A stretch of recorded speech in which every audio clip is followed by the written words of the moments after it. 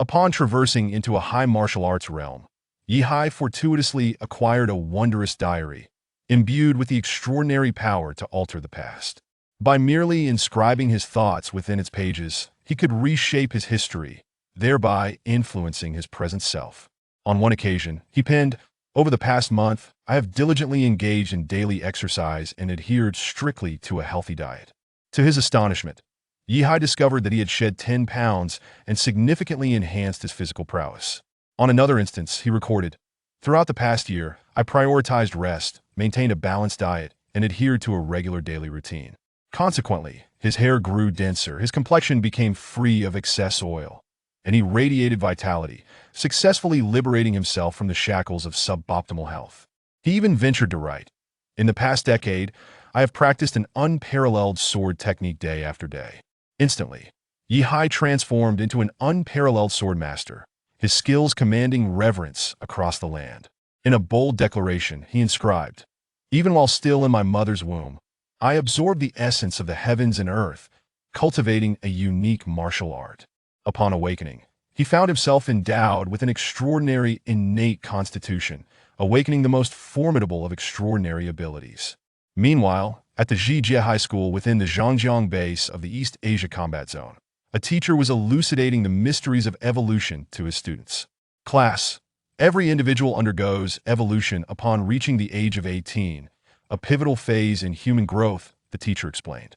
"Human evolution bifurcates into extraordinary abilities and metamorphosis, with the primary distinction lying in whether genes develop inwardly or outwardly.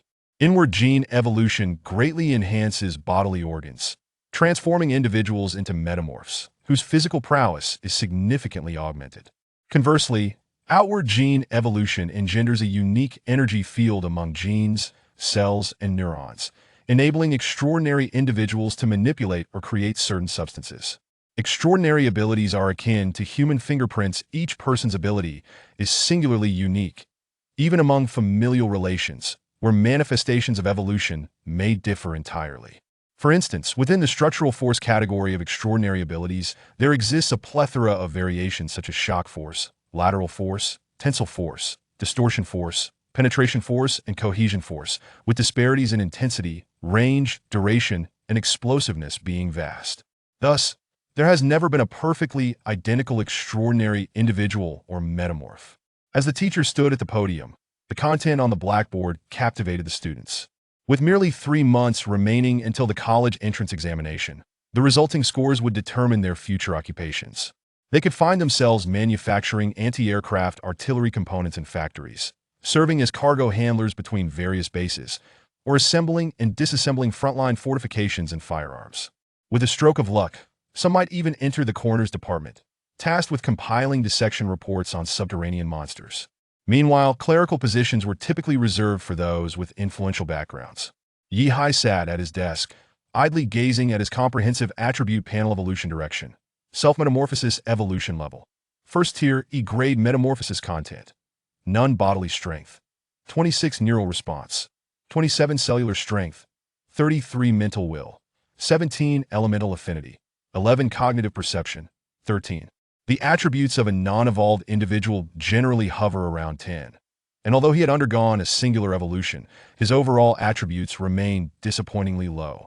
In this realm, every individual evolves into an evolved entity upon reaching 18, further categorized into extraordinary individuals and metamorphs based on their evolutionary direction. Extraordinary individuals possess the ability to generate unique powers, though their overall physical attributes may be slightly inferior. They can manipulate forms of energy or matter, such as gravity, lightning, and flames. In contrast, metamorphs exhibit superior physical attributes, and their appearances may undergo transformation during the metamorphosis, such as enlarging or petrifying. Evolution levels range from F to S across 7 tiers. The higher one's evolutionary talent, the greater the enhancement of their 6-dimensional attributes with each evolution, resulting in more potent extraordinary abilities or metamorphosis. However, Yihai's evolutionary talent languished at E-grade, the second lowest tier, only surpassing F-grade. Metamorphs must achieve a talent level of D or higher to manifest special abilities, while Yihai, confined to E-grade, merely experienced a basic enhancement of his physical attributes in a few point increments. Absent any unforeseen circumstances, he might be destined to toil in menial labor for his entire life. The root of this predicament lay in his previous lives' detrimental lifestyle choices. When evolution occurs, possessing a robust and healthy constitution can unlock greater evolutionary potential. Alas, Yihai's prior existence was marred by late-night internet browsing and erratic eating and sleeping habits, which culminated in a diminished evolutionary talent of E-grade.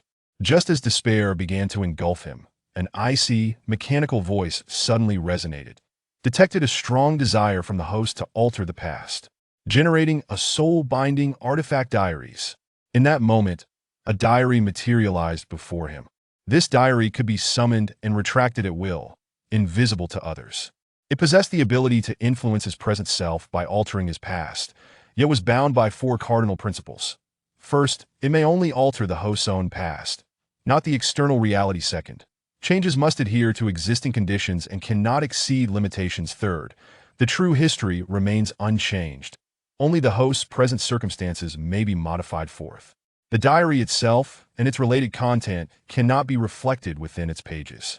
Yihai's eyes widened in astonishment as he beheld the 30-page diary before him, densely inscribed with the trivialities of his past 30 days.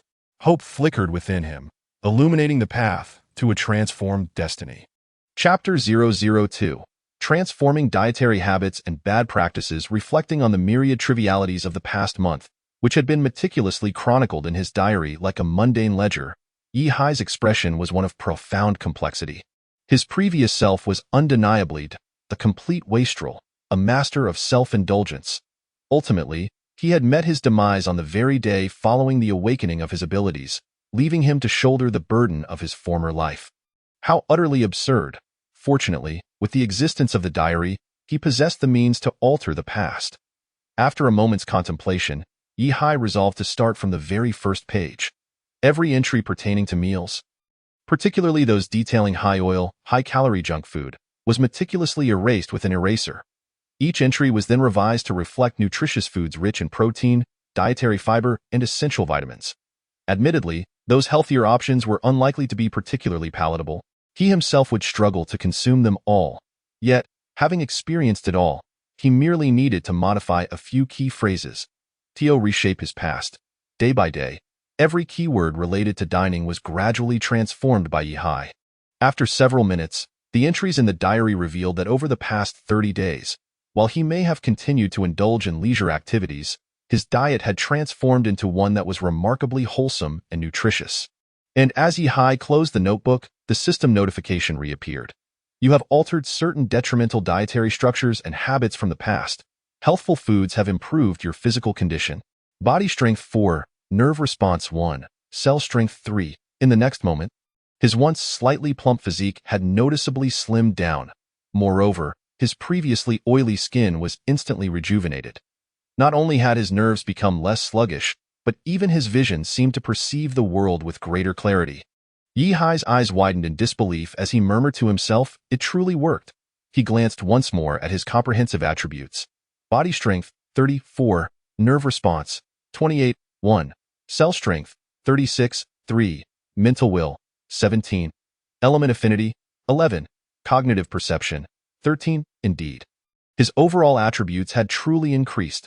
Upon reopening the diary, Yihai observed that his past had been transformed into a narrative where, despite his mischievous nature and irregular lifestyle, he had consistently maintained a proper diet.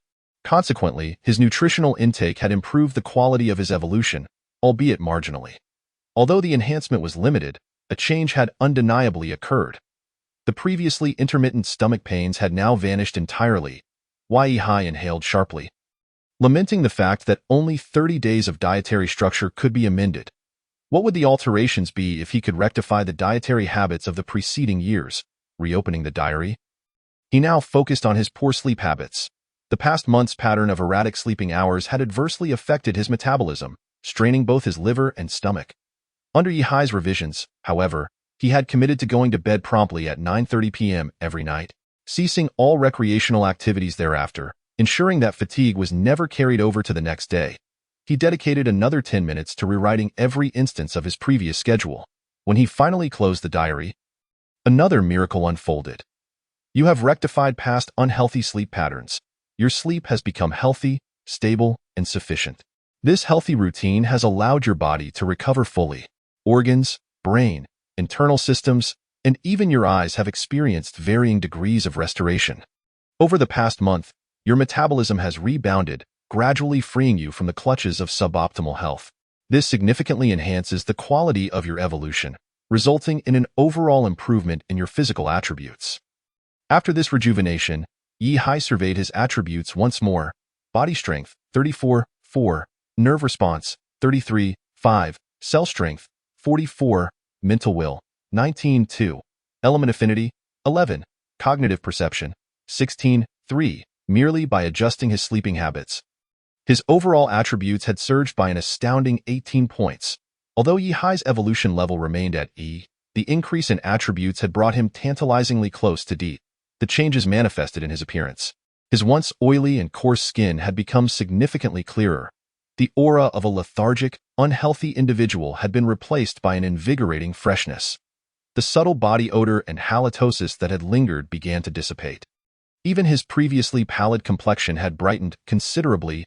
Yi Hai flexed his limbs, feeling as though he had shed a heavy burden, his entire being now imbued with lightness. His vision, once blurred, had sharpened, clarity flooding his perception as if a veil of gray had been lifted from the world. His cognitive processes quickened. With his brain revitalized, the fog of fatigue dissipated, and his reaction times sharpened. Previously weighed down by lethargy, he now brimmed with vitality and vigor. It seemed he had not only lightened in complexion, but had also shed excess weight. Yi Hai lifted his shirt to inspect his abdomen.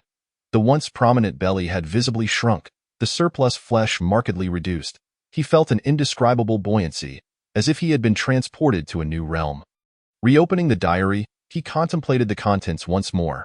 With his dietary and sleep habits now transformed, it was time to eradicate the remaining detrimental habits. Quit smoking, quit drinking, quit milk tea, quit indulgent pleasures. It must be said that the former Yi Hai was indeed a hopeless case. Steeped in vices, he had indulged in every manner of unhealthy habit, smoking, drinking, and other excesses. This time, however, Yi Hai wielded his eraser with determination, obliterating every mention of smoking, drinking, and other nefarious activities from his diary. He was resolute in erasing these bad habits from his life. As he closed the diary, his heart raced with anticipation. He could scarcely imagine the transformations that would unfold once these vices were purged. You have eliminated those past habits that compromised your health for fleeting pleasure. With the cessation of these depleting behaviors, your body has grown increasingly robust. Your kidneys, lungs, liver, and stomach are no longer subjected to further degradation. Having recuperated significantly over the past month, this has rendered your body even healthier. In such a state of well-being, your evolution level has been adjusted to D. Now, your comprehensive attributes have undergone a substantial transformation. Chapter 003, The Past Rewritten, The Body Transformed. As the adage goes, smoking harms the lungs, sugary drinks damage the stomach, alcohol ravages the liver, and indulgence affects the kidneys. Yi Hai's body had been overwhelmed by all manner of toxins. Yet, in this newfound diary, he had reinvented the past month into a narrative of a person untouched by any bad habits, a paragon of virtue. Everything was as pristine as a dedicated ascetic's life. Were it not for the simplicity of the pen, Yi Hai doubted he could have sustained such a transformation through ordinary means. Yet now, with mere strokes of the pen, he had flawlessly altered his existence. As a result of this chain reaction, Yi Hai's evolution level had risen to D. Evolution direction, personal metamorphosis, evolution level, first order enhancement, D-level evolution, metamorphosis content, skin reinforcement, body strength, 46, 12, nerve response, 47, cell strength, 69, 19, mental will, 24, 5, element affinity, 15, 4, cognitive perception, 24. The elevation from E to D in evolution level was staggering. Yi Hai's comprehensive attributes had surged by an astonishing 51 points. What astonished him most was the emergence of an evolutionary ability. It is noteworthy that E-level evolution pertains to latent enhancement, solely augmenting personal attributes without bestowing any extraordinary effects upon the body. Abilities such as petrification, transforming blood into magma, shape-shifting into water, or metallizing limbs are exclusive to D-level evolution. Yihai had never experienced such phenomena before. Yet now, with the alteration of his lifestyle over the past month, the chain reaction had propelled his evolution level to D. He had awakened the ability of skin reinforcement. With this evolutionary leap came the inherited memory of his enhanced genes, imparting knowledge of his skin's newfound resilience. When activated, this ability would manifest unique patterns on his skin, significantly bolstering its toughness and defensive capabilities, even enabling him to withstand small-caliber bullets, merely by transforming his past. He had acquired an evolutionary ability. Yihai's voice trembled with excitement. Incredible, truly incredible. The influence of the diary only affected the moment he closed it, neither altering reality nor rewriting historical events that had already transpired.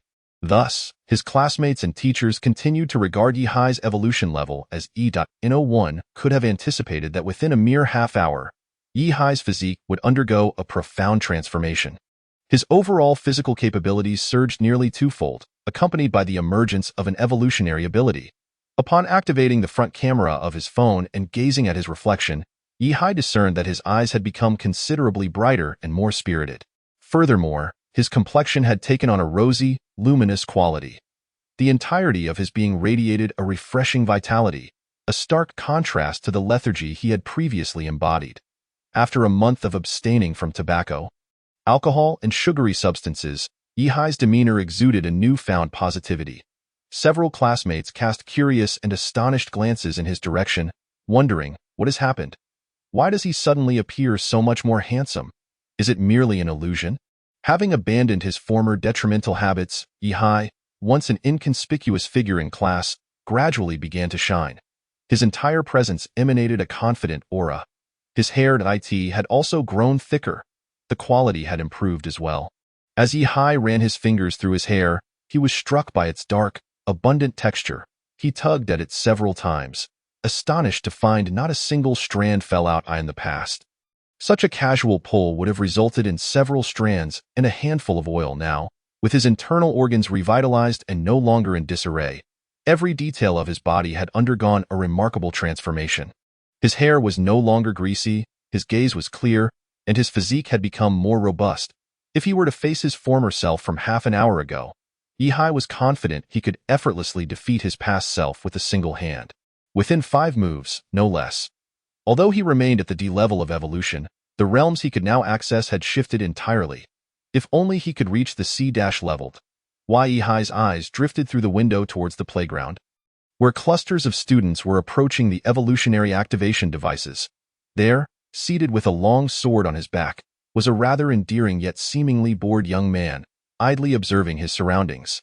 Each year at this time, the school hosted a week-long evolutionary period, during which any student wishing to activate their evolution could do so at the designated machines. Some individuals even managed to evolve without activation. However, those who utilized the machines and achieved a level beyond C would receive a tome from the amiable young man overseeing the devices.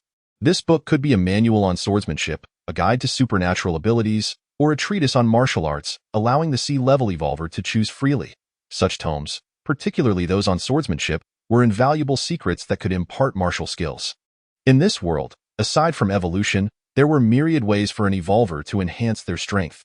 Supernatural beings could develop their abilities, granting them wondrous variations and effects, while those who transformed could practice martial arts to unleash greater physical prowess.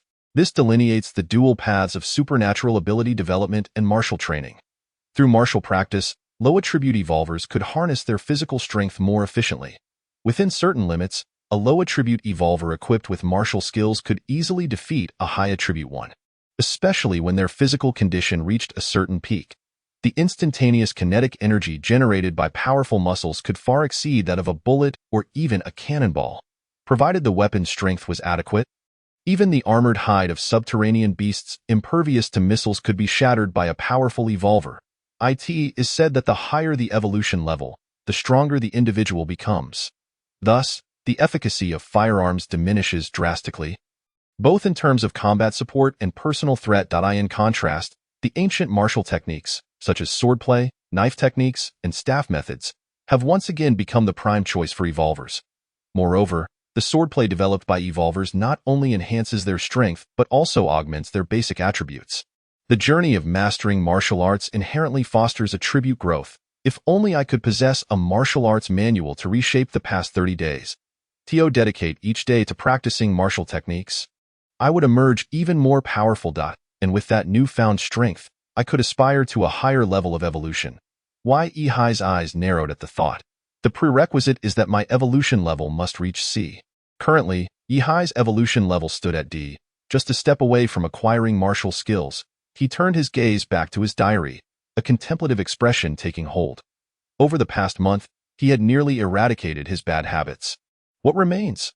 Looking at his classmates, he noticed that most wore glasses, their eyes dull and lacking focus, suffering from poor vision.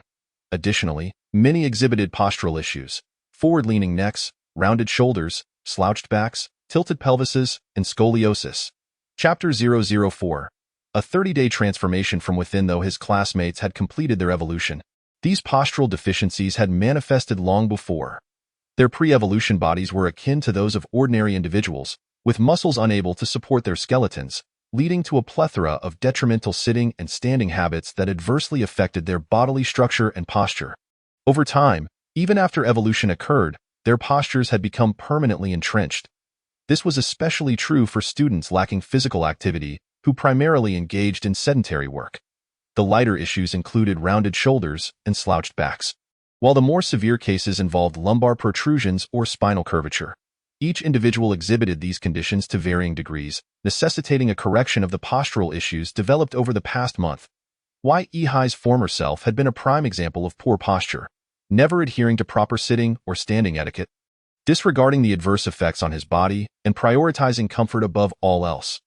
Consequently, he suffered from a pronounced forward neck posture and compromised lumbar health. Similarly, Yihai's vision had deteriorated due to excessive strain. A gradual decline exacerbated by neglecting rest and recovery, thus evolving into a chronic problem. Yet now, through the medium of his diary, there remained an opportunity for redemption. Yihai had encountered suggestions online asserting that posture correction could be achieved within 20 days.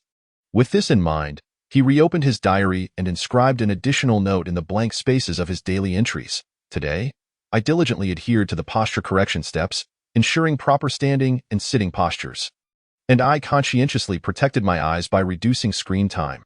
Each page of his diary now contained relevant content. As he closed the book, change once again manifested. You have corrected your erroneous posture and amended your poor eye habits. This alteration has led to adjustments in misaligned and deformed skeletal structures, alleviating nerve compression caused by slight bone misalignment. With the modification of eye habits, your eyes have enjoyed sufficient rest, resulting in significant recovery of your vision. A healthy body provides a superior platform for your nervous system's transmission. Physical strength 2. Nervous response 7. Yihai's body, once riddled with minor ailments, had seen a marked improvement due to the changes of the past month. The lingering discomfort in his lower back had dissipated, and his bodily structure had become considerably healthier, free from minor nerve compression. Yihai's agility had ascended to a new level. He now exuded a poise that was strikingly upright. At 18 years of age, he felt a surge of youthful vigor for the first time. His improved posture rendered him significantly taller. While his facial features remained unchanged, his aura and attractiveness had experienced a qualitative leap. His every movement now bore a balance of grace and power. As his external conditions improved, so too did his internal state. With all aspects of his body transitioning from unhealthy to healthy, Yihai radiated an undeniable self-assurance. The once timid and self-conscious emotions that had plagued him were now swept away. With the normalization of his endocrine and hormonal conditions, the vivacious confidence and spiritedness characteristic of youth re-emerged within Yihai. Wow, just look at him. What do you think? Is that really Yihai? Has he undergone plastic surgery? He seems so much more handsome. Indeed, he is entirely transformed. I can hardly believe the change. Oh no, P.S. looking this way, am I blushing? I must say, Yihai is still quite charming. During the break, several female classmates could not help but whisper among themselves, casting sidelong glances at Yihai, who was not far off. Many of them wore expressions of astonishment, as if they were seeing Yihai for the first time and suddenly discovering his remarkable handsomeness and charisma. In that moment, Yihai exuded an irresistible allure toward the opposite sex. Female classmates who had previously avoided even a glance at him now found their hearts racing at the mere sweep of his gaze. Some even began to blush, fantasizing about casual encounters and conversations with him. It seemed as though many girls were smitten with Yihai, as if they had stumbled upon a hidden treasure. Engaging in animated discussions, little did anyone expect that within the span of a single class, Yihai would undergo such a dramatic metamorphosis. Why, Yihai, I truly envy your seat. You can sleep during class without the teacher noticing. How delightful! A female classmate, unable to contain herself, took the initiative to strike up a conversation with Yihai. She casually seated herself beside him, as if merely venting her boredom, and began to engage him in dialogue. Indeed, I've always said that Yihai's seat is exceptionally advantageous. I wish I could sit there too. Yes, it truly is a splendid position. Even the teacher cannot see him when they arrive. Exactly, I'm quite envious of Yihai. By the way, Yihai, do you work out? I noticed the veins on your arms. Where? Let me touch them. A few other girls, in pairs, pretended to join the conversation. On the surface, they discussed Yihai's seating arrangement, but in reality, they could not help but draw closer to him through this topic. In truth, Yihai's original appearance was not unattractive. He simply lacked the inclination for self-care. Coupled with various bad habits and dietary issues, Yihai's skin, physique, temperament, features, and gaze had all become somewhat tarnished. However, he had recently shed this unrefined exterior. Over the past month, all his bad habits had vanished, endowing Yihai with an extraordinary vigor and youthful spirit that was rare among his peers. This distinctive aura made him stand out strikingly, like an enchanting beauty amidst a throng of coarse countrywomen. One could scarcely see anyone else but her. It's all right. Yihai replied somewhat awkwardly to the ongoing conversation.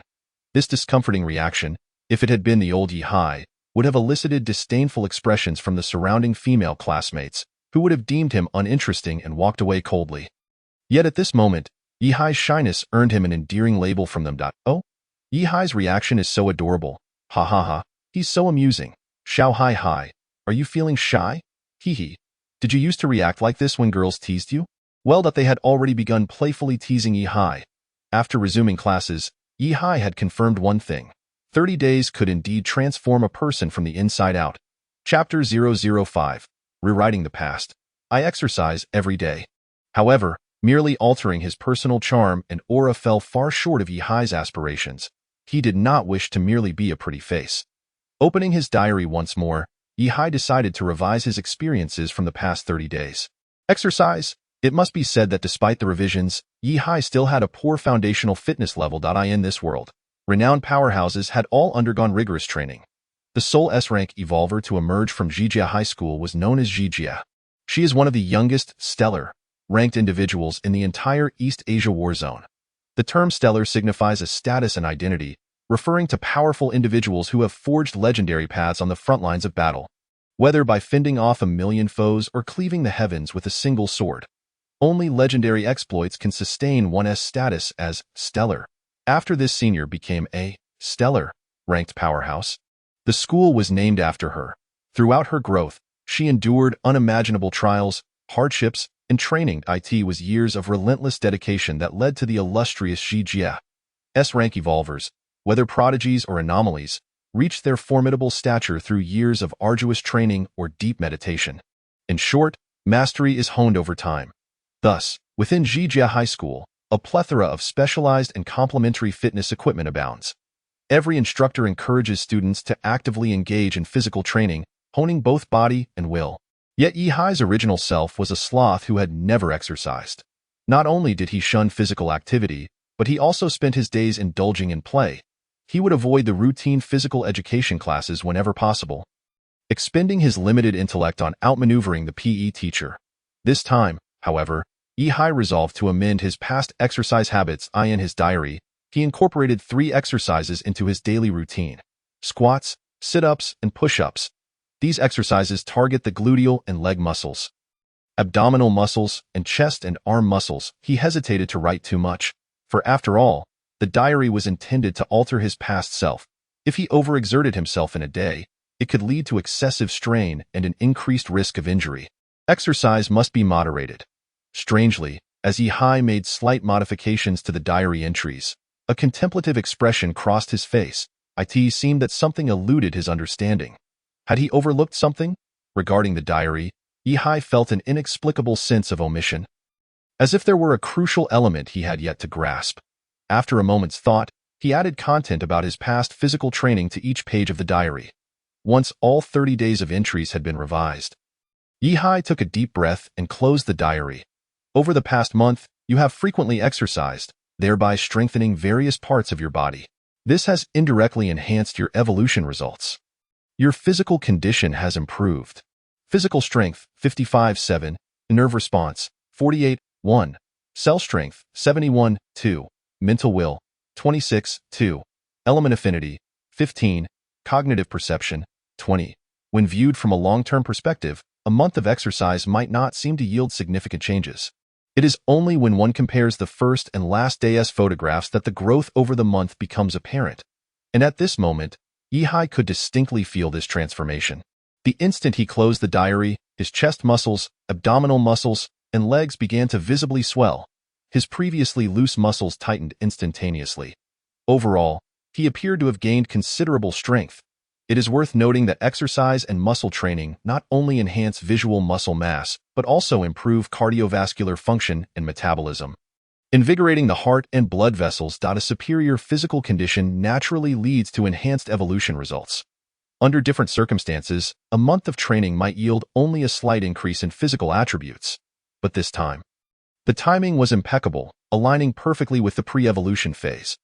The better the physical condition prior to evolution, the more successful the evolution would be, up to the genetic talent ceiling. With various attributes elevated, Yihai's mind became noticeably clearer. His reaction speed and comprehension abilities also saw significant improvement. Through multiple tests, Yihai sensed that his evolutionary talent ceiling was likely not limited to a mere D rank. It must at least be around C or B, with the possibility of even an A rank.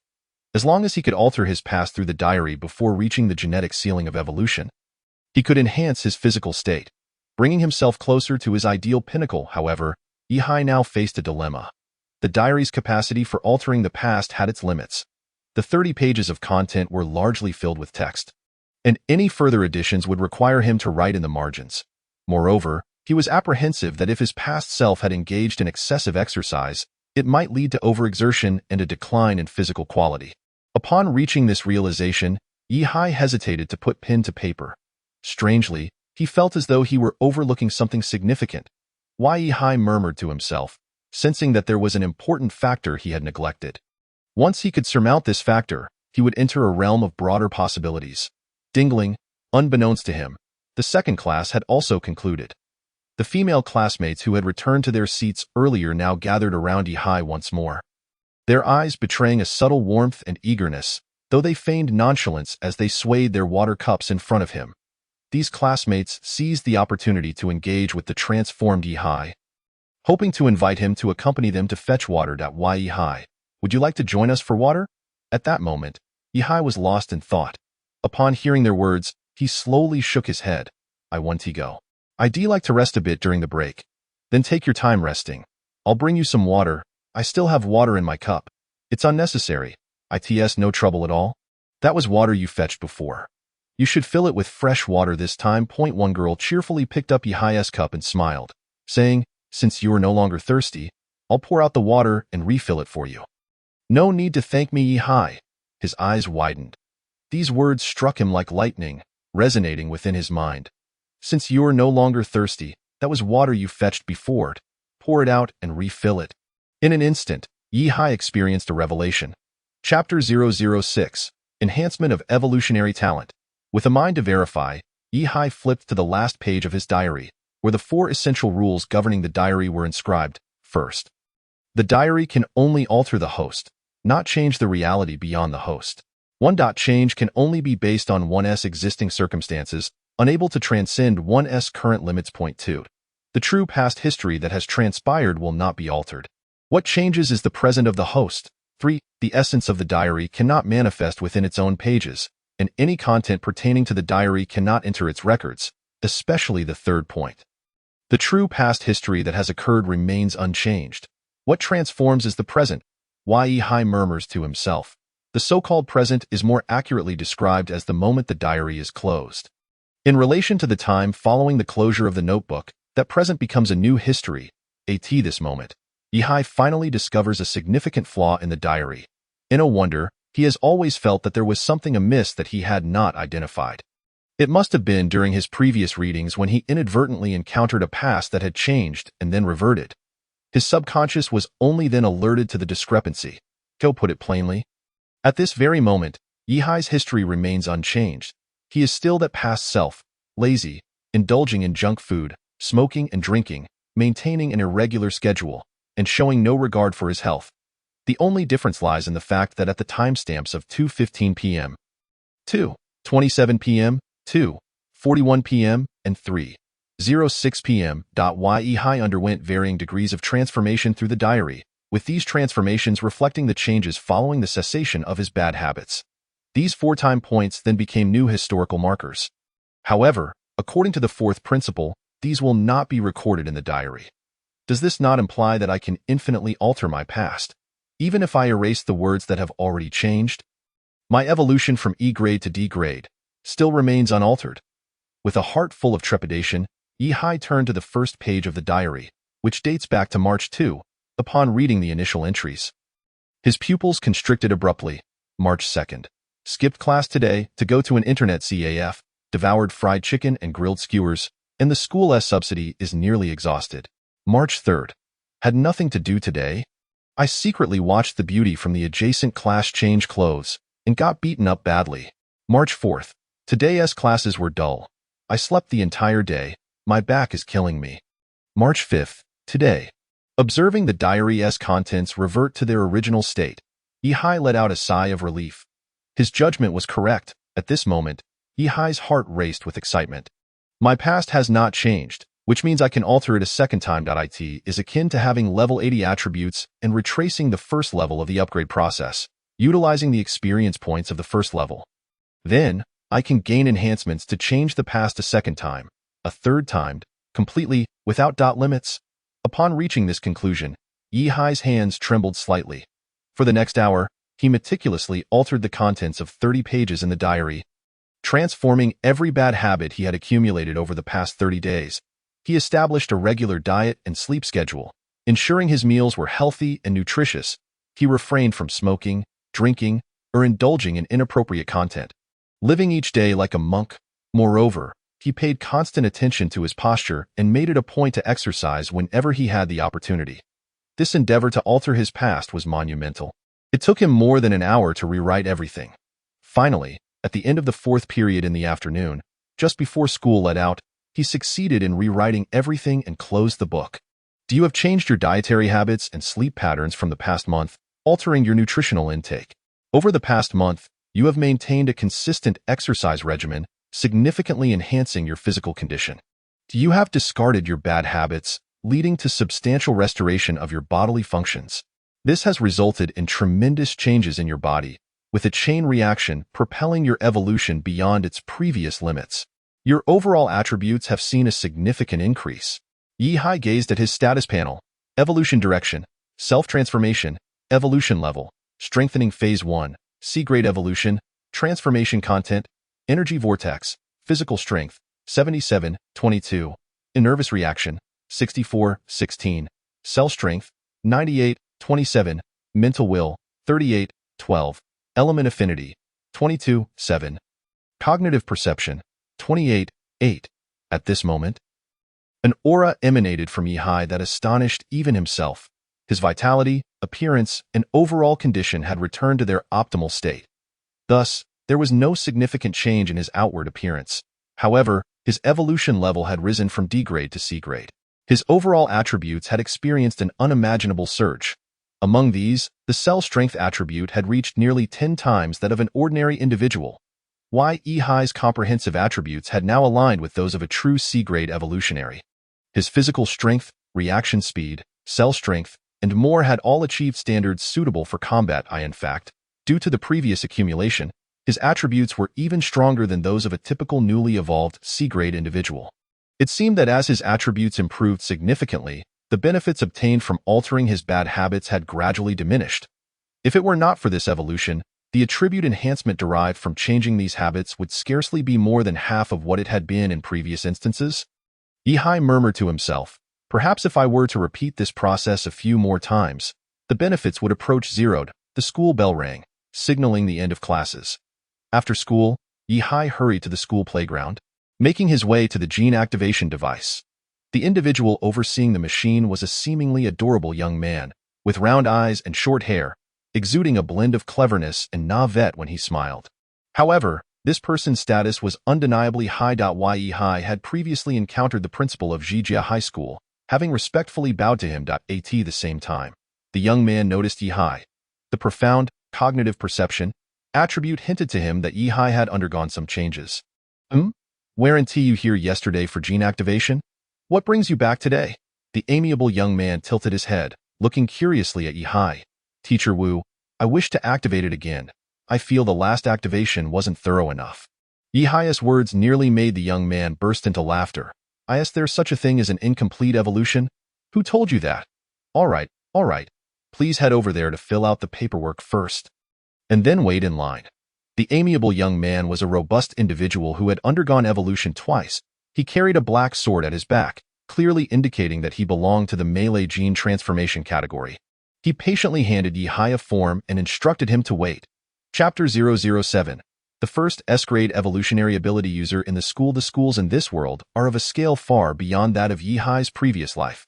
Just Zhijia High School alone boasts over 13,000 senior students facing graduation.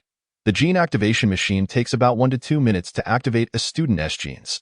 Thus, during the 7 days that the school has been operating the evolution machines, many students gather after school to activate their gene evolution. Today marks the second to last day for the evolution machines. Tomorrow is the final day of the evolution period, after which everyone will have to wait another year. Consequently, many students congregate around, eager to witness the proceedings. With first and second-year students also observing, the playground's gene activation area is particularly lively. He is so handsome. She is so beautiful too. Are those two a couple? Wow! The girl in front is our school's belle, Lin Zishan. Of course, she is stunning. But who is that handsome guy behind her? Both of them exude such charm, a perfect pair. Standing in front of Yihai was Lin Zishan. The belle of Zhijia High School. Yihai had heard of her renowned name to some extent. All energy fuel production in Zhangjiang City comes from the illustrious Lin family of Zhangjiang. The head of the Lin family is a direct subordinate of the Zhangjiang Base's leader, managing energy production and transportation for the base. The leader of the Zhangjiang Base, in turn, is a key aide to the Jinding Base. A millennium ago, this world was graced with extraordinary phenomena. The entire planet's surface expanded 1,000-fold.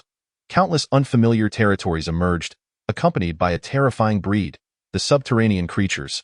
The human civilizations across the 7 continents on the surface were fragmented into hundreds of small territories as the land expanded.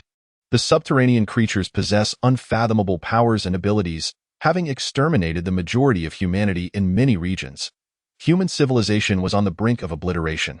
Fortunately, this extraordinary event also brought hope to humanity on the surface. Since then, everyone has had the potential to evolve, enabling their strengths to undergo a transformative change.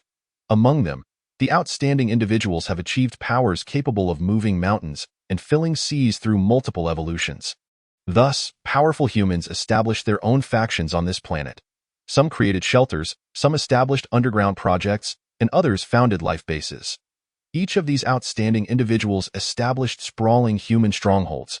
The Jinding Base, where Yihai resides, is a vast human organization founded by a super-evolutionary who has undergone 6 evolutions. Within the Jinding Base, there are 6 life bases, and the managers of these bases are subordinates of the founder of the Jinding Base. Obeying the unified dispatch of the base, the Jinding, Shunwu, and Wanling bases are in close proximity to one another. Thus, the 3 parties have formed a strategic alliance, creating an expansive East Asia war zone that stretches over 1,000 kilometers and spans several provinces. This entire war zone represents the resistance of terrestrial civilization against the terrifying beings from beyond. The periphery of the war zone is marked by numerous outposts, teeming with powerful evolved beings, who constantly combat the external horrors, engaging in fierce battles with the enemy. Within the Jinding Base, 6 major facilities are tasked with the production and transportation of resources and weaponry, as well as the training and delivery of newly evolved forces, providing a continuous lifeblood for the front lines, ensuring their sustained operations. The Zhangjiang base, where Yihai was born, is responsible for producing vital industrial products such as energy, military supplies, ammunition, and weaponry for the front lines. Behind Lin Zishan, the esteemed flower of Zhejiang High School, lies the illustrious Lin family, who oversee one of these industries. The Lin family manages the extraction, production, processing, and transportation of shale gas, oil, and other fuels. As the granddaughter of the Lin family patriarch, Lin Zishan naturally holds a high status within the school. Her activation of her innate abilities has drawn the attention of many. At this moment, beside the activation device for evolution, individuals are queuing to awaken their extraordinary powers. The designated reporting teacher promptly announces the general evolution results of each individual. Fang Qi, F-level evolution, direction. Metamorphosis, no evolutionary characteristics. Wang Kuren, D-level evolution, direction. Extraordinary ability, capable of slightly distorting light, with average strength. Zhong Bishan, B-level evolution, direction. Self-metamorphosis, evolutionary ability, devouring mouth. Among the crowd, a burly man's eyes widened with excitement, his emotions spilling over. Wow, B-level evolution. I'm so impressive. My cellular strength has exceeded 100. Ha ha ha. He attempts to utilize his extraordinary ability, devouring mouth. I can consume metal, wood, and steel to recover stamina and heal injuries. That's incredible. His mouth suddenly expands to an enormous size, capable of swallowing a person whole. This spectacle astonishes many, drawing envious glances from onlookers. A B-level evolved being. How extraordinary. Surely, he can be deployed to the front lines. The ability to devour all and recover stamina and injuries maximizes his combat endurance. Perhaps after a second evolution, he might even consume subterranean creatures. Such boundless potential? Genuine envy. Why electromagnetic control ability sounds impressive, yet I can't even manipulate a sizable piece of iron. Sitting at a table, a somewhat naive young man nodded in satisfaction, saying, not bad, not bad. Those with C-level evolution and above receive special rewards from the classics. What do you want? Sword techniques? Blade techniques? Fist techniques? Zhong Bishan pondered for a moment before selecting a blade technique that suited him. Leaving with joy in his heart. One by one, the crowd activated their evolutions, with most achieving levels between F and D. In this world, over 90 of humanity's evolutionary talents fail to reach C-level evolution. Only about 10 attain C-level, while the probability of reaching B-level is just over 3. Achieving B-level evolution qualifies one as a member of the elite few transcending the masses. Soon, under the expectant gazes of those around her, Lin Zishan stood at the center of the evolution activation device. The device releases a unique energy field, triggering a specific mechanism within human genes to activate evolution. At this moment, as Lin Zishan stepped into the energy field, wisps of pale white light began to emanate around her, indicating the activation of her cellular energy field. A sign of extraordinary ability formation. 2 minutes later, a creamy white glow enveloped Lin Zishan completely. As a powerful wave of energy gradually radiated outward, Lin Zishan gazed in astonishment at herself. After the genetic evolution, all her attributes surged dramatically.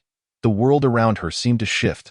Above the evolution activation device, floating characters displayed her evolutionary attributes: evolution direction, extraordinary ability, evolution level, light system first stage, S-level evolution, extraordinary ability, light healing factor, body strength, 39, nervous reaction, 24, cell strength, 33, mental will, 78, elemental affinity, cognitive perception, 87. At that moment, the entire venue fell silent. S-level evolution.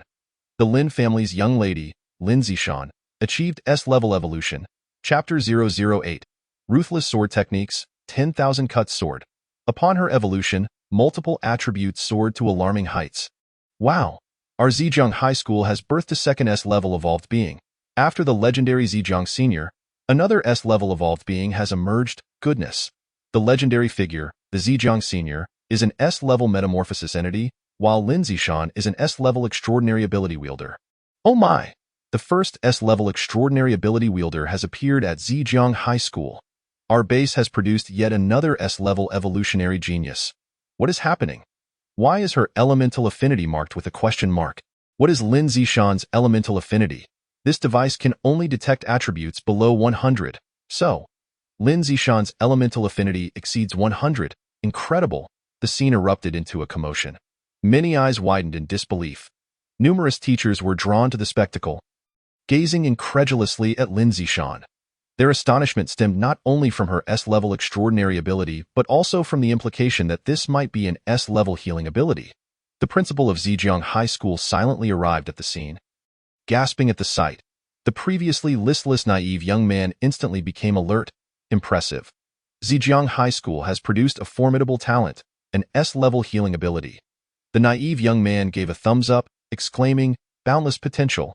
An S-level extraordinary ability like this will be in high demand across the front lines. The principal respectfully stood at his side, saying, Lord Wu, this young lady is the daughter of the Lin family, who may be reluctant to let her go to the front lines. The Lin family? The granddaughter of the esteemed Lord Yulei? The awkward principal cleared his throat, hastily changing the subject. How does her strength compare to that of Lord Zhejiang? Far from it. The naive young man slowly shook his head. Although both are S-level evolutions, I heard that when Zhejiang first evolved, the device displayed 5 question marks. Moreover, Zhejiang's talent extends beyond evolution. You should be aware of her sword technique talent. It surpasses her evolution talent by leaps and bounds. Yi Hai, standing not far away, overheard their conversation and was struck with astonishment. As the youngest legendary figure in the entire war zone, Zhejiang surpassed his expectations. Though both were S-level evolutions, Lord Wu's response to Lin Zishan's S-level evolution was merely surprise and delight, while his attitude towards Zhejiang was one of reverence and admiration. Clearly, Lin Zishan's S-level evolution paled in comparison to Zhejiang's prowess. Nevertheless, even so, an S-level evolution was sufficient to incite wild enthusiasm among the teachers. Everyone was immensely excited. The emergence of such an evolutionary genius would surely result in a significant increase in the school's funding for the following year. Compared to Lin Zishan's formidable evolution, Yi Hai's activation process appeared trivial. A few minutes later, Yi Hai's evolution results were presented before everyone. However, a C-level evolution clearly failed to capture anyone's attention. Only the naive young man stroked his chin. Frowning as he scrutinized Yi Hai, hesitating, it was evident that he remembered Yi Hai's previous activation results. Yet within the span of a single day, Yi Hai's evolution level had surged from E level to C level, which struck him as peculiar. He observed for a long while, confirming he found nothing extraordinary before inquiring, what kind of evolution manual do you desire? Are you a physical type? Sword techniques? Blade techniques? Staff techniques? Yi Hai had chosen to come here, willing to take the risk of being noticed, solely to activate himself once more. He sought to obtain such manuals, which contained special breathing and training methods, as well as various philosophies for honing the body. For instance, the Zhejiang sword technique, developed by Zhejiang, provides a method for training sword skills through acupoint resonance. Thus, the process of learning sword techniques can significantly enhance many of his attributes. Lord Wu, which manual possesses the greatest power and training efficacy? Beside the naive young man responsible for evolution stood a whole box filled with various martial arts manuals, including sword and blade techniques, as well as various visualization and meditation methods for training extraordinary abilities. This mysterious Lord Wu had an entire box at his disposal. Upon hearing Yi Hai's question, he cast a surprised glance at Yi Hai and chuckled. I see your evolution level isn't high, but your fighting spirit is commendable. Indeed, I possess formidable manuals, and their potential for growth is significant. However, the training process will be quite arduous. If you can endure it, your strength will greatly increase, even giving you the ability to challenge excellent A-level evolved beings. But can you endure? Yi Hai smiled that he possessed a diary, purely a passive means of gaining experience. What could possibly be beyond his endurance? I can endure. Ha ha, good. Lord Wu nodded in satisfaction, then retrieved a manual from the bottom of the iron box. The duration for which this box has been stored remains a mystery. Within it lies a tome of martial arts that can truly be regarded as a treasure of unparalleled significance. Yi Hai received the book and gazed at its title, 10,000 Cuts Sword. Merely the name of this sword technique, imbued with a sense of ruthless ferocity, widened Yi Hai's eyes in astonishment. This martial arts manual was the creation of a master swordsman who achieved B-level evolution 2 centuries ago. That illustrious predecessor once wielded this formidable sword technique to fend off over 400 third-tier mutated creatures, making immense contributions to the expansion of the borderlands. Although he contemplated passing on this sword technique, 200 years have since elapsed, and only a scant few have been able to grasp its essence. Teacher Wu informed Yihai that this technique primarily revolves around the resonance of one's blood and the entire nervous system. The sword technique is agile and ferocious, yet the process of mastering it is equally fraught with suffering. The sword techniques themselves may be manageable, but each moment of the training process feels akin to enduring 1,000 cuts.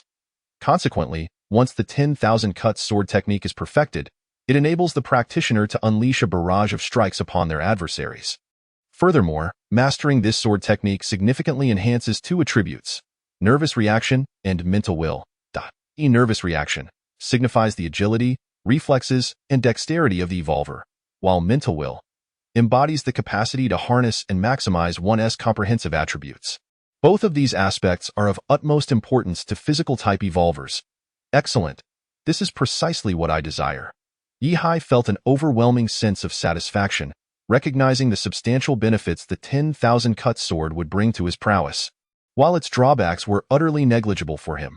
Ultimately, the sea-level evolver Yihai acquired the 10,000 cut sword technique. Around 7 in the evening, Yihai returned to his modest dormitory. The space was limited, consisting solely of a bed, a desk, and a bathroom, totaling less than 10 square meters. The world today is no longer the land of scarcity it once was. A millennium has passed, and there have been notable advancements in technology. This liberation of productivity has afforded every child in the base free access to compulsory education until the age of 18, along with completely free living necessities. After years of resistance, many have been left as orphans. Without systematic planning, nurturing talent would be an insurmountable challenge. Yihai is but one among many orphans. Now seated at his desk, he slowly opened the 10,000 cut sword. Chapter 009. Evolutionary Talent Elevated Once More. B-Level Evolution. The 10,000 cut sword comprises 4 volumes, corresponding to the 1st through 4th tiers of evolution. Each tier of sword technique has stringent attribute requirements. Otherwise, attempting to practice it without meeting the criteria will only result in self-harm. A typical 1st-tier evolver is only able to learn the 1st-tier sword technique, and before Yihai lies the 1st volume, 10,000 cut sword, 1st tier, attribute requirements: body strength, 30 or above, nervous reaction, 50 or above, cell strength, 50 or above, mental will, 20 or above. The higher, the better. Element affinity, approximately 10, cognitive perception, approximately 10. Evidently, the 10,000 cut sword imposes a high threshold for nervous reaction and cell strength. Generally, D-level evolvers do not even qualify to learn it. Meanwhile, mental will determines the upper limits of the 10,000 cut sword, hence the emphasis on achieving a higher value. Now that I have acquired the 10,000 cut sword, can I alter my past? Yihai felt a surge of anxiety. He was uncertain what phase of himself the diary had altered. The second principle within the diary stated that changes could only be made based on existing conditions. By this standard, Yihai should meet the attribute requirements for the 10,000 cut sword. With a heart full of trepidation, Yihai opened the diary and began to erase all his past bad habits. Subsequently, he revised every aspect of his dietary health and daily routines to reflect the optimal state. However, the time allocated for exercise was no longer dedicated to running or muscle training, but rather transformed into daily practice of the 10,000 cut sword. From 9 in the morning until around dusk, though arduous, the rewards were bountiful. The version of himself recorded in the diary over the past month not only maintained the best habits each day, but also diligently practiced the 10,000 cut sword. Not only did he train in the sword techniques, but he also studied the internal techniques of the 10,000 cut sword to refine his physical condition. Yihai spent over 2 hours meticulously documenting 30 days' worth of entries. With a soft clap, he closed the diary. In the next instant, the system prompt appeared once more. You have altered your past bad habits, greatly restoring your body. You have rectified your poor dietary structure and meal rest routines, correcting your bad habits. Having grown accustomed to such conventional prompts, Yihai eagerly anticipated the next system notification. Finally, a message appeared. A month ago, you began practicing the 10,000 cut sword. Throughout this month, you endured unimaginable torment, yet simultaneously, you experience tremendous growth. Your 10,000 cut sword has begun to take form, and all your attributes have developed significantly. Yihai marveled at his panel.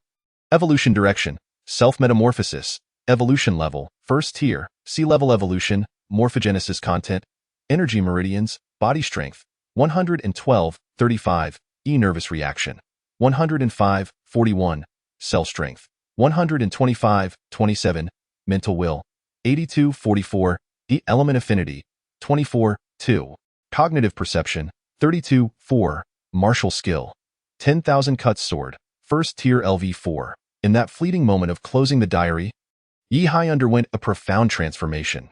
He gained over 100 points in attributes. 3 of his attributes reached 3-digit figures, with mental will having doubled from 39 to 82. The 10,000 cut sword also ascended to level 4. At this moment, Yihai's mind brimmed with countless techniques and applications of the sword. Every strike and stance of the 10,000 cut sword was etched in his memory, as long as he wielded a sword. Yihai could unleash the fierce and lethal techniques of the 10,000 cut sword at any moment. It was as if over the past month, Yihai had tirelessly trained in the 10,000 cut sword.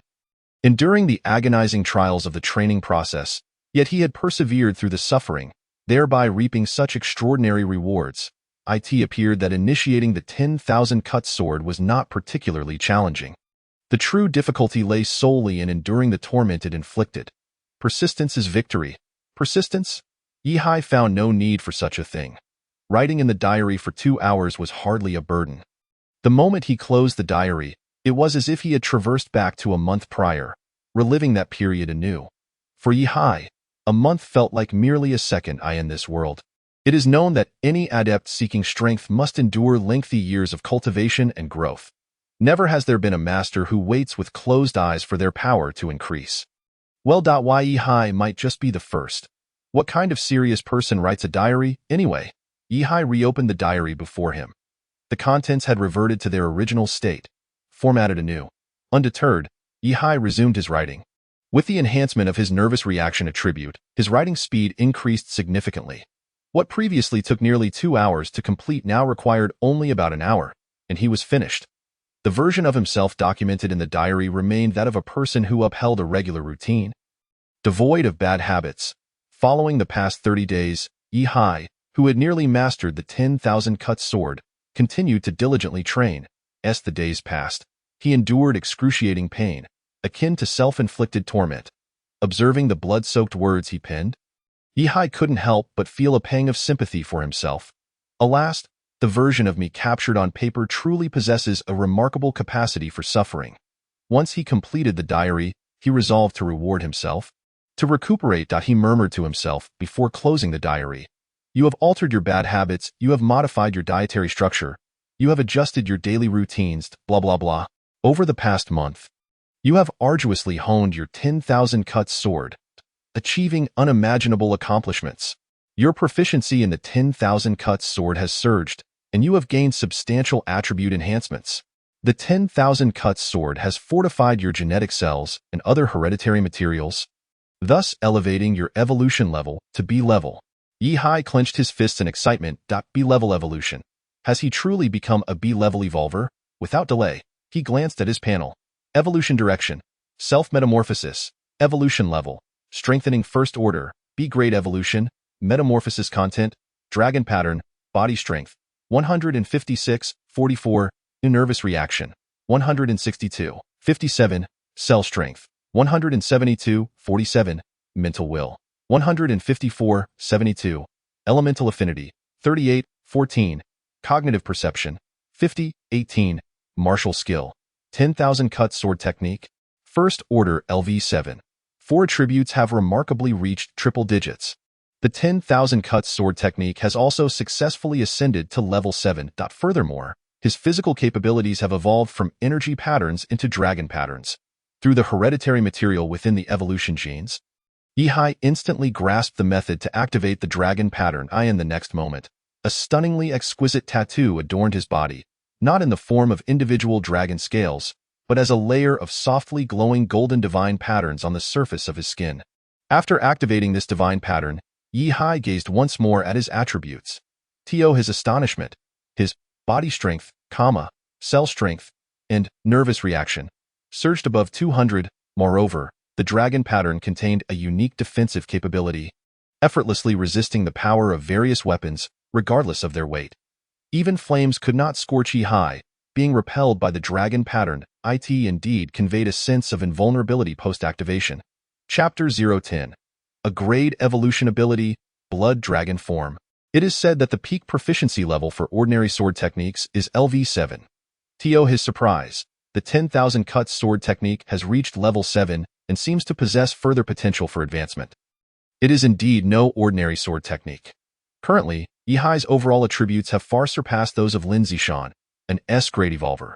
If he were to test his evolution level at this moment, question marks would appear in the attributes section.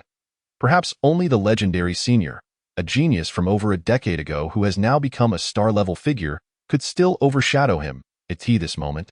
It was around 9 o'clock in the evening. Yi resolved to push forward, directly elevating the 10,000 cuts sword technique to its maximum proficiency. He sought to discover the extent of his comprehensive attributes. Retrieving his notebook, he prepared to alter his past once more. 40 minutes later, Yi snapped his diary shut. You have transformed your bad habits, blah blah. Over the past month, you have delved deeply into the 10,000 cuts sword technique, enduring unimaginable torment.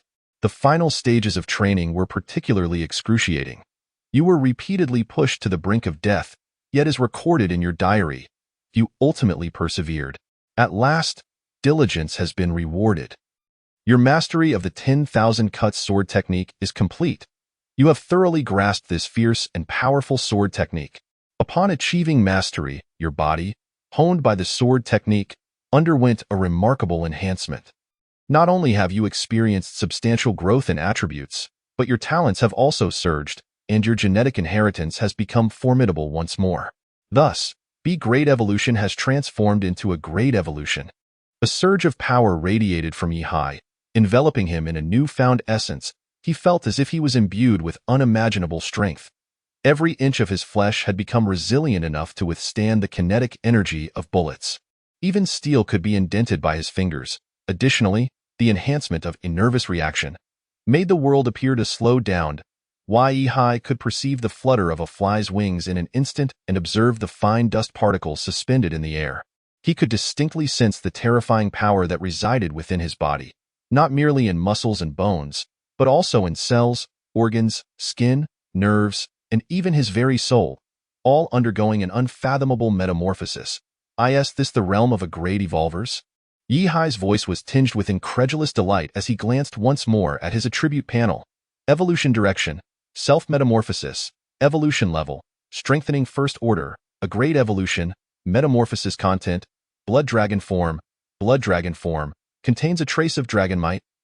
Instilling fear in adversaries, upon activation, it can manifest the spectral form of a dragon, significantly enhancing physical attributes. Body strength, 207, 51.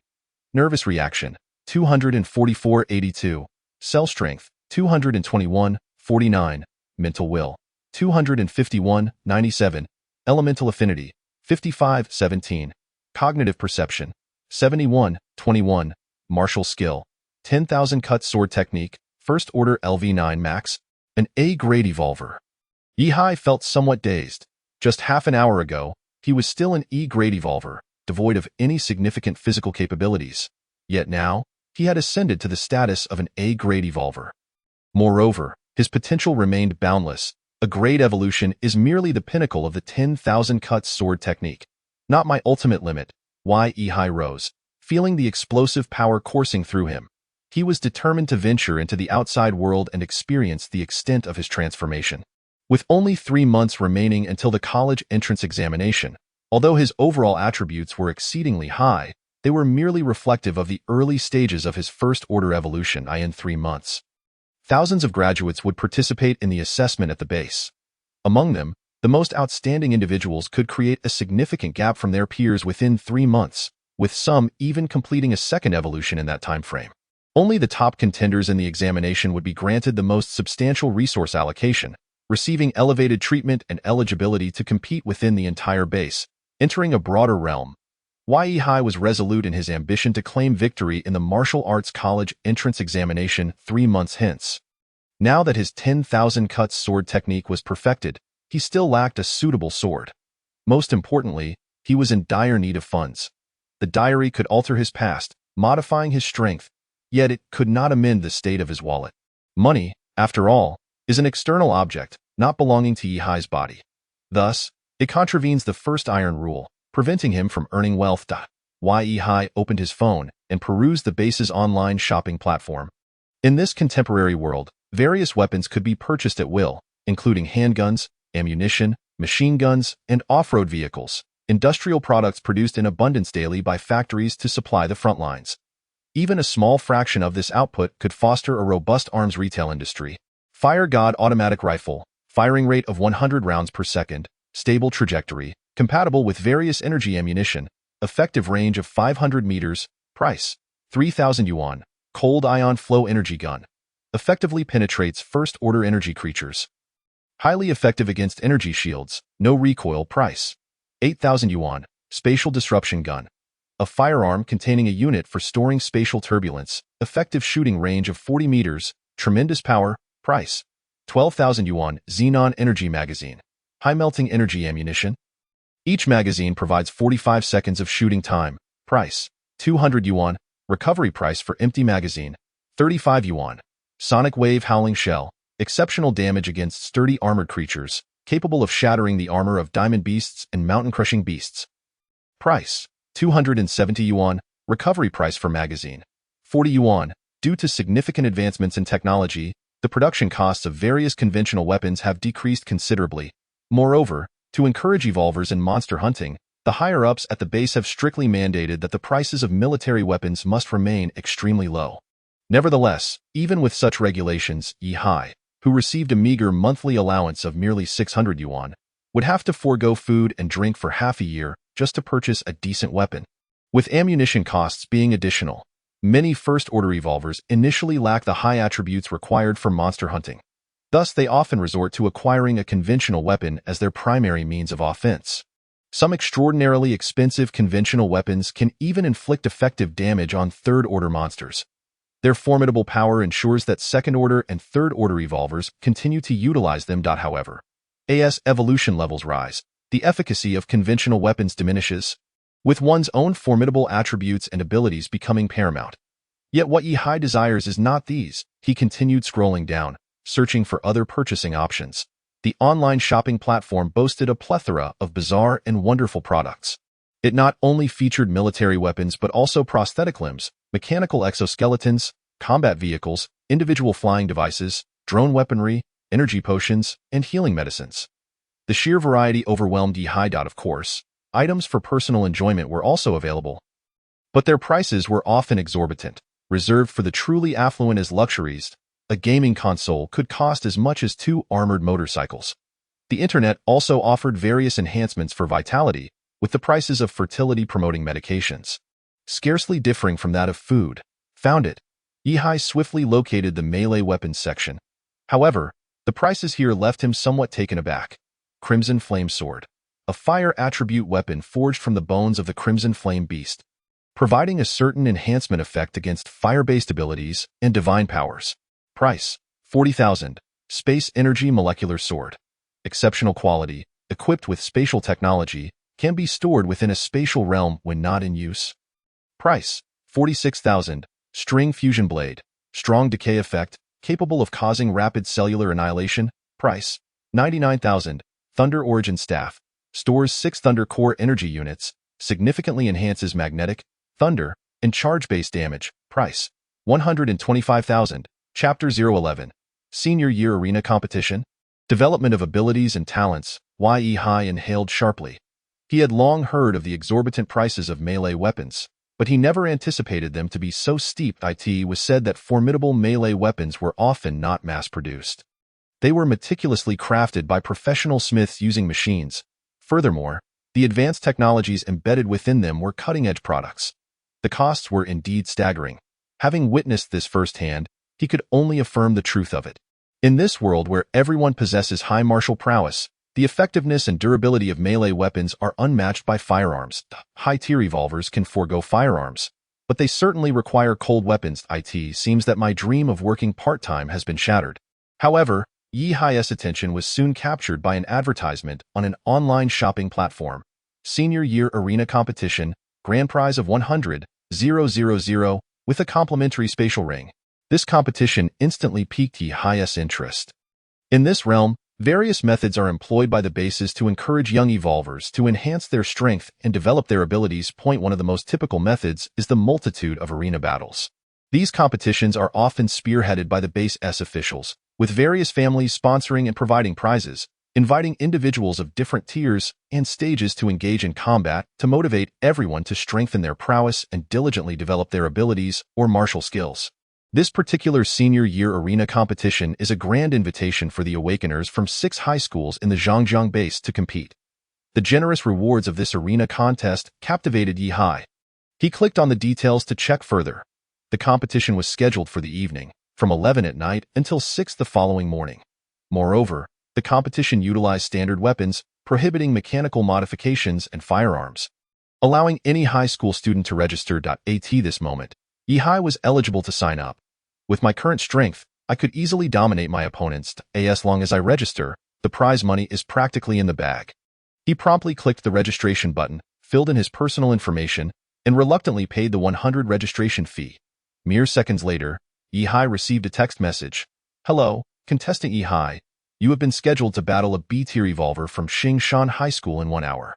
Please prepare yourself and proceed to Tongming Martial Arts Hall on street number 4.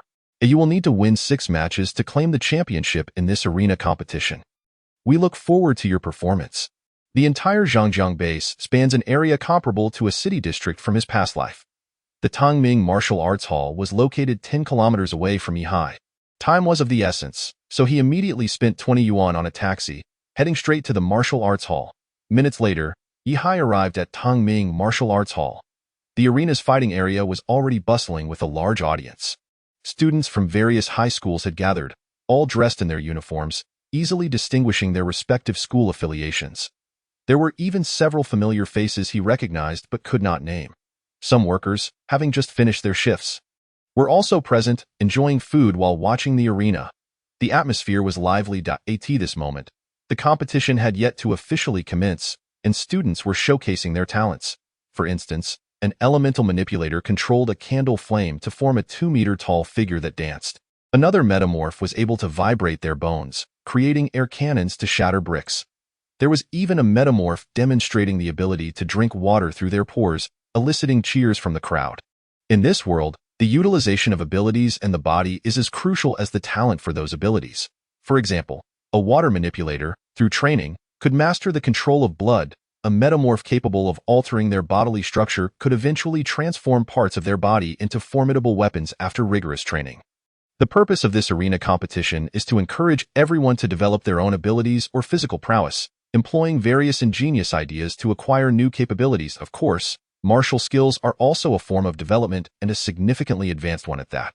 Observing his classmates brimming with eagerness, Yi Hai sighed softly. It seems today I might need to teach some lessons to the inexperienced. Greetings to all the audience and friends in the live stream. Welcome to this competition, the host passionately introduced the event. Soon, the first round of battles commenced, and Yi Hai was greeted by the staff, who informed him that he would be participating in the 4th match. The first battle featured a beastly metamorph against a soundwave manipulator. As soon as the fight began, the beastly metamorph transformed, growing thick, needle-like fur and significantly enhancing their muscle mass, leading to a drastic increase in speed and strength. Initially, the soundwave manipulator was heavily suppressed, but soon managed to exploit a flaw in the opponent's defense.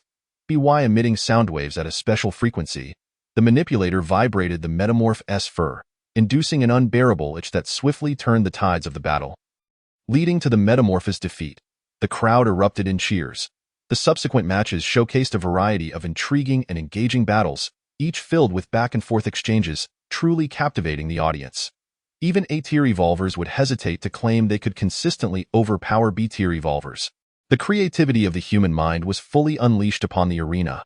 Before long, the competition reached the 4th match, where Yi Hai faced a B-tier evolver specializing in psychokinesis. capable of generating fist-sized psychic forces and activating them at remarkable speed to create effects across 4 zones simultaneously. At that moment, the opponent scrutinized Yihai with a smug grin. A metamorph from Zijia High School? Too bad you encountered me. A psychokinetic evolver. My abilities counter close combat types. You 1T even get close? Haha. Yihai remained unperturbed. Let's begin. With the host's command, the opponent activated their abilities in an instant. Yihai felt different degrees of force pulling at his legs, ankles, and neck. The precision of this force was remarkable. It was not a singular direction but rather a simultaneous assault from multiple angles, targeting his body's balance and support points, making it easy to lose equilibrium. Attempting to disrupt my balance? Not bad. You've got some clever ideas. Yihai acknowledged, somewhat surprised. It must be said that those brave enough to register for the arena competition generally possess considerable skills. However, in response to the opponent's psychokinetic manipulation, Yihai's body merely swayed slightly. The opponent's expression shifted from confidence to panic as beads of sweat formed on their forehead. The combined force striking Yihai's legs failed to alter his step frequency in the slightest. What evolution level are you? Their gaze trembled. In the next moment, Yihai delivered a straightforward kick. Lacking any technical finesse, it was sheer brute force. Chapter 012. I possess a sense of numerical aesthetics. A kick emanating from 207 points of physical strength sent the opponent flying. Despite multiple attempts to use psychokinesis to halt his trajectory, the opponent was utterly unable to counteract the momentum. Ultimately landing squarely on the arena floor, the previously raucous arena fell silent in an instant.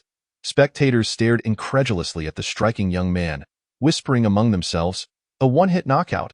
That kick must have exceeded 100 in force. Mo Long's psychokinetic force was roughly equivalent to a punch with 30 points of physical strength. Even with 4 30-point forces combined. It had no effect on him. What kind of ability is this? Is it a reinforcement type with a psychic barrier? Is this a case of ability countering or sheer numerical domination? This is astonishing. When did Zijia High School acquire such a formidable metamorph? He must possess some unseen bodily capabilities. That kick was truly terrifying.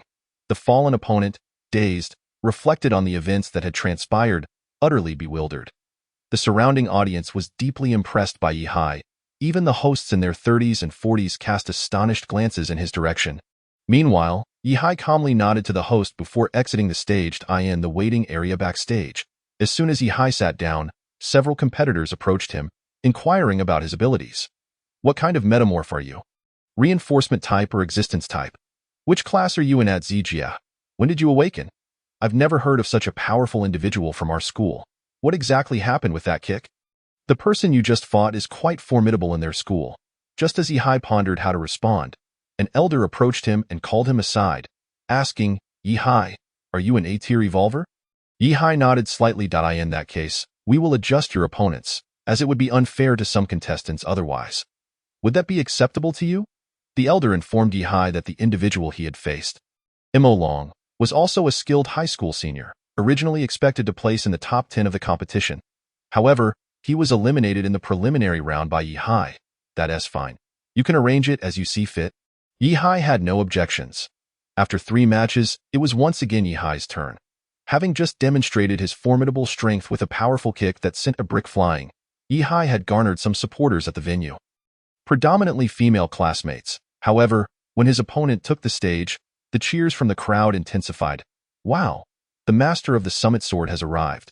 I'm a fan of the Summit Sword. The master of the Summit Sword? The Summit Sword is amazing. Amidst the overwhelming applause that far surpassed the cheers for Yihai, a girl clad in a fitted combat outfit gracefully ascended the ring. The moment Yihai laid eyes on the master of the Summit Sword, he felt a surge of sharpness emanating from her. The announcer introduced the opponents. From Zhejiang High School, we have Yihai, facing off against Wang Yu from Luoyang High School. The host revealed Wang Yu's esteemed lineage, noting that the Summit Sword technique was a cherished family secret. Unfortunately, the evolutionary paths of the previous 2 generations did not align with the Summit Sword, resulting in modest achievements. Yet, Wang Yu, who had trained in the Summit Sword since childhood, had awakened an impressive 75 points in physical strength and 65 points in neural response. Moreover, her transformation ability was said to be extraordinarily compatible with her swordsmanship, rendering her a veritable innate swordsmanship prodigy. Wang Yu was also recognized as one of Luoyang High School's top-tier experts, a bona fide A-grade evolver. Before the battle commenced, Wang Yu unexpectedly gestured to the announcer and the referee. The referee then inquired, "The opponent has requested to engage in combat using cold weapons. Do you consent?" Matches could be conducted in various formats, including unarmed combat and weaponry battles, as long as both parties agreed.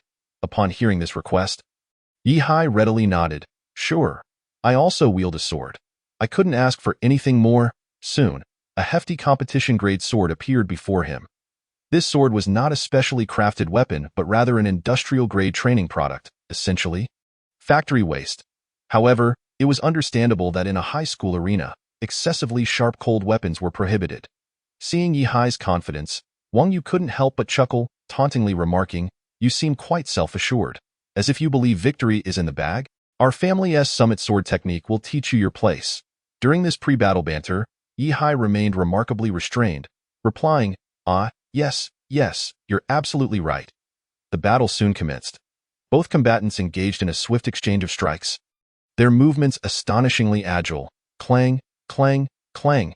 In a mere instant, they had exchanged over a dozen blows. Yet, in this bout, Yi Hai once again exhibited his terrifying dominance in the arena. He maneuvered through the flurry of sword strikes without employing the thousand-cut sword technique, merely executing standard sword swings. Nonetheless, this was enough to leave Wang Yu's arm tingling and nearly sever her hair on multiple occasions. The disdain she had previously held evaporated, replaced by a serious glint in her eyes as she questioned, "You also practice swordsmanship?" Yi Hai did not respond to her inquiry. Instead, he curiously asked, "Your evolutionary ability is perceptual?" To be fair, with an average physical attribute score exceeding 200 and no discernible weaknesses, he was a quintessential powerhouse. Having only utilized 30% of his strength thus far, Yi Hai felt confident he could still maintain an upper hand against Wang Yu. However, she repeatedly evaded his attacks with surprising angles and distances. Leaving Yi Hai bewildered, he decided to test the waters by employing 50% of his strength. My trait is a keen sense of distance, allowing me to maintain an advantage in swordplay. But how? Wang Yu's summit sword technique was a conventional style, capable of offense, defense, and maneuvering. Although each aspect was not particularly outstanding, it indeed surpassed the physical prowess developed by others. Yet, before Yi Hai, she felt an unimaginable helplessness. It was as if he was merely toying with her. Wang Yu was ranked among the top 3 in swordsmanship at Luoyang High School. Yet in this moment, she found herself utterly outmatched by Yi Hai. With every move leaving her constrained, times, she sensed an impending strike through her distance perception but was unable to react in time. After several more seconds, Yi Hai skillfully disarmed Wang Yu. Sending her sword flying pale-faced, she gazed at him and said, "You've figured me out, haven't you?" In the brief exchange of dozens of moves, Wang Yu felt as though her every tactic had been laid bare. While her opponent had revealed nothing of his own strategy, it was unfathomable. Chapter 013. Advancing to the finals, potential S-grade evolver. Wow. Incredible. What kind of ability does this person possess? Why do I feel like he's just beating up a child? Is the summit sword going easy on him? Why does it seem like the summit sword is constantly at a disadvantage? Observers speculated about Yi Hai's identity. Some felt a sense of familiarity with his face. However, due to Yi Hai's previously reclusive nature, they struggled to recall who he was. The cheers for Yi Hai's victory grew louder among the crowd. Upon returning backstage, Yi Hai sensed the intense gaze of the defeated Wang Yu burning into his back. He chose to divert his attention by browsing his phone and online shops. "You possess great strength, but be cautious moving forward. Your next opponent's claws could be dangerous. She was supposed to be my opponent, but now she's yours." Wang Yu approached Yi Hai, delivering her remarks with a hint of annoyance before turning away. Yi Hai's waiting time was unusually prolonged this time. After a full 40 minutes, it was once more his turn. The clock read around 12:30. Standing on the stage, Yi Hai's gaze was momentarily caught by the purple-painted nails of the girl opposing him. Next up was Yi Hai from Zhejiang High School, facing off against Poisonous Kitty from Dua High School. Upon hearing this name, Yi Hai paused for a moment before realization struck him. In this world, few individuals could inherit their family names normally, as most were orphans from birth. Consequently, many names were self-created. resulting in a plethora of eccentric monikers among Yihai's classmates, such as Long Batian and Yiliangxia. The poisonous kitty before him likely belonged to this category. A B-grade evolver, she was exceptionally powerful, with formidable abilities. Her body was remarkably agile, capable of bending her limbs and fingers at a full 180 degrees, exhibiting incredible speed. Most impressively, her nails, 10 sharp black claws, had undergone a transformation and were laced with potent poison. A mere scratch from these claws could inflict severe toxicity upon an opponent. It was evident that Poisonous Kitty recognized Wang Yu, who had been defeated by Yihai. With her lithe yet muscular limbs and enticing hourglass figure on display, she donned a slightly snug school uniform that accentuated her allure. So, you are the one who defeated the master of the Summit Sword? How intriguing. Too bad I'm not a loser like Wang Yu. Darling, you're about to be poisoned. Poisonous Kitty licked her claws, showcasing the purple venom on her petite tongue before taking a dramatic gulp. The onlookers were captivated, their pulses racing at the sight. The battle commenced swiftly. Poisonous Kitty's four-legged movements were indeed incredibly nimble. Her physical strength was likely on par with Wang Yu's, at least exceeding 70.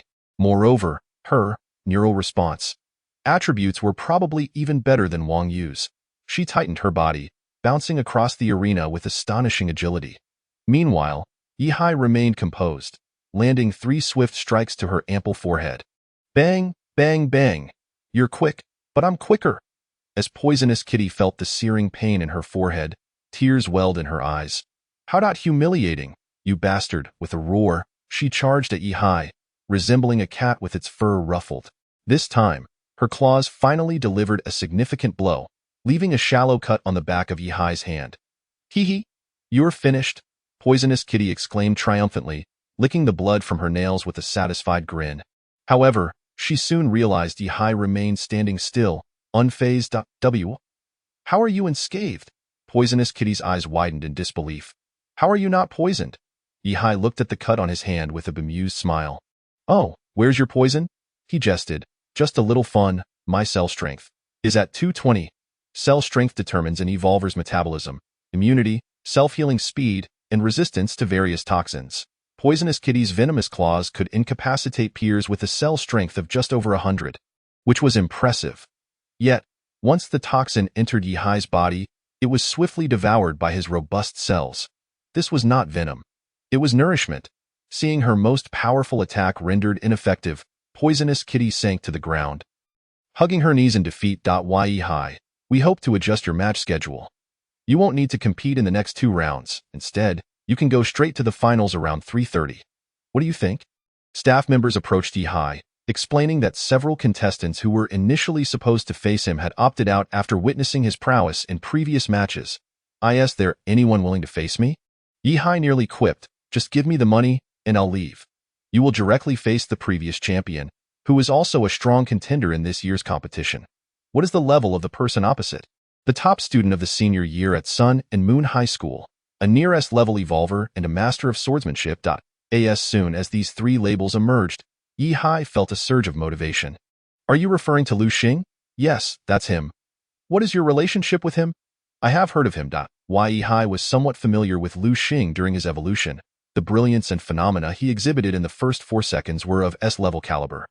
Even the evolution activation device briefly displayed an S-level reading, though it reverted back to an A-level evolution almost immediately. He could be considered the foremost among A-level evolvers, with a talent that could indeed be described as near S-level. Around 3:30 in the morning, the streets outside were already deserted. Yet, the arena was exceptionally lively at this moment. The air was filled with cheers, the cacophony nearly bursting through the roof as everyone welcomed the 2 masters of this challenge. Dear audience, after numerous battles, the contenders ranked from 3rd to 10th have already been determined. They have received prizes ranging from 5,000 to 30,000 yuan. This upcoming battle will ultimately decide the champions of this event. The victor will receive the grand prize of 100,000 yuan, along with a spatial ring valued at 50,000. Let us cheer together as we welcome the 2 formidable combatants. Representing Zhijia High School, the newly minted A-level swordsmanship expert, Yihai, and from Sun and Moon High School, the renowned near S-level swordsman, the illustrious Lu Xing. Lu Xing appeared to be a high school basketball athlete. With his tall stature, spiky hair, and broad physique, he projected an aura of speed and power. Standing at an impressive height of 1.95 meters, he exuded a palpable sense of pressure. "I hear you are a master of swordsmanship?" Lu Xing inquired, directing his gaze towards Yi Hai had anticipated some trash talk from Lu Xing and was ready to engage in banter, but to his surprise, Lu Xing smiled and initiated a friendly exchange. "How about we become friends? The winner treats the other to some braised food afterward. What do you think?" This attitude fostered a sense of camaraderie in Yi Hai. The evolvers at Zhangjiang Base were indeed formidable, yet being formidable did not necessitate hostility. Lu Xing had a personality that enjoyed making friends, and he held a favorable impression of Yi Hai, who was both capable and succinct in his speech. The battle commenced swiftly, as soon as the combat began. Lu Xing showcased a physical prowess that far surpassed that of his peers. With his left hand wielding a knife, he delivered a powerful strike that directly clashed with Yi Hai's myriad cut swordsmanship. Both engaged cautiously for several seconds, gradually increasing their strength after confirming that neither was harmed. Yi Hai was astonished. Lu Xing's attributes were truly remarkable. He was not a novice in evolution. Rather, he had a background in swordsmanship from his earlier years. If he had begun studying sword techniques or visualizations before his evolution and had achieved results, it would be referred to as child skill. Before one awakens their evolution, although one can learn sword or knife techniques, progress is exceedingly slow. Years of diligent practice might yield less than a couple of months of achievements post-evolution. This explains why most high schools focus on liberal arts before awakening. However, this does not imply that no one practices visualization or sword techniques. Some individuals inherit exceptional skills from a young age, gaining a significant advantage after evolving. Much like Lu Xing, it was evident that Lu Xing had practiced his knife techniques for more than just a year or two. His physical attributes were also predominantly above 100. Engaging with Yi Hai, who was exerting a substantial portion of his strength, he surprisingly held his ground. Notably, he was employing left-handed knife techniques. "Watch out!" Lu Xing shouted, suddenly waving his right hand forward. In the next instant, a sharp, piercing sound was heard as a solid blade aura was unleashed by his gesture. This was Lu Xing's extraordinary physical ability, often referred to as a divine talent. His right hand could release blade energy. In that moment, Yi Hai unleashed the full power of his myriad cut swordsmanship. Instantly, dozens of strikes obliterated the fierce blade energy. Lu Xing's knife techniques were bold and vigorous, reminiscent of someone who had undergone rigorous training in the military. Each strike was powerful and rhythmical. Those who tried to withstand it would be injured. Those who attempted to evade would be suppressed. It was a style steeped in oppression. Unless one possessed attributes akin to Yi Hai's formidable strength, it was indeed challenging to counter. Unfortunately, this knife technique encountered Yi Hai's myriad cut swordsmanship. In truth, the vicious myriad cut swordsmanship was not merely a lethal technique, but rather a style focused on engaging the enemy in a prolonged battle. The hallmark of this technique lay in its ability to gradually dismantle the opponent's flesh through various clever angles during an extended fight. Consequently, those who faced the myriad cut swordsmanship often met a gruesome end, their flesh sliced away piece by piece, akin to undergoing a slow dismemberment. Due to this characteristic of prolonged engagement, once the myriad cut swordsmanship was unleashed, it became exceedingly difficult for the practitioner to find themselves at a disadvantage. Even if they did, victory remained elusive. Thus, upon witnessing the myriad cut swordsmanship, Lu Xing's heart plummeted. His exceptional combat experience made him instantly aware that he could not overpower this opponent. His knife techniques were being countered, especially after his blade aura had been released. The opponent displayed no fear whatsoever. Lu Xing understood that his defeat was merely a matter of time. Yet, before his impending loss, he still wished to discern Yi Hai's swordsmanship style. The two clashed for over 70 exchanges. Swish, swish, swish.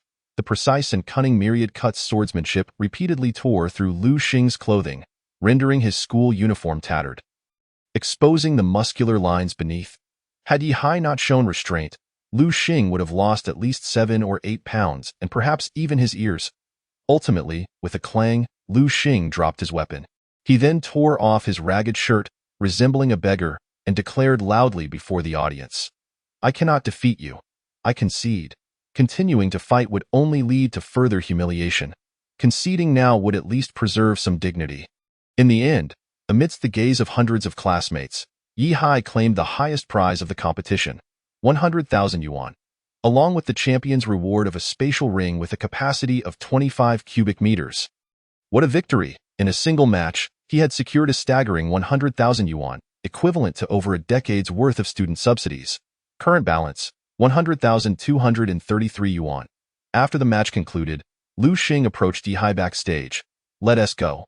Time to eat. Both of them were ravenously hungry. Now that Yihai was holding a substantial sum of money, treating the runner-up to a meal was no burden at all. The Fourth Sister's braised food shop. A pot simmered with various beast entrails, emanating a delightful aroma. The two feasted heartily, thoroughly enjoying the meal. This dining experience cost Yihai over 200 yuan, marking one of the rare occasions of significant expenditure in his life. It seems that there are no swordsmanship experts like you at Sun and Moon High School. With the semester ending tomorrow, I plan to form a team. Would you be interested to venture into the pseudo-wilderness together and hunt monsters for evolution? The pseudo-wilderness refers to the outer regions outside Zhangjiang-based IT is similarly filled with underground creatures, yet they are not particularly formidable. The strongest are merely second-tier underground beings. Anything stronger is stationed beyond the front lines. They are the elite warriors of the front lines, sent in to provide training opportunities for the new forces at the rear. Thus, numerous high school students form teams to venture outside and slay underground creatures to earn evolution points. Some exceptional individuals might choose to go solo, though it is fraught with danger. Yihai politely declined Lu Xing's invitation. He added Lu Xing's contact information, indicating that he would consider the matter in the future. You must be a skilled individual at Zhijia High School. If the opportunity arises, I can introduce you to some friends. They are all experts from our respective high schools, including some upperclassmen. Lu Xing was exceedingly enthusiastic. After a few drinks late into the night, he suddenly turned to Yihai with a serious expression and asked, Oldie, do you know how many bases there are in our Jinding base? 6. Our Zhangjiang base is the second industrial base. What about the other two bases outside of Jinding base? His grave tone caught Yihai off guard, but he still responded affirmatively.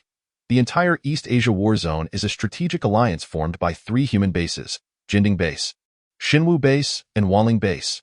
The area of the entire war zone spans several hundred kilometers, equivalent to the size of several provinces in the previous world. However, each base operates autonomously, possessing relatively independent governing bodies.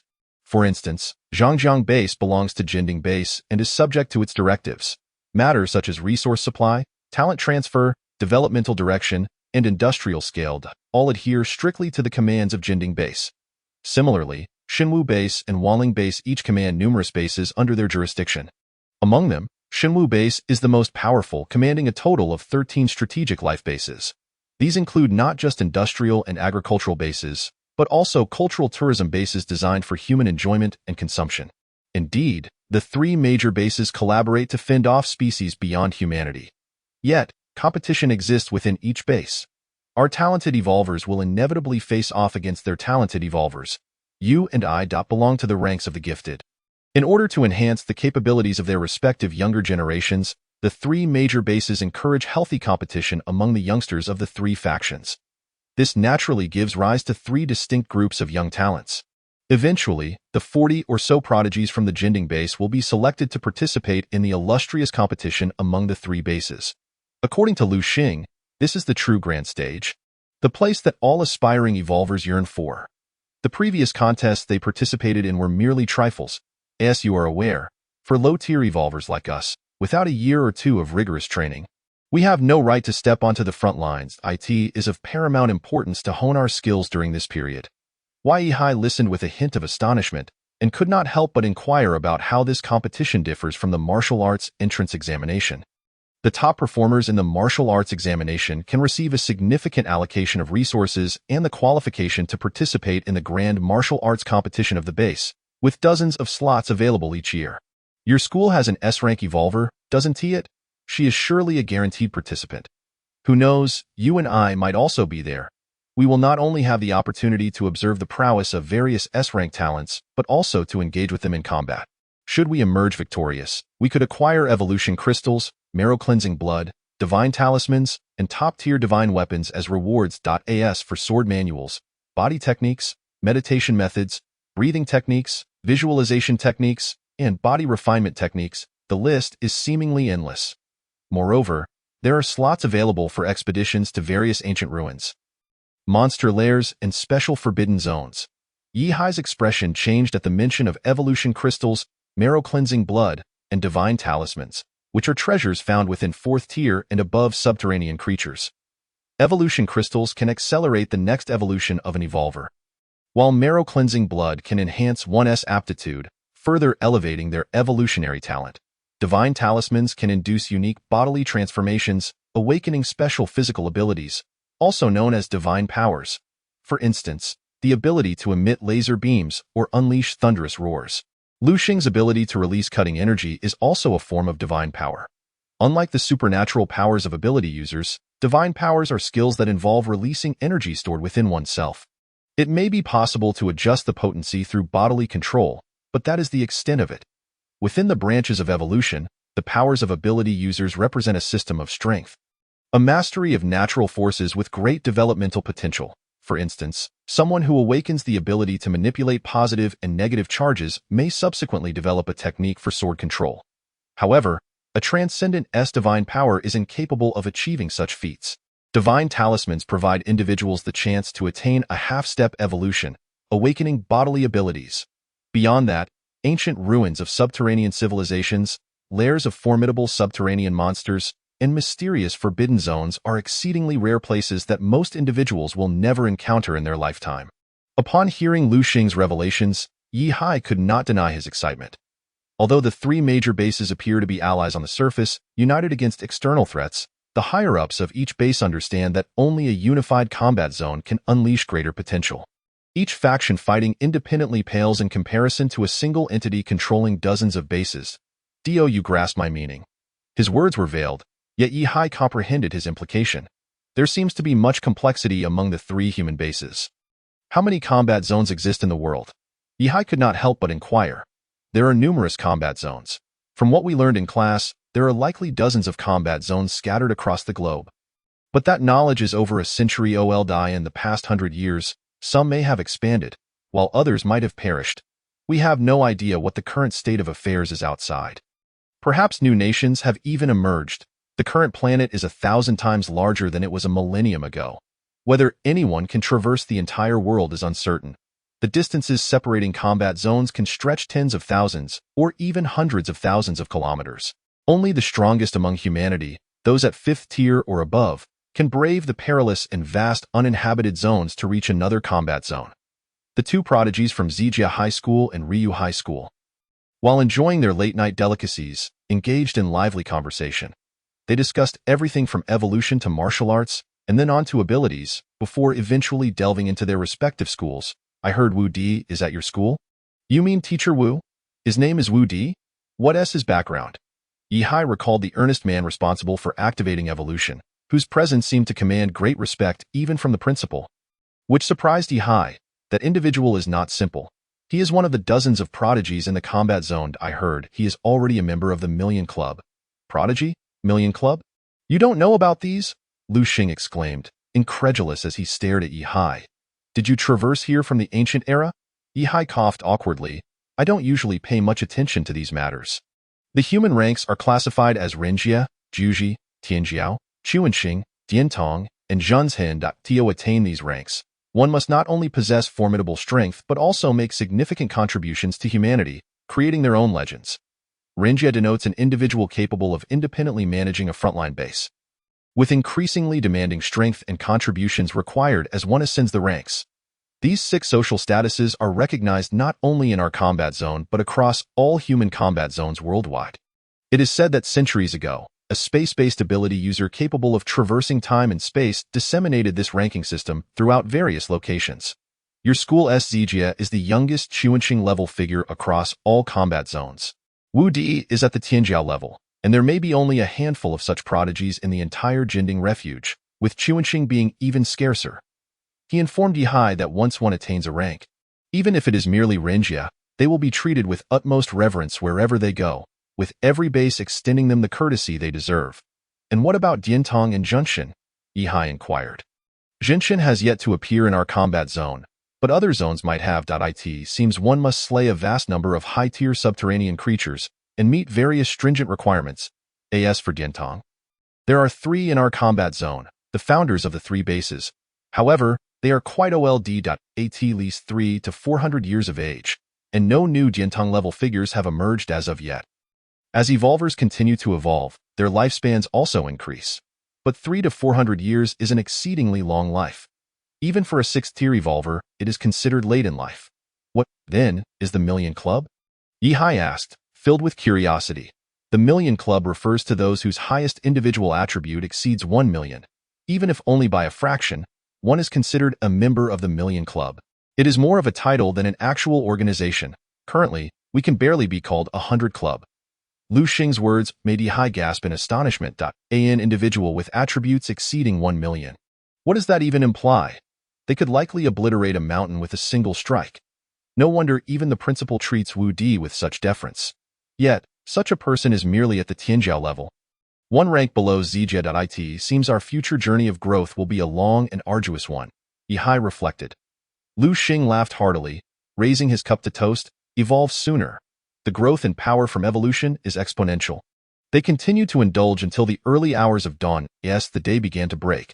The slightly inebriated top swordsman from Ryu High School insisted on dragging Yihai along to attend classes with him. Yihai, feeling a bit overwhelmed, declined Lu Xing's invitation. After ensuring Lu Xing returned to school safely, he took a taxi back home. Upon arriving home, Yihai immediately opened an online store and searched for relevant weapons. Now that he had 100,000 yuan and the formidable Wanghua sword technique, he merely needed a weapon that complemented his sword style to qualify for pseudo-wilderness adventures. Currently, even decent weapons cost several tens of thousands, with exceptional ones reaching hundreds of thousands or even millions. However, upon careful consideration, weapons offer the best value for money, as the cost for firearms and ammunition are much higher, and without ammunition, they are useless. Yihai mumbled to himself. Now that he possessed a diary, Yihai was eager to practice a myriad of techniques: swordsmanship, knife techniques, staff techniques, boxing techniques, and body techniques, all of which would facilitate significant personal growth. Even the training of mental acuity and elemental affinity through visualization techniques piqued his interest. However, the prices of sword manuals were even more staggering than that of weapons. The cheapest sword manual exceeded 200,000. It would take a decade of hard labor in a factory to afford even one, unless one ventured out to slay monsters and utilize their materials for subsidies. It seems the base is subtly urging everyone to strive harder in monster hunting and evolve as swiftly as possible. Yihai had already begun to outline his future plans. He must participate in the martial arts entrance examination and secure a spot in the grand arena of the combat zone to obtain top-tier treasures. Yet, before that, he needed to acquire a plethora of sword and knife techniques to enhance his strength. To obtain these techniques, however, he needed money. Winning prizes from competitions is ultimately not a sustainable strategy. The best course of action is still to hunt monsters for profit. The creatures that wander through the pseudo-wilderness are truly treasures. Their bones serve as excellent industrial and agricultural raw materials, while their flesh is a prime source of sustenance. The eyes and blood can be extracted for unique energies, and their hides can be fashioned into various combat attire. Their shells are top-notch building materials. In a word, they are invaluable to the Zhangjiang base. Large factories have designated personnel dedicated to the mass acquisition of these creatures' remains. There are even specialized organizations that offer lucrative contracts, specifically requesting the corpses or unique parts of certain extraordinary monsters. Consequently, many individuals from the base often band together to venture out, hunting subterranean beings for profit. A great number have achieved wealth through this endeavor, yet the risks are equally significant. The pseudo-wilderness monsters, while not as terrifying as the true frontlines, still maintain a daunting 30 casualty rate among various hunting teams. It is no wonder that the demand for prosthetic armor has surged. Yihai's ambition is to venture into the wild to hunt monsters, thereby amassing wealth to acquire various sword techniques while simultaneously accruing substantial evolution points to expedite his second evolution. This sword appears quite appealing. In the mobile shop, Yihai discovered a weapon that suited him perfectly: blood-patterned sword, crafted from the tailbone of a Tier 3 blood phantom beast mixed with B3 bloody metal. It is incredibly sturdy, lightweight, and exceptionally sharp, featuring a potent bleeding effect that accumulates damage with each strike. Price: 65,000. The blood-tail sword is slender and agile, resembling a piece of translucent blood jade, with a uniquely exquisite design. The structure of this sword aligns perfectly with the light and fierce style of his myriad slashing sword technique, particularly the strong bleeding effect, which synergizes beautifully with the multiple damage accumulation of the myriad slashing technique. Yihai immediately set his sights on this sword and promptly placed an order. To his surprise, a dialog box emerged on the page. Would you like to select additional technology options? In this world, the technological level is exceedingly advanced. The weaponry incorporates high-tech features akin to optional upgrades in automobiles. Naturally, even without these enhancements, the basic version of the Bloodtail sword remains functional. However, with 30,000 left, Yihai understood that to excel in his pursuits, one must first acquire the finest tools. He swiftly perused the available technological upgrades. Wind resistance coating. Reduces wind resistance by over 95. Installation fee, 4,500. Spatial embedding technology. Allows storage in a bracelet when not in use, instantly appearing in hand upon activation, eliminating the need to draw the sword. Installation fee, 7,000. Blood Flame Energy. Houses 3 Blood Flame strikes. Capable of inflicting fatal damage on Tier 1 mutated monsters. Rechargeable. Installation fee, 5,000. Location Recall Matrix. Automatically hovers and returns from 50 meters away. Installation fee, 1,500. Yihai scrolled down the options and soon encountered a technology that astonished him. Fine Particle Vibration Technology. The faster the sword moves, the better the cutting effect, with a maximum sharpness increase of 225. Installation fee, 13,000. He immediately selected this technology. Following that, he opted for the 3,000 fee for nanomolecular construction, allowing the blade to automatically recover from wear. He then purchased the wind resistance coating, spatial embedding technology, blood flame energy, and location recall matrix, ultimately transforming the originally priced 65,000 blood pattern sword, basic, into the 99,000 blood pattern sword, high-end configuration. Aside from its dazzling appearance, Yihai equipped it with all functional technological enhancements. The hard-earned 100,000 bonus he had previously earned was now reduced to a mere 1,000. With just a few clicks, I was born to be useful. Wealth will return, he reassured himself repeatedly, despite the sting of loss. After paying the 20,000 deposit, Yihai promptly received a notification. Congratulations on your successful order. Please collect your melee weapon at the Ziyun Armory after 3 p.m. today. Wishing you a pleasant day. With the weapon secured, it was now 6 in the morning, leaving only an hour until class. Even with over 200 cellular strength and a robust physical structure, Yihai felt a tinge of fatigue after a night of exertion. He hastily refreshed himself and set off for school. As for staying up late, what late night? That's not how I wrote it in my diary. Chapter 017. Did the school flower invite me? Today marked the final day of classes at school and the day when students would choose their paths in liberal arts or martial sciences. Those pursuing liberal arts would likely delve into research on monster physiology, energy studies, military weapon development, architectural design, and the like. The lesser paths would lead to ordinary roles like teachers, doctors, or administrative personnel. Of course, these fields require either a wealth of knowledge or a privileged background. If Yihai were to choose liberal arts, his most probable future would involve factory labor. Most students in the class opted for liberal arts tracks, with only a few, including Yihai, choosing martial sciences. The martial science route leads to military service, with a high demand for warriors in various military districts, supply stations, safe zones, and frontline battlefields. The income from martial sciences tends to surpass that of liberal arts. Yet the risks are substantial, making it a profession that demands formidable strength as a foundation. Without it, one might only serve as a foot soldier, subject to orders. Conversely, those with connections could remain at the base as order police or take on security roles in factories, enjoying safety, ease, and a degree of social standing. Alternatively, one could hunt monsters in the pseudo-wilderness for gold, which also offers considerable earnings while staying close to home. Yihai, what do you plan to enroll in? In the classroom, several female classmates brought snacks and chattered excitedly beside him. I intend to pursue martial sciences. Yihai had just completed revisions of his diary from the past 30 days. However, merely correcting bad habits and practicing the myriad slashing technique had yielded limited improvements to his physical attributes. Aside from a 10-point increase in mental fortitude and nerve reaction, the other attributes remained in single digits. This pace was evidently unsatisfactory to Yihai. Starting tomorrow, we'll have self-study periods. We can review at home. How about visiting my dad's restaurant for a couple of days? I can cook fish for you. Yes, we can have some fun together. I have an N3 acid cannon at home. Do you want to come see it? The female classmates continued to invite Yihai, urging him to spend the 3-month self-study period at their homes. Overwhelmed by their chatter, Yihai felt his head spinning. Just then, a sudden gasp echoed from the entrance. Students in the front row turned to Yihai with knowing expressions, filled with implications. Why Yihai? The class flower Wei Tong is looking for you. You're quick on the uptake.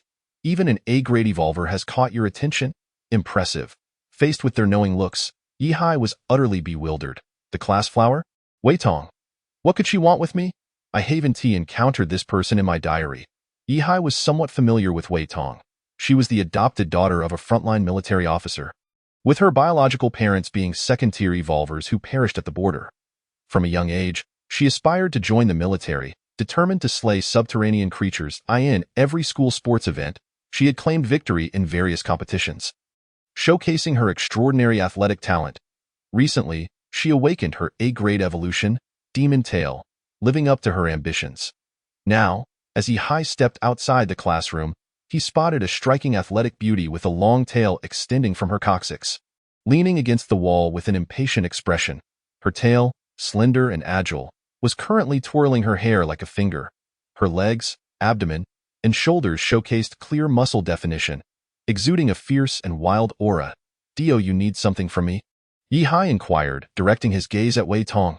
The latter, displaying little patience, replied, I'm not here for you. My best friend is looking for you. Your best friend? Lin Zishan? What does she want with me? Yihai was taken aback.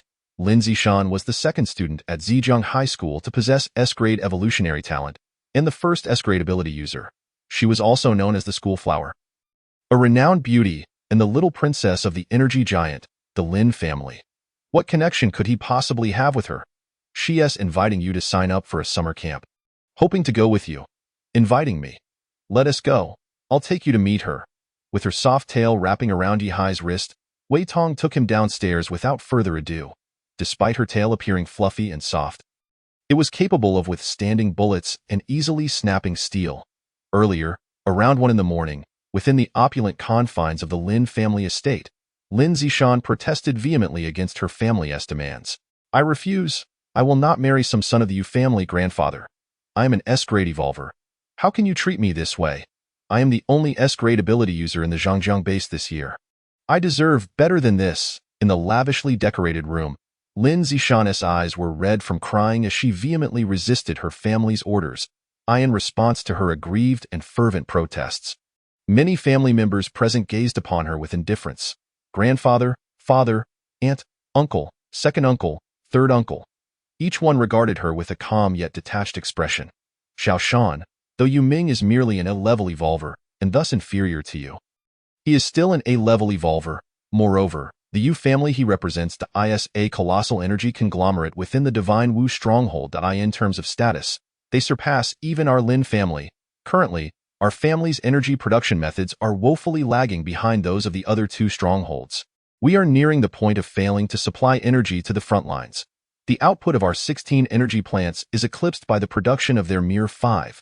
Only by marrying him can we acquire superior energy refining technology, thus securing our Lin family's position, and it's merely a 200-kilometer distance.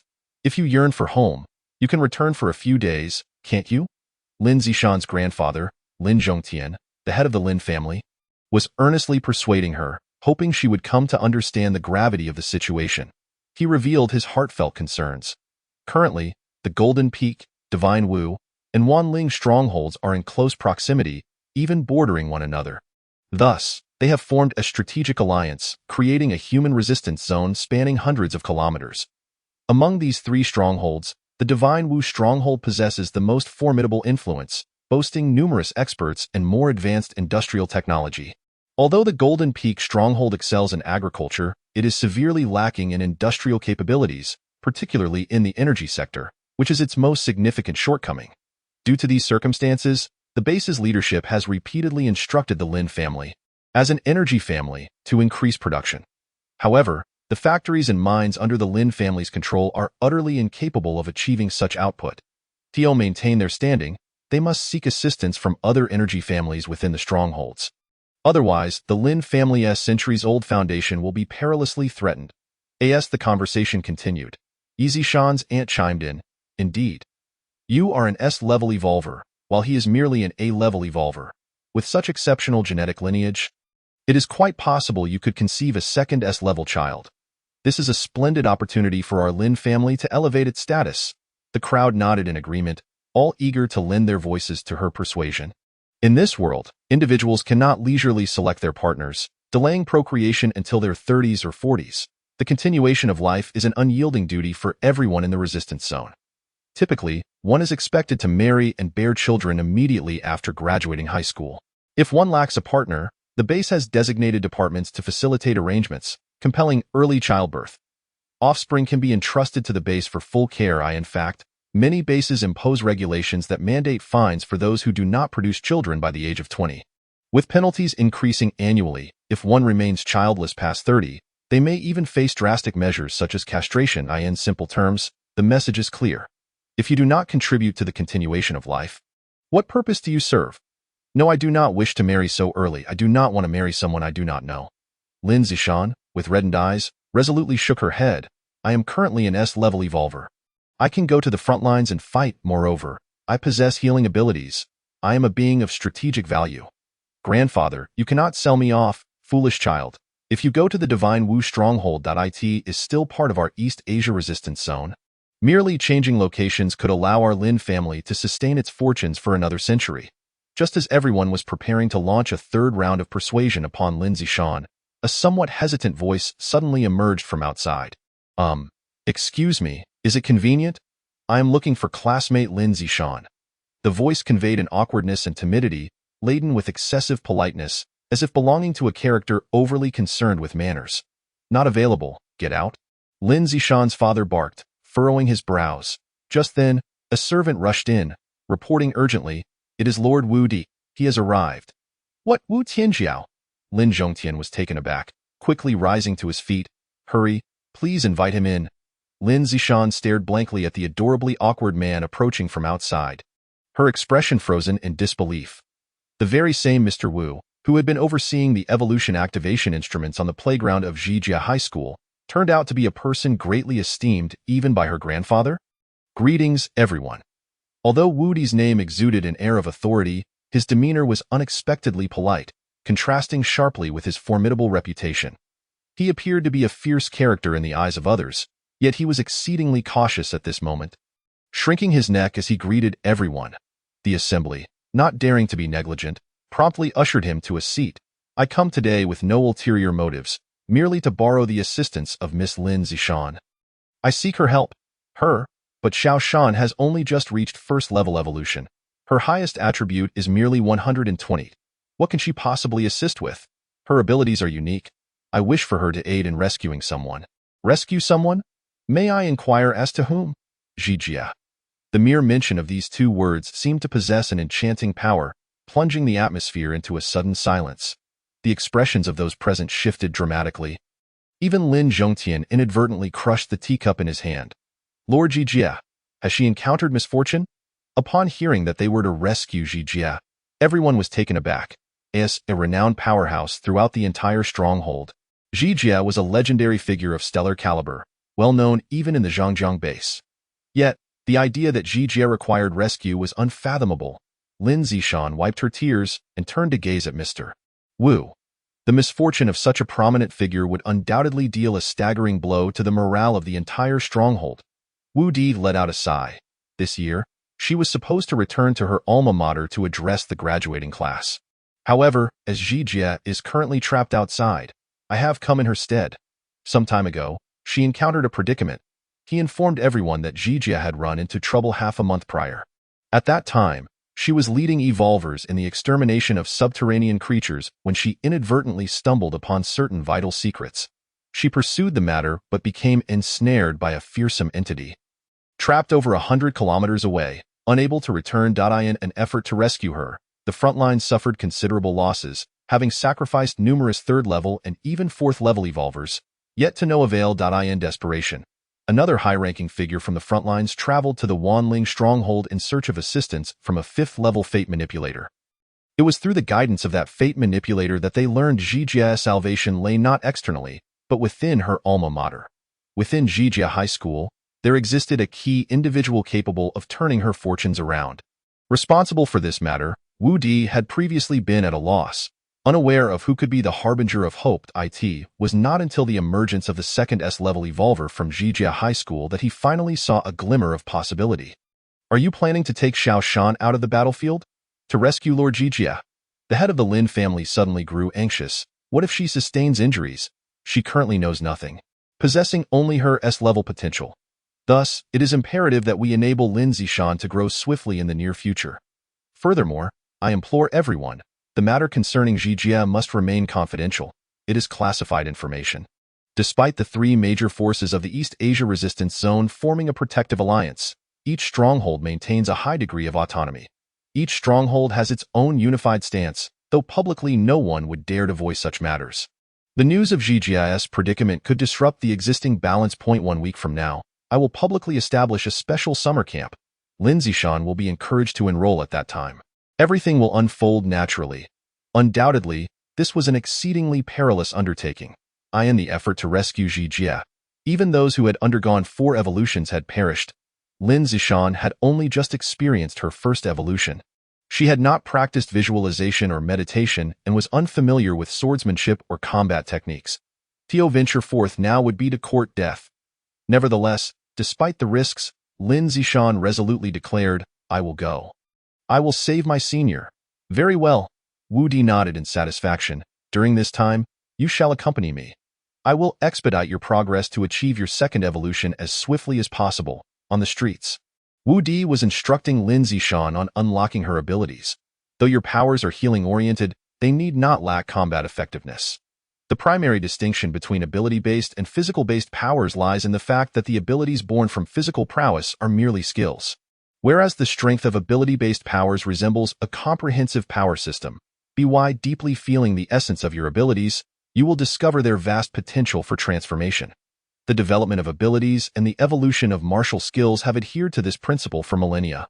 Some light-based ability users, like yourself, possess healing abilities as their foundation, yet, once they master their craft, they can surpass even flames in strength. The light you summon possesses healing properties, but if controlled adeptly, it can also yield destructive effects. As Wu Di elaborated, he walked alongside Lin Zishan, who listened intently. Her exquisite beauty, coupled with her form-fitting attire and tied-back hair, exuded a wild allure. Lin Zishan, as the belle of Zijia High School, was far from being a mere decorative figure. Chapter 019. Wu Di's astonishment. Another individual like Zijia? Quite the contrary, she belonged to the fiercely determined kind.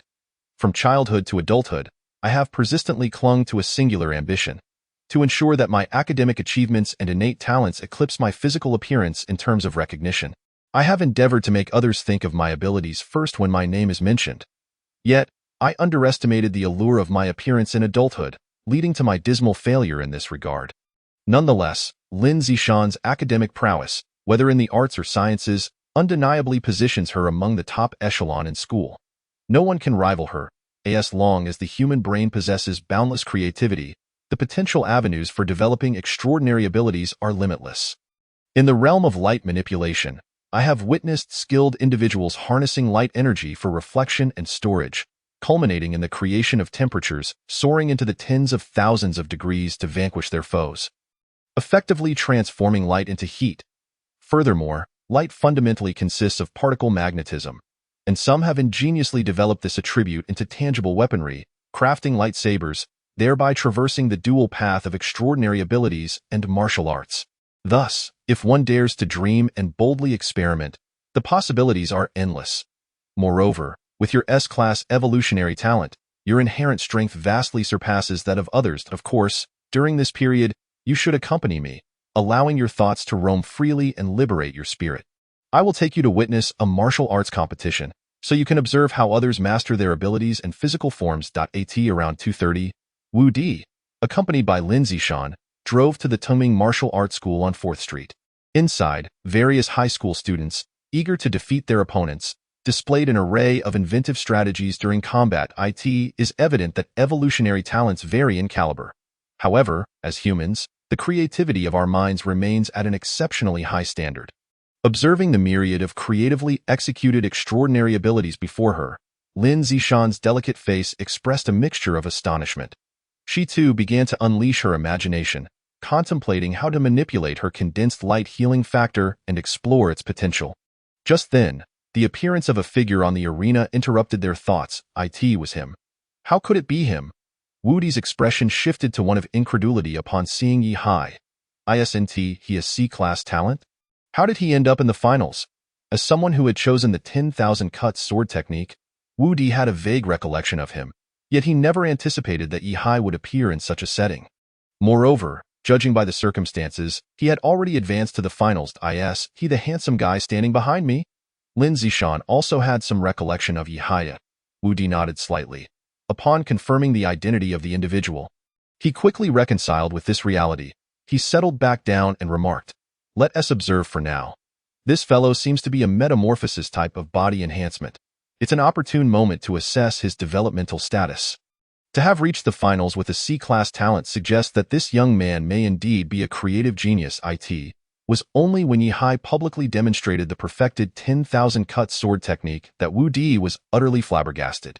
The familiar sword technique, the essence, the feel, the momentum, clearly indicated that he had mastered the quintessence of the 10,000 cut sword technique.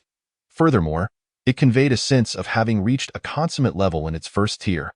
How could this be? How could this young man be so formidable? Wu Di muttered to himself, his tone laced with disbelief. Moreover, the height of this individual's attributes.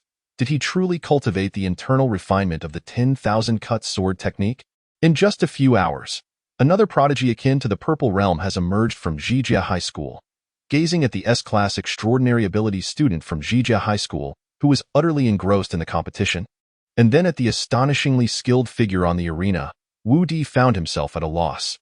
Who, in truth, is the prophesied one? After the competition concluded, Lin Zishan felt a surge of inspiration, igniting a plethora of imaginative concepts for developing extraordinary abilities. Immersed in this state, she was exhilarated and could not resist the urge to share her thoughts with Wu Tianjiao, only to discover that the endearingly naive young man beside her was preoccupied. Seemingly lost in thought. Wu Laosher, what troubles you? Shaolin, tomorrow, please find someone from your grade for me. Are you referring to that champion? Precisely. What do you need him for? Invite him to the summer camp. To join us for an outing. Ah, Lin Zishan gasped in surprise. You want to bring him along? With us? Wu Di nodded slightly. This student is quite extraordinary. Are you not in pain?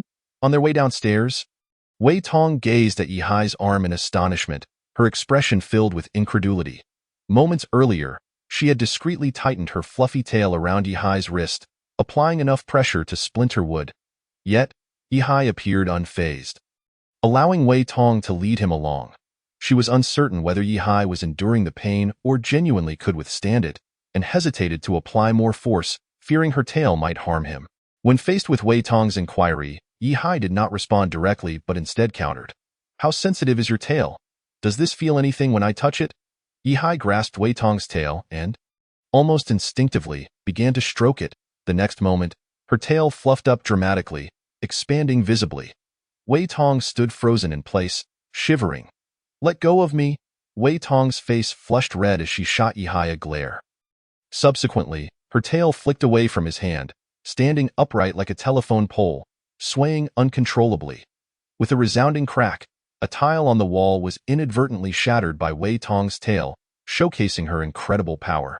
It is no wonder that after evolving, students are prohibited from attending classes. Observing the damaged wall, Yi Hai's gaze inevitably shifted to Wei Tong's swaying, slender tail, not afraid of pain but wary of ticklishness. Wei Tong soon led Yi Hai into classroom 7 of the senior year downstairs.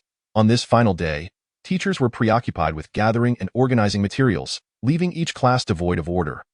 With the self-study period about to commence, everyone's minds had already taken flight. In classroom 7, a throng of boys surrounded Lin Zishan, excitedly voicing their aspirations to her. Lin, I am a prospective A-class evolutionary talent. I wish to sign up for this summer camp. Me. I can provide fruit for the summer camp. My family supplies it. Zishan, I want to go too. I'm a bona fide A-class evolutionary. There are only a few A classes this year. I am a master of sword techniques. A prodigy, danger is of no concern. I wish to enroll. To enhance their performance in the impending college entrance examinations, various martial arts schools, training facilities, and major factions set up specialized training programs, such as intensive training classes and youth training camps. The summer camp is merely one such format. Chapter 020. I'll gift you the Absolute Shadow Sword Manual. Today, Lin Zishan unexpectedly found herself as a promoter for the training summer camp, distributing numerous flyers throughout the school. Attracting a significant number of students, her intention was solely to use the summer camp as an opportunity for Yihai to accompany her and teacher Wu Di. However, Lin Zishan evidently underestimated her own appeal. The surrounding students clung to her like iron filings to a magnet, resisting all attempts to disperse. Consequently, she had to enlist her best friend as assistance to invite Yihai over. Upon Yihai's arrival, Lin Zishan, who was exasperated by the crowd surrounding her, promptly stood up. She approached him with the summer camp flyer in hand. "Classmate, would you like to join our summer camp? We are offering a 20% discount for early registration." This action, devoid of any attempt to conceal from the onlookers, especially with her eager tone, drew the ire of the surrounding male peers, who glared at Yihai with palpable hostility, as if regarding him as a lifelong rival. "Registration fee? Pardon me. Why?" Yihai turned to leave. Hey, Lin Zishan grew anxious and hurriedly grasped Yihai. "You should take a look. I genuinely hope you can come. The Zhijie senior sister is in peril. Her fate unknown, and I might be the one destined to save her." How could Lin Zishan let Yihai slip away? Desperately, she rose on her toes, her skirt swaying, revealing her delicate calves and ankles. Ultimately, she bit her lip and said, "Money is not an issue. I can cover it for you. This summer camp is truly crucial for us, for you." She intended to express its significance for their base, but recalling the presence of potential perceptive evolutionary beings lurking nearby, especially since she had interacted with teacher Wu Di, whose abilities the perceptive evolutionary beings dared not sense but would certainly keep a vigilant watch on her, she hesitated to voice it. Thus, she awkwardly opted for an alternative phrasing. However, her stammering demeanor only intensified the fiery glares directed at Yihai from the surrounding male classmates, causing even Wei Tong's tail to droop. A crowd of stunned onlookers watched the two. "I will think it over." Yihai offered a perfunctory response, preparing to depart. "What an absurd joke. Am I, a Sigma male, meant to be at your beck and call?" Yihai's primary focus at present was to swiftly venture out and earn some money. Acquiring formidable swordsmanship at the earliest opportunity to elevate oneself to an S-level evolutionary talent is indeed the rightful path. All else is but a detour, wasting my precious time. Wait a moment. What are you doing? Yihai glanced at her with impatience. "Apologies, classmate. I am rather busy." Lin Zishan's eyes gleamed with determination, as if she had made a momentous decision, resolutely stating, "If you agree to go, I shall gift you a manual of the Absolute Shadow Sword Technique." The barrier was breached. This truly was a breakthrough, dear friends. The male classmates who had signed up felt their noses redden with embarrassment. They formed a queue to register, desperately showcasing themselves, yet Lin Zishan paid them no heed. However, in the face of Yihai's impatience, Lin Zishan was offering money for the sword technique, almost pleading with him. "So, who truly is the jester here? This fellow is undeniably handsome, but is he truly striking enough to cause a sensation?" Wei Tong regarded Yihai with incredulity. Could he possibly be a rare mind-type ability user? Has Shan Shan fallen under his spell? Yihai halted in his tracks, fixing a serious gaze upon Lin Zishan. "Shall I receive it first? Upon our return from the summer camp, I will provide it to you." "Deal. All right. Once I fill out the registration form, I shall give it to you." Lin Zishan exasperatedly tossed the form at Yihai's face. Goodness. How materialistic can this guy be? It's almost too real. She was somewhat speechless. This man was so dashing, yet so stingy. The contents of the summer camp registration form were akin to a typical training session, merely conducted in a different location for specialized training, lasting approximately a month. There would be dedicated instructors providing hands-on guidance and opportunities to broaden one's horizons along the journey. Moreover, there would be chances to forge friendships with other summer camp participants, complete with bonfire gatherings and such. These were the essentials. Yihai glanced through it briefly, dismissing it from his mind. After swiftly completing the registration details, he extended his hand for the goods. Lin Zishan replied, "I don't have it." I'll retrieve it from my home later. Yihai remarked, "You're truly something." Lin Zishan countered, "I shall first lend you a copy of Moonlit Body Technique as collateral. Surely this will suffice in exchange for the Absolute Shadow Sword Technique." Yihai mused. What an endearing individual, Lin Zishan, feeling both wronged and distressed, sulkily retrieved a book on body techniques from her drawer. This was a tome she had received from Wu Di after attaining its level evolution. Though she had never found it appealing enough to read, so it had been carelessly tossed into her drawer, now serving as leverage against Yihai. Pleasure collaborating. My contact details are on the top. Just notify me when you arrived. I have pressing matters to attend to. With excitement, Yihai clutched the Moonlit Body Technique and returned to the classroom, not forgetting to mischievously flick Wei Tong's tail tip before leaving. She shivered and jumped up, her previously arranged tail fur bristling once more. I'll get you. Can't reach me? Moonlit Body Technique? Can't reach. Amidst Wei Tong's playful protests, Yihai made a hasty retreat. As for Lin Zishan's invitation, Yihai held no significant doubts. Had he not dined with Lu Xing the previous night, he might have felt a tinge of uncertainty. However, after learning much from Lu Xing, Yihai deduced it was merely about rallying him to participate in the base competition. Seeking to draw him in, he did not take it to heart. It aligned with his own plans, and a closer bond would be beneficial. Furthermore, there was the delightful little gift from Miss Lin. Why not embrace it? Unable to return to the classroom now, surrounded by a throng of classmates, he couldn't even jot down his thoughts in a diary. He figured the registration for the Cultural Relics Division would have to wait until the afternoon. Thus, he decided to head to the library instead. Upon arriving, Yihai reviewed his status panel anew. Evolution Direction, Self-Metamorphosis, Evolution Level, Enhancement Type, Stage 1, A-Level Evolution, Metamorphosis Content, Blood Dragon Form, contains a hint of Dragon Majesty. Instilling fear in adversaries, upon activation, it manifests a spectral dragon form, significantly enhancing physical attributes. Physical Strength, 209, Neural Response, 254, Cell Strength, 223, Mental Will, 261, Elemental Affinity, 55, Cognitive Perception, 71, Martial Skill, 10,000 Cut Sword Technique, Stage 1 LV9 Max. After modifications to the 10,000 Cut Sword Technique, Yihai's attributes were already commendable for a Stage 1 evolutionary. Yet, the lack of an S-level evolutionary talent remained a hurdle in his heart. However, that no longer mattered. With the Moonlit Body Technique in hand, he could continue to enhance his strength and increase his talent through diligent journaling. This technique was particularly adept at activating lower limb ACU points. Yihai perused the contents of Moonlit Body Technique. Chapter 021, Talent Evolution, S-Level Metamorphosis. The Moonlit Body Technique emphasizes movement as fluid and gentle as Moonlight.it was likely developed by a predecessor, an extraordinary metamorphosis user adept at soft overcoming hard. According to its description, this technique allows for a resonant interaction with an opponent's offensive moves. When faced with an attack, one retreats like Moonlight. When the attack dissipates, one advances like Moonlight.it focuses on silent entanglement and evasion. The training methods include physical conditioning, acupoint activation, and footwork exercises, along with meditative practices related to sensing qi. It primarily enhances cognitive perception and neural response, with some benefits to physical qualities, albeit minimal.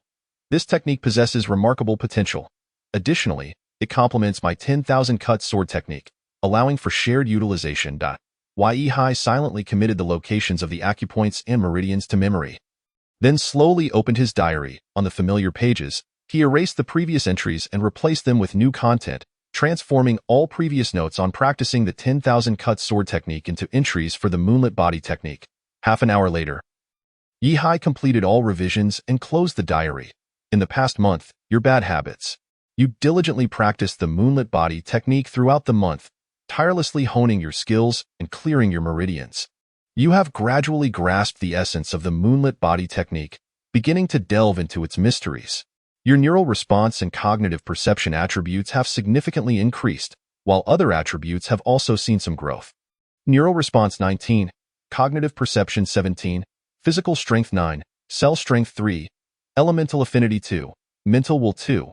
The moment he closed the diary, the changes within Yihai over the past month flooded his mind with various techniques of the Moonlit Body Technique. A month of training had ingrained in him a proficient muscle memory, and his attributes had seen significant enhancement.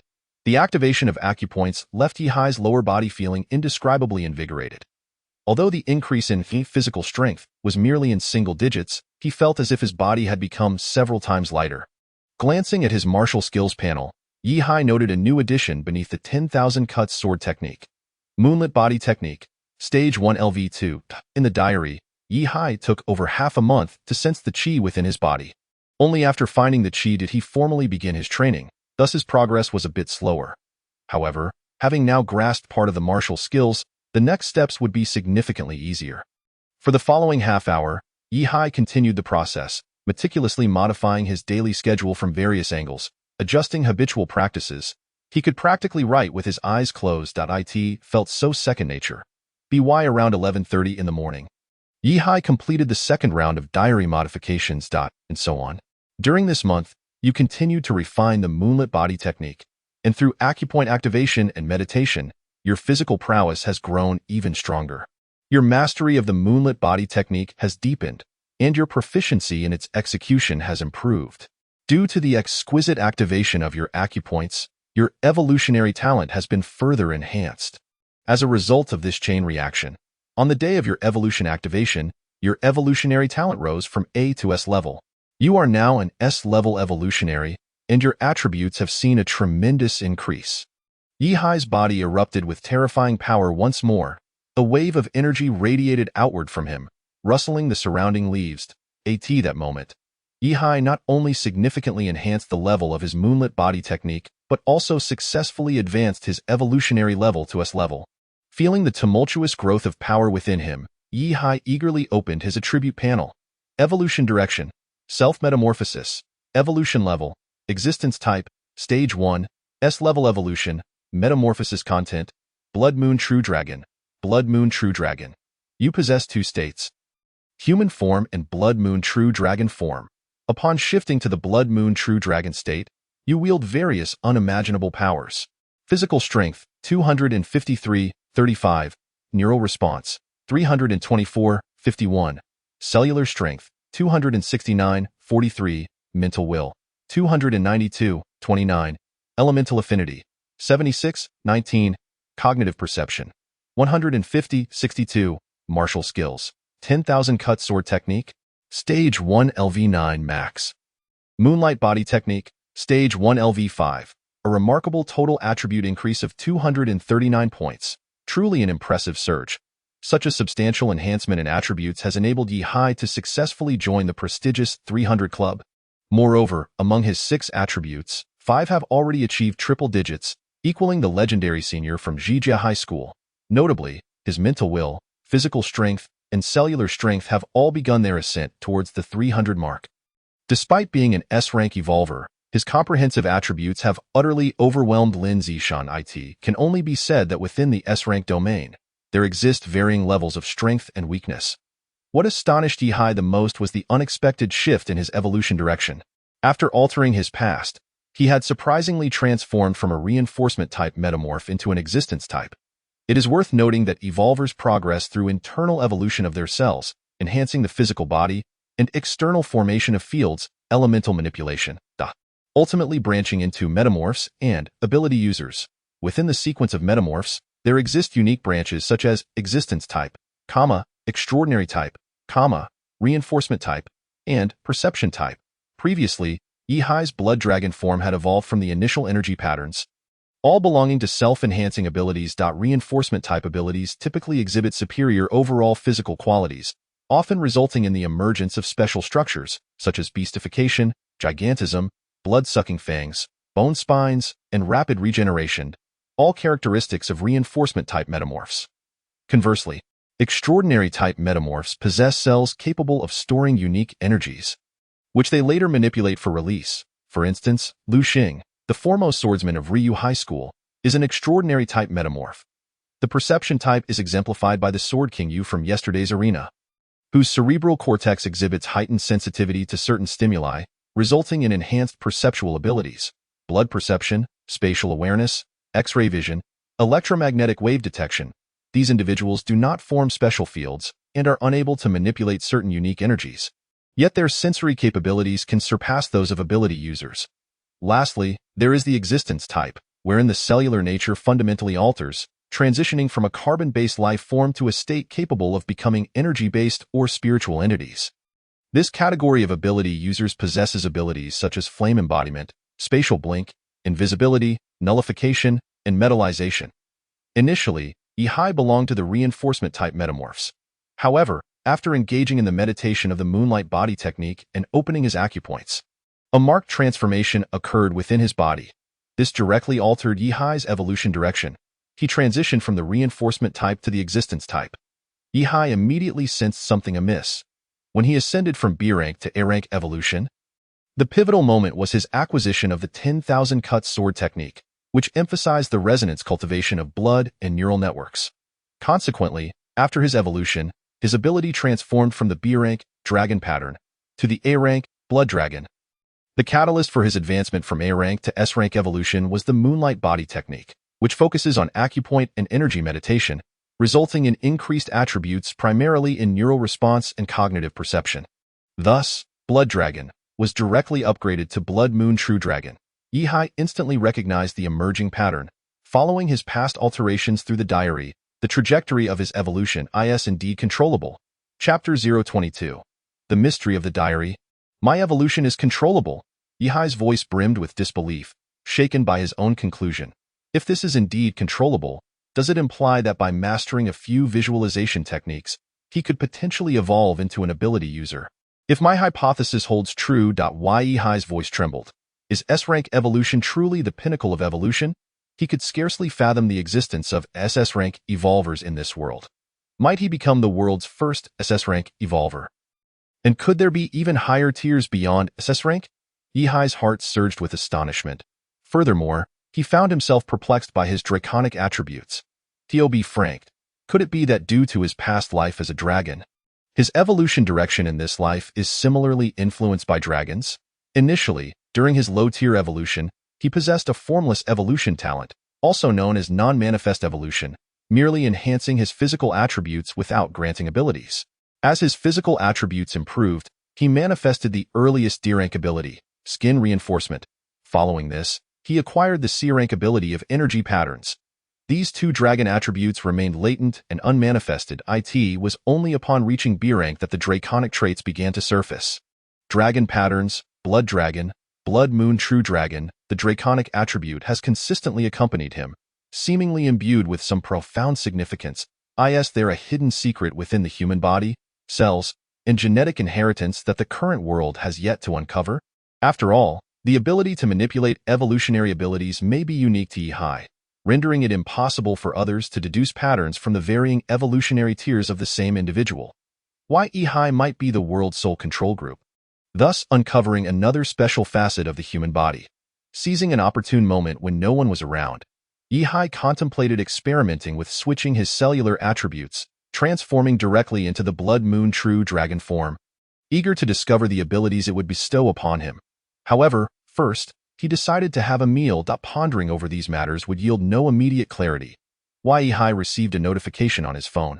After dinner, the class would assemble, commencing the formal division of literature and martial arts, alongside college entrance examination registrations. Once the registrations were completed and class photos were taken, everyone would essentially be free. Yihai could directly head to the school gate to retrieve his near top-tier blood pattern sword. From there, he would swiftly venture into the pseudo-wilderness, slaying monsters and earning gold. A seamless process. However, the initial step of this plan encountered an unexpected twist. During the meal, amidst the bustling cafeteria, Yihai exhausted his meal card entirely, ordering 2 chicken legs, 2 bananas, and 3 large buns. In this world, constrained by various subterranean creatures, agricultural development faces significant challenges. As a result, products from agriculture and aquaculture, such as fruits, livestock meat, and vegetables, are exceedingly costly. The average individual simply cannot afford them. In fact, some regions lack these products altogether. Among the 3 major human bases, only the Golden Peak base boasts a thriving fruit cultivation and animal husbandry sector, representing the best agricultural development in the entire war zone. The other 2 bases regularly come here, trading industrial goods for agricultural products. Therefore, The meal in front of Yihai was worth at least 50 yuan. He considered it a celebratory feast for his S-rank evolution. While this was a cause for celebration in Yihai's eyes, it was perceived quite differently by others. Like his peers, Yihai was an orphan without parents, currently lacking any income channels, relying solely on student subsidies. Spending 50 yuan on a single meal? The monthly student subsidy is only 600. This meal consumed at least 3 days' worth of spending. Consequently, others viewed Yihai as having struck it rich with a wealthy patron. That patron being none other than the illustrious campus beauty, Lin Zishan, as a mere C-rank evolver. Aside from his good looks, what right did he have? At that moment, in the cafeteria, many individuals with ulterior motives gathered around. Those merely observing began to sense the brewing tension and wisely distanced themselves. A circle formed at a distance. Comprised of over 20 individuals, the troublemakers from each of the 12 classes, their eyes coldly fixated on Yihai, their fists itching for action. Clearly, they intended to teach Yihai a lesson. Why Yihai? Have you looked in the mirror? Do you comprehend your own standing? I advise you to keep your distance from Lin Zishan. Do you understand? You'd best skip this summer camp and stay home quietly. It's for your own good. Who the hell allowed you to eat this lavishly? Shadows encircled Yihai's table, their demeanor suggesting an imminent assault. Several tall individuals brandished knives, coldly gesturing for him to nod. The surrounding crowd was momentarily stunned by the scene. Among the onlookers were the sporty Wei Tong and the beautiful Lin Zishan, who hid in a nearby corner, observing the unfolding drama. The athletic girl Wei Tong found the spectacle amusing. I advise you not to interfere. Let them take down this pretty boy's arrogance. What is so impressive about him? I'm not getting involved. This chatter is quite unpleasant, Lin Zishan replied, her expression filled with anticipation as she dashed to grab a meal. She too wanted to enjoy the spectacle while dining. The two of them savored their rice, thoroughly entertained as they watched Yihai being cornered. Do you think he'll make a mistake? No worries, with his healing factor, what is there to fear? Indeed, let the storm come even fiercer. That guy is going to benefit from this. A bunch of flower protectors will be envious, as she recalled being bullied by Yihai. Wei Tong felt a surge of frustration. In truth, Yihai was incredibly strong, his swordsmanship remarkable, and his mastery of the sword arts unparalleled. Lin Zishan whispered gossip. Teacher Wu Di mentioned he possesses a hint of the Zijia essence. Really? Is that true? Wei Tong was taken aback. Senior Zijia was indeed a legendary figure. The evaluation of Yihai resembling a small Zijia was quite high. Truly, however, he was unarmed and faced with so many people. He was bound to receive a beating. Lin Zishan took 3 large bites. This is delightful. In the cafeteria, the battle had already commenced. Several B-level metamorphs, overestimating their physical prowess, attempted to seize Yihai by the collar to assert their dominance. Yet, the moment their hands reached out, Yihai seemed to vanish like a gust of wind, silently retreating with his tray, about half a meter away. Everyone rubbed their eyes, and no one witnessed how Yihai's legs moved. It was as if he floated by. He resembled a ghost. Despite his ethereal movements, not a single drop of sauce was spilled. What? Chapter 023. How did he master this technique? A rebellious student from Class 2 could not help but shout. Lunging towards Yihai once more. This time, the outcome was identical to the previous encounter. Yihai appeared as if separated by a thick barrier. The instant the student reached out, Yihai simply displaced parallelly. The distance between them remained unchanged, while the frustrated student stumbled and nearly fell. Though these individuals may possess decent evolutionary talents, they spent their days trailing behind Lin Zishan, vying for her attention. Clearly not of the caliber required. Thus, as the crowd attempted to subdue Yihai, they discovered he seemed untouchable. He flitted gracefully through the throng, maintaining his grip on the tray, eating while evading. Remarkably, not a single person managed to lay a hand on him. A few quick-reacting individuals barely managed to sense the texture of Yihai's clothing as he evaded, but upon grasping, they were left with nothing but air. They exchanged futile attempts at capture, circling around multiple times, yet none could outmaneuver Yihai, and their formation was utterly disrupted by him. After finishing his meal and setting down the tray, Yihai sighed. Such a level of skill would scarcely have secured a place in the top 20 of yesterday's arena. Of course, there are always exceptions. Not everyone is utterly inept. Among the crowd surrounding Yihai, there indeed existed someone formidable. Everyone step aside. Let me handle this. A man wielding a bamboo stick forcefully cleared the surrounding crowd. Pointing his stick at Yi Hai, I don't care what your evolutionary ability is. You better behave, or else I'll let you experience the might of the Lotus Sword. Upon hearing the words Lotus Sword, Yi Hai's eyes brightened. You are Li Gang. Have you heard of my reputation? Li Gang chuckled, his confidence swelling at that moment. Why Yi Hai had indeed heard of him. It was said that he was a master of swordsmanship at Zijia High School. Having systematically practiced swordplay even before his evolution, in the next moment, Li Gang swiftly drew his sword. The instant he did, Yi Hai's eyes sparkled with surprise as he instantly grasped the essence of the Lotus Sword. The technique emphasized precision. The earlier strike with the stick utilized the Lotus Sword method, targeting a specific pressure point slightly to the left of Yi Hai's brow. Moreover, even as Yi Hai dodged, the Lotus Sword followed suit, maintaining its rhythm. This fellow indeed possessed some skill. For the first time, Yi Hai had to exert 20% of his strength to evade. However, the techniques were not particularly numerous. After several exchanges, Li Gang had unwittingly revealed his patterns. Yi Hai transformed into a specter. Damn it. Li Gang grew anxious. He unleashed the Lotus Sword technique in a frenzied barrage, each strike the culmination of over half a year of grueling practice. Yet, Yi Hai consistently evaded, always remaining 2 to 3 punches away from the range of his attacks. Li Gang, oblivious to the fact that he had been completely deciphered, grew increasingly frantic. Ultimately, he resorted to employing his bodily supernatural ability, Flame Breath. The scorching fireball erupted explosively from his fist. As a level metamorph, Li Gang wielded the power of flames, capable of expelling high-temperature fire stored within his body. In his desperation, he unleashed all the fiery energy he had stored within. At that moment, the terrifying heat surged forth like a burning dump truck, directly engulfing Yi Hai. Whoa, brother Gang, are you insane? No. The surrounding people's expressions shifted dramatically, and a wave of alarm rippled through the crowd. In the next instant, flames consumed everything in sight, the temperature soaring above 600 degrees Celsius, covering a radius of 5 to 6 meters. As the flames erupted, Li Gang's heart sank. What have I done? He stared blankly at the destruction before him, utterly dumbfounded. The school strictly prohibited anyone from using offensive abilities, especially since many students lacked the physical constitution to withstand such powers. Any violation of this rule would result in severe punishment, and should it lead to casualties, the consequences would be even graver, potentially facing charges of intentional homicide, leading to public execution. Pretty boy! A swift figure darted through the cafeteria like lightning.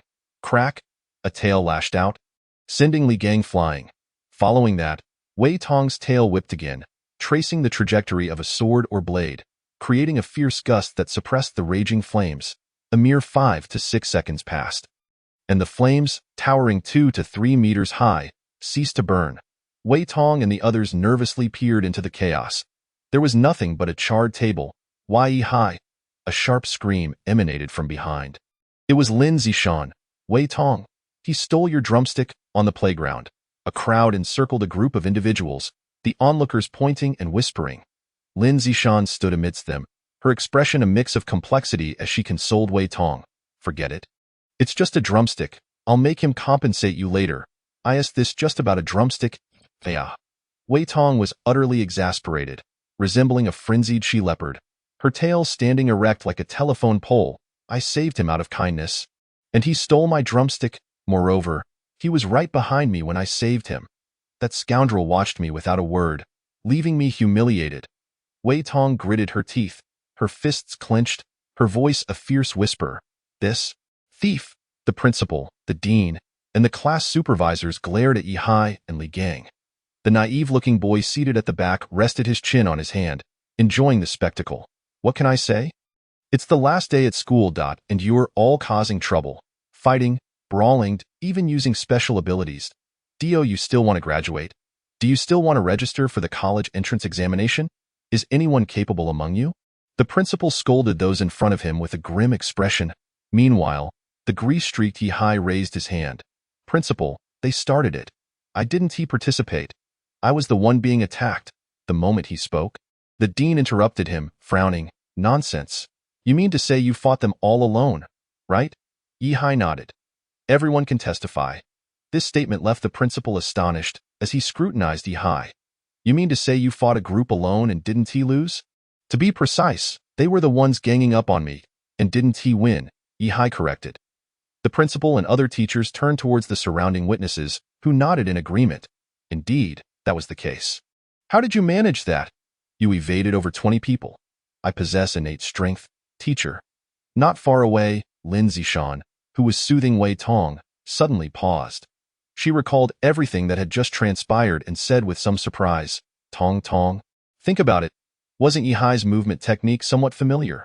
Wei Tong shot a disgruntled look at her friend. Of course. It's the moon-watching technique, you silly girl. You personally taught it to him. And you even gave him that book on the technique. She felt her clueless friend was toxic. And oh wait. Lin Zishan's eyes widened in realization, a hint of uncertainty creeping in. I don't even know that technique. It was the private manual given to me by Teacher Wu yesterday. Why Yihai only learned about it today. Upon hearing Lin Zishan's words, Wei Tong's expression shifted dramatically. She too realized something was amiss. Chapter 024. The S-Class Evolution that shocked the entire school. 5 attributes unknown. Could it that he coincidentally learned it before? Impossible. This is a private manual brought in by Teacher Wu. It hasn't circulated in our training hall at all. And it has been kept in Teacher Wu's box.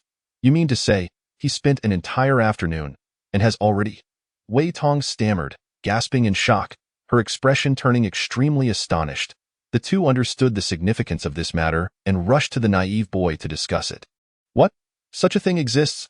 Wu Di stood up, his gaze towards Yihai changing. He directly interrupted the principal's ongoing reprimand. Hold on. Everyone stop for a moment. Principal, may I have a few minutes of your time? Yihai, please come here. With that, he gestured for Yihai to approach. He directly dragged Yihai towards the evolution activation device. This apparatus, apart from being capable of initiating evolution, also exhibited the panel attributes of the tester.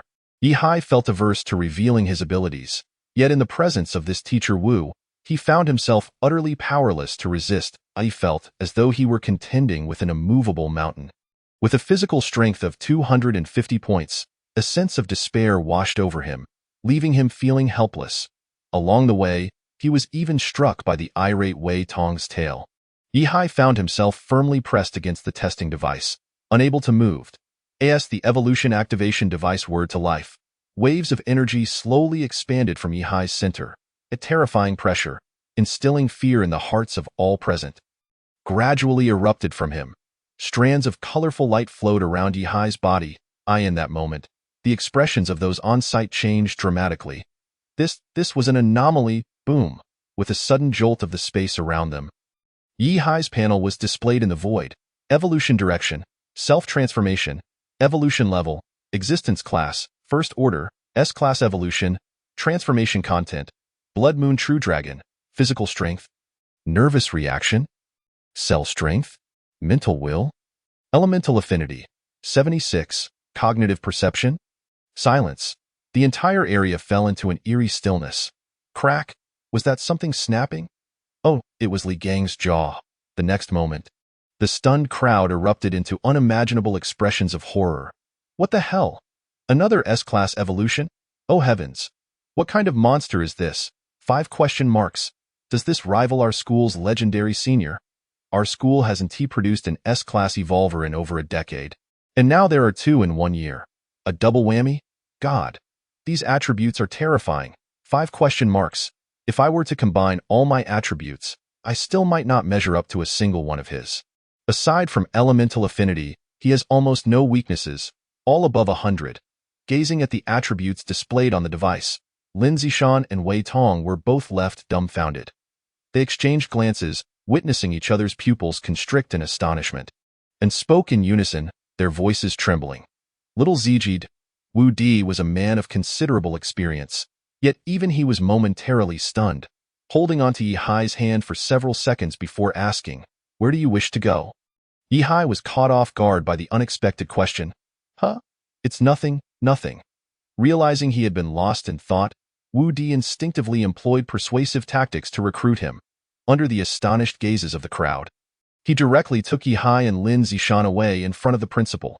Observing the departing figures of the three, Wei Tong broke into a cold sweat, murmuring to herself, "This is bad. Not only can I not avenge my grievances, but I am also about to become an outsider." Meanwhile, Wu Di looked earnestly at Yi Hai. "Did you already know you were an S-class evolver?" The once naive young man now appeared anything but, his demeanor projecting a sense of reliability and composure. Faced with the question, Yi Hai stammered for a moment before managing to utter two words. "I knew I suspected you were exceptional from the start, but I never anticipated you were this remarkable. I truly misjudged you," Wu Di expressed with a hint of nostalgia, before he turned serious again, saying, "Such talent must not go to waste. You need to acquire various top-tier martial skills to hone yourself." Yi Hai exclaimed with enthusiasm, "Absolutely, brother. That's precisely what I lack." He gazed at Wu Di with eager eyes. Wu Di continued, "Moreover, you cannot solely focus on martial skills. Visualization techniques must also be part of your studies. You need to broaden your horizons and absorb the strengths of many. Only then can you gradually forge your own path and fully unleash your abilities and attributes. This will be a lengthy process of accumulation, but undoubtedly, your rate of progress will be remarkably quick." Yi Hai nodded in excitement. He contemplated whether he could refund the blood pattern sword at its original price. "And someone of your caliber should not be instructed by someone as mediocre as me. I believe you deserve a more formidable mentor, someone with profound martial arts expertise." Yi Hai's heart raced with anticipation. "I think it must be a heavyweight figure who can match your talent." Wu Di's expression turned grave as he pondered. "I can, with some effort, help you find a star-level expert to assist you." Yi Hai's breathing quickened. Then, under Yi Hai's expectant gaze, Wu Di revealed the name. "Would you like to meet Ziji, your legendary senior? Let her personally mentor you and teach you the Purple Fairy Sword technique. It is one of the most powerful sword techniques in the Golden Peak Base Point, one of the few capable of harnessing the forces of heaven and earth."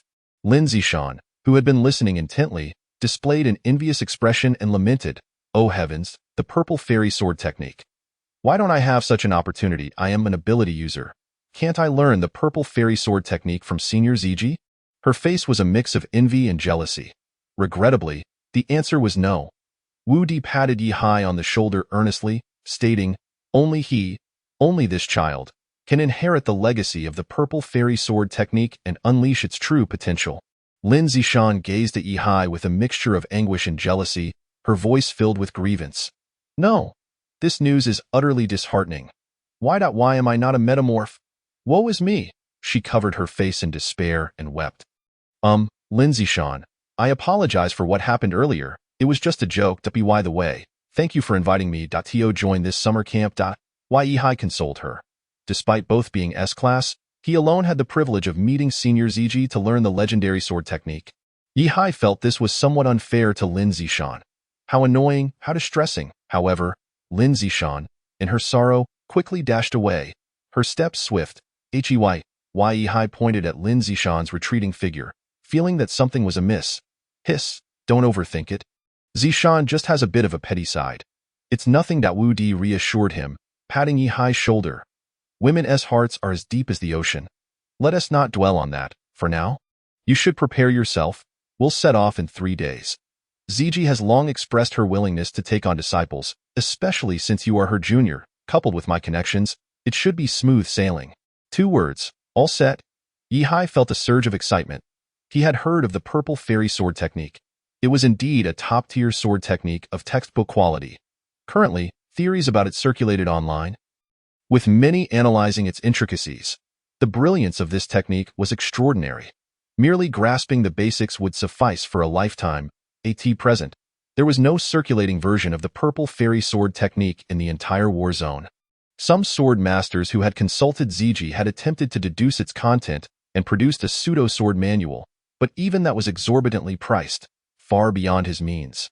Now, having the chance to meet Ziji in person, if he were to master the sword technique, what would become of his evolution level then?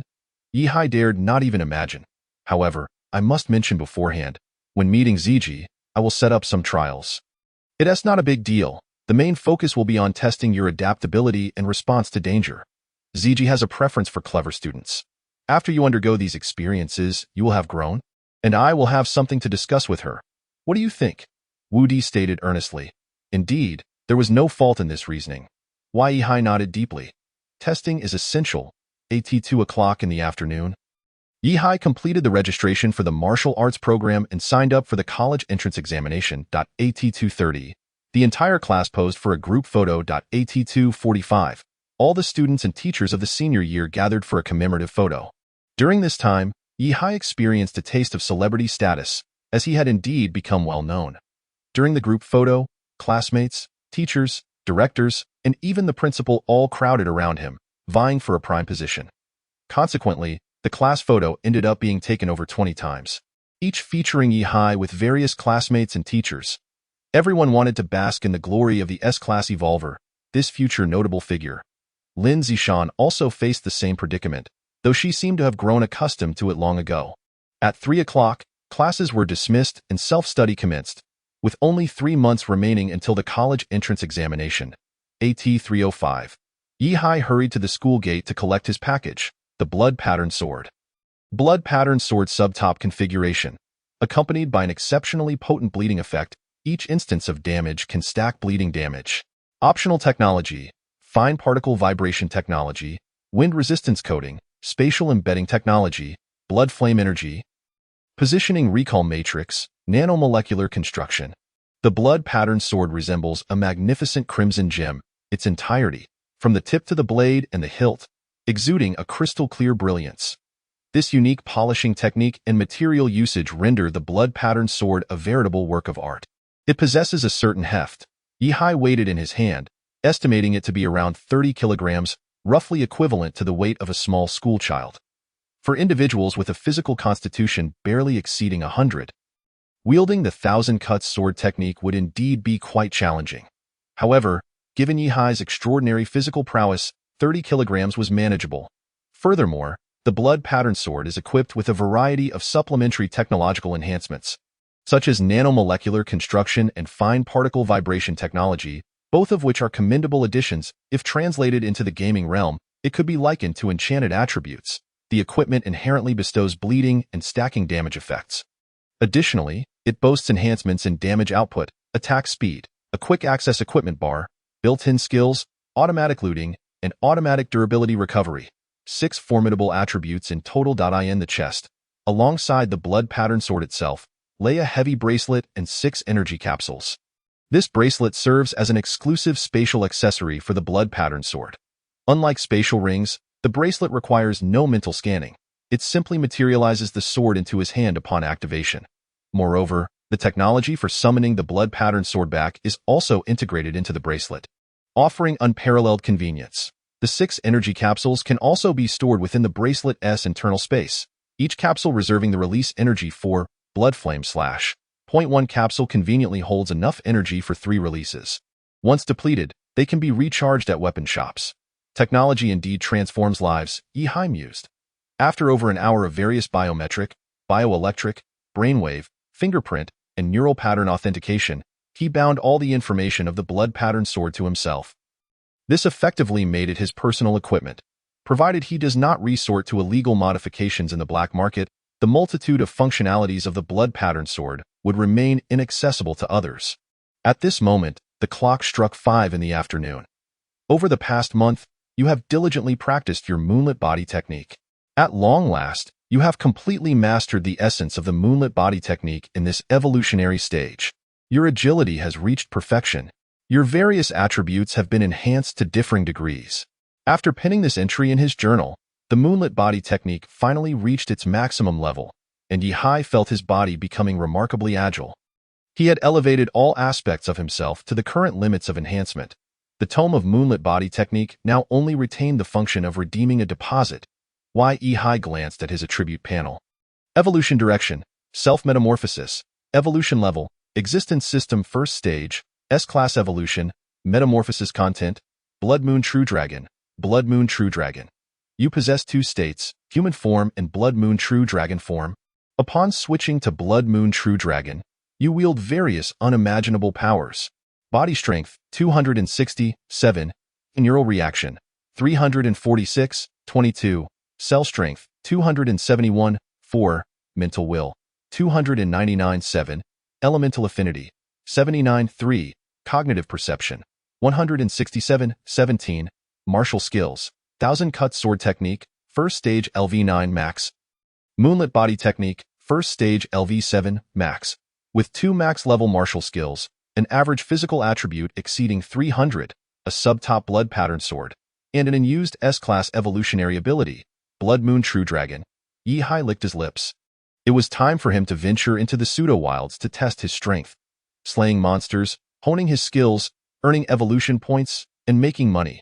However, before that, Yi-Hai had to explore ways to maximize his earnings. Within the Zhangjiang base, a considerable number of evolutionists engage in perilous undertakings daily. More adept evolutionists, skilled in martial techniques or possessing formidable abilities, team up to hunt monsters for profit. Those less fortunate, however, are not deterred. Most wield precise marksmanship, purchasing ammunition from armories and banding together to hunt for wealth. The ranks of these professional monster hunters are not insignificant. They often have long-term partners and lucrative selling channels, along with trusted allies to rely on in times of need. The income of such individuals can be substantial. Under fortunate circumstances, their monthly earnings can rival that of a year's salary in a clerical position. Chapter 026, Bureau of Biological Materials and Professional Monster Hunters.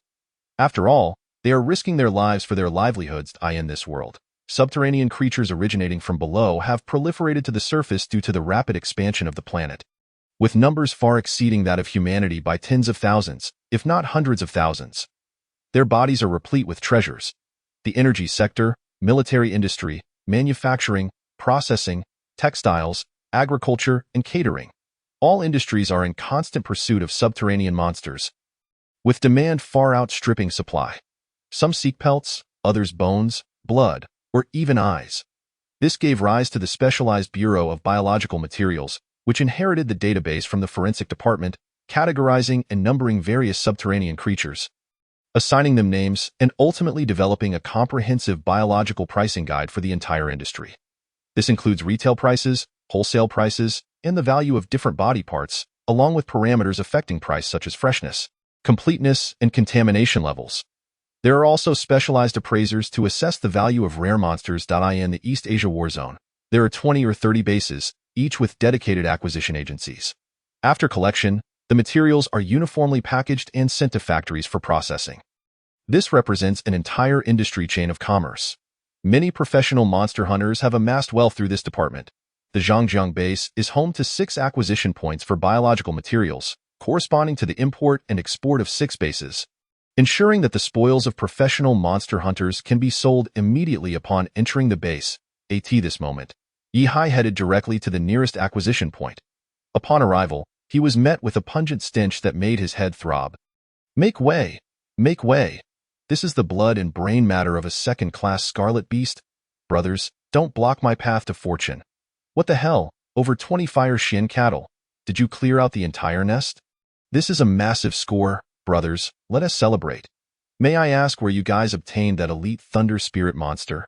Can you reveal the activity area? Damn it. This was pristine quality, but a new team member blasted its heart with a light energy cannon. What a disaster. Do you have any resilient scales left from the chief-level creatures? If not, we've taken them away. Those who missed out will have to wait for the next batch, Brother Wong. Your price is too low. It barely covers the cost of ammunition. Give me a better offer. I've been a loyal customer. Amidst the densely packed, noisy crowd, various shouts filled the air, with people bustling about in an endless flow. There were those transporting goods, haggling, queuing, analyzing and appraising, and conducting on-site purchases.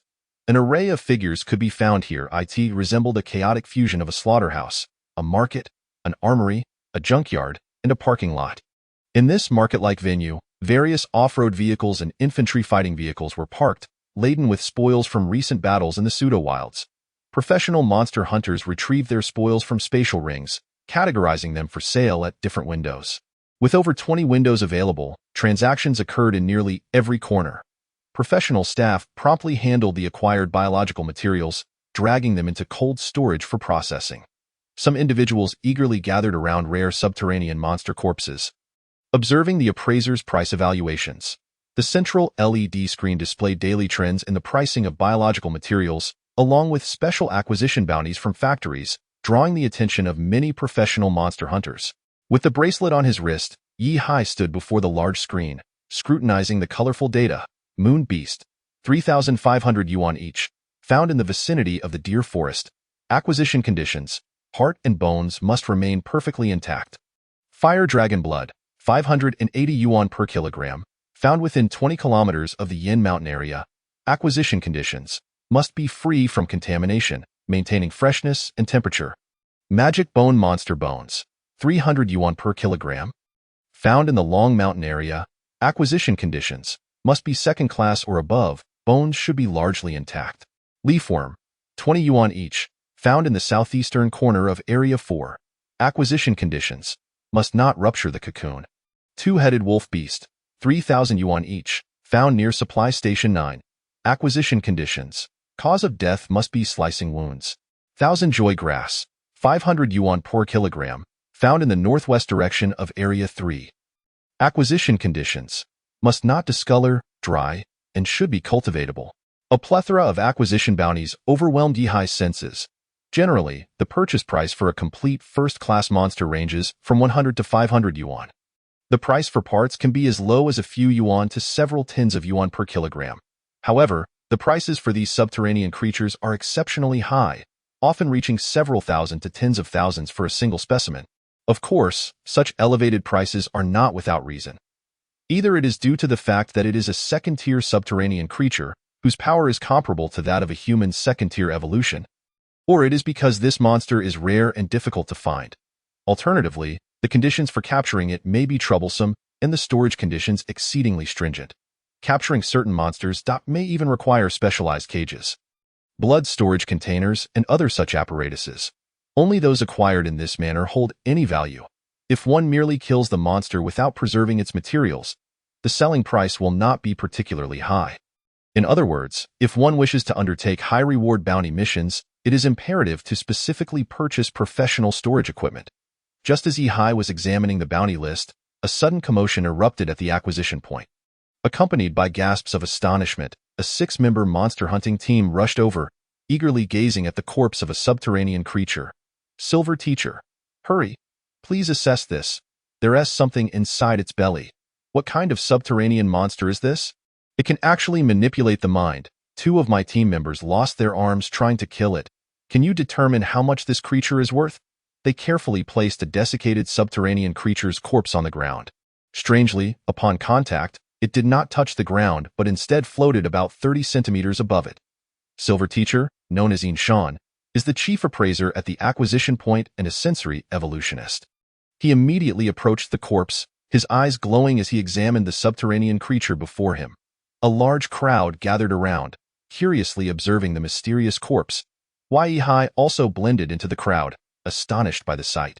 After observing for a few seconds, Silver Teacher's expression suddenly changed, and he became animated. This is a mind energy monster. An extraordinary subterranean creature capable of manipulating mental energy. You say it can control the mind? Indeed, that is this creature's ability. It possesses a mind crystal in its brain that can release special energy to interfere with brainwaves and neural signals. This material has always been coveted by military factories and energy plants. The price is at least 500,000. Upon hearing this, the crowd erupted in astonishment. Many present displayed expressions of envy, their mouths nearly watering. 500,000. That's the annual income for an average professional monster hunter.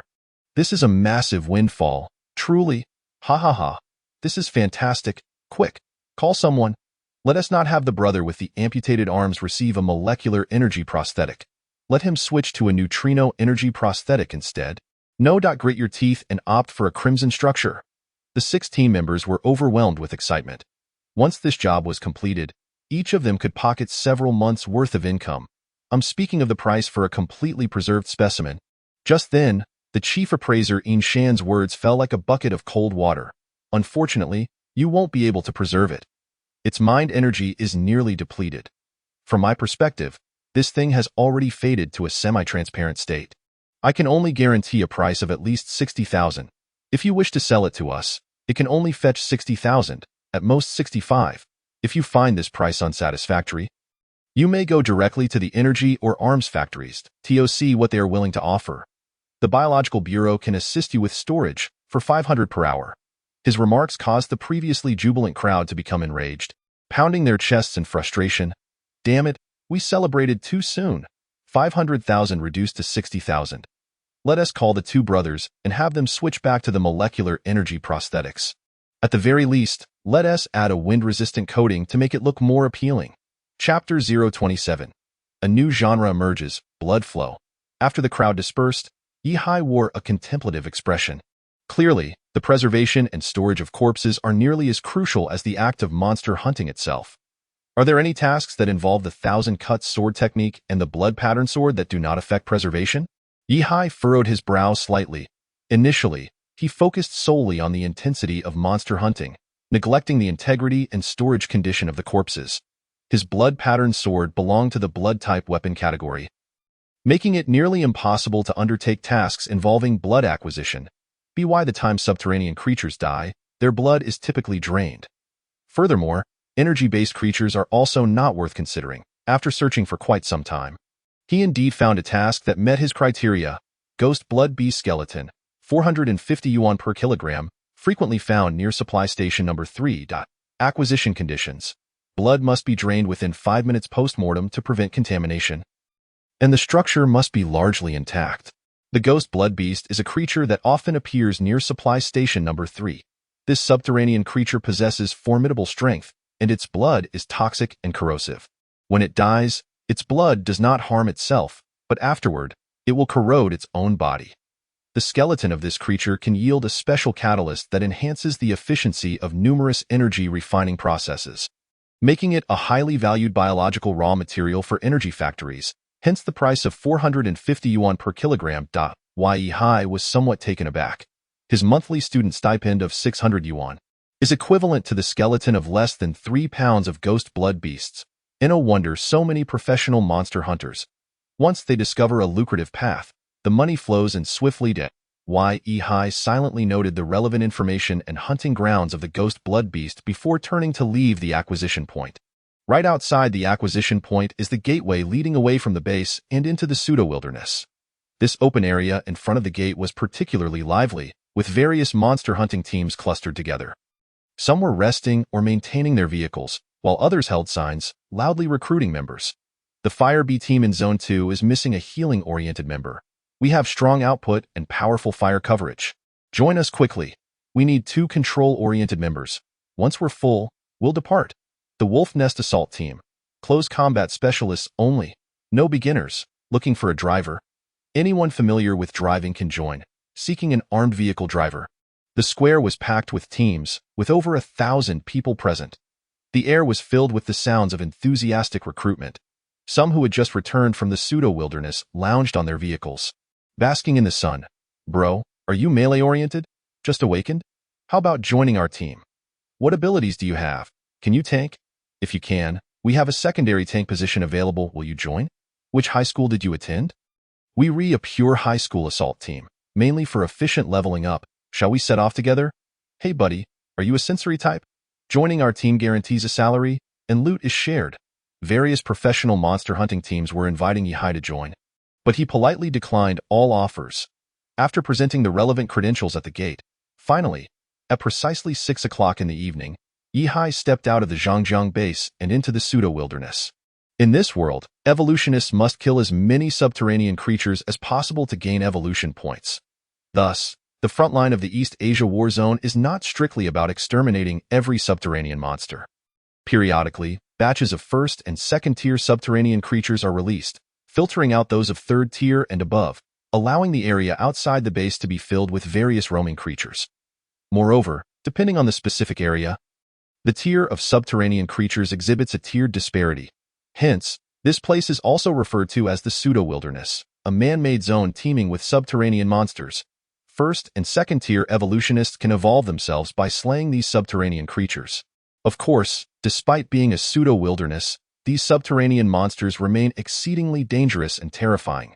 An ordinary first-tier evolutionist, without sword techniques or powerful abilities, may not even be able to defeat a single subterranean creature without assistance. However, with sufficient strength, the pseudo-wilderness serves as the optimal area for early-stage evolution. The air in the pseudo-wilderness is entirely different from that inside the Zhangjiang base. The vast vistas and expansive undeveloped zones dominate the scenery. The ground is marked with tire tracks from various vehicles, branching out in different directions into the distance. Less than 5 minutes into his walk, Yihai encountered a subterranean creature. It was a Linjia beast standing over 2 meters tall. Yihai recalled studying this creature in class. This monster is roughly the size of a giant bull, adorned with thick scales. Most alarmingly, it possesses a long, fearsome tongue capable of piercing through the skulls of ordinary evolutionists and sucking out their brains. The physical attributes of this creature range from 150 to 200. A lone evolutionist would find it nearly impossible to contend with it. Only through coordinated group combat, pulling, support, and control can this powerful monster be brought down. Yet, for Yihai, it was merely a trivial challenge in that moment. Yihai narrowed his eyes and slowly drew his blood-patterned sword, charging forward. With attributes around 300, Yihai moved with remarkable swiftness, shooting forth like an arrow. Simultaneously, the Linjia beast noticed Yihai and charged at him with its hooves. That moment, a long tongue shot out from its mouth. The collision was merely a feint. The true lethal strike lay in its tongue. The blood-patterned sword moved with the speed of a crimson mist as Yihai unleashed the thousand cuts sword technique, with the moon-gazing step beneath his feet. The creature's tongue, seemingly imbued with force, could never quite land on Yihai's body. Sizzle, sizzle, sizzle. With the execution of the 10,000 cuts sword technique, the blood-patterned sword swiftly severed the mutated creature's tongue into over 30 segments. Following this, Yihai's figure moved with remarkable agility, closing in on his foe. In the next instant, countless sword shadows flickered, swiftly slicing away scales and chunks of flesh. At an astonishing speed. The 10,000 cuts sword technique is an exceptionally brutal form of swordsmanship. Marked by its disregard for a single decisive strike. 60% of its moves are designed for evasion, while the remaining 40% are intended to inflict gradual torment upon the opponent. This torment is characterized by methodically carving away at the enemy's flesh, targeting vital areas such as the heart, eyes, and throat with excruciating precision. The essence of the 10,000 cuts sword technique lies in its unparalleled speed, allowing the practitioner to continue parrying while removing piece after piece of flesh. Consequently, any being that engages in combat with the practitioner of this technique, regardless of the outcome, faces a rather tragic fate. It is common to end up missing limbs or worse. Furthermore, the 10,000 cuts sword technique inherently leans towards a defensive style of swordplay. Once employed, it becomes exceedingly difficult to lose, even in a disadvantageous position. Converting that advantage into victory proves to be a formidable challenge. This is the formidable strength of the 10,000 cuts sword technique. When combined with Yihai's blood-patterned sword, it creates a remarkable synergy. The faster the blood-patterned sword strikes, the greater the damage inflicted. As the damage escalates, the effect of bloodletting intensifies. Thus, the fusion of the 10,000 cuts sword technique with the blood-patterned sword gives rise to a peculiar fighting style, the bloodletting flow. Chapter 028. The First Bounty of Slaying Monsters. Puff, puff, puff. Yihai's blood-patterned sword fell upon the armored beast like a shower of rain. Each strike claimed a piece of flesh and a copious amount of blood. Under Yihai's combat strategy, the armored beast before him resembled a balloon filled to the brim with water. With each execution of his swordplay, this balloon gushed forth blood. The surrounding ground transformed into pools of crimson. Under the might of the blood-patterned sword, every wound was drawn forth by a certain force, accelerating the flow of blood, while the 10,000 cuts sword technique relentlessly created more wounds. Thus, merely a few seconds later, the withered armored beast collapsed, never to rise again. Yihai felt an immense satisfaction with his newly developed technique. This strategy proves ineffective against energy creatures and bloodless beings. Yet for all others, its lethality is astounding. You have slain a first-order armored beast and gained 20 evolution points. At this moment, Yihai's attribute panel, previously vacant, now displayed, current evolution points, 20. In this world, the first evolution is an innate ability possessed by all. However, to achieve a second evolution point, one must eliminate as many subterranean creatures as possible. Each individual possesses an invisible evolution bar. Once enough evolution points accumulate, a second evolution can be triggered. The process of evolution is lengthy. Typically, a first-order evolver requires at least a year and a half, tirelessly exterminating monsters to accumulate countless evolution points. in order to initiate the second evolution and ascend to second-order evolver status. Transitioning from second to third order requires several years, and the journey from third to fourth to fifth demands exponentially more time. As far as Yihai knows, the most formidable beings in this world are the sixth-order evolvers, namely the three founders of the human base, who have stood at this pinnacle for quite some time. Throughout their lives, they have undergone 6 evolutions evolving into terrifyingly powerful existences. Yet, without opportunity, they may never achieve a 7th evolution in this lifetime. Moreover, during the evolution process, those with lower evolutionary talents may struggle to improve their strength, leading to an ever-widening gap with their peers. Eventually, if one finds themselves unable to defeat even low-tier subterranean creatures, it signifies that their evolutionary potential has reached its limit. Thus, those with higher evolutionary talents experience more significant growth in their attributes, paving the way for greater future accomplishments. Some individuals, blessed with formidable attributes, can even engage in battles beyond their rank evolving at a pace far beyond the ordinary. Zijia achieved 5 evolutions in merely over a decade. An unfathomable speed. This is one of the legends surrounding her as a stellar powerhouse. Gazing at the ground strewn with chunks of flesh and the thoroughly drained corpses, Yihai contemplated a creature as large as this armored beast could fetch around $200. I should keep it for now. Yihai's spatial ring accommodates 25 cubic meters. Such a large monster could likely hold around 10 to 20 specimens, at the very least. That would amount to $3,000 to $4,000. If I returned fully loaded, I would have essentially matched the monthly income of an ordinary office worker. Continuing forward, Yihai soon encountered 2 more armored beasts, drenched in blood.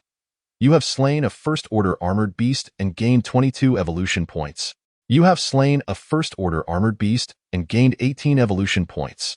At present, most of his contemporaries in the 3rd year of high school were either in training facilities or martial arts schools, enrolling in training for combat techniques or meditative practices.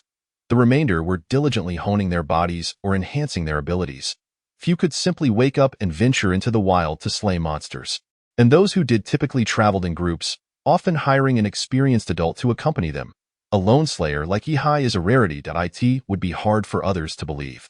With my attributes exceeding 300, and with the assistance of swordsmanship and agility, my combat power should be around 400 to 500. Such attributes place me in the mid to late stage among first-order evolvers.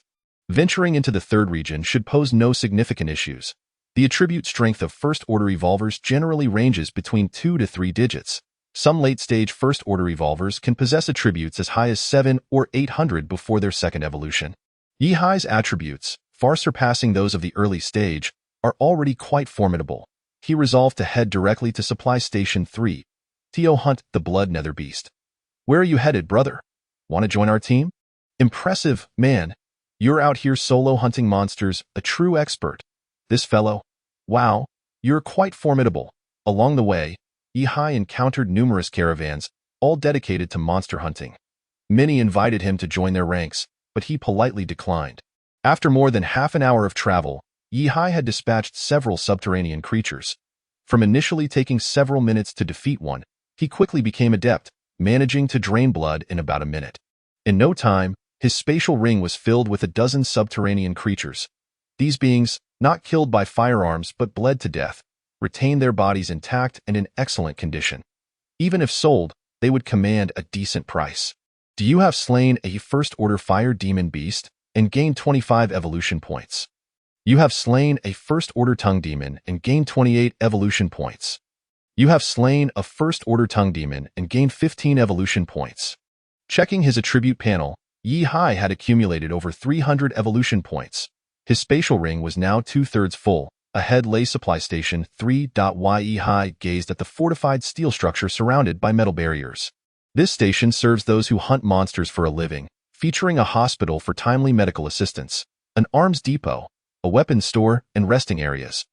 Additionally, there are intermediaries who specialize in purchasing the spoils of professional monster hunters who cannot return home with their loot. Although the prices are typically less than favorable, Yihai approached a burly intermediary and displayed the monsters he had slain along the way. Wow, impressive. The corpses are remarkably well preserved. The bloodletting was quite effective. Aside from the fur, blood, and a small portion of flesh, They are overall in excellent condition. I'll offer you a straight price based on 80% of their quality. $4,000. The intermediary held up 4 fingers. Given the fine condition of Yihai's haul, he would certainly profit from it. All right, let's proceed with the transaction. Yihai nodded in agreement, and the two completed the deal, with Yihai clearing his storage space. Moments later, Yihai received the payment. You have received a personal transfer of 4,000 yuan. Current account balance, 5,133 yuan. Chapter 029. Stumbling into the lair of the Blood Nether Beast. Encountering the leader, this can be considered my first bounty. Seeing the change in his account balance, Yihai's spirit soared. By around 8 o'clock in the evening, after searching for over half an hour, Yihai successfully located the lair of the Blood Nether Beast. The Blood Nether Beast is a subterranean creature roughly the size of a giant dog. This beast, upon encountering humans, will use its sharp claws to rip open their bellies and feast on their insides. Its claws and saliva are both toxic and corrosive, and it moves with incredible agility, its armor thick. Most importantly, these creatures tend to appear in packs. Provoking one usually means provoking many, thus, they are quite formidable adversaries. Yet, Yihai had set his sights on these creatures. Roar, roar. The surrounding Blood Nether Beasts howled menacingly, their eyes gleaming with a ravenous desire for human flesh. Yihai narrowed his eyes as the blood-patterned sword silently manifested in his palm. In the next moment, a horde of Blood Nether Beasts charged toward him, activating the moon-gazing technique. The combination of the blood-patterned sword's parries, the evasion of the moon-gazing technique, and his impressive attribute of 346 in nerve reaction ensured that even in the face of a swarm of Blood Nether Beasts, Yihai was more than capable of holding his ground. Puff! With a sharp crack, once the blood-patterned sword pierced the skin, it signified the opening of a tap. Streams of acrid, black blood gushed forth, cascading down the fur in an instant. The ground, saturated with this highly corrosive blood, sizzled and emitted a hissing sound. The physical attributes of the Netherblood Beast hovered around 200, while its neural responsiveness reached approximately 300. In terms of fundamental attributes, it was largely overshadowed by Yihai's capabilities, rendering it exceedingly challenging for the beast to inflict any significant damage upon him. You have slain a first-order Netherblood Beast, gaining 42 evolution points. You have slain a first-order Netherblood Beast, gaining 35 evolution points. You have slain a first-order Netherblood Beast, gaining 38 evolution points. You have slain a first-order. In merely a few minutes, Yihai had dispatched 6 Netherblood Beasts. To clarify, he had merely inflicted wounds upon these creatures. They were alive and bled to death. The bounty on the bones of the Netherblood Beasts mandated that they bleed out within 5 minutes of death. However, with the blood-patterned sword in hand, Yihai had no need for such measures. The blood flowed out autonomously. After 5 minutes of combat, another 7 Netherblood Beasts lay lifeless before Yihai. Their bodies shriveled. The ground around them was charred and smoking from the corrosive blood. The remaining Netherblood Beasts seemed to realize that the human before them was not to be trifled with. After exchanging glances, they turned to flee. Want to escape? Not a chance. Yihai promptly activated his spatial ring, storing the 15 drained Netherblood Beasts within, and continued his pursuit with the Moonlit Steps technique. At that moment, Yihai suddenly sensed a rapid whoosh near his ear. Simultaneously, his 167-point cognitive perception attribute triggered a frantic warning. Without a moment's hesitation, Yihai unleashed the blood flame slash of the blood-patterned sword. The intense heat radiating from the blood flame slash distorted the air around it. Armed with 3 blood flame slashes, the formidable power forced Yihai to stagger backward. A towering blood flame slash, over 3 meters high, descended with incredible speed. With a sickening thud, a human arm fell to the ground, accompanied by a cry of agony.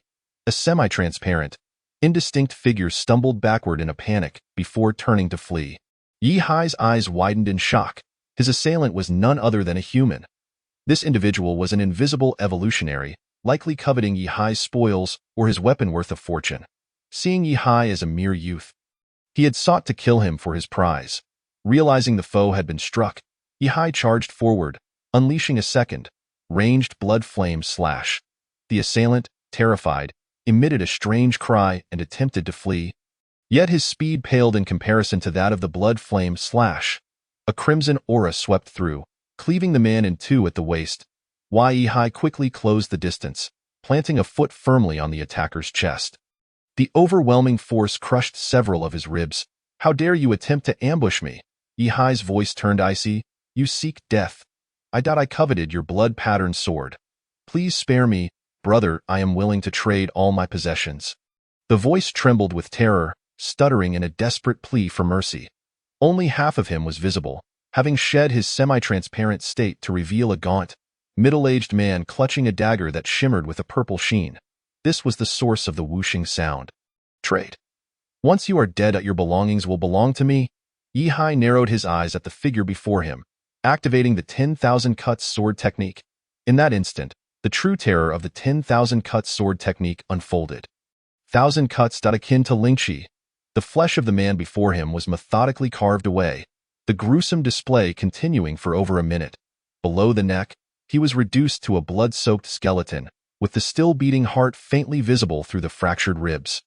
His throat strained to utter a sound. "Spare my life. Die." Yi swung his sword, severing the man's head cleanly from his body. The assailant dropped lifelessly to the ground.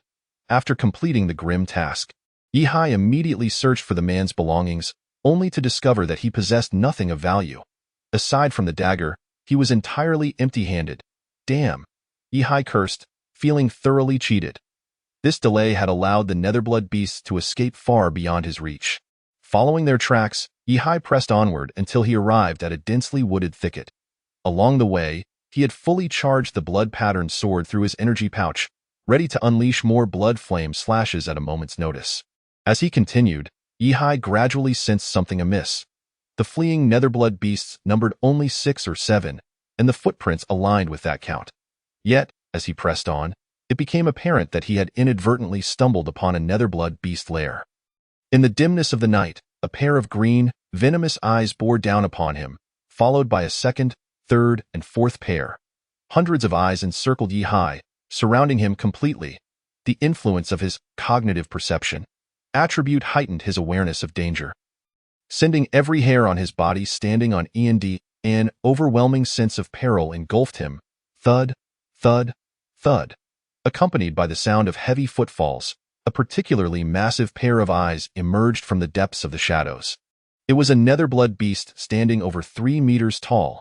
Its imposing figure radiated menace with every step. Its claws and teeth, now a deep shade of purple, were laced with potent venom. Yi's heart raced. This was a leader among the Netherblood beasts. Its life level nearing the second-order evolution, it appeared he had unwittingly tracked down something extraordinary. This is the lair of the Netherblood beasts. Chapter 030. The terrifying Blood Moon True Dragon Form.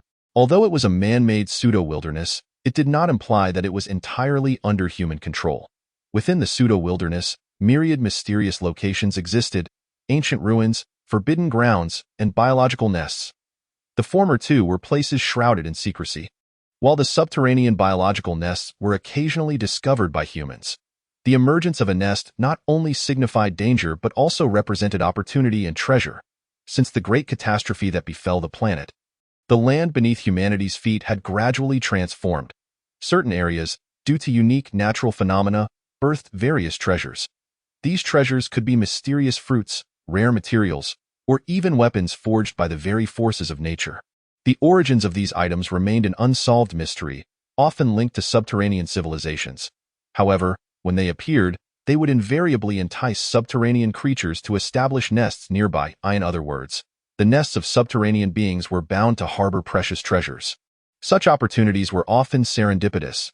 Yi was extraordinarily fortunate to have encountered a subterranean biological nest. There undoubtedly existed treasures born of the heavens and earth in the vicinity. The towering Netherblood beast now paced. Its malevolent gaze fixed upon Yi. Seemed to recognize that the human before it was no ordinary foe and refrained from charging recklessly. Yi narrowed his eyes, gripping the blood-patterned sword. Fully focused on sensing his surroundings, a number of Netherblood beasts approached from behind, eager to engage. Crack! In the next moment, all the Netherblood beasts surged forward. That instant, Yi unleashed the full might of the 10,000 cuts sword technique. 2 blood flame slashes erupted forth in rapid succession. With circumstances so dire, There was no room for restraint. Sizzle. Several Netherblood beasts were struck by the blood flame slashes, their bodies erupting violently. The power of the blood flame slash ignited their blood, causing it to churn like boiling water. Many Netherblood beasts emitted anguished cries at the mere touch of the blood flame's power.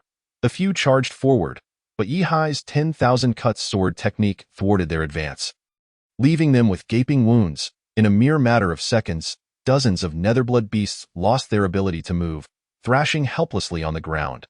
Their corrosive, venomous blood sent plumes of black smoke rising from the scorched earth. Roar! A furious bellow erupted from the massive Netherblood beast directly opposite Yihai. The next moment, the other Netherblood beasts parted to make way. The leader of the Netherblood beast lair had made its move. Yihai's heart sank, sensing an intensified danger. Instantly, the 10,000 cuts sword technique transformed from offense to defense, while the Moonlit Steps technique was pushed to its limits, fully utilizing his 346-point neural response attribute.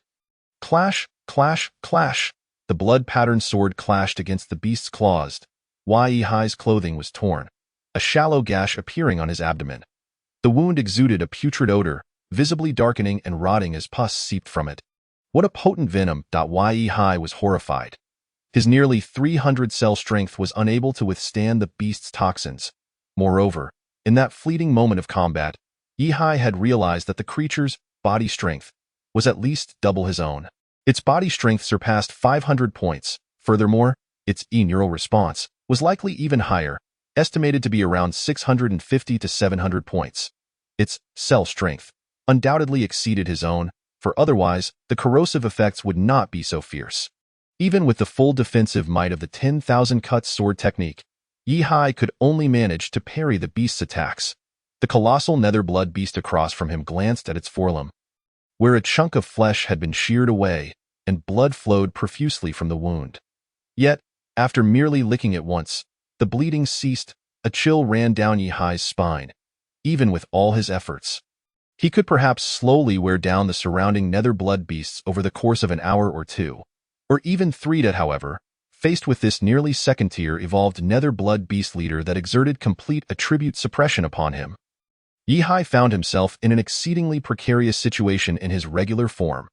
Given such circumstances, a change in state was imperative. In the next moment, Yihai activated his S-rank evolution ability, Blood Moon True Dragon. Since his S-rank evolution, his body had acquired 2 forms, the ordinary form and the form of the Blood Moon True Dragon. This ability had remained dormant until now, and the time had finally come to unleash it. At the moment he switched to the Blood Moon True Dragon form, every cell in Yihai's body erupted with unimaginable power. A significant characteristic of existence-type metamorphs is that they blur the definition of carbon-based life. They can become energy beings, higher-dimensional entities, or plasma beings. After transforming into the Blood Moon True Dragon form, Yihai's humanoid body vanished, replaced by a pure energy entity that embodied a true dragon. The dragon floated in the void, one claw still grasping the blood-patterned sword, and a vast might emanated from Yihai, gradually expanding. Dragon might? This dragon, approximately 3 meters in length, was composed of crimson and silver energy. Exuding a remarkable agility in his Blood Moon True Dragon form, Yihai instantly sensed a complete transformation of his perception. Without relying on sight, he could perceive everything around him, front, back, left, right, above, and below. Moreover, at this moment, his status panel surged to a terrifying degree. Evolver Special Form, Blood Moon True Dragon. Abilities, Dragon Body, Dragon Might, Lunar Phase, Blood Sword, Dragon Body. All attributes increased by 300, all resistances increased by 50, Dragon Might. Within a 30-meter radius. Inflicts a state of mental terror, reducing enemies' mental will and neural response attributes by 200 points. Lunar Phase. Possesses the ability to sense airflow and kinetic energy, moving without regard for wind resistance. Blood Sword. Capable of continuously generating blood spikes and releasing them. Transformed into a dragon, Yihai felt a chilling thrill. However, as an energy entity, he could not truly experience this sensation. Was this the true value of S-rank evolution? Yihai was utterly astounded. In his Blood Moon True Dragon form, he had completely transcended gravity, enabling him to soar at incredible speeds. Furthermore, this dragon form was not a biological entity. It was composed of energy. In this state, Yihai did not require breathing or eating, and even without eyes, he could perceive everything around him. Of course, with gains come losses. In this form, Yihai could no longer wield the 10,000 cut sword technique or the moon gazing body technique. Instead, he had 4 new abilities. He glanced at his panel once more. Body strength, 780. Neural response, 1038. Cell strength, 813. Mental will, 897. Element affinity, 237. Thought perception, 501. Chapter 031. Striking it rich. A bounty of spoils. All attributes had reached an astonishing level. Even the strongest attribute, neural response, could rival that of some newly evolved second-tier evolvers. At this moment, Yihai radiated a terrifying might. This was an aura skill. All enemies within range would suffer a reduction of 200 points in mental will and neural response. And for those whose attributes fell below 200, Yihai surveyed his surroundings. Apart from the Nether Blood Beast leader, all the other Nether Blood Beasts cowered on the ground, trembling uncontrollably. Faced with Yihai's actions, they could offer no resistance. Once their mental will and neural response dropped below 0, they were rendered incapable of even moving. Yihai was astonished. Turning his gaze to the sole remaining standing Nether Blood Beast, he noted that even it had succumbed to fear, its 4 legs trembling slightly, and its pupils dilated in terror. Clearly, the debuff from this aura had a significant effect on it as well. With the lunar phase ability, Yihai could effortlessly perceive the kinetic energy around him. He could even coalesce blood spikes from the red portions of his body to attack, which provided him with a ranged offensive capability. In the Blood Moon True Dragon form, Yihai's power had soared to an entirely new level. Roar! In the next moment, the gigantic Nether Blood Beast charged at Yihai once more in a frenzy. As the leader, even in fear, it could not tolerate the humiliation inflicted by a human. The Nether Blood Beast opened its mouth and unleashed a torrent of pitch-black energy. Yet, with the lunar phase ability, Yihai's perception of the airflow was unparalleled, akin to that of a sensing-type evolver. The dark energy completely failed to hit Yihai, as if it were fated to miss. The corrosive energy ravaged several large trees, demonstrating its terrifying destructive capability, yet it could not harm Yihai in the slightest. The Nether Blood Beast moved with incredible speed, darting around like a shadow upon the ground. However, Yihai, in his Blood Moon True Dragon form, was even swifter. In an instant, he had distanced himself by several meters. And then dozens of sharp blood spikes shot forth from his body. Whoosh, whoosh, whoosh. The blood spikes pierced through the Nether Blood Beast's body, leaving behind a multitude of bloody holes. Roar. The Nether Blood Beast roared in fury, charging toward Yihai in his Blood Moon True Dragon form. Yet Yihai showed no mercy. With his attributes overwhelming, could he allow the beast to dictate the offensive? Not a chance. Yihai surged toward the Nether Blood Beast, his elongated body coiling around its throat like a whip, gradually tightening. Crack! Yihai's heart trembled. The integrity of the Nether Blood Beast's bones was compromised. This was all a fortune waiting to be claimed. However, deprived of the ability to speak, Yihai could only mutter silently in his mind. Minutes later, the once arrogant leader of the Nether Blood Beasts had its throat and spine utterly crushed. Unrelenting, Yihai immediately turned his attention to the other smaller Nether Blood Beasts. Whoosh, whoosh, whoosh, whoosh, whoosh. With over 500, thought perception, and more than 1,000, neural response attributes backing him, Yihai's ranged accuracy approached an almost perfect level. He unleashed over 100 blood spikes, each one striking precisely at the vital points of the Nether Blood Beasts. This was a blatant massacre, yet Yihai was unconcerned.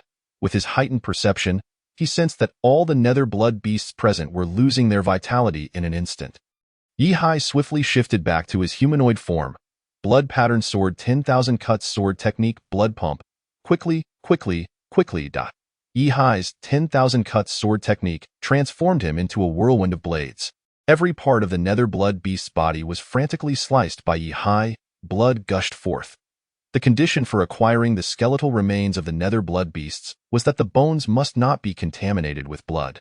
To achieve this, he needed to drain all their blood within 5 minutes of their death. In his dragon form, Yihai was incapable of accomplishing this.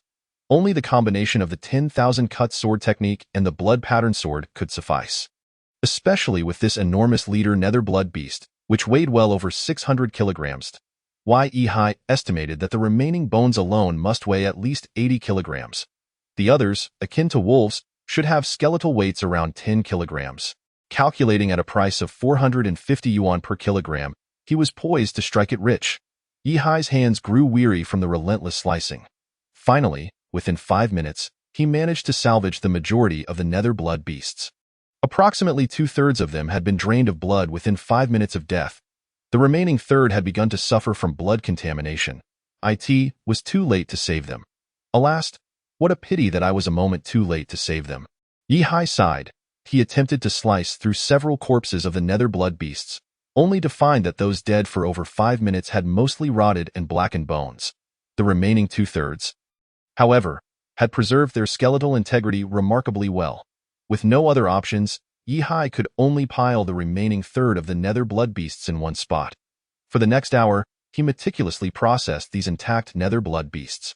There was no choice. He had to do it. Yihi's 25 cubic meter spatial ring could not accommodate too many items, so he opted to strip the flesh and leave only the bones to maximize space efficiency. Fortunately, with his 10,000 cuts sword technique, which was tailored for such tasks, he could cleanly strip a single nether blood beast of flesh in about half a minute. Otherwise, merely removing the flesh would have kept Yihi occupied well into the night. An hour later, Yihi had successfully stored the bones of 72 nether blood beasts in his spatial ring. He made a rough estimation. The weight of the bones must exceed 850 kilograms. Even after accounting for 50 kilograms of residual flesh and sinew, there should still be at least 800 kilograms remaining.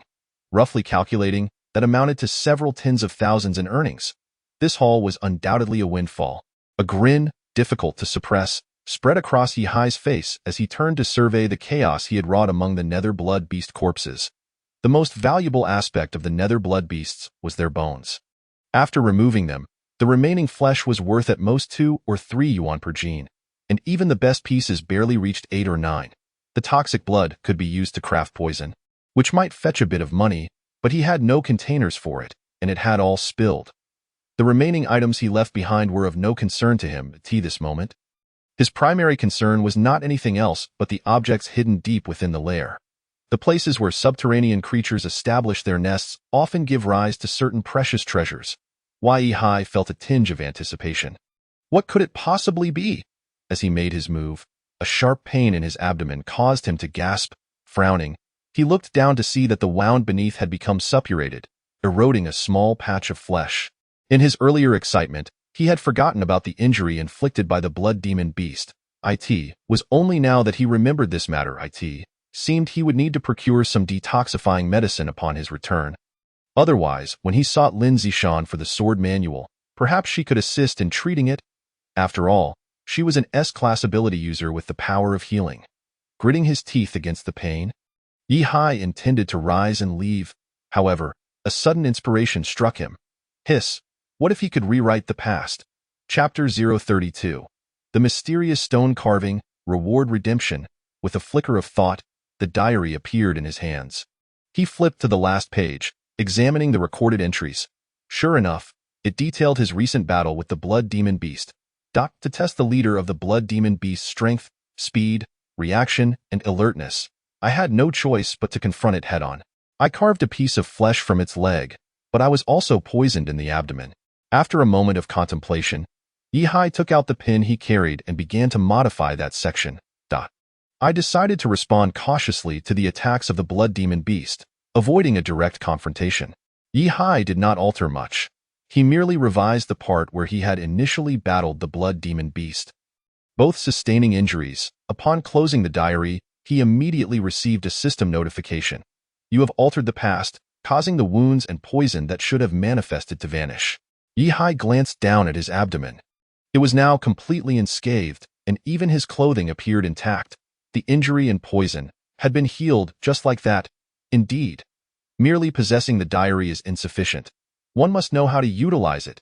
Yihi snapped his fingers in satisfaction. With my intelligence, who could possibly differentiate between me and Einstein? As he ventured deeper into the lair, the darkness intensified and visibility diminished. Yet Yihai no longer felt that faint sense of danger in his memory. He recalled lessons from class about the nests of subterranean creatures. At the very least, he might find fruits capable of permanently enhancing attributes. Powerful weapons and special materials would make for excellent spoils. Even if Yihai did not require them himself, there would be plenty willing to purchase them at the base. He felt an overwhelming sense of anticipation. With curiosity guiding him, Yihai reached the innermost sanctum of the lair. The heart of the dense forest was completely shrouded from the light of the stars above, covered by a thick canopy, save for a clearing that appeared meticulously maintained, devoid of blood demon beast footprints. Only the nest of a leader blood demon beast remained. Beside the nest lay the spoils from Yihai's assault on the lair. A stone slab. What is this stone slab? Yihai picked it up with a hint of curiosity, initially assuming it to be made of special material. He quickly realized upon grasping it that it was merely an ordinary stone. For the next several minutes, he searched the surrounding area, attempting to prove that this slab was not a treasure of the lair. However, as time passed, Yihai's smile gradually faded. Silently, he retrieved the skull of the leader blood demon beast from his spatial ring, fixing a solemn and serious gaze upon it. You are, after all, a leader. A blood demon beast nearing second-tier evolution. Have you no sense of dignity, constructing your lair haphazardly? Where have you placed the pride of a leader? Do you believe you are worthy of those fallen subordinates? The skull of the leader blood demon beast. An awkward silence enveloped the depths of the blood demon beast's lair. Can silence truly resolve issues? Yihai locked eyes with the skull. Filled with disappointment and exasperation, sighing, "You are too disappointing, too disheartening." After venting his frustrations for a while, Yihai picked up the stone slab once more. Regardless of its economic value, this was his first trophy from conquering a subterranean creature's lair. And it held collectible significance. He decided to keep it until, in the pitch-black environment, Yihai could not discern the contents of the slab. Yet he sensed something amiss. Running his fingers over both sides of the slab, he discovered what seemed to be systematic grooves. In the next moment, his heart raced. This slab was not as simple as it appeared. It contained a secret. As Yihai emerged from the thicket and glimpsed the slab under the starlight, he realized it was not merely a stone slab, but a stone carving. The surface was adorned with a myriad of symbols and characters, none of which Yihai recognized. Upon seeing these arcane inscriptions, a thunderous realization struck his mind. Tightening the back of his head, 4 words flashed through his thoughts. Subterranean civilization. A millennium ago, during the Great Cataclysm, subterranean civilizations and creatures emerged alongside a host of chaotic phenomena. After a millennium of exploration, humanity confirmed that subterranean civilizations and creatures were not synonymous. While subterranean creatures possess a modicum of social structure and intelligence, they undoubtedly lack civilization. The subterranean civilization stems from an even older and more enigmatic existence. Thus far, humanity has yet to uncover the origins of subterranean civilization. Only in ancient ruins have vague hints been revealed. However, without exception, anything related to subterranean civilization is exceedingly precious. The stone carving in Yihai's possession was clearly a product of subterranean civilization. Yihai was astounded. He could not help but retrieve the skull of the blood demon beast once more. "Brother, I misjudged you. My apologies." Filled with exhilaration, Yihai hurriedly made his way to Supply Station No. 3. He spent 200 yuan on transportation, joining a team back to the station. His immediate priority was to complete the mission and sell the urgently needed supplies for the energy factory. To his surprise, upon returning, the price for the blood demon beast bones had not only remained stable but had even increased. Blood demon beast skull, 462 yuan per kilogram, found near Supply Station Number 3, purchase conditions. Bones free of blood contamination, structurally intact. By now, it was around 11:30 at night. The entire procurement point was still bustling with activity, filled with cries of discounts and haggling. Yihai approached the designated procurement window and said, "Hello, are you currently buying blood demon beast bones?" Across from him stood a young female attendant in her 20s, who politely nodded, "Good evening, sir. The current purchase price is 462 yuan per kilogram. For larger quantities, we can offer an even higher price. Larger quantities? How much qualifies as large? At least over 100 kilograms, sir.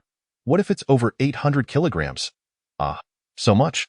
The young lady was taken aback and immediately called for the procurement manager. This was beyond her authority to handle a large order. Soon, a man in his 30s approached with a look of astonishment. Where is your team leader? I soloed it. Ye Hai retrieved a 20-centimeter-long leg bone from his spatial ring and said, Most of them are of this quality. Does it meet the requirements? If so, I have many more. The procurement manager's expression shifted. He scrutinized Ye Hai from head to toe, incredulous. This young man soloed 800 kilograms of blood demon beast bones? The quality was quite good. If indeed the quantity is substantial, we could offer 480 yuan per kilogram. Chapter 033. The first death in the diary. After a thorough inspection, the manager confirmed that the bones were indeed of exceptional quality, almost entirely free from blood contamination, making them prime material for catalyst production.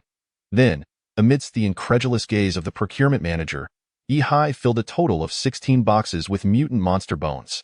Wow! The procurement manager was left speechless. After professional weighing, the actual weight was confirmed to be 930 kilograms. Even after accounting for the tear weight, there were still a full 890 kilograms of blood demon beast bones.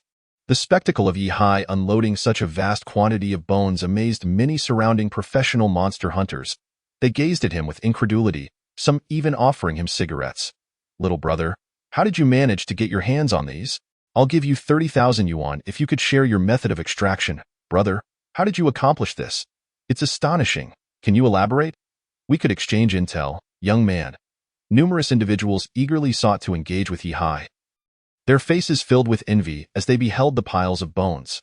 Several staff members at the procurement point arrived, beginning to count and package the goods. Meanwhile, they examined the integrity of the skeletal structure to ascertain the absence of any fraudulent alterations or confusions. A mere 10 minutes later, the manager's gaze towards Ye Hai was imbued with profound respect. Undoubtedly, Ye Hai had ascended to the status of a significant client in their eyes.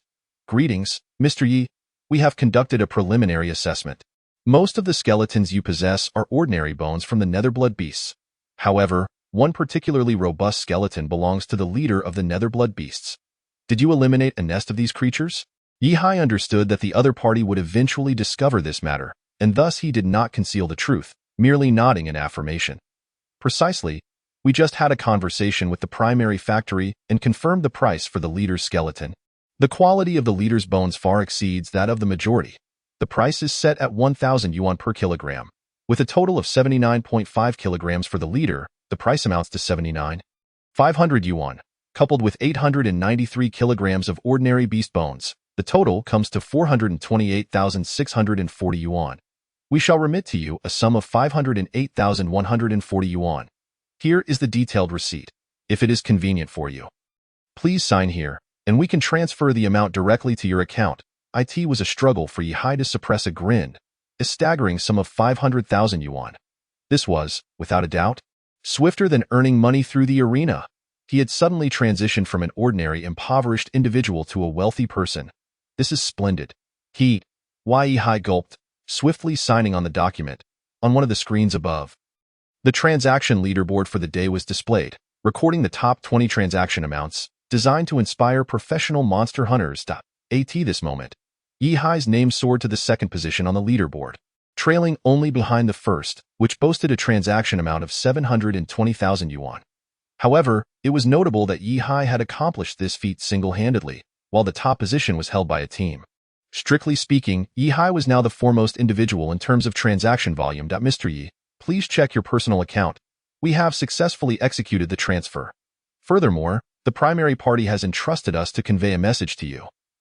If you wish to continue targeting Netherblood beast bones as your quarry, and if the trading party maintains their terms, the price can be adjusted to approximately 500 yuan per kilogram. Clearly, in an effort to cultivate a long-term supply relationship with Ye Hai, some factories at the Zhangjiang base opted to offer concessions to retain this supplier. Such privileges are typically reserved for those of notable reputation among professional monster hunters. Yet, Ye Hai had merely slain monsters for a single day to attain such a distinction. Your personal account has been credited, 508,140 yuan. Current account balance, 513,117 yuan. Remitter, Biological Materials Bureau, 510,000. Ye Hai was overwhelmed with excitement. Tomorrow morning, he would head to the Martial Arts Academy to see what formidable sword techniques could be learned, and then visit Lin Zishan's home to exchange for the Jueying sword technique using the Wang Yue body technique. This way, he would acquire 2 sword techniques, and perhaps his evolutionary talent could be further enhanced. Naturally, after earning money, the first order of business was to indulge in consumption. Yihai promptly ordered a fried chicken and a roast duck, then arranged for someone to bring him a case of beer. Determined to celebrate this occasion heartily. It is essential to recognize that in this world, consuming farmed meat is a luxury only the affluent can afford. Beer, too, is a quintessential delicacy. The cost of these items alone amounted to 2,000 yuan. But that was of no concern. With money, one must spend lavishly. At 11:30 in the evening, the small dormitory was filled with the aroma of meat. Each bite of roast duck, followed by a sip of crisp, cold beer, all worries were forgotten. Yet, Yihai was an exception. There was one matter that lingered in his mind, refusing to fade. That individual, were they truly coveting my wealth? Were they contemplating murder for treasure? Yihai recalled the cloaked figure who had attempted to assassinate him, feeling an unsettling dissonance at that moment. His eagerness to pursue the Netherblood beast had left little room for contemplation and retrospect. Every detail felt fraught with discrepancies. He had suspected that the assailant had set their sights on his blood-patterned sword, and that individual had readily admitted to it, however, at the supply station. Yihai had not revealed the blood-patterned sword. That item was stored within his bracelet. Moreover, at that time, his trades amounted to a mere 5,000 yuan. The spoils were nothing but a collection of inconsequential items. If the motive was merely for such trifles, it seemed far too implausible. Yihai felt certain that there was more to the story. In light of this, he could only revise the past. Yihai swallowed a sip of the exquisitely packaged beer, then summoned forth his diary. As he flipped through the pages, he quickly located a few entries on the last page. At that moment, I was filled with rage, and in my fervor to pursue the Netherblood beast, I hurriedly executed the assailant and rushed towards the Netherblood beast, following the tracks. The diary contained only a few terse phrases, chronicling the brief exchange between Yihai and the assassin. He pondered for a moment, erasing part of the content, then adding in smaller script. I methodically dismembered his body, inquiring about his true intentions with each cut. For I suspected he was not merely after wealth. Yihai elongated this section, transforming his actions of punishment and annihilation into an interrogation. Snap. The diary closed. In that instant, Yihai encountered an unprecedented notification. The text of the notification was a vivid crimson. After repeated inquiries and torment, the mental defenses of the person before you have begun to crumble, and he cannot help but reveal certain secrets. However, at this critical moment, a second individual, concealed in the shadows, emerges and stabs you from behind with a dagger. Wounded gravely, you transform into the Blood Moon true dragon form and engage in a fierce battle. During the skirmish, you are horrified to discover that your opponent is a second-tier evolver. Furthermore, their intent was not merely to seek wealth, but to ensure your demise. Their power is terrifying, and ultimately, you are unable to resist, collapsing in a pool of blood, succumbing to excessive blood loss. Diary rewrite failed.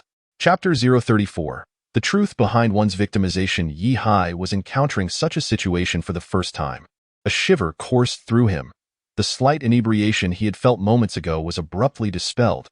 The individual who had tried to assassinate him was not the only cloaked figure. There was even a second-tier evolver lurking in the shadows. Watching him, the reason he had survived in reality was that he had been so consumed with the pursuit of the Netherblood beast that he had failed to pay attention to the assassin's origins. Had he detected any signs of suspicion at that time and chosen to investigate further, perhaps he would not be here now. With this realization, Yihai could not help but feel a wave of trepidation. Indeed, the involvement of a second-tier evolver in the plot to assassinate me was undoubtedly not motivated by a desire for my wealth. This was a meticulously orchestrated assassination. I had merely survived by chance. The second-tier evolver likely opted to observe from the sidelines, intending to fabricate a narrative of a robbery gone wrong, not wanting to raise any suspicions. This indicated that there would be a second assassination attempt against me. Yihai grasped the gravity of the situation. To orchestrate an assassination against him, the adversary had even deployed a second-tier evolver with attributes reaching 4 digits.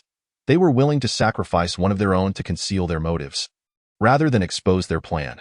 Now, they had gathered more intelligence about him, including secrets regarding his blood flame, and level of vigilance. If they attempted another assassination, he might not be so fortunate. Taking a deep breath, Yihai flipped to the last page of the diary once more. Observing the content that had reverted to its original state, he erased the material again and recorded anew. As I executed the dismemberment, I remained ever vigilant of my surroundings, aware that a second person was also watching me. Thus, when the second individual revealed themselves, I immediately shifted to dragon form and launched an offensive.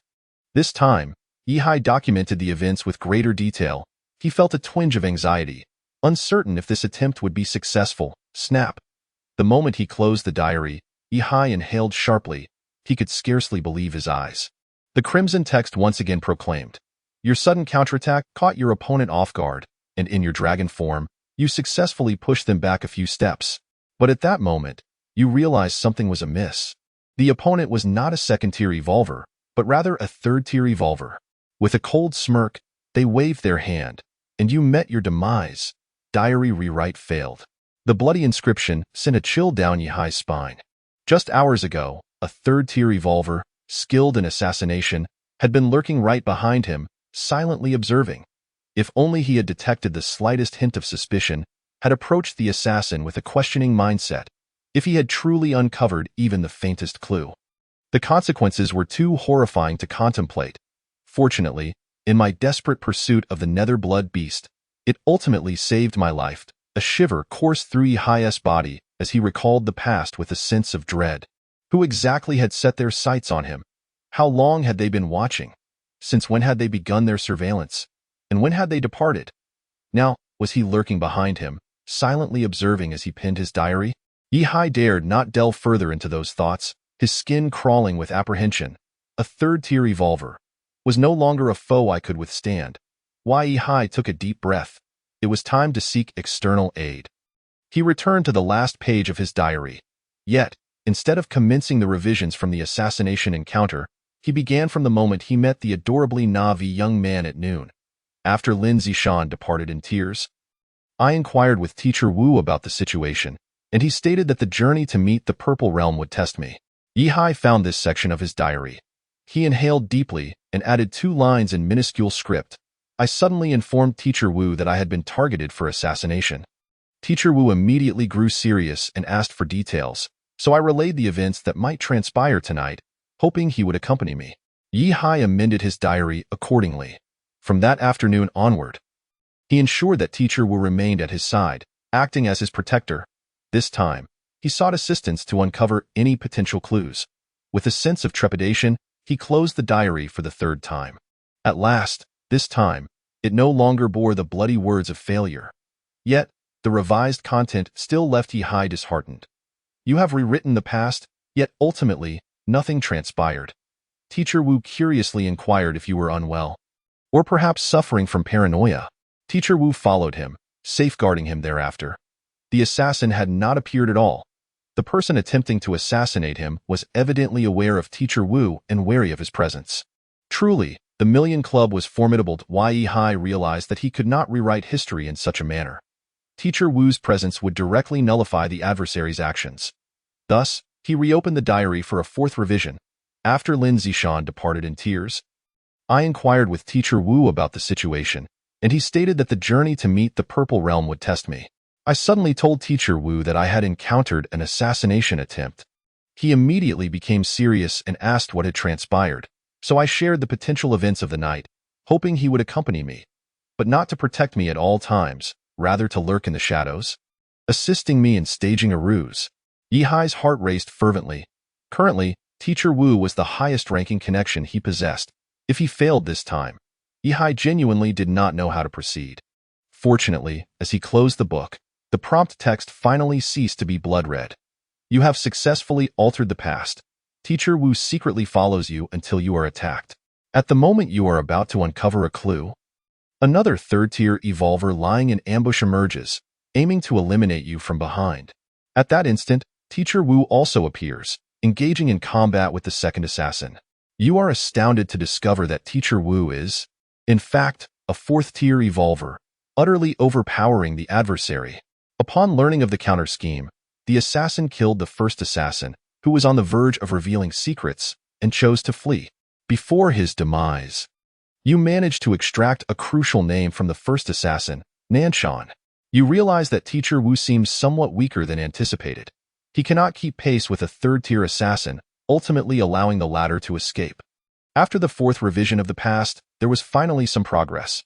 Nanshan, yet overall, Yihai still regarded himself as having failed. He held no understanding of this name. He refused to succumb to despair. For the next several hours, he feverishly attempted to rewrite the past. However, no matter how he tried, it felt as though he were encountering an invisible barrier. Teacher Wu, a fourth-tier evolver, repeatedly failed to catch up to the third-tier assassin. Even when Yihai attempted to inform him of the adversary's speed in the diary, urging him to be alert, Teacher Wu was utterly unable to outpace the opponent. The greatest gain remained simply the keyword, Nanshan. Chapter 35. 5 years of contemplating the secrets of the stone carvings. Was Teacher Wu truly a fourth tier? Was he genuinely a master of the Million Club? Why was his strength so much weaker than expected? Despite several-fold attribute suppression, he could not subdue the adversary. Faced with repeated setbacks, Yihai began to shift his perspective, attempting to approach the situation through Teacher Wu. Yet in confronting his own inadequacies, Wu acknowledged that he fell far short of other fourth-tier masters. As for the reason, he remained evasive, unwilling to elaborate. In summary, Yihai had modified the past over 20 times, and his pen had run completely dry. The ultimate clue remained forever tethered to Nanshan, as if an invisible barrier separated him from the truth, and no matter his efforts, he would ultimately hit a wall. The root of it all lay in his current weakness. The disparity between both parties was too vast. Regardless of how he altered his approach and methods, he could not change the essence. To uncover the truth, there was but one way. Yihai murmured to himself, I must grow stronger. Only by becoming powerful enough to relive this segment of the narrative can I rewrite the past and discern the truth. My current strength is insufficient to pierce through the fog and reveal the reality. I must become formidable enough to turn the tables on my would-be assassin before he strikes. Yesterday, during the arena match, Yihai had heard from Lu Xing about the 3 major bases forming the war zone. It seemed they were not as harmonious as they appeared on the surface. The high-ranking officials of the 3 bases shared a common belief that a unified war zone would be even more powerful. Was it possible that other war zones sought to suppress the potential of the Golden Summit war zone, hence conspiring to assassinate me, an S-level evolver? Yihai displayed a contemplative expression. He deemed this possibility quite plausible. However, this notion could not be verified, as his own strength remained inadequate. Damn it, can this stone carving not enhance my abilities? Yihai attempted to lick it a couple of times, curious if this object could be ingested to grant him a permanent boost in attributes. The answer, of course, was negative, and the stone tablet tasted bitter and numbing. Staring at the intricate inscriptions on both sides of the stone tablet, Yihai, having faced numerous setbacks in his diary, was filled with frustration. He directly generated a new diary and began rewriting the past anew. This time, Yihai would not focus on assassination-related matters. Instead, he would dedicate the majority of the past month to observing the stone carvings. No training, no exercise, no study. Every moment of Yihai's time was devoted to the stone carvings. He refused to believe that a month would not suffice to unravel the mysteries of the stone tablet. Closing the diary, he immediately received a prompt. You wasted a month observing the stone carvings, discovering nothing. Yihai gritted his teeth, feeling the frustration boil within him. Today seemed intent on thwarting him at every turn. He would try again. Yihai unleashed all the pent-up fury from his past failures against the assassins onto the diary. In a single statement, he was resolute. This month, you observed the stone carvings and discovered nothing. It was all for naught. Over the past month, you felt as though time was squandered, and you uncovered nothing. During this month, you scrutinized every detail of the stone carvings, believing you were wasting time, discovering nothing. This past month, you observed every trajectory on the stone carvings. Filled with rage, Yihai, undeterred, wrote for a full 8 months. Effectively, Yihai had devoted half a year to doing nothing, all centered on this endeavor. It was now past 2 in the morning. Yihai had exhausted 3 pens. None held any ink. Clenching his teeth, He finished the last bottle of wine and continued to furiously rewrite the past. I refuse to believe I cannot discern anything. This month, while observing the stone carvings, you suddenly realize something.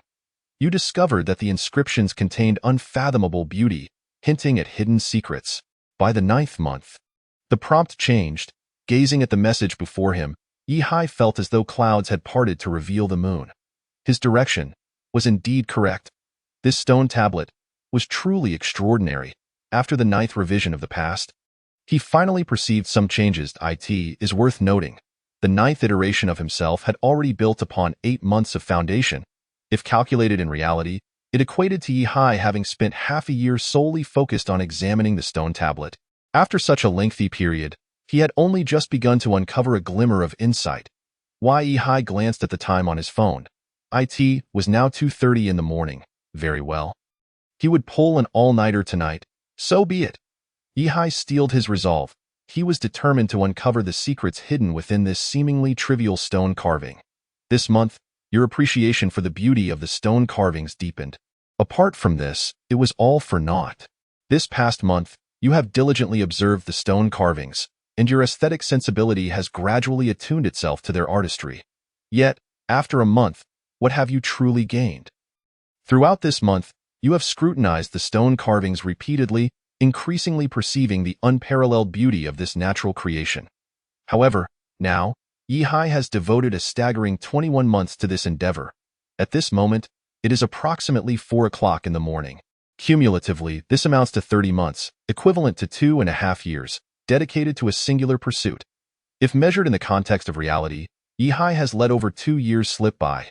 Yet, despite this passage of time, he remains devoid of any tangible insights regarding the stone carvings, his personal attributes showing not even the slightest enhancement. Yi-Hai's expression shifted subtly as he grasped the stone carving once more. Although he acquired this object only this afternoon, it has already been a companion to him for several years. He can vividly identify every ravine, every elevation, and every groove, as well as the intricate strokes of each symbol etched upon it. The significance of the stone carving has transformed for Yi-Hai. He can distinctly feel the profound essence it embodies. After 2.5 years of contemplation, he has come to realize that this object is indeed a treasure. Yet that is all it is. 2.5 years. Yi-Hai gazes at the stone slab before him, his expression lang of emotions. Even aspiring idols should have debuted by now. It's high time you offered me some guidance. In the ensuing hours, Yi-Hai continued to focus intently, writing in his journal. Today, he resolved to dedicate himself solely to this task. After all, he has merely 2 days remaining. In 2 days, he will meet with Teacher Wu and Senior Zhijia. During this time, Yi-Hai can afford to invest himself. At 5:30 in the morning, Yi-Hai has exhausted an entire box of pencils. The table, beneath his feet, and his legs are strewn with pencil shavings and eraser remnants. In this hour and a half, he has rewritten his journal a staggering 36 times. 3 years have passed. Chapter 036, Unprecedented, Birth of the Seventh Attribute Dimension. Adding the previous 30 months, it totals 5.5 years. In the world of reality, one might even have a child by now. Yet, the hints thus far have remained unchanging. Of course, Yi-Hai has not emerged entirely empty-handed. His handwriting has improved. Whether it looks good is another matter, but his speed is undeniable. Come on, keep going. Yi-Hai's eyes were bloodshot, almost possessed as he continued revising his past entries. He was in a frenzy, depleting pencil after pencil, box after box of erasers. Time continued to march on. 6 o'clock, 7 o'clock, 8 o'clock, 8:30, 47, 47, and 52 seconds. You have successfully discerned the stone carvings and gleaned a method for spiritual cultivation. Upon the 214th rewriting of his journal, after 17 years and 10 months, Yi-Hai's expression changed. After nearly 18 years, he finally comprehended everything from the stone carvings. The lines of text within turned out to be a method of cultivation that is naturally generated by the universe. A new memory of cultivation emerged in Yi-Hai's mind. He looked once more at the stone slab in his hand. Each symbol on the stone slab corresponded perfectly with the knowledge he had acquired. Although he still did not recognize these characters, he grasped the meanings conveyed through their trajectories and symbols. A method of cultivation. Yi-Hai's heart raced. In the beginning, he had approached the task of rewriting the journal with anger and determination. However, as the hours ticked by, his heart had grown numb and rigid. Devoid of the spirit to contend with the journal, only the mechanical act of rewriting remained. It was as if he had become a soulless machine for transcription. It was only at this moment that he awakened from his stupor. This is a method of spiritual cultivation. Yihai found it difficult to articulate his current feelings. It was as if he had been blindly digging into the earth and had unexpectedly unearthed a treasure. After 18 years, he finally saw a return for his efforts on the stone carvings. This method of spiritual cultivation is not a creation of humanity, but rather a natural phenomenon, just like the territories that emerged on this planet a millennium ago. Did this method of spiritual cultivation also come into being in such a manner? Yihai was astounded. Moreover, what exactly is a method of spiritual cultivation? Currently, numerous methods circulate in the world, such as martial arts, body tempering techniques, breathing methods, visualization methods, and meditation practices. These methods have been developed over countless years by numerous evolutionaries through the exploration of their own bodies or abilities, resulting in various forms of self-training. Some methods enhance physical attributes, others bolster elemental affinities, while some provide comprehensive reinforcement. Yet, what does the method of spiritual cultivation enhance? Following the new memories in his mind, Yihai quietly contemplated this method.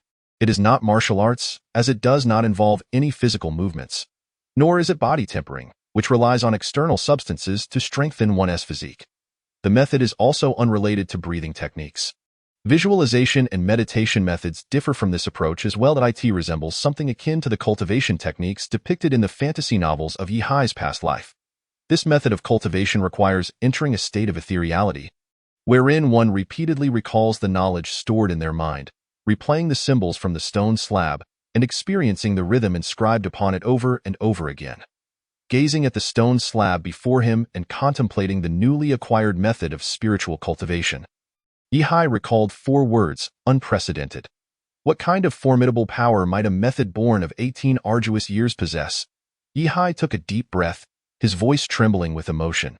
He returned to his journal. Commencing a new chapter of rewriting history, today, I maintained a regular schedule. I began to gradually cultivate the method of spiritual cultivation. This morning, I had breakfast. I commenced my cultivation using the method obtained from the stone slab. Yihai spent 10 minutes revising the past month. Then, with a decisive clap, he closed the book. In the past month, you have diligently practiced the method of spiritual cultivation, which has enhanced your spiritual strength. Your spiritual strength attribute has increased by 24 points.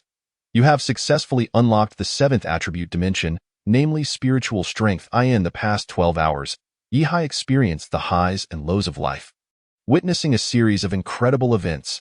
Initially, he reaped a fortune, then learned he had narrowly escaped death, encountered failures in journal revisions, and discovered the elusive clues of Nanshan. Subsequently, he engaged in a battle of wits with the stone carvings, spending an entire night developing a new method of cultivation. Each event would be enough to leave an indelible mark on anyone. Yet, at this moment, the experiences he had undergone rendered all previous occurrences trivial. He even found it hard to believe his eyes. What is this? Why? Yihai's voice trembled with disbelief as he glanced at his panel, his pupils constricting in shock. Evolution direction. Self-transformation. Evolution level. Existence system level 1. S-class evolution. Transformation content. Blood Moon True Dragon. Blood Moon True Dragon. You possess 2 states, Human State and Blood Moon True Dragon State.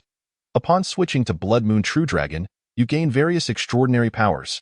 Physical strength, 260. Nerve reaction, 346. Cell strength, 271. Mental will, 299. Element affinity, 79. Perception of thought, 167. Spiritual strength, 34, 24. Martial arts, 10,000. Cut sword technique, level 1 LV9, max. Moon gazing body technique, level 1 LV7, max. In this world, every individual awakens to see their own panel, revealing their 6-dimensional attributes. Yet Yihai is different. After practicing the method of spiritual cultivation, his attributes transformed into 7 dimensions, beyond the 3 physical attributes and 3 elemental attributes. Yihai astonishingly possesses a 7th attribute, spiritual strength. Yihai's mind was filled with memories from his past life as a student, yet he had never heard of a 7th attribute in humans. This deviation from the norm is astonishing. Moreover, based on this observation, the typical human spiritual strength attribute hovers around 10. It appears that throughout history, both evolved beings and those who have not evolved share similar spiritual strength attributes. Yet only he has mastered the method of cultivating the spiritual strength attribute. This has resulted in his possession of a 7th attribute. What purpose does this attribute serve? How does it differ from mental will? Yihai's voice brimmed with incredulity. Furthermore, the method of spiritual cultivation did not appear in the martial arts section. It seems that this attribute exists entirely independent of the genetic evolution system. At this moment, Yihai could not discern the differences between the two attributes. He merely felt that there were countless secrets in this world that remained unknown to him. Perhaps there exist some extraordinary masters who possess knowledge of other, undisclosed 7th dimensions. The world is replete with secrets that remain unknown. At this moment, I lack the clarity to discern them all. That it may only be after I have matured and grown stronger that these secrets will be revealed to me. Yihai meticulously examined himself, yet he felt no peculiar changes in his body. Perhaps the attribute of soul strength requires accumulation to a certain threshold before a qualitative transformation occurs. Very well, if that is the case, I shall first attend to other matters. After enduring a night of struggle with my journal, I was drenched in sticky sweat. I took a refreshing shower, and through the art of journaling, I granted myself the luxury of a sound night's sleep. Yihai emerged revitalized, as if resurrected. His first course of action was to make a beeline for the Lin family. He sought out Miss Lin Zishan to exchange for the martial technique, the Shadowless Sword Manual. Chapter 037. Classmate Lin, surely you would not wish for the Lin family to be insulted, would you? How could you be so unreasonable? At the entrance of the Lin family's villa, the butler held a phone, where Lin Zishan's indignant voice echoed. You have mastered my moonlit body technique, and now you still covet the Shadowless Sword Manual? Are you taking too much advantage here? You want both of my martial techniques. Lin Zishan was out on an errand and was not present at the Lin residence. Upon learning that Yihai had acquired her moonlit body technique, she felt a sense of being taken advantage of for daring to request another technique. Hello, Miss Lin. We never agreed that I couldn't study the moonlit body technique, did we? You explicitly stated that the moonlit body technique was in my possession, and when the time came, I could exchange it for the Shadowless Sword Manual. That was your own promise. Classmate Lin, you would not want the prestige of the Lin family to be trampled upon, would you? Yihai's words caused the butler on the other end to twitch his eyelids. He had an inkling that this young rascal was attempting to woo his young mistress. On the other end of the line, Lin Zishan fell silent upon hearing Yihai's statement. Instead, another girl's irate voice emerged from within. Yihai? You little thief, you owe me a chicken leg. Yihai was taken aback, realizing that the two were together. Moments later, he faintly heard a third voice, a man's, who spoke briefly with Lin Zishan. Afterward, she gritted her teeth in frustration and uttered, Uncle Wang. Retrieve my moonlit body technique from the second drawer in my practice room and give him the Shadowless Sword Manual. Butler Wang glared at Yihai for a considerable time before turning back to the villa to fetch the other sword manual and hand it over to Yihai. Thank you, classmate Lin. Yihai nodded with satisfaction and smiled into the phone. And let us also extend my gratitude to Teacher Wu. On the other end, Wu Di's silly laughter resonated. After bidding farewell to Lin Zishan, Yihai did not return home but instead headed straight for the martial arts hall. Armed with a substantial sum of 500,000, Yihai now possessed a strong desire to spend. The Zhangjiang base offers various venues for evolvers to enhance their strength, such as training grounds, battle arenas, martial arts halls, and cultivation sites. The training ground and battle arena are as their names suggest. They are equipped with professional attribute measurement instruments, providing a space for evolvers to train and engage in combat, akin to a gym, where a membership card allows for long-term access. In contrast, martial arts halls and cultivation sites are dedicated to imparting various evolution training methods. Similar to a driving school, where one pays to enroll in classes, the martial arts hall focuses on martial skills and body refinement methods, while the cultivation site emphasizes breathing techniques, visualization practices, and meditation. Such venues are specifically established by the base, and the instructors therein are often seasoned evolvers who have entered their twilight years or have been severely injured. These veterans, having lost their frontline combat capabilities, yet lacking leadership skills or specialized expertise, are assigned to the martial arts hall to pass on their knowledge to the younger generation. thus continuing to contribute their experience. The masters within the martial arts hall often harbor hidden talents. Many prominent figures who have undergone 3 or 4 evolutions upon losing their combat prowess tend to claim they are merely second-tier evolvers. However, their wealth of experience far surpasses that of an ordinary instructor. To seek guidance from these formidable mentors often entails a steep price. Nonetheless, if one finds the right master, particularly in a one-on-one setting, the pace of progress is incomparable to merely studying from manuals. Statistics online have shown that a martial arts class led by a skilled master, even a large class of 30, yields a learning efficiency that is over 3 times that of merely perusing martial manuals. Of course, this is of little concern to Yi-Hai. You teach at your pace, and I will write in my journal at mine. Welcome, sir. What type of martial skill would you like to learn? We currently offer 12 classes, primarily focused on melee weaponry, but we also have classes on body techniques and boxing. In the near future, we will establish a body refinement class specifically teaching the fire refinement method. Currently, prices range from 500 yuan to 3,000 yuan per class, and you can enroll indefinitely. May I inquire about your expected budget? Yi-Hai entered the Tianming Martial Arts Hall, which primarily specializes in sword techniques, knife techniques, and staff techniques. While there are other offerings, their teaching quality is generally lacking. As for body refinement methods, they only provide the fire refinement method. Previously, Yi-Hai had not inquired about the prices for such training sessions. But upon hearing them now, he was taken aback. Each class lasts 1 hour, and the fee is a staggering 500 yuan. Should one wish to practice for 10 hours a day, the daily cost would amount to 5,000 yuan. At this rate, one could easily spend over 100,000 in a month. The average person would find it exceedingly difficult to afford. With the funds Yi-Hai possessed, he could only afford 3 months of training. I do not intend to attend classes. I simply wish to purchase the textbooks. Yi-Hai smiled at the receptionist. Are you referring to the direct purchase of martial skill books? The receptionist replied with a smile. Currently, the prices for martial skill books are exceedingly high, each priced above 200,000. This may be quite costly for you. I would still recommend enrolling in a martial arts class if you have good talent. You could complete your training for under 200,000. Moreover, martial skill books have certain learning thresholds. Even if you purchase them, you may not necessarily achieve results. The receptionist's words held a ring of truth. Enrolling in classes is relatively economical. Even if one spends hundreds or thousands daily, if they can master the skills within a month or even less, it is ultimately more cost-effective. Many individuals who buy martial skill books find themselves unable to master them, eventually returning to enroll in classes. Furthermore, the martial arts hall does not prefer customers purchasing martial skill books, as this would lead to the dissemination of such materials within the base, adversely affecting the hall's revenue. However, the martial arts hall is not overly concerned about the replication of martial skill books, as the original creators often employ anti-counterfeiting measures, such as punctuation, book materials, and various intricate details. Additionally, the original certifications from different martial arts halls serve as safeguards. In this world, unless one is truly desperate, most individuals would not dare to practice books lacking original markings. After all, this is not merely reading a novel, where the worst consequence is excessive advertising. The repercussions of practicing counterfeit martial techniques can be severe, as they are methods employed to refine one's own body.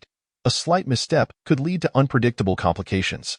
Thus, various martial techniques, breathing methods, visualization practices, etc. circulating in the market are virtually worthless without official original certification, and few would dare to practice them recklessly. As Yi-Hai pondered this matter, he also considered the possibility of using his journal to modify the past, which could serve as a substitute for enrolling in classes, as long as he had experienced certain events or possessed the material conditions to realize them. He could relive each day as if it were this very moment. Looking into the eager eyes of the receptionist, Yi-Hai felt a surge of interest. How about this? I will try attending 2 classes first. Chapter 038. Trial Classes at the Martial Arts Hall. Learning new sword techniques, he glanced at the current course schedule of the Martial Arts Hall. Thunder Fist, focused on physical strength and neural response, a relentless and powerful punching technique. Each class, 800 yuan. Instructor, Second-tier Master Lai 1 Mind Sword Technique, focused on neural response, a swift and rapid sword technique emphasizing a decisive strike. Each class, 1,800 yuan. Instructor, 3rd-tier Master Wu, Burning Mountain Blade Technique, focused on cellular strength and physical strength. A battlefield-oriented blade technique adept at group attacks. Each class, 1,550 yuan. Instructor, Second Tier Master Ching, Silver Ghost Body Technique. Focused on physical strength and mental will, an explosive speed body technique. Each class, 2,000 yuan. Instructor, Third Tier Master Xia. One cannot help but note that the Tianming Martial Arts Hall currently offers 12 classes, each managed by different martial arts instructors, with prices varying significantly. There are also small classes with a 1:5 or 1:3 instructor-student ratio, with prices starting at 3,000 yuan, which is exorbitantly high. The average office worker's monthly salary is barely sufficient for a single class here. Clearly, these classes are not intended for the average individual. Yi Hai surveyed the offerings and ultimately fixed his gaze on another sword technique, lightning sword technique, focused on neural response, a fast and chaotic sword technique. Each class, 1,200 yuan. Instructor, Second Tier Master Wang. Yi Hai had to admit, the name indeed captivated him. He turned to the young lady at the front desk and inquired, "How long has this swordsmanship class been ongoing?" "Sir, you have a discerning eye. This course has been running for over 6 months, and hundreds of students have already graduated from it. Are you interested in this class? I can arrange for you to attend a trial session," she replied cheerfully. For Yi Hai, a crucial criterion for selecting courses was that they had been established for more than a month. Otherwise, even if he modified his past, he would lack the conditions to learn.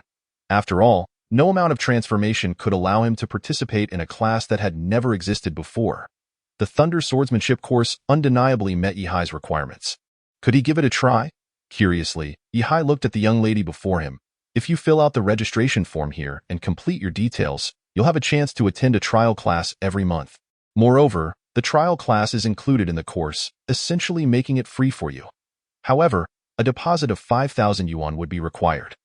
The young lady skillfully elaborated on the benefits of registering. Once registered, you can join our Academy's group to exchange insights with others. Additionally, you will receive the private contact information of a tutor, allowing you to ask questions whenever the teacher is freed. We also have a Genius ranking board, where you can observe the current standings in real time. Using her account, the young lady introduced Yi Hai to the relevant information. The Genius ranking? What is that?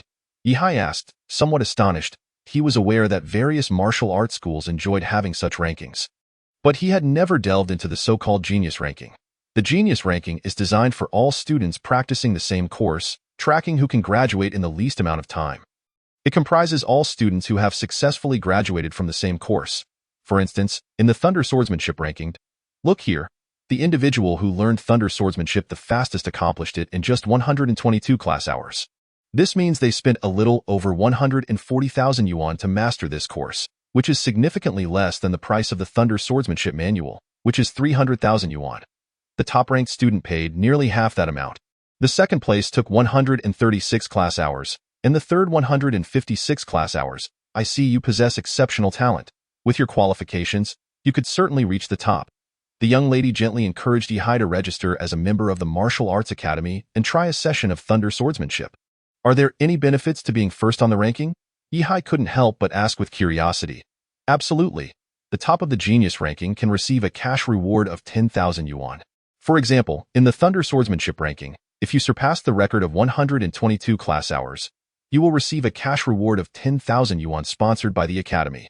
You surely won't face any issues. Observing the young lady's enthusiastic explanation and promotion, Yi Hai felt himself swayed. Soon, he paid the fee and registered the required information as instructed. Subsequently, he successfully enrolled in the first session of Thunder Swordsmanship for the remarkable price of 0 yuan. Each class of Thunder Swordsmanship lasts for 1 hour, with a 20-minute break between sessions. At that moment, within the Thunder Swordsmanship classroom, participants were practicing the course content, while outside, 4 or 5 students, like Yi Hai, were waiting at the door for the next session. As soon as the current class concluded, they would be allowed to enter. After about 20 minutes, the previous session finally ended. 7 or 8 students emerged, and Yi Hai, along with a few others, stepped inside once more. Inside the classroom, there were both professional monster hunters and high school seniors preparing for their exams, as well as some wealthy young gentlemen from affluent families. The instructor for this session, Master Wang Ju, was an elderly man with a head full of silver hair and an air of arrogance. According to the young lady at the front desk, Master Wang had spent over 50 years fighting on the front lines, nearly half his life dedicated to combat. He had once sustained severe injuries in a battle against a formidable underground creature, nearly reduced to pulp. Although he was later saved by a healer, his neural reflexes had diminished to just over 100 points and could not be restored, rendering him effectively incapacitated. Thus, he retired to the Martial Arts Academy to impart his knowledge to the next generation. He was known to be quite harsh and arrogant, at that moment. Even though it was supposed to be a break, Master Wang pointed at the students from the earlier session and coldly exclaimed, "You worthless bunch! You've all squandered your money. With this kind of cash, you might as well enjoy a good meal. All these classes wasted. Just give up. You're simply not cut out for swordsmanship. Where's your brain? Where's your common sense? Worthless. All of you are worthless." He spoke without a hint of compassion, utterly disregarding the students' dignity. Some of them were left dumbfounded by his berating, particularly those who had indeed made little progress after attending a session. Now feeling utterly embarrassed, Yi sat up straight, as a trial participant, feeling as if he had transcended the mundane world. "All right, class is starting. Newcomers, get ready and practice the moves along with everyone else. Begin with the internal training of swordsmanship and observe everyone's techniques," Master Wang instructed after taking attendance. Each student had a standard sword before them, the kind that could be considered industrial waste. Then, they followed Master Wang's sword techniques in unison. Thunder swordsmanship is characterized by its speed and chaotic nature. This style emphasizes the principle of finding order within chaos, with hidden sharpness amidst softness. While both styles focus on agility, Thunder swordsmanship and the 10,000 cuts sword differ significantly. Most techniques in Thunder swordsmanship are feints, yet within these feints lie 3 to 5 genuine techniques, embodying the principle of hidden sharpness. It disrupts the opponent's rhythm with chaotic attacks, followed by a few truly lethal strikes aimed directly at vital points. Executed with unwavering decisiveness, Thunder swordsmanship is particularly effective against underground creatures that possess a certain level of intelligence, cunning, and swift agility. Furthermore, it proves to be an excellent sword style in battles against evolved beings. Chapter 039, Breaking Records, Swordsmanship Prodigy. The internal training of Thunder swordsmanship is conducted through external electric charges, linking various muscles and nerves to cultivate an exceptionally strong neural reflex capability. The creator of this method was likely an extraordinary being capable of manipulating lightning or an entity of transformation. During the class, Master Wang exhibited his explosive temper, scaring the students with the fiery temperament he had developed on the front lines. "Where's your brain? What the hell are you doing? Watch and learn from me. If I were you, I'd rather smash my head against the wall. Are you pigs? Even pigs aren't this stupid. I don't understand how your brains function. Elbows, elbows. How many times do I have to say elbows? Are you prosthetic?" The entire session was filled with Master Wang's piercing admonitions. By the end of the class, about 2/3 of a bottle of water had been transformed into saliva. Soon, the class concluded, and Master Wang looked at the students with a mix of anger and disdain, as if he wished to pry open their heads and insert his own brain. After the lesson, Yi felt he had gained something valuable. Taking advantage of the break, he immediately went to a corner of the classroom and began to write in his journal. "Today I began practicing swordsmanship again, and I feel I am in excellent shape. This morning, I came here to practice Thunder swordsmanship. After spending over 10 hours last night, it was evident that Yi's writing speed had significantly improved. Now, he could complete a 30-page journal within 10 minutes, demonstrating remarkable efficiency. 10 minutes later, Yi successfully revised his past and closed the journal. In the past month, you have diligently practiced Thunder swordsmanship every day. This has consumed a significant amount of your finances, but has also accelerated your swordsmanship development. Moreover, the sharp-tongued yet kind-hearted Master Wang appreciates your talent and often provides you with extra guidance. As a result, you successfully elevated your Thunder swordsmanship to perfection within a month. You have thoroughly mastered the essence of Thunder swordsmanship. You spent 84 class hours and 100,800 yuan, greatly enhancing your relevant attributes. Physical strength, 276, 16, neural reflex, 405, 59, cell strength, 288, 17, mental will, 306, 7, elemental affinity, 84, 3, cognitive perception, 173, soul strength, 34, martial skills, 10,000 cut sword max, moonlit movement max, Thunder swordsmanship, first level LV7 max. Yi's expression shifted slightly. He hadn't anticipated that altering the past would also entail expenses. However, attending classes was indeed far superior to purchasing textbooks. The price of the Thunder Sword manual was approximately 300,000 yuan. Yi Hai mastered this sword technique through classes, yet it cost him merely 100,000. Initially, his funds could only afford a single sword manual, but now he could directly learn 4 or 5 martial arts skills. What a tremendous gain! Moreover, the attributes granted by the Thunder Sword technique are not insignificant. Although the martial arts offered by the dojo seem inferior to the collection of the adorably simple Wu Di, Yi Hai remains exceedingly satisfied.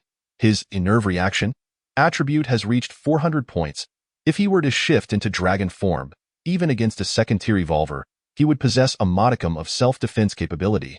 Hey, that student, are you continuing your classes or not? If not, please leave promptly. The next class begins in 10 minutes, and there are others waiting. As Yi Hai pondered, Wang Ju's impatient voice disrupted his thoughts. Upon hearing this, Yi Hai stood up calmly and said, "Well, I believe I have comprehended everything about the Thunder Sword technique. I see no need to continue attending classes. I shall take my leave." Apologies for the disturbance. With that, Yi Hai prepared to exit. However, just as he was about to depart, a powerful hand pressed him back into his seat. Wang Ju, with his only remaining eye, gazed intently at Yi Hai. "Child, do you truly understand what you are saying? This is no jest." He fixed a threatening glare at Yi Hai, urging him to retract his statement. "I actually wanted to inquire about where our graduation exam will be held." Yi Hai asked curiously, "Can I rank first on the leaderboard now?" Wang Ju. Surrounding students. Everyone turned to Yi Hai with expressions akin to viewing a fool. Has age dulled his senses? What is this student babbling about? After attending merely one trial class, he believes he has mastered the Thunder Sword technique? How absurd. How did we come to this? Surely, if he had consumed some peanuts, he wouldn't be spouting such nonsense. The dojo has a designated graduation exam. If you have the courage, go sign up for it. I can even cover your registration fee. But if you fail, you must publicly retract that statement. All of us in class today, all those who were delayed by you, you will be responsible for their class fees. Wang Ju glared coldly at Yi Hai. Aren't you fond of boasting? Are you willing to take the challenge? At this moment, the surrounding crowd joined in the mockery. A group of students chimed in. I've never seen anyone so arrogant in my life. Truly bold. 6. Graduating from one class, have you lost your senses? If you have such confidence, go take the exam, and we shall witness it during class time, calling you big boss to your face. Right? If you failed, you will owe us for this class time. Do you dare? Faced with Wang Ju's scorn and the uproar of the crowd, Yi Hai let out a deep sigh. He had initially wished to be somewhat low-key, but alas, his abilities did not permit it. Under the watchful eyes of the crowd, Yi Hai did not leave but instead asked teacher Wang Ju, "So, will you reimburse my registration fee?" A few minutes later, Wang Ju, accompanied by around 30 students, arrived at the dojo's second examination point. There stood a machine specifically designed to assess a student's internal cultivation level. Additionally, there would be robots to simulate battles with the examining students. Outside the examination point, a gathering of 50 to 60 individuals had formed, drawn in by the spectacle, a youth who had attended only one class clamoring to register for the examination. It was far too theatrical. As it turned out, when Yi Hai completed the examination, the expressions on the spectators' faces were equally dramatic. In just 5 minutes, Yi Hai defeated the robot before him using the Thunder Sword technique and subsequently passed the internal cultivation test. The examination point resonated with the announcement of Yi Hai's successful assessment. Congratulations, Yi Hai Academy, you have successfully completed the Thunder Sword technique examination. Total class hours for Thunder Sword technique, 1 hour. Current ranking on the Thunder Sword Genius Leaderboard, first place. Chapter 040. Will the dual S-class evolution talent come? Outside, 50 to 60 pairs of eyes were fixated on Yi Hai, yet the atmosphere was so quiet one could hear a pin drop. The way the crowd looked at Yi Hai was not as if they were gazing at a peer, but rather at an anomaly. As the examination point's door opened, Yi Hai stepped out with a smile. Addressing the crowd, "Everyone, I heard that breaking the class hour record comes with a reward of 10,000 yuan. Where do I claim it?" In the crowd, the receptionist's lips twitched. "What the hell? You came to class to learn, and spent not a single penny. Now we have to fork out 10,000? Child, have you ever studied before?" Wang Ju's expression turned utterly astonished as he looked at Yi Hai. His lone eye sparkled with unimaginable brilliance. He realized that the individual before him was likely destined to become a formidable figure in the future. I learned for the first time. Master Wang. Could it be you are from Jijia High School? Wang Ju couldn't help but inquire. Huh. Now it was Yihai's turn to be astonished. How did you know? That legendary figure from your school. Lord Jijia had a similar experience. Wang Ju divulged some secrets that moved Yihai. Over a decade ago, when Jijia was still a student, she had also registered at certain martial arts academies to study sword techniques to broaden her experience. The master responsible for teaching Jijia's sword technique was nearly frightened to death by her monstrous sword talent. To quote that master, Jijia grasped the entirety of the sword technique in just over one class. Subsequently, before the eyes of teachers and students, she demonstrated that technique and defeated a classmate who had practiced the same technique for over a month. Years later, this event continued to be recounted in various martial arts academies at the Zhangjiang base. Jijia had been hailed as a prodigy with unparalleled sword talent at the tender age of 12. She had watched a renowned sword master practice and, even before awakening her own powers, discerned the subtle and nearly imperceptible differences in the master's two sword strikes. She even pointed out to the master the differing states of mind present during the two demonstrations. This was the first time Lord Jijia showcased her terrifying sword aptitude to the world, a sword master executing the same move twice. Yet, she clearly perceived the differences. Your senior sister is a true prodigy in the realm of swordsmanship. Her sword talent is even more terrifying than her S-class evolution talent. At this point, Wang Ju paused and regarded Yihai with a gaze filled with complex emotions. You and your senior sister are of the same ilk. Yihai fell silent. The mention of his senior sister stirred a tempest within him. He understood well how he had come to master the Thunder Sword technique. According to the altered past recorded in his diary, he had learned the Thunder Sword technique in just 84 classes, far exceeding the record in the dojo. He was indeed at the pinnacle. Yet he was a diary flow individual, not a prodigy flow one. Compared to true geniuses, he still fell significantly short. That senior sister from over a decade ago possessed an extraordinary sword talent. He increasingly looked forward to meeting that legendary senior sister. In the time that followed, Yihai continued to advance rapidly within the dojo. In the past month, you spent 170,000 yuan and successfully mastered the Silver Shadow technique, significantly enhancing your attributes. In the past month, you spent 110,000 yuan and successfully mastered the Thundercloud hand, significantly enhancing your attributes. In the past month, you spent 130,000 yuan and successfully mastered the One Heart Sword technique, significantly enhancing your attributes. In his diary, Yihai had spent a total of 3 months, exhausting 500,000 yuan to purchase hundreds of class hours. Yet in reality, particularly in the eyes of others, Yihai had only attended one class and had ascended to the top of the genius leaderboard. He had just paid a class fee of 1 or 2,000, and the dojo promptly rewarded him tenfold. Ultimately, Yihai had spent around 4 or 5,000, and with the deposit, it amounted to just over 9,000. Yet the dojo rewarded him with 40,000. Their main focus was charity. The several instructors at the dojo were nearly in tears, lamenting how to explain being taken advantage of in this manner.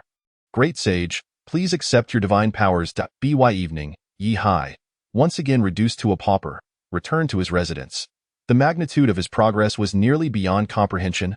Breathless, he opened his attribute panel. Evolution direction, self-metamorphosis, evolution level, existence level 1, S-class evolution, metamorphosis content, Blood Moon True Dragon. Blood Moon True Dragon. You possess 2 forms, humanoid and Blood Moon True Dragon form. Upon switching to Blood Moon True Dragon, you gain various incredible powers. Physical strength, 450, 174, nervous reaction, 639, 234, cell strength, 407, 119, mental will, 403, 97, element affinity, 102, 18, cognitive perception, 203, 33, soul strength, 34, martial skills, 10,000 cuts sword technique, max, One Heart Sword technique, max, Thunderbolt Sword technique, max, Moonlight Body technique, max, Silver Shadow Body technique, max, Lightning Cloud Hand, max. Yihai found it exceedingly difficult to articulate the tumult of emotions swirling within him at this moment. He had now mastered 3 sword techniques, 2 body techniques, and a hand-to-hand combat skill. Particularly noteworthy was his overall physical attributes. Even among first-tier evolvers, he could no longer be considered weak. with over 600 in nervous reaction and more than 400 in both cell and physical strength. His mental will had also surged past 400. His defenses were fortified by the 10,000 cuts sword technique, while the Thunderbolt sword technique provided offensive prowess. The One Heart sword technique was perfect for ambushes. The Moonlight body technique excelled in entanglements, and the Silver Shadow body technique was ideal for breakthroughs.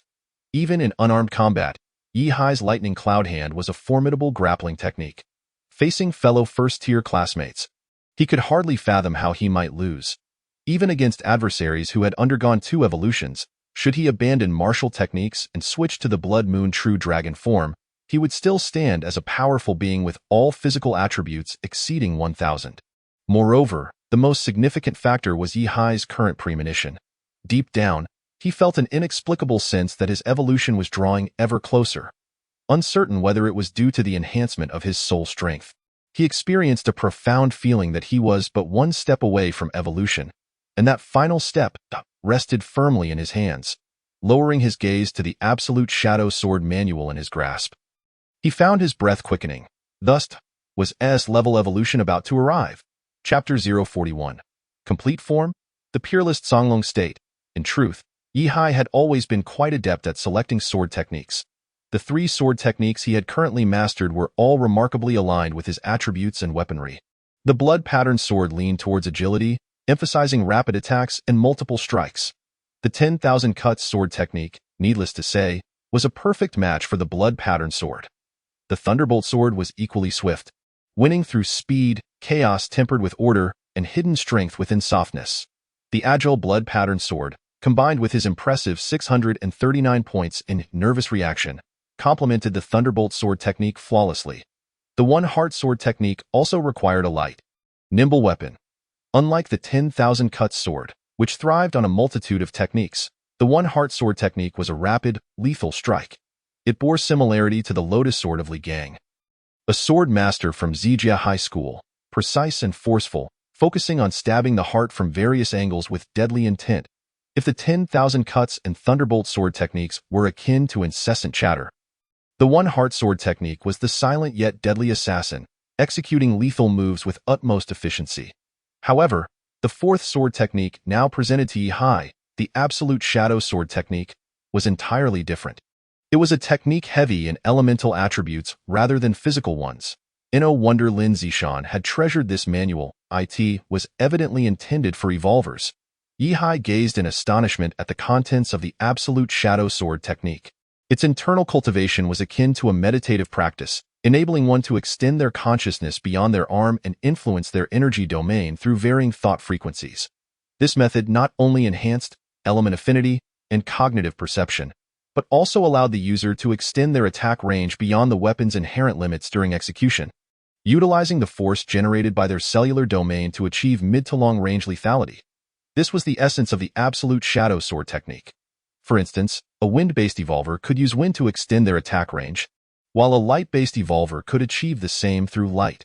Magnetic energy, electric charge, water, kinetic energy. All could serve as additional shadows of the sword within the Absolute Shadow sword technique. The creativity of humanity is truly remarkable. To devise such an intriguing method, the Absolute Shadow sword technique was likely designed for ranged evolvers, enabling them to swiftly repel enemies, should they find themselves besieged by subterranean creatures or metamorphosed foes. They could unleash the Absolute Shadow sword technique instantaneously, pushing back attackers and re-establishing optimal combat distance. Yi Hai's high combat intelligence allowed him to grasp the purpose of this technique in an instant. He felt a pang of frustration.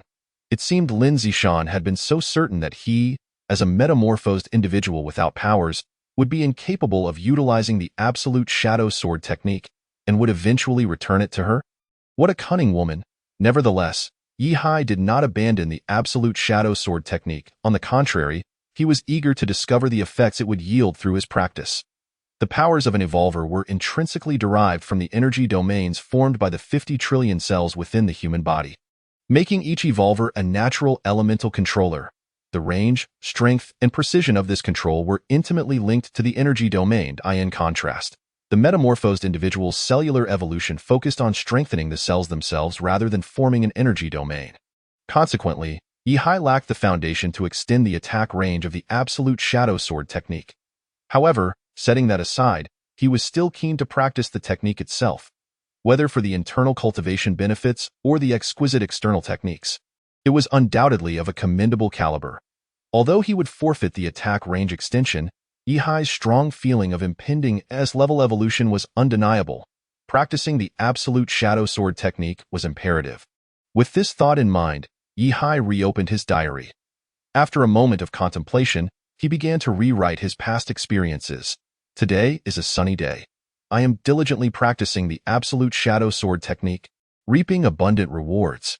From today onward, I shall practice the Absolute Shadow Sword technique. Today, I continue my practice. Before long, he had filled 30 days' worth of entries. He nervously and anxiously reviewed the entire diary for accuracy. Once everything was confirmed to be in order, he closed the diary in the next moment. A captivating scene unfolded before Yihai. Over the past 30 days, you have persistently practiced the Absolute Shadow Sword technique. You have garnered much experience and gradually grasped the essence of the Absolute Shadow Sword technique. This has granted you a substantial increase in attributes centered around element affinity and cognitive perception. Additionally, the Absolute Shadow Sword technique has enhanced your genes and physique, elevating your physical constitution to a new pinnacle.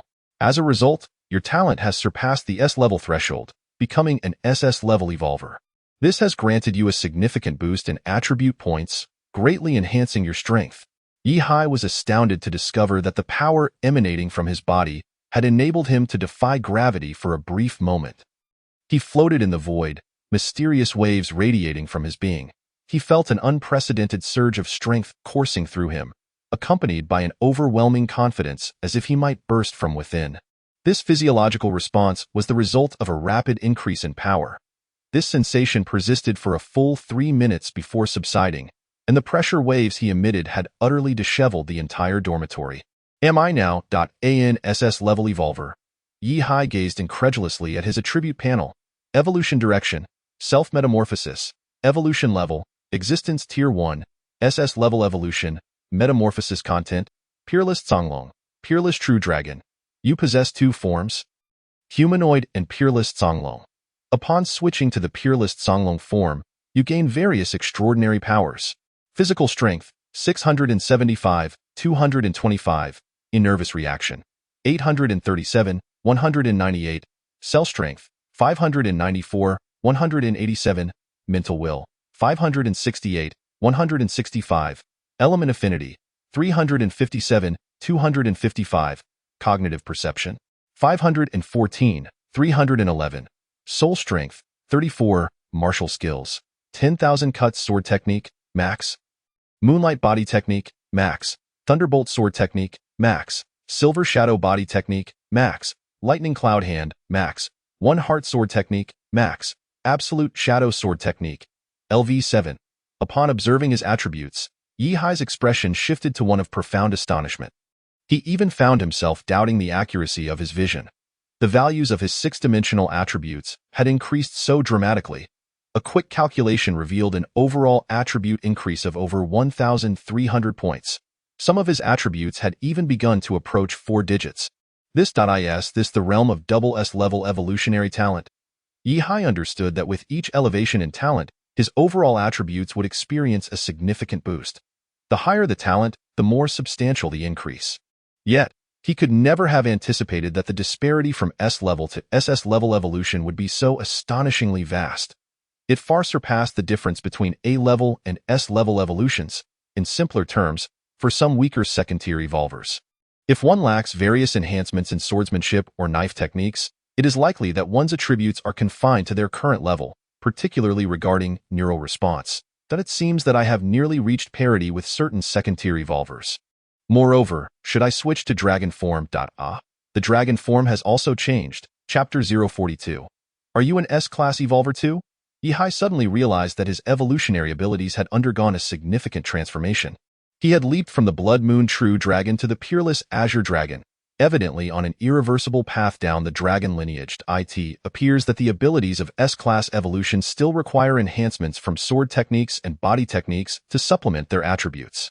The blood enhancement of the 10,000 cuts sword technique and the lunar enhancement of the moon-watching sword technique compensated for part of the Evolver's capabilities, thereby forming the true dragon form of Blood Moon power. As he later honed various techniques, significantly boosting his attributes, the Evolver's abilities seemed to break free from reliance on sword techniques, finally revealing their true nature. Yi was uncertain whether his conjectures were accurate.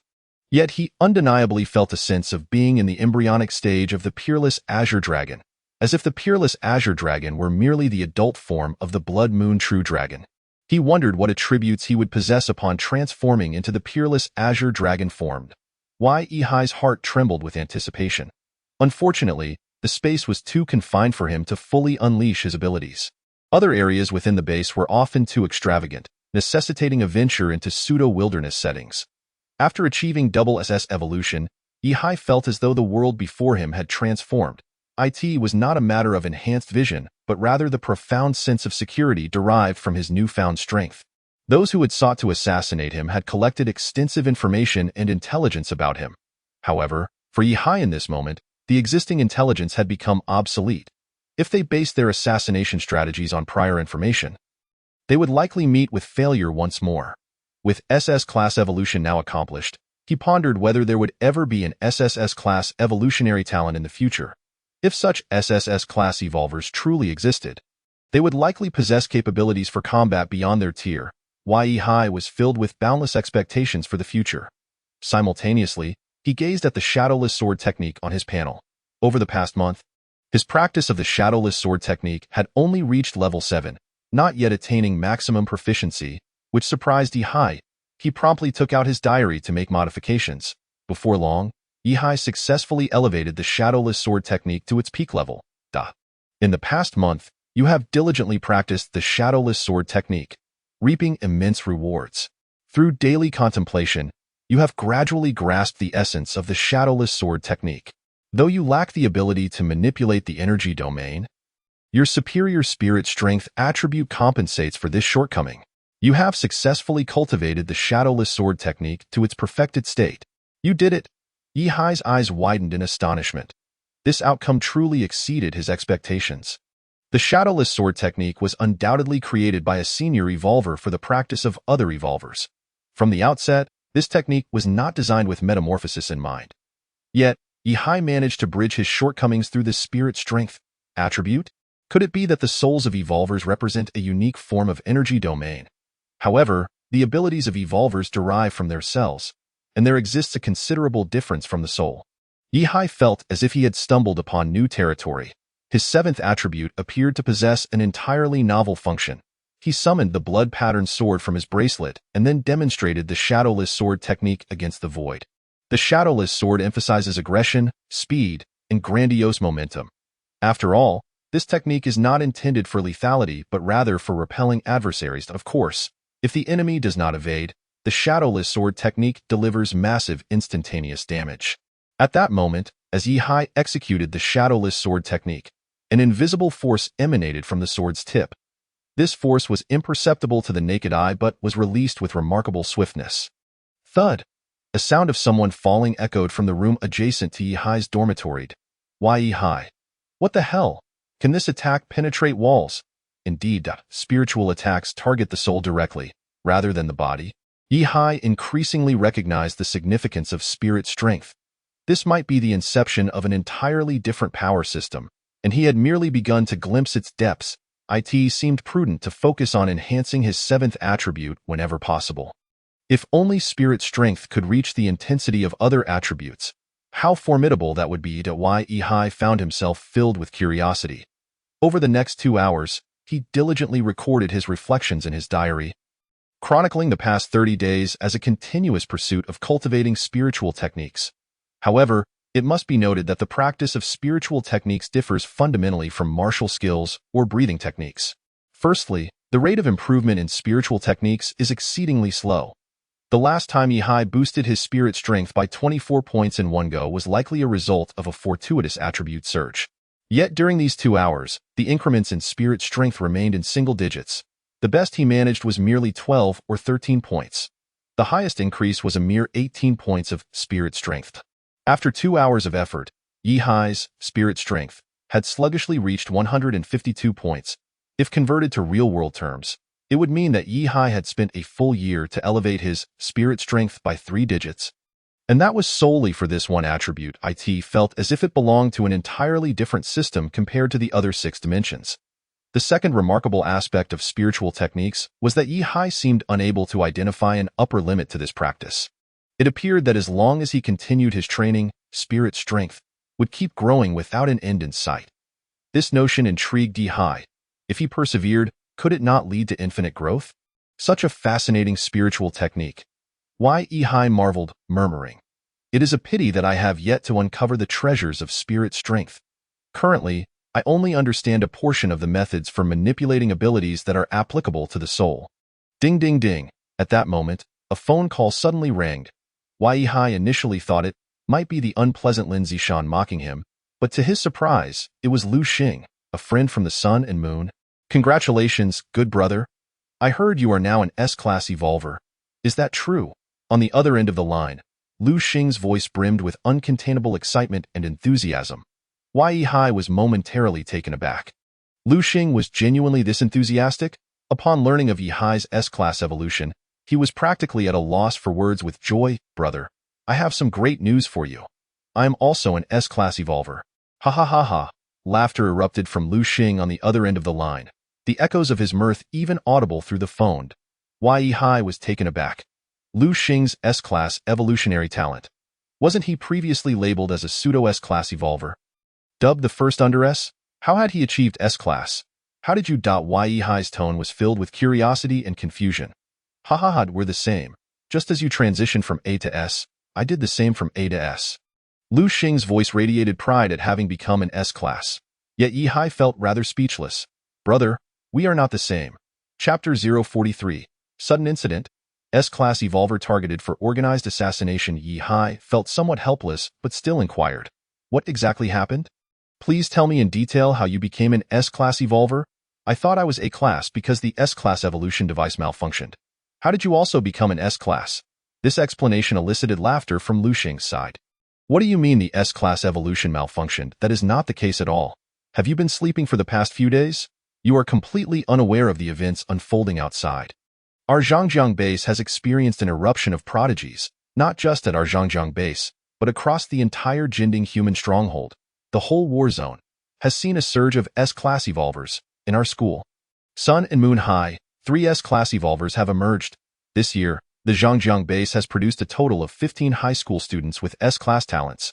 We are experiencing an explosion. Lu Xing laughed heartily as he informed Yi Hai that S-class evolvers had become devalued. Just in their school alone, 3 S-class evolvers had emerged, all of whom had advanced from previous A-class evolvers. Initially, everyone thought the evolution activation devices were inaccurate, but later it became clear that they were all in the process of awakening their evolutionary talents. The evolvers who activated their abilities early through the devices only displayed part of their talents. A portion of their talents had yet to be triggered. It was not until yesterday that everyone began to activate their full potential. Consequently, the statistics were staggering. Upon hearing this, Yi Hai immediately opened the group chat on his phone. Sure enough, within his class group and grade group, there were indeed notifications for classmates to retest their talents according to the timeline. This also resulted in a significant increase in A-class evolvers throughout the school. However, the number of S-class evolvers still remained, just Yi Hai and Lin Zishan. What on earth is happening? How has there been such a severe surge in S-level evolutionaries? Yi Hai wore an expression of astonishment, sensing something amiss. Unbeknownst to him, the entire human race has consequently witnessed a plethora of super talents emerging. The status of S-level evolutionaries has depreciated significantly, now merely surpassing that of the previous top-tier A-level talents by a slight margin. Nonetheless, the capabilities and talents of the current S-level evolutionaries are fundamentally on par with those of S-level evolutionaries from generations past. On the other end of the line, Lu Xing's voice was filled with excitement and fervor. Brother, we are living in extraordinary times. Lu Xing did not conceal anything. He too was unaware of the reason behind the explosive increase in S-level evolutionaries. However, regardless of the cause, the number of human S-level prodigies has surged, indicating that humanity's survival prowess is set to expand, and the ranks of the skilled will increase. Currently, across the 6 bases of the entire stronghold, there are approximately 70 S-level evolutionaries birthed among our graduating cohort. And within the three major strongholds, a rough estimate reveals that over 500 S-level evolutionaries have come into existence. Lu Xing's voice trembled with exhilaration. Upon hearing this, Yi Hai's expression shifted. Typically, only a handful of S-level evolutionaries are born each year within the three major strongholds. Yet this year has seen an increase by several dozen times. Once scarce, S-level evolutionaries now seem to be present in nearly every high school, with one or two, or even three, in attendance. Yi Hai had just recently ascended to stardom among his peers, only to find himself swiftly descending from his pedestal. Nevertheless, this was not entirely detrimental for Yi Hai. With attention diverted, it would indeed be much easier for him to focus on his own endeavors. My good brother, come quickly. I have arranged a feast at the place where we last enjoyed braised dishes, with a full 4 tables set. I have saved a spot for you, so hurry over. It's on me. Lu Xing was a man who thrived in social settings, naturally inclined to forge numerous friendships. Now, as an S-level evolutionary, his esteemed position among his contemporaries had risen even further. Moreover, achieving S-level status was certainly worthy of celebration. This time, he had invited all his cherished friends, the top students from various high schools, and the brothers from numerous martial arts schools, all summoned to the gathering. Although Yi Hai had only dined with him once, Lu Xing had not forgotten and took this opportunity to call him. Yi Hai was taken aback, but ultimately agreed to meet Lu Xing, promising not to miss the occasion. After hanging up the phone, Yi Hai felt a mix of confusion and astonishment. Why had the world suddenly changed so drastically? After a millennium, could it be that this planet is on the verge of a second transformation? Or perhaps humanity's fortunes have reached their zenith, ushering in a golden age? Intrigued, Yi Hai glanced at the various platforms on his phone. Indeed, the trending searches were filled with related news reports. The sheer number of S-level evolutionaries born this time had stirred the upper echelons of the entire war zone, prompting meetings among the higher-ups of each base to deliberate on relevant countermeasures. This included discussions on college entrance examination quotas, the allocation of new recruits across various departments and institutions, all requiring the formulation of new strategies. Additionally, the seasoned experts stationed on the front lines had offered little commentary on this matter. Instead, various self-media outlets were engaged in speculating about the deeper implications behind these events. Some optimistic individuals believed that humanity was on the brink of a resurgence, perhaps poised to reclaim the apex of the biological chain on this planet. However, the majority remained vigilant and observant, investigating the current situation of the subterranean creatures and whether similar occurrences were transpiring among them. How swiftly the tides of fate can change. Around 7:30 that evening, at the same time Yi Hai was en route to the banquet, the central office within the base was anything but tranquil. The once naive Wu Di now bore a solemn expression as he gazed at the dozen or so individuals before him. Each of these individuals held positions of considerable authority. Among them were not only the head of the base, but also Chairman Hai Duan, the direct subordinate of the human stronghold, along with leaders responsible for military affairs, energy, production, transportation, stability maintenance, education, and economics from the entire Zhangjiang base. As well as the esteemed Wu Di himself. Have the communication channels been secured? Hai Duan inquired of the staff present. These individuals were all top-tier ability users of at least the third tier. At this moment, they nodded slightly. Currently, 22 types of communication channels, including electricity, sound, light, vibration, quantum, and psychic energy, have all been blocked. There are also a dozen sensory colleagues outside conducting full-power counter-surveillance. This meeting is absolutely confidential, and there is no possibility of leaks. Upon receiving this information, Hai Duan's stern demeanor relaxed somewhat. Now, everyone, let us discuss. Share everything you know. A profound silence enveloped the room, thick with an almost palpable tension. No one dared to speak, their expressions grave.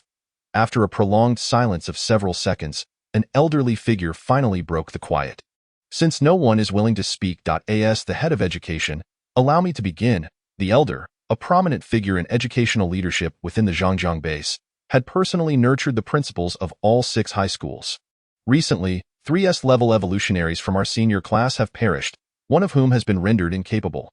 Originally, we had 19 S-level evolutionaries, but now only 15 remain. Furthermore, I have inquired with some of the S-level students, and they have all encountered varying degrees of peril. These dangers seem to have been well disguised, with motives appearing trivial. Yet, among the dozen evolutionaries, the majority have faced similar incidents. I suspect this is a meticulously organized and premeditated assassination. His revelation sent shockwaves through those present, including Wu Di, whose expression transformed into one of disbelief. Chairman Hai, the head of the base, was already privy to the situation. He remained silent for a few moments before turning to another elder. Old Lai? You are responsible for maintaining order in the Zhangjiang base. Have your 7,000 subordinates discovered anything? The person known as Old Lai was in charge of maintaining order throughout the Zhangjiang base. Overseeing all police personnel, faced with the inquiry from his superior, he produced a dagger radiating a purple sheen, brandishing it before the assembly. This dagger is coated with the eye secretion of a 6th-tier subterranean creature, the demon Lin Wang beast. This secretion, upon contact with the bloodstream, can corrode human genes, leading to the regression of evolutionaries. As the dagger was revealed, the surrounding dignitaries collectively furrowed their brows. Only Wu Di, with a glint of curiosity in his eyes, picked it up and sniffed it. Had Yi Hai been present, he would have been utterly astonished. The hue of this dagger was identical to that of the one used in his own assassination attempt. The elder responsible for order maintenance maintained a grave countenance as he stated, "In the past few days, my men have recovered 4 such daggers, and upon the immediate discovery of their owner, he took his own life. We have found no trace of clues. They are all dead men, trained to an exceptionally high standard, fully prepared. I have tested the blood samples of these individuals. They are not registered in the Zhangjiang base, nor anywhere within the entire Golden Peak. They either infiltrated long ago, awaiting their moment, or have just arrived after rigorous training." The silence in the room lingered for quite a while until Chairman Hai once again shattered the stillness.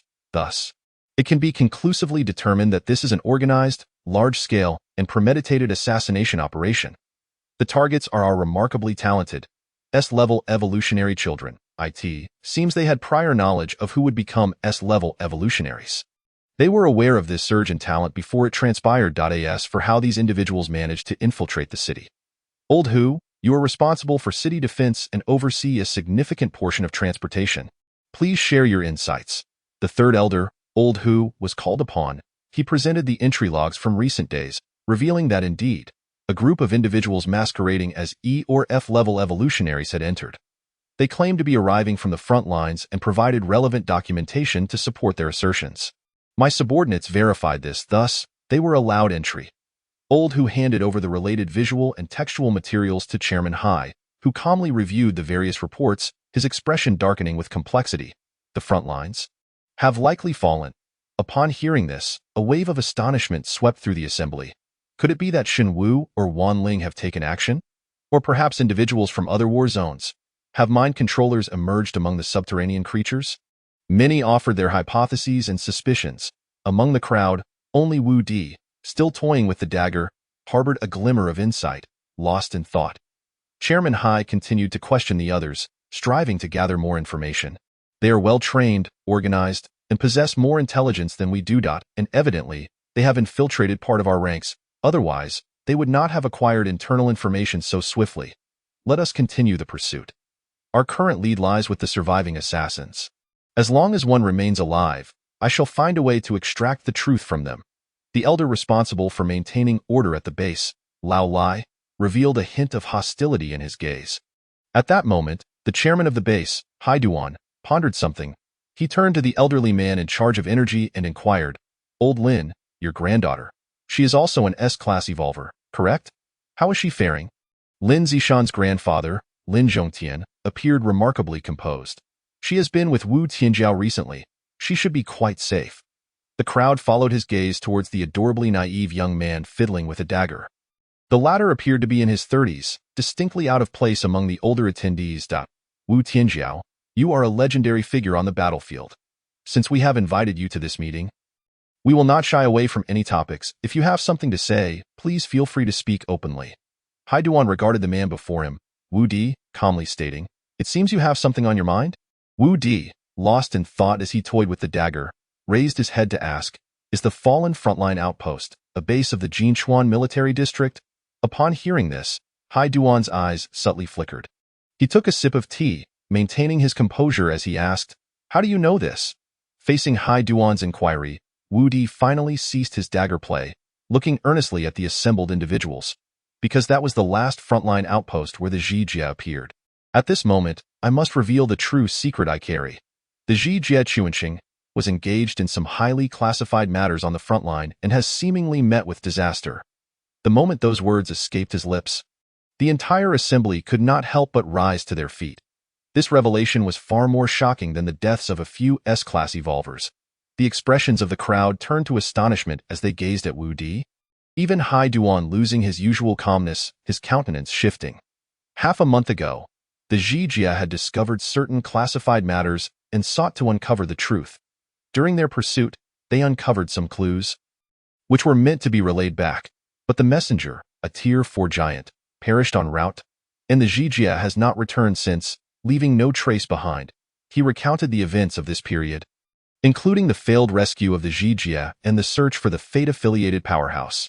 Each account rendered the expressions of those present complex and grave. I believe that the secret compelling the Zhijia to press forward is likely related to this current surge of evolution. Perhaps these two matters are intertwined. According to the words of that fate master, I intend to take Lin Zishan and Yi Hai with me.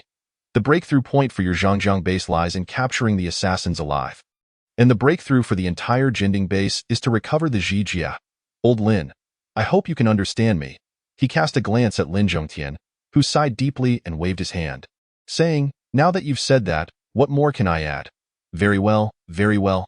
After all, this prophecy comes from a 5th-tier fate master, and such things are often accurate. Disbelief is not an option. With Chairman Hai's subsequent directives, the various departments began to mobilize in response to this assassination attempt. As the conversation progressed, the meeting gradually approached its conclusion. The base's leader, Chairman Hai, was delivering his final remarks.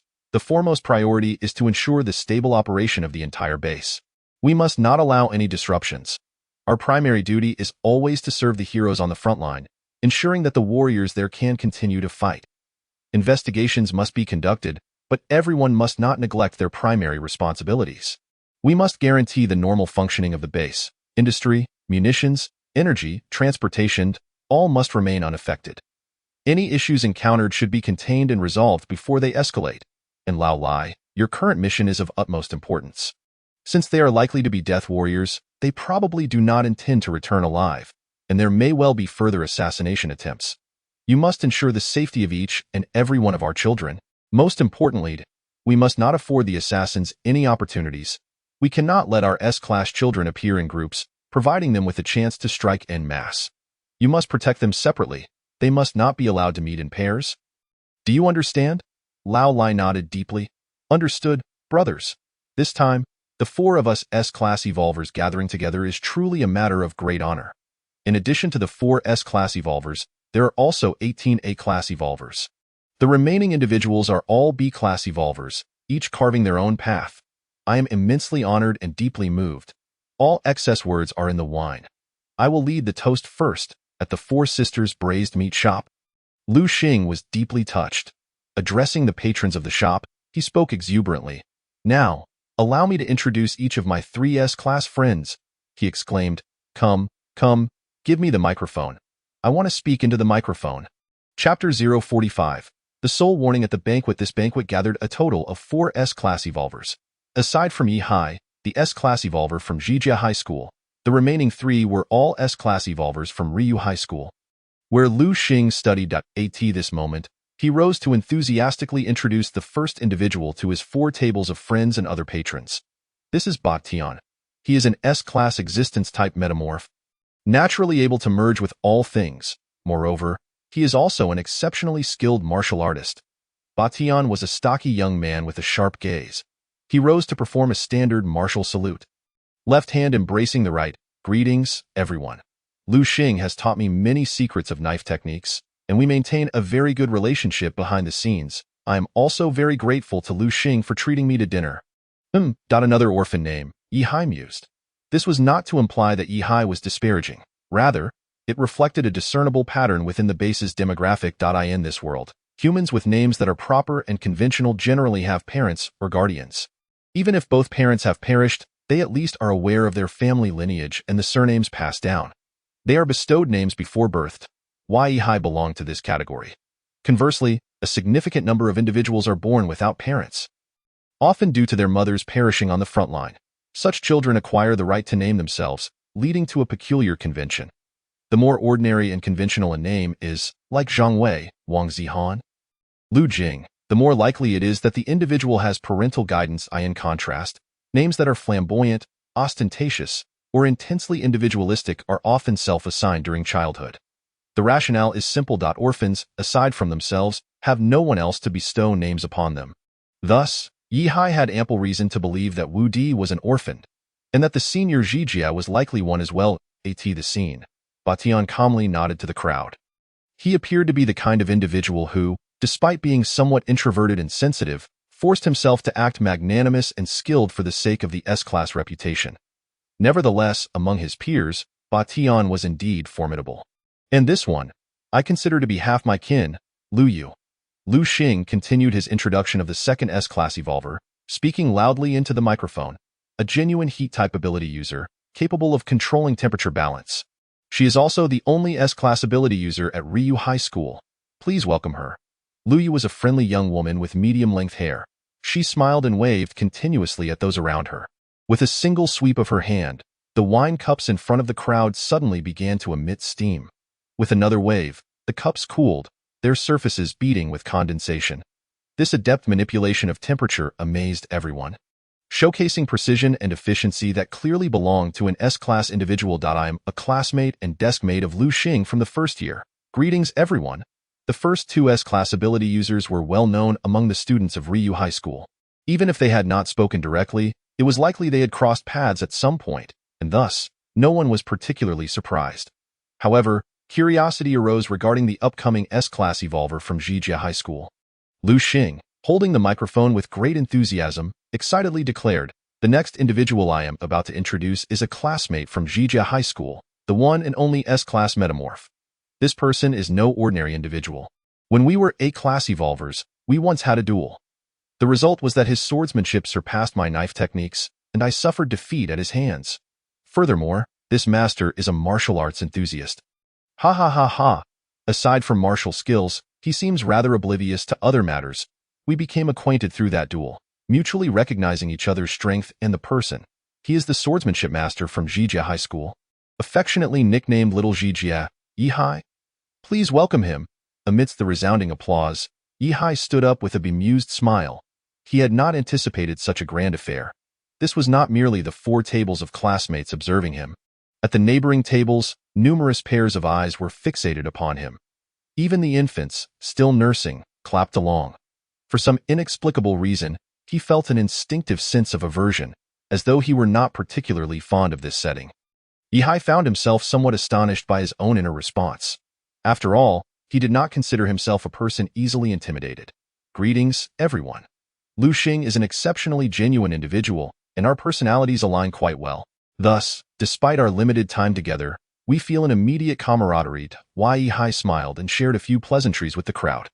Wait, what abilities does the esteemed Yihai possess? What kind of transformation has he undergone?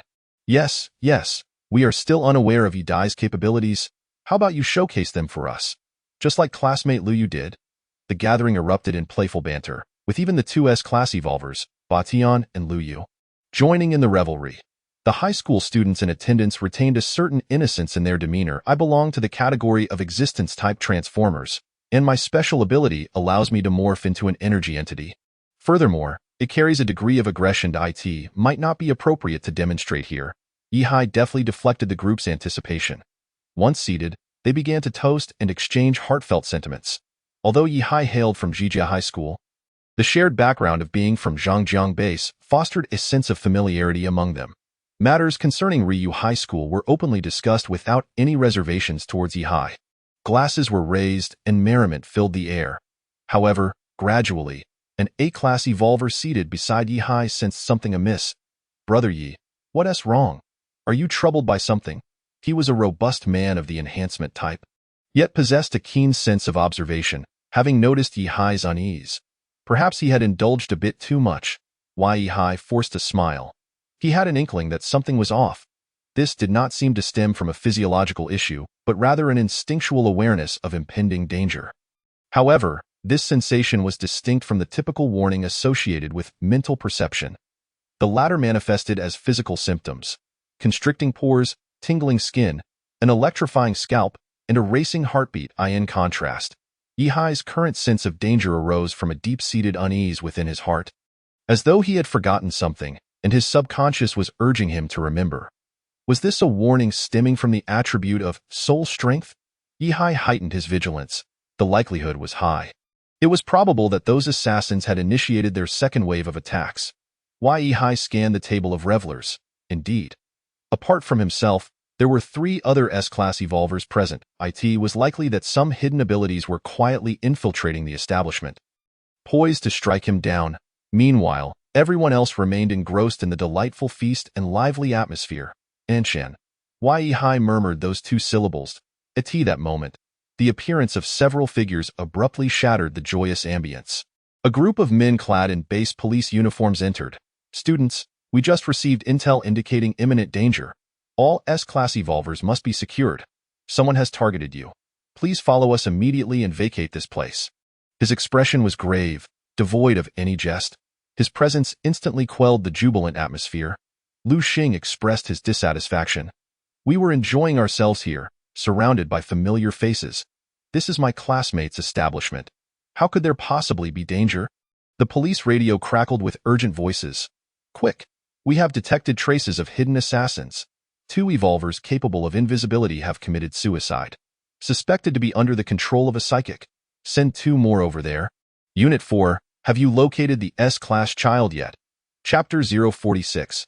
Breaking through illusions, confronting assassination. The urgency in the radio transmission conveyed an intricate web of information, causing the intoxication of the attendees to dissipate significantly. Everyone anxiously turned to Lu Xing, seeking his guidance on their next course of action. The safest place may not offer the same comfort as now, but it will be devoid of danger. The officer glanced at the table laden with food and drink. You may take your provisions with you and enjoy them over there. Lu Xing desired to inquire about the specific location, but the officer remained silent. Clearly, in this public environment, revealing their destination was unwise. Lu Xing felt a wave of frustration but ultimately rose to his feet. He then utilized his spatial ring to stow away the food and drink from the table. Brothers, shall we change venues for our meal? The group of 39 individuals promptly stood up and hurriedly departed. Yet, as they moved, the tension within Yihai did not abate. Rather, it intensified. He sensed something was off. These individuals were likely not of good intent. Following the police, they navigated through a maze of twists and turns until they arrived at a fortified metallic building. Encircled by impenetrable walls, the structure exuded a futuristic aesthetic, adorned with various energy conduits. The officers remained vigilant, surveying their surroundings, and remarked, "This location is relatively safe. You may celebrate here at your leisure. We will stand guard at the entrance. Everyone, feel free to eat and drink." Lu Xing, initially skeptical, felt some relief upon confirming that they had indeed been brought to this place. He beckoned the others to sit on the floor and retrieved an assortment of food and drink from his spatial ring. They were eager to indulge in another round. Recently, I've heard that S-Class evolvers have been experiencing some troubles. Indeed, someone mentioned that my uncle was looking for me, but I didn't go. Later, when I called him, he claimed there was no such matter. Times have become rather turbulent. Just yesterday, I noticed a group gathered around something. I intended to join them, but had to leave last minute. When I glanced back, that group dispersed immediately. After becoming S-Class evolvers, it feels as if we are being targeted, albeit subtly. Caution is paramount. We must survive to take the college entrance exam. The crowd engaged in discussions, their guard beginning to lower. Even the perception-type transformers savored their fine wine in a state of relaxation. Yet amidst the throng, only Yihai wore an expression of grave seriousness. At that moment, his sense of crisis peaked. He could distinctly feel something sharp pressing against the solid wall behind him. A piercing sensation was nearly grazing the back of his head. Damn it! In that instant, Yihai acted decisively. The blood-patterned sword manifested in his palm, and without hesitation, he unleashed the shadowless sword technique. Infused with Yihai's soul power, the formidable sword technique erupted with tremendous force. In the void, several muffled groans echoed. Suddenly, the world before Yihai flickered. The scene around him became elusive.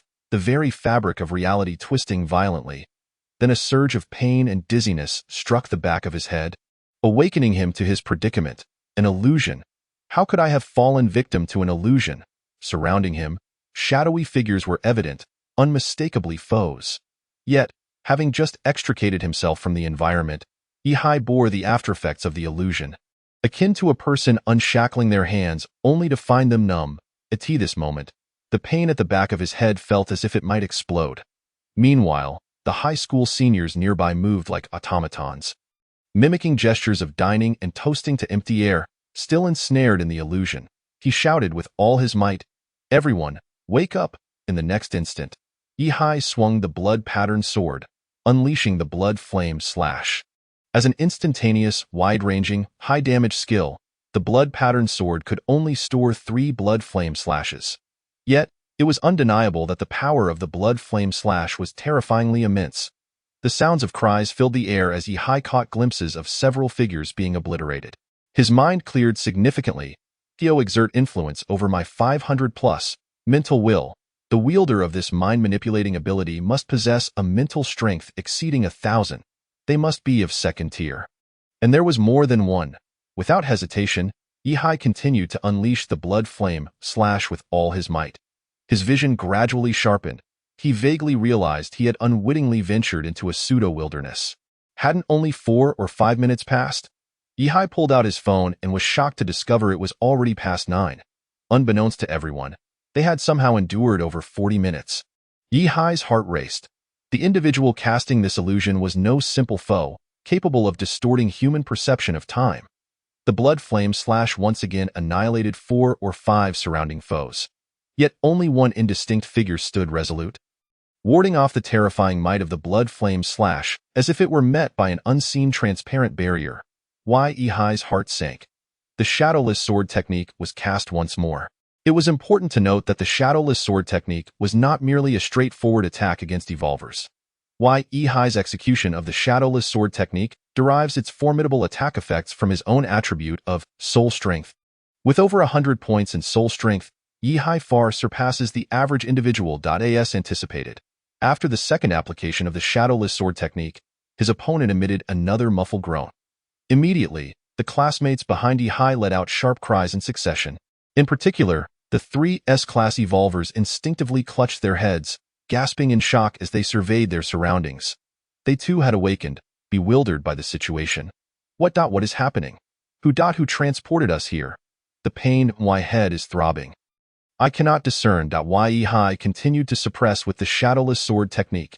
As time passed, the pain at the back of his head rapidly dissipated, and his vision gradually cleared. At that moment, he finally discerned the figure before him. It was indeed merely a shadowy silhouette. The figure seemed to employ some special supernatural means, cloaking itself in darkness. Its facial features, physique, and attire were all obscured, leaving only a pitch-black silhouette in motion. A distance of 5 or 6 meters away, the mysterious ability user was repeatedly struck by Ihai's shadowless sword technique, emitting a series of muffled groans, clearly in great agony. The dark silver shadow began to dissipate, gradually revealing its true form. A man adorned with red tattoos across his face, body, and neck. Why Ihai's heart trembled at the sight. He had learned about such tattoos in class. They are the marks of criminals from the base. Given the extent of the tattoos, this individual's crimes must be considerable. In a critical moment, Ihai chose to switch to his combat form. Peerless Azure Dragon, boom. A terrifying aura erupted suddenly. And no longer was he the blood-red and silver interwoven blood moon true dragon, but rather a cerulean energy entity, stretching over 4 meters in length. Defying the pull of gravity, it soared rapidly. Upon entering the peerless Azure Dragon form, Ihai's cellular structure underwent a fundamental transformation. The lingering effects of hallucinations on his cerebral cortex vanished in an instant. Ihai was fully awakened, and his perception of the external world heightened to its peak. Chapter 047. The fearsome attributes of the Peerless Azure Dragon, special form. Peerless Azure Dragon, abilities. Power of the Azure Dragon. Might of the Azure Dragon, Heart of the Azure Dragon, Form of the Azure Dragon, Fury of the Azure Dragon, Power of the Azure Dragon. All attributes increased by 500. All resistances increased by 100. Might of the Azure Dragon. within a 200-meter radius. The enemy's mental will, neural response, cognitive perception, and elemental affinity attributes are reduced by 500 points. Heart of the Azure Dragon can manifest a doppelganger within 50 meters through thought, capable of executing all martial skills with equal potency. Form of the Azure Dragon, immune to most elemental resistances, with no vulnerabilities, and a recovery speed increased by 500. Fury of the Azure Dragon. Unleash your wrath, roaring forth a powerful energy cannon. Body strength, 3375, neural response, 4185, cellular strength, 2970, mental will, 2840, elemental affinity, 1785, cognitive perception, 2570. This marked Yihai's first activation of the SS-level body evolution talent, as well as his inaugural entry into the peerless Azure Dragon form. In this moment, he was unprecedentedly powerful. The disparity between S-level and SS-level evolution was immense, akin to two entirely different realms. The gap was even greater than that between C-level and S-level. Yihai spiraled through the void, his terrifying might instilling a sense of dread in the shadowy figure before him. The second-tier evolver cast a nervous glance at Yihai, then turned to flee, yet, beneath his feet, an eerie voice resonated. You cannot escape. You shall not run, Batian. This S-class evolver, capable of merging and traversing through all matter, was a metamorphosed entity of existence itself. He too could alter his cellular and cerebral structures, evading illusions targeting the brain. Now that his opponent had lost the initiative, the freed Batian naturally acted first. He silently melded into the ground, subsequently integrating into the shadow's body. The shadow lost control over its right leg, which sprouted a comical face that began to mock it.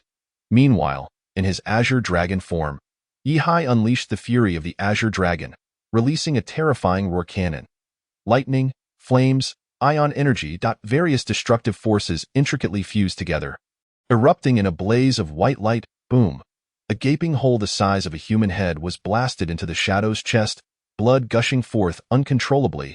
However, this second-tier ability user possessed inscrutable methods of his own.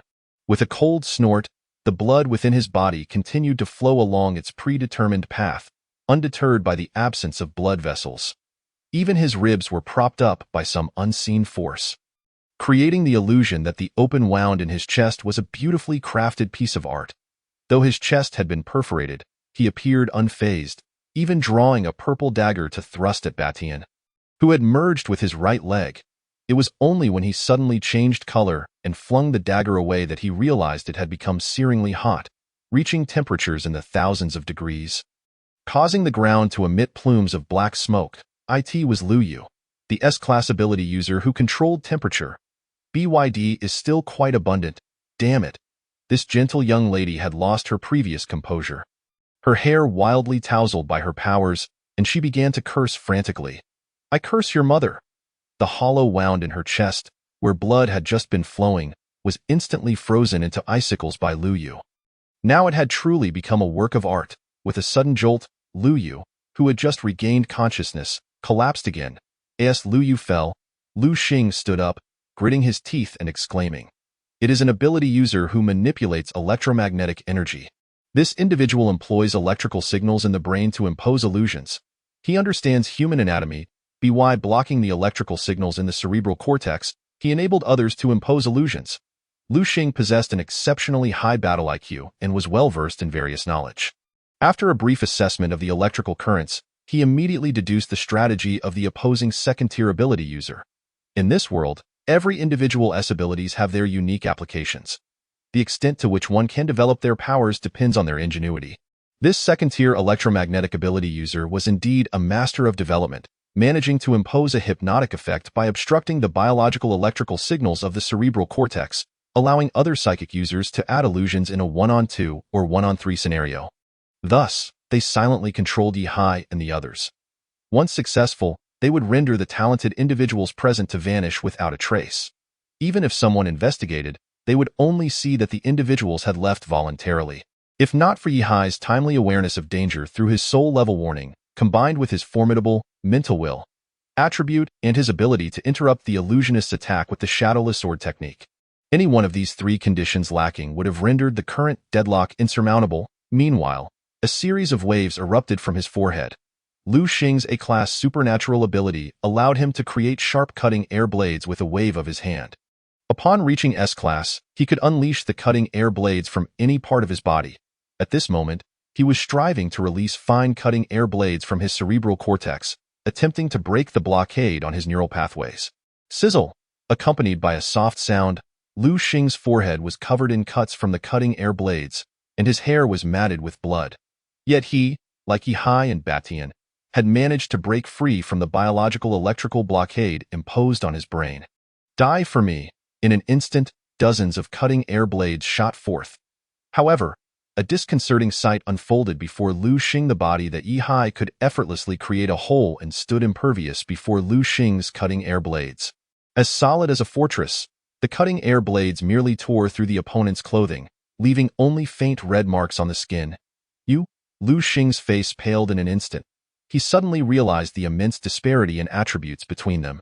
The gap was far too vast. This battle was unwinnable, but Lu Xing swiftly conceived an idea.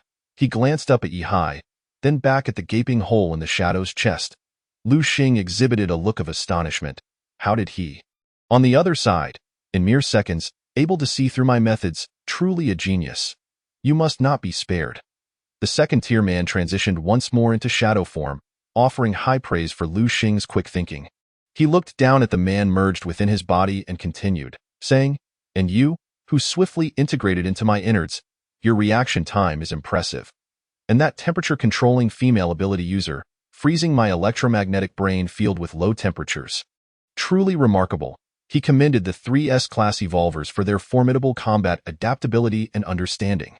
Their ability to counter his second-tier methods was astonishing. Yet, amidst his words, the assassin had also discerned their strategies. However, the 4th S-class evolver Yihai remained unassessed. He fixated his gaze intently on Yihai. Among the 4 S-class evolvers before him, Yihai posed the greatest threat, and he could not fathom the depths of his abilities. The earlier strikes with the aerial sword techniques had left him feeling uncertain, and now, transformed into this azure dragon, even he, a second-tier evolver, felt a profound sense of trepidation. As a being who has undergone evolution twice, he harbored no doubt about the possibility of failure. Yet, a vague premonition gnawed at him, suggesting that the completion of this mission might come at a significant cost. While he pondered this, the azure dragon in the sky stirred. Whoosh! Swift as a bolt of white lightning, a surge of the dragon's wrath roared forth towards the assassin. The energy howled, piercing through the shadowy figure, creating a semicircular hole in his abdomen. "What?" he gasped. Taken aback, the speed of his opponent far surpassed his expectations. Could this truly be a first-tier evolved being? In the fleeting moment they crossed paths, his sensitivity to electromagnetic forces revealed a terrifying realization. As a second-tier evolved being, he found that some of his attributes were, astonishingly, inferior to those of his adversary. How could this be possible? Chapter 048. The emergence of the big shot, the prodigy appears. What exactly are you? He attempted to speak, but at that moment, an overwhelming sense of danger washed over him. The assassin quickly evaded, only to glimpse the semi-transparent Yihai wielding a blood-patterned sword, who had just unleashed a terrifying assassination sword technique. The tip of the sword had already broken through his skin, disrupting the once steady flow of blood. Yet, when the assassin attempted to eliminate the semi-transparent Yihai using his electromagnetic abilities, he discovered that his foe had vanished, leaving only the sword to clatter to the ground. Only after his electromagnetic attack had depleted did the semi-transparent figure of Yihai reappear, retrieving the sword and charging at him once more. The heart of the Azure Dragon allowed him to condense his physical form through sheer will, continuing to wield his original martial skills. Upon witnessing the exceptionally enigmatic S-rank senior, who repeatedly executed inscrutable techniques, even surpassing him in attributes, the assassin began to feel a twinge of trepidation. He unleashed a barrage of electromagnetic energy nets, electromagnetic disintegration, and magnetic vacuums, employing multiple abilities, yet all were forcefully repelled by Yihai's formidable dragon form. With sheer strength, he shattered all defenses. It felt as if he were the low-tier evolved being. Compounding his dilemma was the interference from the entity within him, which persistently disrupted his internal organs and lower body. This incessant turmoil left him with little opportunity to focus elsewhere. He gradually came to the grim realization that he might indeed face defeat. Even the prospect of escape was becoming a challenge. Yihai unleashed a series of roaring blasts, each imbued with immense power. With over 4,000 in nerve response attributes, his strikes attained a new level of precision, inflicting fresh wounds upon the assassin's body each time. As time passed, the scales of battle began to tip in this state. If Yihai had a heart, it would undoubtedly be pounding fiercely. To transcend one tier of evolution and triumph over a higher tier evolved being. What an extraordinary achievement! Ultimately, Yihai, Ba Tian, and Lu Xing combined their efforts to painstakingly leave the assassin's body behind.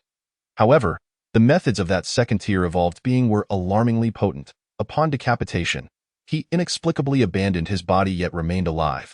Even taking to the low skies, he fled at breakneck until later, under the siege of 6 individuals, Wu Di remarkably began to retreat. Even his shoulders and wrists were pierced, leaving wounds. He was injured. Yihai, Lu Xing, Lu Yu, and Ba Tian all wore expressions of disbelief, turning to glance at the 2 directors behind them. A dignified prodigy, a member of the illustrious Million Club. Is this all? Heh, among the prodigies of our combat zone, Wu Di stands out as a rather unique figure. He could be considered a dynamic contender. At this moment, Director Lai remained calm, even smiling. The prodigies in our combat zone each have their own tales and descriptors. Do you know the phrase that describes Wu Di? His strength is unknown, and he grows stronger in the face of adversity. This individual is quite peculiar. When weak, he has suffered wounds and setbacks against many 3rd and 4th tier subterranean creatures. Yet, the 5th tier subterranean creatures that have perished at his hands are numerous. It all depends on whether he can enter that particular state. At this point, he suddenly paused. The other elder director pointed ahead and said, Look. He is coming. Right before them, Wu Di, engaged in battle with 6 3rd-tier assassins, bore several wounds. He was even forced to retreat, exchanging space for initiative. However, the 6 did not grant him any opportunity, pressing forward gradually, inching closer to Yihai and the others. They were now within 30 meters of Yihai, and at that moment, Yihai felt a tremor deep within his soul. He sensed that Wu Di before him had changed. Why Yihai could not articulate that feeling. He was still himself, not transformed or exhibiting a different persona. For Yihai could perceive this subtle distinction through his spirit. Yet, he also seemed unlike himself. Each of his moves suddenly became exceedingly terrifying. His swordsmanship had shifted. Moreover, the aura he emitted had transformed into something profound and inscrutable, akin to a long-oppressed honest man finally shedding his mask to reveal his devilish true form. Hiss. In a mere stroke, Yihai was dazzled.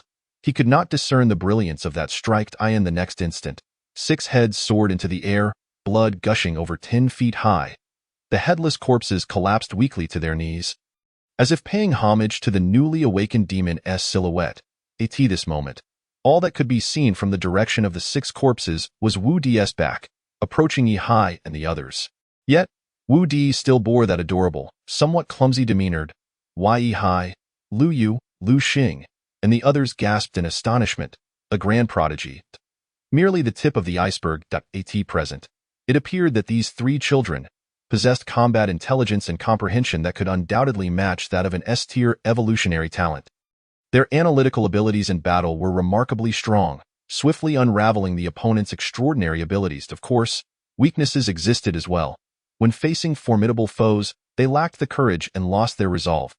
Indeed, 2 of them were so frightened that they sat down. In the office of the Zhangjiang base, Director Lai, Director Hu, Wu Tianjiao along with the newly arrived head of education, Director Inda, were convening a brief meeting. They had just discussed specific strategies regarding the assassination operation and had reached a conclusion. At this moment, everyone was deliberating on the comprehensive performance of Yihai and the other 4. It turned out that within a minute of Yihai seeing through the illusion, his actions had triggered the kinetic sensors on the base's city wall. Within 100 seconds, they had already observed the external events through the cameras. Subsequently, the confrontation between Yihai and the assassins was entirely captured by the base's surveillance cameras. Regarding this battle, everyone held Lu Xing, Lu Yu, and Ba Tian in high regard, believing that their normal progression would at least lead to significant achievements, potentially even making them prodigies of the entire combat zone in the future. However, when it came to Yi, the senior figures present hesitated to voice their opinions. They were waiting for news. Beep, beep, beep. Moments later, Director In's communicator received a message from the base's leader, Chairman Haiduan. He picked it up to read the message, frowning. The chairman's stance is the same as ours. None of us wish for Yi to leave the base and join you on the front lines. A talent of such extraordinary caliber, barring any unforeseen circumstances, his ascension to prodigy status is virtually a foregone conclusion, and he could very well become a star. Is it not possible to replace him with another S-tier child to accompany you to the front lines? Initially, when Wu Di indicated the need for 2 S-tier high school seniors to accompany him in search of the Purple Realm, everyone's attitude was agreeable. After all, the entire base had birthed more than a dozen S-tier individuals. And temporarily requesting 2 was not out of the question. One of them was even a direct descendant of the energy magnate of the Zhangjiang base. Lin Zhongtian expressed his agreement as well. However, when this situation arose and Yi displayed his talent, the senior figures began to retract their earlier sentiments. They did not wish for such an astonishing prodigy to be thrust into the unknown world beyond the front lines due to an ephemeral prophecy of fate. After the combat footage of Yi was circulated among the senior figures, everyone was left astounded. They could all see that Yi's comprehensive attribute values had nearly reached the peak strength of a first-tier evolution. Moreover, his martial prowess resembled a male version of the Purple Realm. Particularly, the abilities birthed from his evolution surpassed everyone's understanding. After transforming into a dragon form, he astonishingly crossed an evolutionary tier, exerting pressure on high-tier evolutionary assassins. This terrifying capability was unprecedented in their experience. I consulted some retired veterans from the front lines. They believe this level of evolution likely exceeds the typical S-tier evolutionary category. In terms of strength, it may have reached S, perhaps even double S, if such an evolutionary tier truly exists. This child may possess the highest talent across the entire combat zone. On the 4th day of awakened cellular evolution, he suppressed second-tier mid to late-stage evolutionaries. Such occurrences have never been documented before. Chapter 050. He has the potential to inherit leadership on the surface. It is a group attack, 4 first-tier against 2 second-tier. Yet, the contributions made by the 3 were nearly negligible, making it seem as if Yi alone confronted the second tier. Director In, responsible for the base's educational sector, did not conceal his admiration. Furthermore, everyone has watched the battle a dozen times. After losing the initiative, he turned the tide so swiftly. His temperament, methods, on-the-spot reactions, courage, and intelligence are all top-notch. Not only does he not hinder his talent, but he also maximizes its potential. With the exception of slightly lacking insight and vision, he has no other flaws, and those can be remedied with experience. This child has an immeasurable future ahead. He may even surpass his sister in excellence. With these words, the meaning was already quite clear. The Zhangjiang base was reluctant to let him go. They did not wish for Wu Di to take away this prodigious talent capable of ruling the realm in the future. Director In gritted his teeth, revealing an unwilling expression, yet continued. In fact, Lu Xing, Lu Yu, and Ba Tian, all 3 children, are quite formidable. As S-tier evolutionaries, they too have boundless prospects. Why not take one of them? And let these individuals accompany you? At this moment, hearing the senior figure's persuasion, Wu Di felt like drawing his sword. What do you think I brought this person along for? Do you think I'm here to snatch talent from the Zhangjiang base? I am here to rescue the Purple Realm. He and Lin Zishan are prophesied children. It is precisely because he is exceptional that he is a child of prophecy. Do you think I am competing with you for talent? Wu Di was incensed. He had not anticipated that taking Yi with him would encounter such absurd resistance. Regardless of whether he was a prodigy or not, the purpose of growth is to confront enemies on the front lines. Is it not? Am I not helping him avoid several years of detours by bringing him along? The senior figures present exchanged glances. The first to speak was Director Hu. He first offered a gentle smile. Then said, prophecy is merely a form of superstition, and we cannot place our full faith in it. Now that the 3 major bases are harboring suspicions towards each other, who knows if that fate-related ability user has ulterior motives? You are aware that the leader of our base is aging and a strong successor is needed. Once Yi matures, I believe there is a considerable possibility. Do you understand? Currently, we have already expended a Purple Realm. What if the other party seeks to extinguish our future hope? He revealed a significant attitude.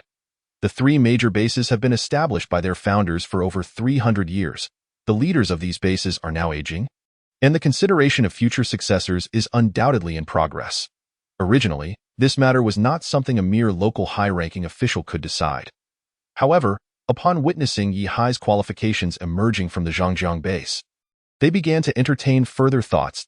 Why Yi Hai's evolutionary talent is far beyond that of an ordinary S-tier evolutionary. In this world, where the pinnacle of humanity has already been reached through S-level evolutionary talents, Yi Hai's displayed potential can only be described as unparalleled.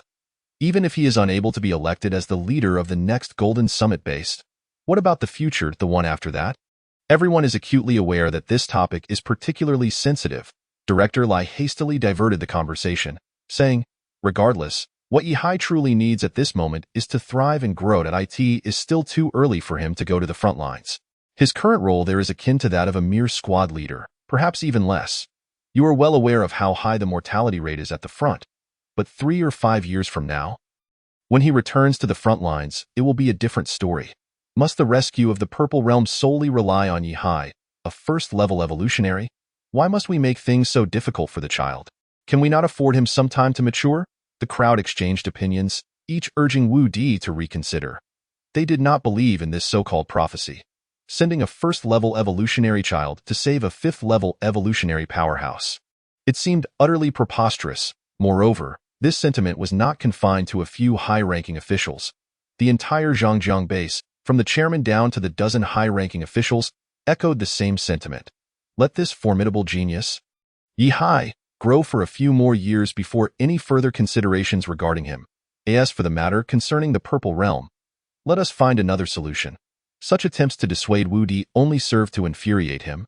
Have you all forgotten what the front lines truly represent now that you have withdrawn to logistics?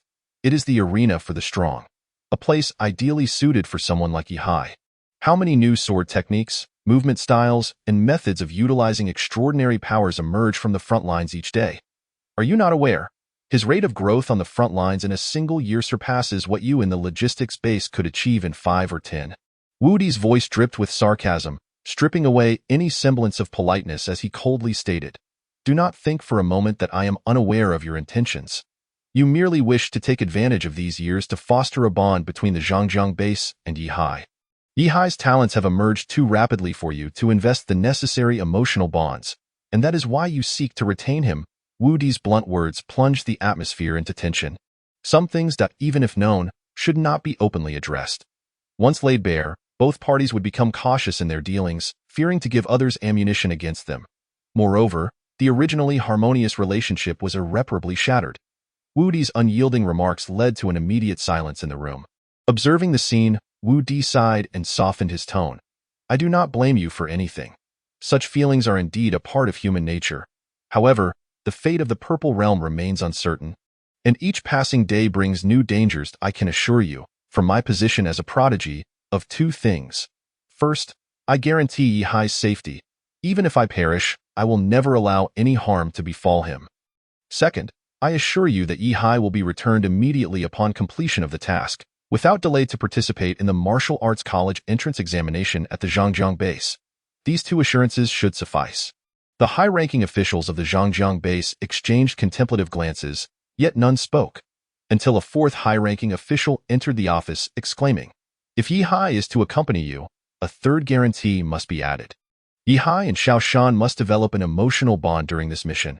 You must facilitate their relationship and allow something to blossom between them, if you can cultivate a romance between him and my granddaughter, leading to the emergence of an SS-level bloodline for our Zhangjiang base. It would be nothing short of perfect." The speaker was none other than Lin Zhongtian, a titan of energy within the Zhangjiang base. Although he was not the director, he was a prominent figure in corporate affairs and a high-ranking official in his own right. His suggestion was remarkably constructive, encouraging Yi Hai to pursue a romantic relationship with his granddaughter. Yi Hai, being an orphan within the Zhangjiang base, lacked a sense of belonging, while his granddaughter was a well-established member of the base. Should these 2 exceptional young individuals cultivate feelings for one another, it would naturally yield stronger ties than any forced connections. After this idea was proposed, the group fell into a momentary silence before ultimately agreeing with enthusiasm.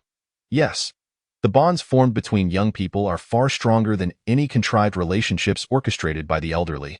Let Yi Hai build a rapport with the Lin family girl, and in the future, the Zhangjiang base will become Yi Hai's anchor and concern. Wu Di slapped his thigh, standing up with a grin. Excellent. We shall proceed as you propose. It is settled. Chapter 051. I will establish my own system. Upon returning from the pseudo-wilderness, Yi Hai, Lu Yu, Lu Xing, Ba Tian, and the other members of the gathering underwent thorough physical examinations. From the depths of their mental faculties to bodily injuries and various potential aftereffects. First, there were instrument tests, followed by inquiries from numerous senior members of the Sensory Evolution Department. Several staff members meticulously questioned everyone about their specific conditions, examining them so thoroughly that it felt as if they were about to inspect their very intestines for injuries.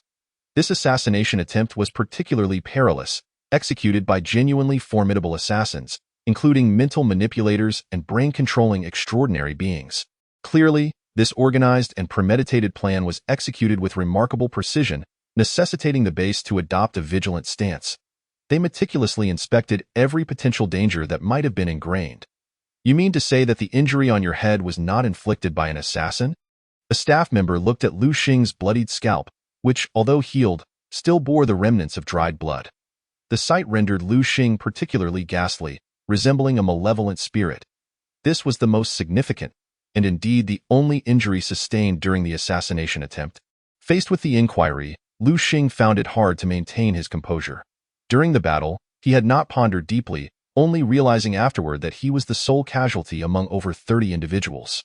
Moreover, this injury was self-inflicted. Around midnight, everyone concluded their examinations and inquiries. Those below S level were taken away by their respective parents or homeroom teachers. Only Yi Hai, Lu Xing, and a few others remained. Presently, all S-level evolutionaries in the entirety of Zhangjiang base had been concealed. Even their parents and teachers were oblivious to their whereabouts. Before thoroughly dismantling this assassination plot, everyone was required to remain in a tightly guarded chamber, attended by specialized protectors. To shield the several S-level evolutionaries from various high schools. The Zhangjiang base even temporarily borrowed some elite personnel from the front lines to guard different areas of the base. On the surface, operations at Zhangjiang base continued as usual, yet a comprehensive surveillance network encompassing monitoring devices, listening evolutionaries, and law enforcement had been established. The assassins lurking within the city were gradually being apprehended one by one. In the dormitory, Lu Xing, Lu Yu, and Ba Tian eagerly watched Yi Hai, who was temporarily housed in a makeshift dormitory for the night. Armed, third-tier experts stood guard at the dormitory entrance and outside the building. Within the dormitory, Yi Hai had undoubtedly become an idol to the other three. Your strength is truly monstrous. Ba Tian uttered this sentiment for what felt like the umpteenth time. As the sole individual to experience Yi Hai's power firsthand, Ba Tian, having merged with the assassin, had felt the suffocating pressure exerted by Yi Hai. He understood that certain metamorphs could transform into various forms: fire beings, stone beings, water beings, and an array of energy bodies. Yet, Yi Hai's terrifying energy form as a dragon left Ba Tian utterly awestruck. You were indeed frightening back then. Do not be deceived by the assassin's facade of calm. After I entered his body, his heart raced uncontrollably, clearly terrified by you. How can you be so formidable? Your physical abilities are astonishingly terrifying. Those with expertise see the subtleties, while the uninformed merely observe the spectacle. At this moment, Lu Xing, Lu Yu, and Ba Tian were enveloped in an exhilarating admiration for Yi Hai's extraordinary prowess. I have a strong feeling. This martial arts college entrance examination is going to be explosive, Lu Xing exclaimed excitedly, when all the final candidates from the 6 major bases gather for the grand competition. You might just astonish many.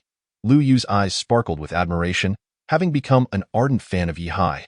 Among their peers, it was only the 3 of them who had witnessed Yi Hai's strength firsthand, while the S-level evolutionaries below remained trapped in the aftereffects of their illusions. They had not seen the full extent of Yi Hai's might. Only these 3 understood his true terror.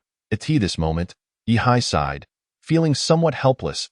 He had long anticipated that his strength would be exposed, shocking everyone, but he had not expected such revelations to occur so swiftly. Moreover, revealing his power to his companions and friends was a minor concern. The real trouble lay in exposing it to Ananshan. Wei Yihai had no doubt that he was now likely being targeted by the leader of the assassination organization. His extraordinary talents, far exceeding those of typical S-level evolutionaries, had likely stirred some ripples in certain circles.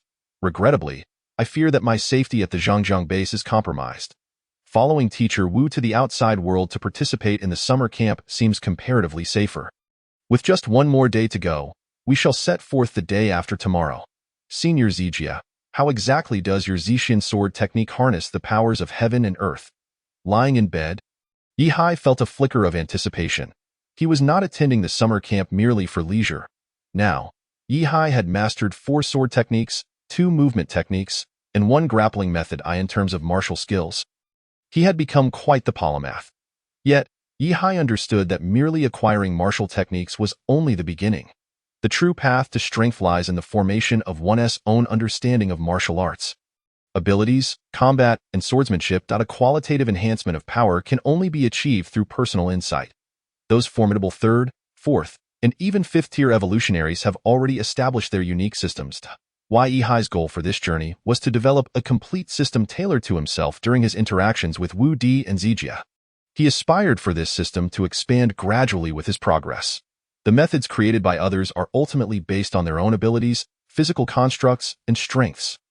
The same techniques, when executed by their originators, possess far greater potency than when practiced by later practitioners.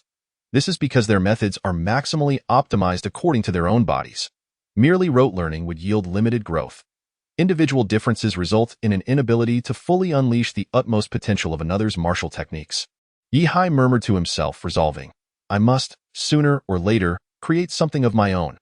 Additionally, Yihai wished to learn visualization techniques, breathing methods, and body tempering techniques. Such knowledge is perpetually beneficial. However, the value of these techniques is extraordinarily high, often beyond the reach of the average individual. Apart from gaining admission to departments, military districts, and other organizations to acquire internal legacies, external access to methods that significantly enhance attributes is exceedingly rare. It remains uncertain how Teacher Wu will arrange things for this summer camp. In truth, Wu Di had been exceedingly busy during this period. Zijia had gone missing over half a month ago while pursuing some dreadful truths on the front lines. Leaving her whereabouts unknown, in a bid to locate Zijia, one of the prospective successors of the future base, many experts from the Jinding base had been dispatched. However, the circumstances surrounding Zijia's involvement seemed particularly perilous. Not only had Zijia herself vanished, but many of the experts sent to pursue her had also met with unfortunate ends. Unbeknownst to them, unease and agitation loomed over the upper echelons of the Jinding base. No one could ascertain how terrifying the truth Zijia had uncovered might be. If it were merely a treasure or a relic, the situation would hardly be so complicated. Over the past half-month, in the quest to find Zijia, the headquarters had dispatched numerous teams led by powerful individuals, the weakest of whom were 4th-tier evolutionaries of considerable renown. Yet, these individuals often perished in the field, with only a select few returning alive, bringing back scant traces of Zijia's survival and the dreadful obstacles ahead. There was a growing awareness that the truth Zijia sought was likely far more intricate and terrifying than anyone could imagine. The task assigned to Wu Di was to heed the prophecy of a certain influential figure in the realm of fate and lead 3 progeny of prophecy from Zijia's alma mater to seek a glimmer of hope.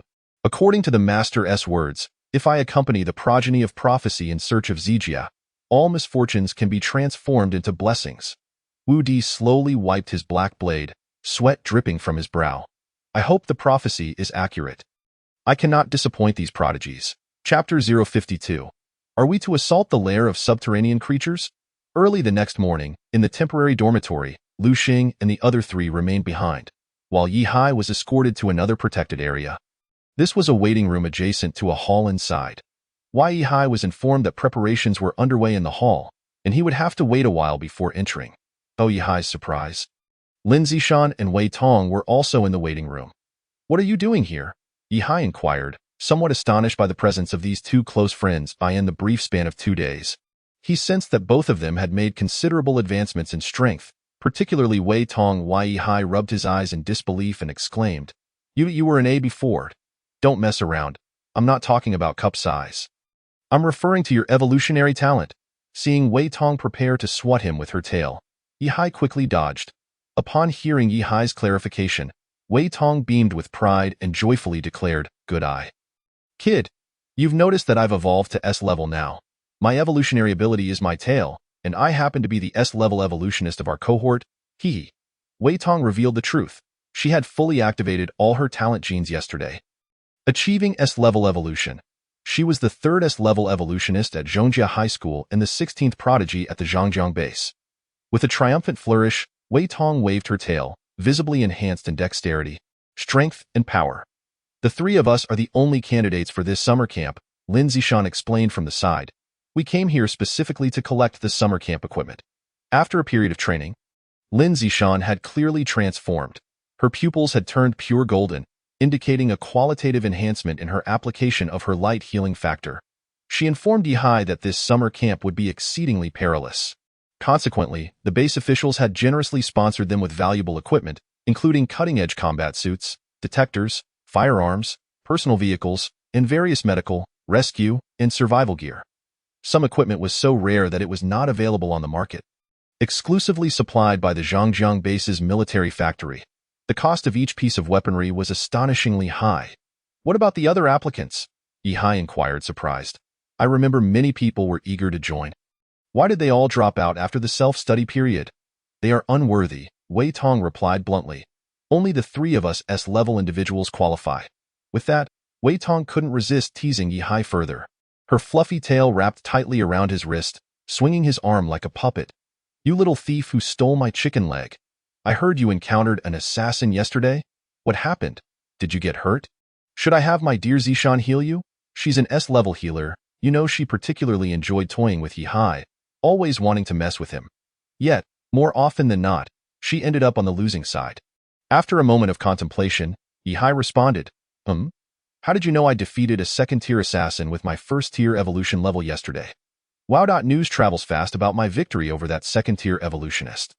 I thought you all were unaware that I sent the second-tier evolutionist running with only his head left behind. Wei Tong gritted her teeth, her irritation growing as she looked at Yihai. Such foolishness. At present, Zishan cannot heal that. Yihai fumed. "How dare you? Feel my dragon's fury." Yihai spat, causing Wei Tong to seethe as the veins in her fists bulged. This rascal truly dared. Lin Zishan, meanwhile, was attempting to soothe her best friend while smiling.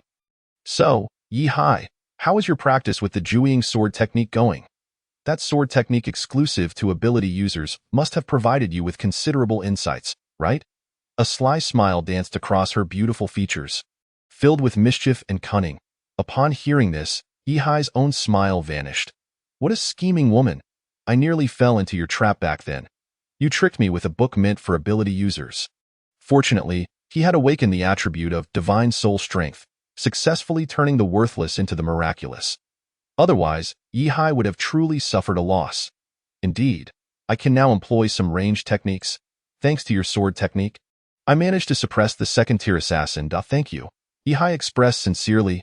Lin Zishan replied, "Wait, buddy. How did you, a metamorph, manage to practice an ability user's exclusive sword technique?" The trio continued their playful banter until staff indicated that they could enter. Upon entering, they were awestruck by the array of equipment before them. From low-altitude flying motorcycles to spatial displacement devices, as well as an assortment of firearms and combat suits, they gazed around like Lu Laolao exploring the Grandview Garden, marveling at all the diverse gear. Among them was a somewhat naive young man, diligently examining a list of items. "Come, you three, over here," Wu Di called them over, stating, "I just received news that your senior Zijia has recently embarked on a mission beyond the border. Therefore, this summer camp will not only take us to the front lines, but also to the outside world, and it will be no trivial matter. Thus, this time, I entrusted the base with procuring a considerable array of exceptional items for you." Throughout the night, Wu Di was far from idle. He meticulously prepared 2 sets of combat suits for each of the 3 individuals. One set is an inner nanoneutrino combat suit, suitable for everyday wear, which boasts remarkable defensive capabilities alongside various life detection and nanorescue functions, as well as a range of auxiliary combat features.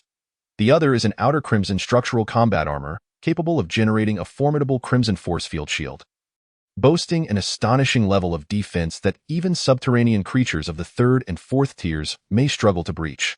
Each combat armor comes equipped with 4 sets of individual thermal weapons, all spatially linked to the combat suits. These include the Super Curvature Drive Cannon, String Fusion Energy Ray Gun, Phase Neutrino Cannon, and Ion Radiation Gun. Each of these individual weapons has the potential to inflict devastating and terrifying damage on 3rd-tier and even 4th-tier subterranean monsters. The cost of these items is exorbitant, crafted to the specifications of weaponry rather than mass-produced factory goods, or imported high-end individual weapons from other military factories, or even experimental-grade advanced equipment that has yet to be widely deployed on the front lines.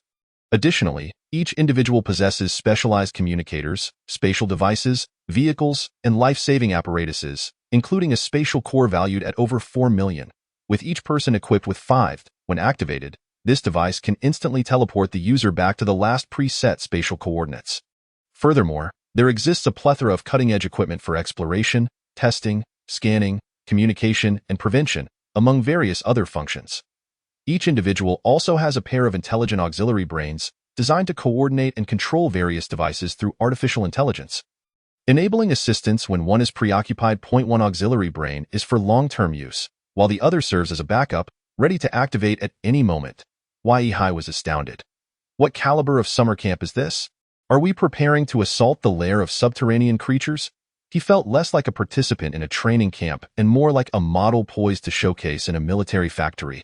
Chapter 053. The sword once used by the Purple Realm. These items should be thoroughly adapted to today. They are all outfitted with spatial technology and can be stored within the nanoneutrino combat suits. Wu Di remarked, in the upcoming month of training, we shall endure considerable hardship, and I hope everyone can set their expectations accordingly. Before meeting the Purple Realm, we may encounter various situations on the front lines. In areas beyond the front, behind enemy lines, or in uncharted wild ruins, all of which could be part of our experiences in the days ahead. I urge you to remain vigilant and focused in confronting the dangers that lie ahead. He turned to Lin Zishan among the 3. The latter, with a serious and solemn expression, replied, this time, we must hone our abilities and strive to assist classmate Yi Hai in successfully finding a mentor. Yi Hai was taken aback. He had not anticipated Lin Zishan to be so reliable regarding serious matters. Next, follow the staff's instructions to bind the genetic and bioelectric data of these devices. Once completed, I will take you inside to select weapons. Each person can choose one weapon. He pointed to a deeper section of the warehouse, which housed an array of precious weaponry from the Zhangjiang base. Yi Hai felt a surge of excitement. This summer camp is truly extraordinary. How much did Lin Zishan supplement for his enrollment? In the following time, Yi Hai, Lin Zishan, and Wei Tong listened attentively as the staff introduced each device's purpose and usage, subsequently binding their biological information. These high-tech devices contained incredibly sophisticated operating systems, thus requiring a significant amount of time for identity binding. During this period, Yi Hai meticulously counted the devices he needed to bind: 2 combat suits, 4 thermal weapons, 2 communicators, 1 vehicle, 1 spatial core, 2 reactors, 2 auxiliary brains, 1 exploration device, 1 life instrument, and 2 spatial units. Altogether, a staggering 21 sets of equipment. The emphasis was primarily on an overwhelming abundance of supplies. Merely binding these items consumed the time until after 1 o'clock in the afternoon. Do not tamper with the chip on your forehead. It is locked onto your brain waves. Moreover, as a being of the existence system, this chip aligns with your 2 cellular forms. Normally, you only need to wear this nanoneutrino combat suit. The internal spatial structure of the neutrino combat suit stores various weapons and devices for you. As long as your subconscious and conscious mind maintain synchronization for over 0.7 seconds, you can switch out the corresponding devices or equipment in the event of an emergency where you cannot react in time. You can also activate the auxiliary brain's intelligent management. Remember to frequently update your reserved spatial coordinates. In a life-threatening situation, you can immediately activate the spatial core to teleport backward, with a maximum teleportation distance of 50 kilometers. The young lady assisting Yi Hai with the device binding was a researcher from the Military Research Department. Her fingers were soft and cool, and her voice was gentle. She kindly advised Yi Hai not to remove the combat suit lightly, as it possesses cleaning, dust removal, and temperature regulation functions. It should be worn at all times. Around 1:30 in the afternoon, all the equipment was finally ready. Yi Hai, Lin Zishan, and Wei Tong followed Wu Di into the weaponry vault. Upon entering, they were immediately overwhelmed by the sight of an underground warehouse that spanned the size of 2 football fields, IT was filled with an astonishing array of weapons. Swords, blades, guns, staffs, knuckles, daggers, stabs, and tiger claws, everything imaginable. Rows of shelves displayed a multitude of weaponry, leaving the three of them in awe. The Zhangjiang base is one of the 6 major logistics bases on the entire front line. For the front lines, the Zhangjiang base serves as a colossal factory of ceaseless production. All the cold weapons within are slated for delivery to various war zones in the next season. I spoke with the relevant personnel at our base, and you may select from these first. These weapons are part of the arsenal designated for frontline equipment. Upon hearing this, Lin Zishan and Wei Tong became instantly excited and rushed forward to make their selections. The array of invaluable weapons left them somewhat dazzled. Yi Hai, too, felt a stir of interest. However, as he stepped forward, he was promptly halted by the adorably naive young man beside him. You need not venture further. Wu Di said, I have already selected a fine weapon for you. He led Yi Hai to a table where a well-crafted silver longsword lay. The sword was of moderate length, with a balanced weight, and bore a striking resemblance to certain industrial-grade swords often deemed inferior. Yi Hai furrowed his brow as he approached the sword, lifting it with some effort. The sword was no lightweight. It was likely crafted for a second-tier evolutionary. With Yi Hai's nearly 700 points of physical strength, it still felt unwieldy, roughly estimated to weigh several hundred kilograms. Is this what you recommend for me? Yi Hai inquired, puzzled, glancing at Wu Di. The sword exhibited a conventional style, significantly different from the various sword techniques he practiced. The master who crafted this sword had also forged an identical one over a decade ago. In terms of materials and technological assembly, they were nearly indistinguishable. Unlike your silver sword, that one was purple. Can you guess who chose that sword? Wu Di's words left Yi Hai wide-eyed. You mean, senior sister from the purple realm? Wu Di nodded slightly. He informed Yi Hai that when he first laid eyes on this sword last night, he too experienced a moment of distraction. Upon inquiring with the military industry, he discovered it was crafted by the same individual as that of the sword from years past. The engineer was unaware of the events occurring in the outside world. He simply felt inspired and created this sword. This, Wu Di believed, subtly indicated a destiny at play. The Purple Realm entered the front lines at the second tier, wielding swords of this nature. Among her many accolades, one evaluation referred to her as the master of sword techniques, which Wu Di deemed quite accurate. At first glance, this sword may appear rather unremarkable. Yet from another perspective, it can be said to accommodate the vast majority of sword techniques. If you aspire to follow in the footsteps of the Purple Realm, perhaps it is from this sword that you should commence your journey. Yi Hai gazed at the attributes of the sword, Silver Dragon Sword, crafted from the spine bones of a fourth-order circle dragon beast. This formidable molecular weapon boasts commendable overall performance, physical fitness requirement, above 500, neural response requirement, above 550, optional technologies, silver antimatter coating, capable of slicing through energy attacks, inflicting considerable damage on energy entities, spatial infiltration technology, can be stored within a spatial bracelet when not in use, ready for immediate retrieval, nanomolecular reconstruction, self-repairing capabilities for any damage to the sword body, kinetic absorption, disregards recoil damage, significantly enhancing offensive capabilities. Chapter 054. Heading to the frontline military district. In contrast to the ornate weapons sold to professional monster hunters, the armaments utilized by soldiers on the frontline appear far more straightforward and brutal. High attributes and superior performance are all that is required. Compared to Yi Hai's blood pattern sword, the Silver Dragon Sword possesses significantly stronger attributes and broader applicability. If the previous blood pattern sword was acquired to complement the 10,000 slashes sword technique, then the current Silver Dragon Sword is versatile enough to accommodate any sword technique. As Yi Hai wielded the Silver Dragon Sword, he executed a series of 10,000 slashes sword techniques.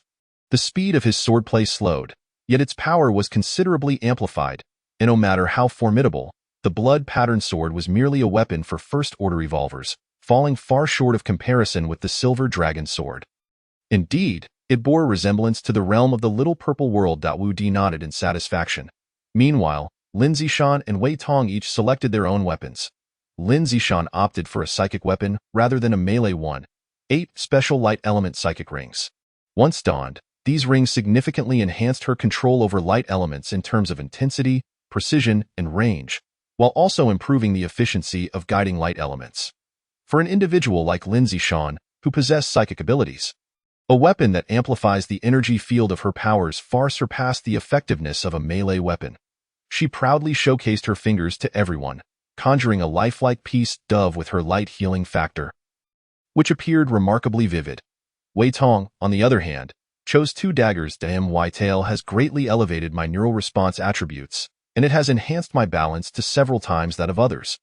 Especially in agile combat involving flips and evasive maneuvers, daggers are the perfect match for me. As Wei Tong flicked her tail, a flash of silver light darted away. Only then did everyone notice that a dagger was still attached to her tail. Yi Hai was taken aback. She had indeed chosen the path of an assassin, and evidently, she was no novice, having already explored and mastered some skills. Upon returning today, you all should rest well. Tomorrow morning, we shall set forth without delay. Everything beyond the Zhangjiang base was novel to the trio. After departing from the Zhangjiang base, the 3 sat in Wu Di's self-driving car, marveling at the scenery around them. According to Wu Di, this vehicle was a gift from a star-class commander in the frontline war zone, bestowed upon him after he attained a titanic rank due to his military achievements. The vehicle was exceptionally fast, capable of hovering and traversing water. It could reach the frontline border over 400 kilometers away in no more than an hour and a half. As they traveled, the 3 gazed at the undulating mountains on the horizon, reminiscent of the heartbeat rhythm of a planet, alongside various valleys, mountains, dense forests, and glaciers. The myriad of wondrous landscapes left them in awe. Along the route, they observed towering watchtowers and defensive outposts, supply stations. Some had recently endured an assault from a wave of pseudo-wild beasts, with corpses strewn about. Additionally, several second-order creatures attempted to attack Yi Hai and the others, only to be obliterated by the vehicle's built-in energy cannon. Throughout the journey, Wu Di narrated tales of the frontline battlefield to Yi Hai, Lindsay Shawn, and Wei Tong. In our Golden Peak base, or rather the entire East Asia war zone, nearly 99% of the elite are stationed at the front line. Regardless of how the people at the base perceive it, I believe the front line is more akin to the core region of our base. Those third-order and fourth-order evolvers rarely seen at the base can be encountered in abundance at the front line each day. For the soldiers on the front line, the base merely serves to supply them with resources. Nothing more. Despite Wu Di's youthful appearance, he was slightly older than Zhijia, having surpassed 40 years of age. Even so, at this age, he had become one of the outstanding figures in the war zone. Among the elite at the pinnacle of the pyramid, Mr. Wu, what will our training entail this time? Wei Tong couldn't help but inquire, her spirits high and filled with anticipation for everything outside, unable to resist asking. Are we going to combat the underground creatures? Wu Di couldn't contain his laughter, his face radiating mirth. You 3? Adding up your attributes might barely equate to that of a mere soldier, T-best. You'll serve as artillery operators. The underground creatures on the front line are at least second-order entities. You'd struggle just to get on the battlefield. His blunt remarks shattered the trio's confidence, suggesting that without a year and a half of rigorous training, even their talents would render them mere fodder on the battlefield. Furthermore, even if they reached the front line, new recruits couldn't easily engage in combat. Different underground creatures necessitated distinct methods of extermination. One had to first familiarize themselves with various countermeasures. If the methods were incorrect, even a single evolutionary level advantage might not suffice to vanquish those bizarre underground creatures. Wu Di informed them that the frontline battlefield was no child's play. It was a brutally harsh environment. Sometimes, when underground creatures launched an offensive against the base, a single line of conflict could stretch on for 10 days and nights. The bloodshed could dye the ground crimson. With casualty rates exceeding 200%, a team of 500 could even suffer over 1,000 fatalities. Reinforcements would simply replace the fallen, often surpassing the original battle group's numbers. A single offensive or defensive skirmish could devolve into a gruesome, protracted struggle for survival, with human evolvers and underground creatures alike sacrificing their lives in the fight for the front line. Are the underground creatures truly that formidable? Do they comprehend tactics? Yi Hai asked. Astonished, the knowledge he had acquired in class did not cover this aspect. The underground creatures possess a strong sense of social organization. They have been in conflict with humanity for over a millennium. While humans have learned many tactics from them, they too have adapted numerous combat strategies from humanity. They understand feints, military maneuvers, and even encirclement tactics. They can execute small-scale annihilation and ambushes. Do not regard them as mere beasts. Consider them formidable foes. Wu Di added, though, it must be said, they indeed are the most savage of beasts. The Golden Peak base's front line comprised over 20 military districts, each responsible for a specific area to resist the incursions of underground creatures. The commanders of these districts held ranks equivalent to the chairpersons of the base, often being fifth-order evolvers. At this moment, Wu Di was leading Yihai to a place known as the Jinchuan Military District. Upon arriving at the Jinchuan Military District, Yihai and his companions were awestruck by the imposing city walls, towering over 100 meters high, stretching from one end of their sight to the other. The walls were adorned with various enigmatic high-tech features, establishing zones that prohibited flight, stealth, and spatial manipulation. The towering walls resembled a terrifying giant buried within the earth, while the buildings atop them appeared as segments of the giant's spine. Countless artillery emplacements, searchlights, detectors, and energy supply devices resembled the pores, hairs, and meridians of a colossal being. The closer they approached the walls, the more Yihai and Lin Zishan felt an overwhelming sense of dread. Confronted with such a vast and formidable structure, one could easily envision themselves as an ant, inevitably associating it with notions of invincibility, solidity, and grandeur. Steel City, Yihai murmured, gaining a newfound appreciation for humanity's fearsome industrial capabilities. Chapter 055, Terrifying Sixth-Order Beasts. His words provoked a derisive smile from Wu Di beside him. Steel? What can steel withstand? These walls are far sturdier than steel. Moreover, there are still 9 more layers of walls ahead. He revealed this shocking information, leaving Yihai and the others in disbelief. However, Wu Di's smile swiftly vanished. As he drove the 3 beyond the second wall toward the third, he found himself at a loss for words. On the surface of the third wall, an enormous claw mark spanned the entirety of the wall, over 100 meters long, having torn a terrifying breach in this fortification, which was many times sturdier than steel. The epic scene made their legs tremble. Yihai, Lin Zishan, and the others felt a chill run down their spines as they beheld the wall. Even though the owner of the claw mark was no longer present, the terrifying imprint left behind sent shivers of fear through their hearts. It is difficult to fathom the sheer terror embodied by such a colossal beast, capable of leaving its claw marks upon the 100-meter city walls, effortlessly tearing through such formidable defenses. Even Wu Di has grown notably silent. He bowed his head, smoking in silence for an extended period before murmuring, 6th tier. According to Wu Di, there are a total of 10 layers to these walls. However, the onslaught of the subterranean monsters has utterly obliterated 7 layers, even inflicting significant damage upon the 8th, leaving a tremendous breach. The entire Jinchuan military district now stands with merely the last 2 fragile defensive lines remaining.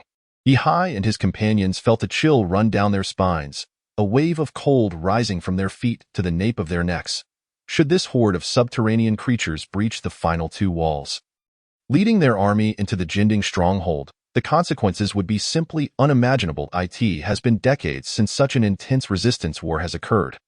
This year's assault by the subterranean creatures is alarmingly fierce. After penetrating the first 2 layers of walls, the rear military district beheld only ruins, a landscape of devastation. Gigantic robots and large machinery are engaged in the reconstruction of the walls.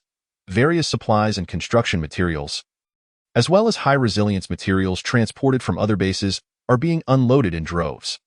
Countless soldiers from the military district are laboring to rebuild the walls. Powerful 3rd and 4th tier ability users, seldom seen in the major bases, are manipulating different energies to clear the battlefield and construct various defensive fortifications. The Zhangjiang base serves as an industrial hub, responsible for producing a myriad of military supplies, energy sources, weapons, and various industrial goods. Other bases fulfill different functions, with some dedicated solely to the construction efforts at the front lines. Various 100-meter cranes, high-resilience building materials, construction supplies, wall frameworks, and foundational facilities are arriving by the truckload. Observing this scene, Lin Zishan suddenly felt a stirring within her. She had previously struggled to comprehend why her grandfather would sell her to another major family over an energy issue. Yet at this moment, witnessing the relentless toil of those powerful ability-wielding soldiers, laboring tirelessly to compensate for the lack of productivity due to energy shortages, Lin Zishan gradually began to understand her grandfather's predicament. Wu Di spent over 2 hours locating an acquaintance to gather information. Only then did everyone learn that 10 days prior, Wu Di had barely arrived at the Zhangjiang base when the subterranean creatures launched a terrifying offensive against the Jinchuan military district. The battle raged for a week, inflicting catastrophic losses on the entire district. From high-ranking officials to fire control personnel, over 10,000 lives were lost, with casualties exceeding 50,000. A third of the soldiers suffered varying degrees of injury. Even the leader of the entire Jinding stronghold participated in the crucial battle.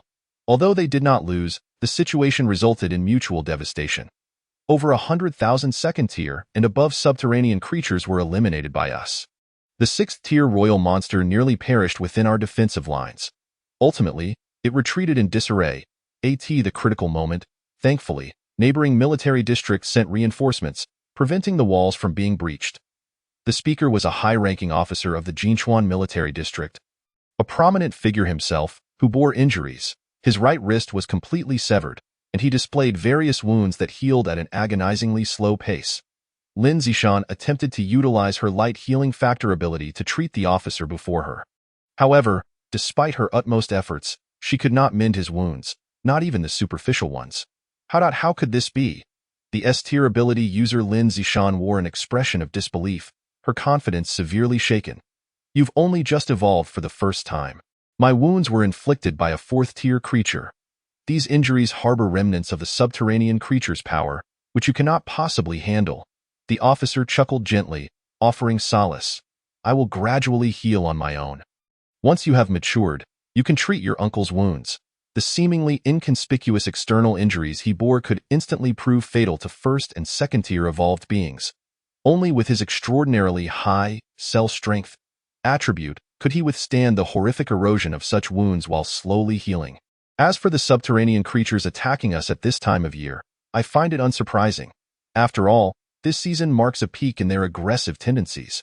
However, I do not understand why the subterranean creatures are so frenzied this year. They seem to be attacking our military district recklessly, as if determined to perish alongside us. This is inconsistent with their usual behavior. The growth and enhancement of subterranean creatures stem from consuming humans, while humanity's secondary evolution arises from killing subterranean creatures to gain evolution points. Their mutual growth is fundamentally built upon exterminating one another. Thus, humans and subterranean creatures are inherently antagonistic, harboring an irreconcilable grudge. Yet, the foremost element of survival is not growth, but existence. This war has led the inhabitants of the Jinchuan military district to feel that the subterranean creatures have seemingly forsaken their instinct for survival. It appears that an urgent determination pervades their entire species, vowing to breach the walls. Consequently, many analysts, upon reviewing the war, have concluded that the recent offensive by the subterranean creatures seems to defy logic. What are you? The senior officer gazed curiously at Yihai and the others. Is it the new recruit season now? It shouldn't be this early. I brought them for a special mission. Wu Di was reluctant to elaborate. Could it be a pre-0? Understood. The other party immediately grasped the situation and ceased further inquiries. He scrutinized Yihai and the 2 others for a while before stating, these 3 individuals may not possess the necessary strength. Why not keep them in our district for a few days to train? Wu Di cast a glance at the eager expressions of the 3 behind him and frowned slightly. After a moment's hesitation, he replied, time is of the essence. They can stay at most 1 day and 1 night. Just ensure they train well and do not create any issues. They are all promising candidates. Do not cause any trouble. The growth rate of evolved beings on the front lines far surpasses that of the bases. As long as they can survive, the front line is undoubtedly the optimal area for advancement. Chapter 056, Teacher, I wish to forge my own path at this moment. Yihai, Lin Zishan, and Wei Tong stood in a row, gazing at the military officer before them. Both parties exchanged glances. Wu Di seemed to have matters to attend to. Having stepped away temporarily while they were entrusted to this officer, he had fought alongside me in the past, boasting exceptional skills, and he is also the younger brother of the renowned Tan. During this period, feel free to take full advantage and acquire whatever good resources you can. There are plenty of valuable items in the military district. All the valuable resources from the 6 bases within the stronghold are essentially funneled to the front lines. Stick closely to that fellow, and I will return to fetch you tomorrow. Wu Di initially intended to take the 3 directly to the front lines. However, upon hearing that a battle had just concluded and the outside situation remained unclear. He refrained from acting recklessly. With the situation uncertain, he could not afford to reveal his hand too soon. He opted to venture out alone to investigate the circumstances of the subterranean creatures while also seeking reliable allies through his connections. As the prophesied child, he could not carelessly follow his own path into enemy territory without a plan. Hence, the three remained temporarily at the front lines, under the watch of this prominent figure. Senior Tan, what projects are we currently engaged in? Wei Tong could not help but inquire. The moment those words left her mouth, the one-armed officer was unable to maintain his composure. Who the hell told you my surname is Tan? Wei Tong was taken aback and quickly retorted. Wu Laoshi just said you were Tan's brother. That's my brother's nickname. It's a nickname. The officer was utterly speechless. And that S Tan as in spit, not the surname Tan. The three were momentarily stunned, finally realizing his identity. His name is Daishan, a metamorphosed being of the Force Enhancement type, currently a 4th-tier evolved being of the Giant class, and a senior officer within the military district. He oversees 4 battalions of 800 personnel each, along with 4 forward outposts in the new recruit season following the college entrance examination. He is expected to expand his command by adding 2 more battalions. Faced with these 3 S-tier evolved beings, Daishan did not hesitate to present each of them with a training manual. He gifted Lin Zishan a meditation method titled Elemental Fusion, which significantly enhances element manipulation. Wei Tong received a breathing method called 5-fold internal circulation, which greatly improves reflexes and reduces movement noise. It is essential to understand that both breathing and meditation methods capable of significantly enhancing one's attributes are worth far more than various martial techniques. Utilizing these methods as family heirlooms is far more precious than low-tier martial arts techniques.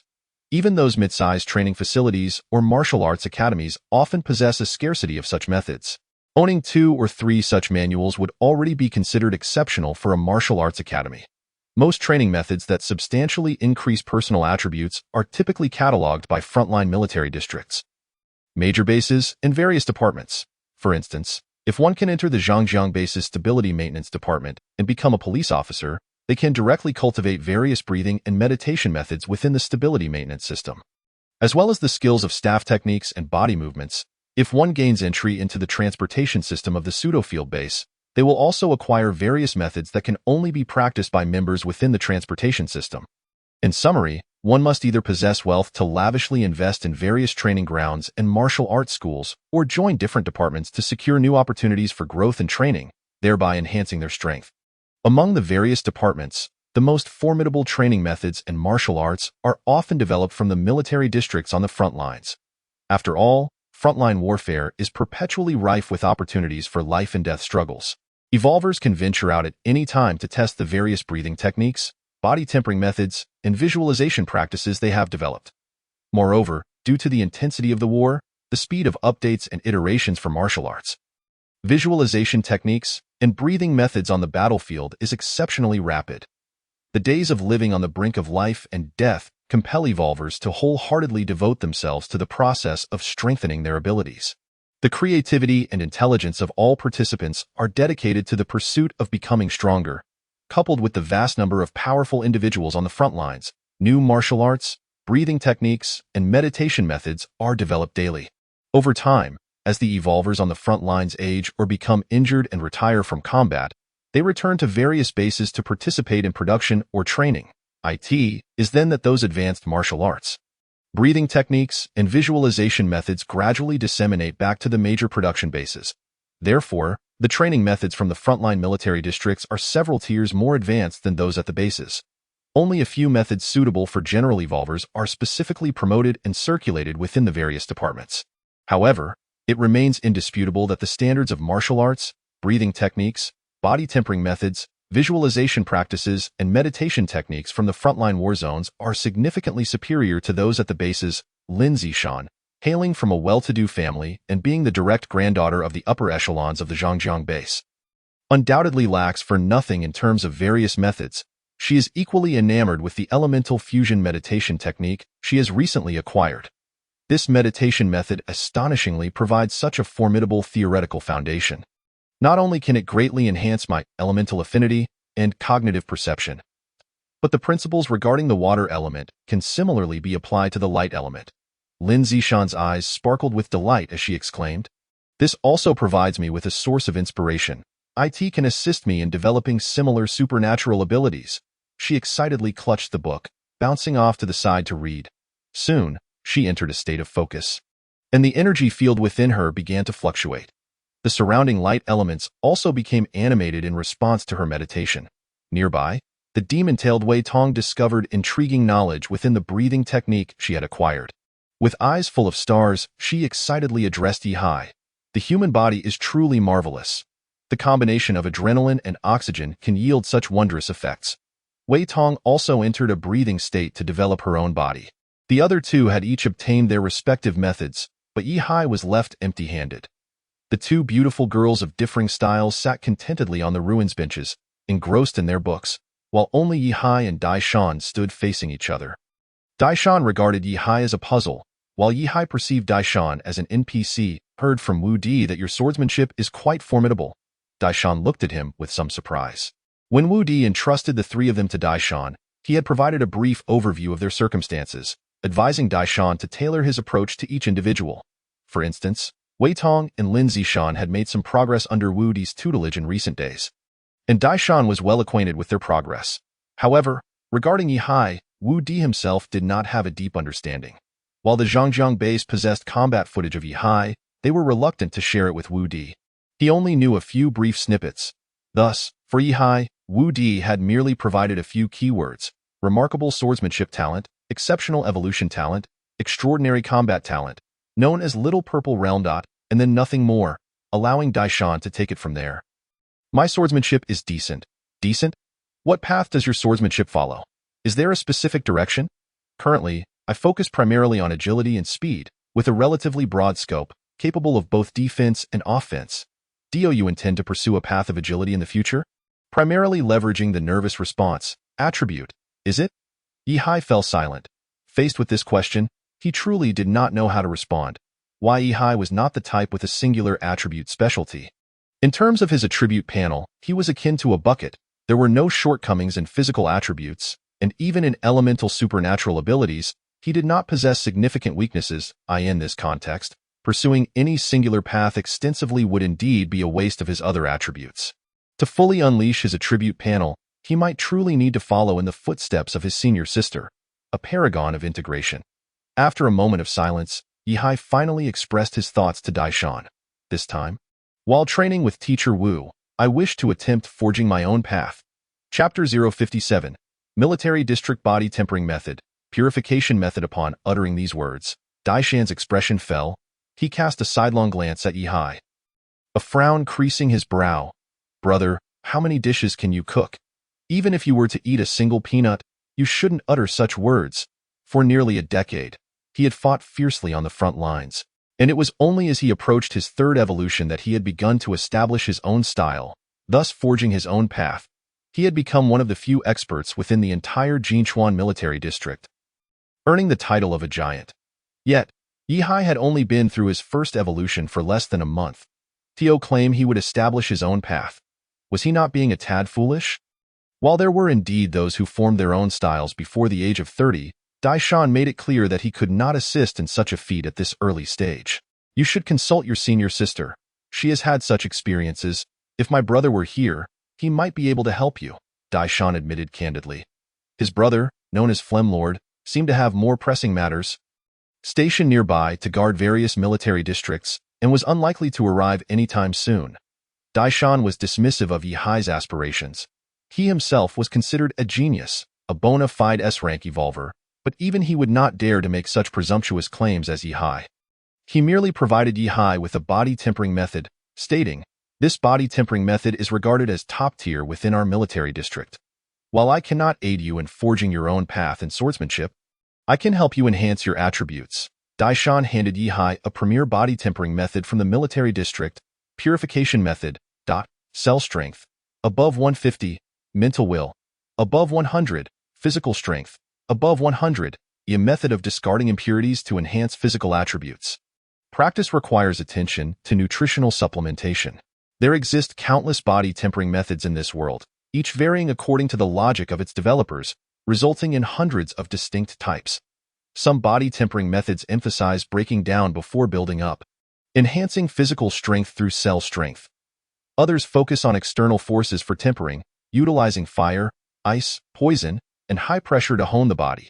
Still, there are those that supplement from external sources, utilizing special substances extracted from subterranean creatures to create unique medicines for application or internal use. The purification method, obtained by Yihai from the military district, is indeed a method that enhances physical strength through cell strength. It operates by expelling impurities from the body through metabolism, thereby strengthening one's constitution. By facilitating the flow of energy within the body, it shatters the impurities contained within, which are then expelled through the pores. Practitioners of this body tempering method will sweat profusely. The more blood and sweat they shed, the more pronounced the enhancement of their attributes.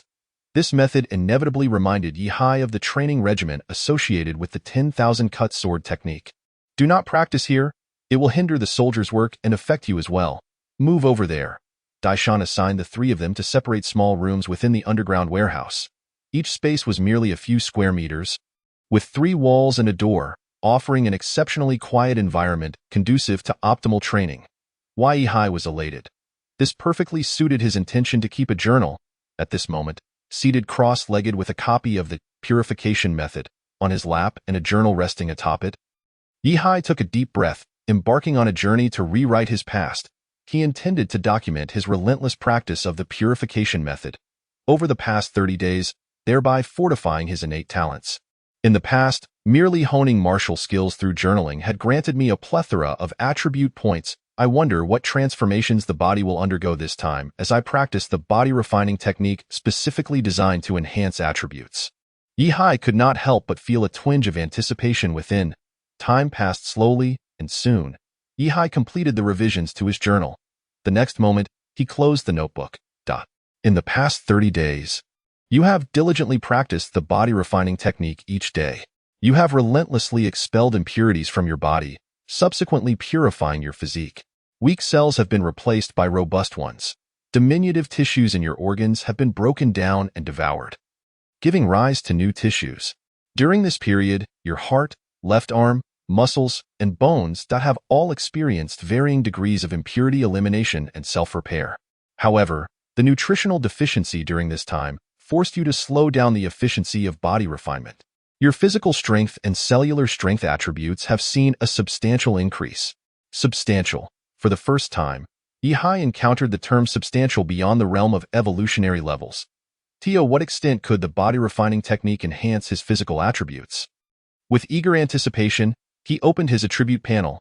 Physical strength, 779, 104, nervous reaction, 870, 33, cellular strength, 737, 143, mental will, 596, 28, elemental affinity, 357, cognitive perception, 514, soul strength, 152, an increase of over 300 points in attributes. Yihai gasped in astonishment. He was experiencing the true power of the body refining technique for the first time. Unlike the martial skills practiced previously, the body refining technique was not an offensive measure, but rather a pure means of enhancing one's physical attributes, a path to strengthen his panel. Yihai vaguely surmised that the purification technique would cause a dramatic surge in his attributes. But he had not anticipated such a tremendous enhancement. After transforming over the past month, both his physical strength and cellular strength had skyrocketed by over 100 points, endowing him with a more formidable aura.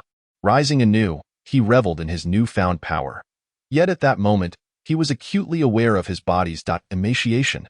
Despite significantly improving his nutritional conditions in the journal revisions over the month, it was evident that he had severely underestimated the nutritional demands of the body refining technique. A month had passed, and Yihai's physique had become exceedingly lean, to the extent that he could distinctly see each of his ribs. Of course, this was merely an exterior change, posing no substantial harm to Yihai. It only appeared somewhat alarming. How fearsome the purification technique was. It had caused him to lose weight in the pursuit of restoring nutritional balance. The demand for nutrition in the purification technique far exceeded his initial estimates. If he could provide a bit more nourishment, the progress over this month could have been even greater. Chapter 058. Attributes exceeding 1,000, achievement of second-order panel. It is known that the human body, including organs, muscles, skin, blood vessels, and bones, contains impurities in various regions, often rendering those areas more fragile than others. Without proper management, these regions become more susceptible to injury. Furthermore, due to the presence of impurities, the evolutionary pace of these areas is noticeably slower than that of others. Over time, this could potentially lead to bodily weaknesses. Through the practice of the purification technique, Yihai was able to mend these vulnerabilities, by refining his body.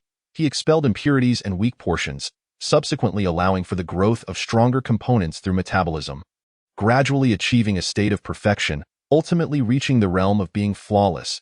Yihai could distinctly sense the changes in his body. For instance, certain areas occasionally felt numb, and some muscles exhibited uneven exertion. This was not due to insufficient nervous reaction attributes, but rather a consequence of his previously careless lifestyle, which had led to some latent ailments within his body. These ailments were now being systematically eradicated by the purification technique. He slowly clenched his fists, feeling the powerful seeds of strength within him growing ever more robust. Evolutionary talent signifies a person's capacity for growth, representing the potential of cells and genetic material. Similarly, while practicing the body refining technique, with an SS-level evolutionary talent, I can experience an increase of over 300 attribute points in just a month, whereas an S-level evolutionary might only achieve just over 100. Or even less, if an A-level evolutionary were to practice this purification technique, their attribute enhancement might only amount to a few dozen points. Yihai once again grasped the formidable nature of his dual SS evolutionary talent. The waste cells and impurities that I eliminate through the purification technique would already represent a ceiling level of cellular quality for an average evolutionary. My impurities equate to others' essence. This sensation is difficult to articulate. In summary, the SS-level evolutionary talent has bestowed upon Yihai an unimaginable capacity for growth. The same method yields effects in Yihai that far surpass those seen in others. Moreover, this disparity will only widen with increased evolutionary attempts, potentially culminating in a fourth-order evolutionary possessing strength comparable to that of a fifth-order evolutionary. The attribute gap resulting from the same number of evolutionary attempts could reach tens of thousands, or even hundreds of thousands of points. Consequently, some individuals, having evolved 4 times, have already ascended to the status of prodigies, while others, despite completing their 5th evolution, remain stuck in a position of mediocrity, at present. My panel likely rivals that of a C-level evolutionary's attributes after 2 evolutions. I am merely uncertain where the limits of my practice of the purification technique lie. Yihai took a deep breath. He resumed journaling, commencing the 2nd month of practicing the purification technique. This time, he focused on 2 key areas in his journal. One was the practice of this body refining technique, and the other was the supplementation of his own nutrition. The purification technique is an exceedingly domineering and rigorous method of body refinement, developed specifically for the frontline military regions that constantly engage in combat with subterranean creatures. Practicing this technique is not only excruciating but also leads to a continuous loss of one's blood, wreaking havoc on various parts of the body. Without ample nutritional replenishment, the purification technique could very well be renamed self-mutilation, devolving into a means of self-harm. Thus, this time in the journal, Yihai raised his daily food intake to more than 10 times its previous amount. Yihai's original appetite was already considerable, and now, the rewritten version of himself in the journal resembled a glutton, consuming enough for 3 days in a single sitting. His nutritional intake had become virtually limitless. If it were the old him, Yihai would have been confident in gaining over 50 pounds within a month. He would have transformed into a spherical figure. However, after practicing the purification technique, Yihai was concerned whether he would have enough nutrition. Regardless, the purification technique is essentially a weight loss scripture, an unbeatable means of controlling one's physique. Gazing at the densely packed entries in his journal, Yihai felt a mix of nervousness and anticipation, murmuring to himself, "I hope this time brings me a second wave of surprises." Snap! He closed the journal once more, and a system prompt appeared. During this month, you fervently practiced the purification technique. Simultaneously, you voraciously replenished your body's nutrition. You consumed dozens of eggs daily, along with over 10 pounds of meat and various high-calcium, nutrient-rich vegetables, ensuring your body remained in a state of nutritional abundance. This naturally complemented your body refining technique. What should have caused you to gain weight rapidly through nutrition was instead swiftly consumed by the purification technique. And thus, the efficiency of the purification technique was significantly enhanced. Your various physical attributes have received a substantial boost. If the last revision of the journal had rendered Yihai emaciated, this time, it transformed him from frail to robust. He had regained a physique akin to his original state. However, the difference lay in the quality and strength of his muscles had undergone a revolutionary change. After greedily and thirstily absorbing nutrition, Yihai's muscular strength surged. Although he appeared largely unchanged at first glance, he could distinctly feel the transformation within himself. His weight had shifted, increasing by at least 20 kilograms. With the same physique, he was now heavier by nearly half that of an average adult point. One could only imagine the extent to which the density of his muscle fibers had risen. Yihai gazed at his comprehensive attributes: physical strength, 1096, 317, nervous reaction, 927, 57, cellular strength, 1076, 339, mental will, 626, 30, elemental affinity, 357, cognitive perception, 514, soul strength, 152, breathing. Became rapid. Yihai rubbed his eyes, scrutinizing his panel attributes closely. 4 digits. Moreover, after 2 rounds of growth, Yihai had yet to refine this body refining technique to the flawless state. This signified that there was still room for growth. Physical strength and cellular strength have both surpassed 1,000. I fear that even a B-level evolver may not possess these attributes upon undergoing their second evolution. Furthermore, neural reaction has also approached 1,000. Yet, it has been scarcely a week since my first evolution. Yihai murmured to himself. It seems I am ascending a rather niche level. Setting aside other matters for now, based solely on attributes, Yihai is already capable of overpowering many second-tier evolvers. He summoned the Silver Dragon Sword once more. Once akin to a blunt instrument, this second-tier weapon has now transformed into something far more agile in Yihai's grasp. Weighing several hundred kilograms, it can be wielded effortlessly by him. Currently, I am already capable of utilizing second-tier martial techniques and weaponry. Aside from the frequency of evolution, I dare say I am not markedly different from second-tier evolvers. Chapter 059. To be frank, I am not a genius in this world. The vast majority of breathing techniques, body tempering methods, and visualization practices lack tier distinctions. The same method can yield varying degrees of growth across the second, third, and fourth tiers. Only martial techniques and meditation methods differ. One focuses on the honing of physical attributes and bodily application, while the other engages with elemental attributes and the development of extraordinary abilities. Consequently, these two categories of training manifest more advanced applications depending on one's strength. For instance, many first-tier extraordinary individuals are virtually incapable of molecular-level manipulation, leading to stringent tier requirements for numerous meditation techniques. Engaging in meditation practices recklessly not only proves futile, but may even be detrimental to oneself. The same principle applies to martial techniques. Many actions necessitate physical fitness and neural reaction, often requiring values exceeding tens of thousands. A feat beyond the qualifications of mere first or second evolution participants.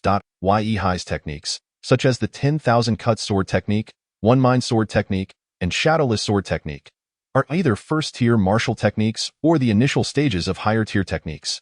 Yet now, Yihai is gradually qualifying to train in more advanced martial arts. Regardless, let us first focus on body tempering. Yihai once again settled into a meditative posture.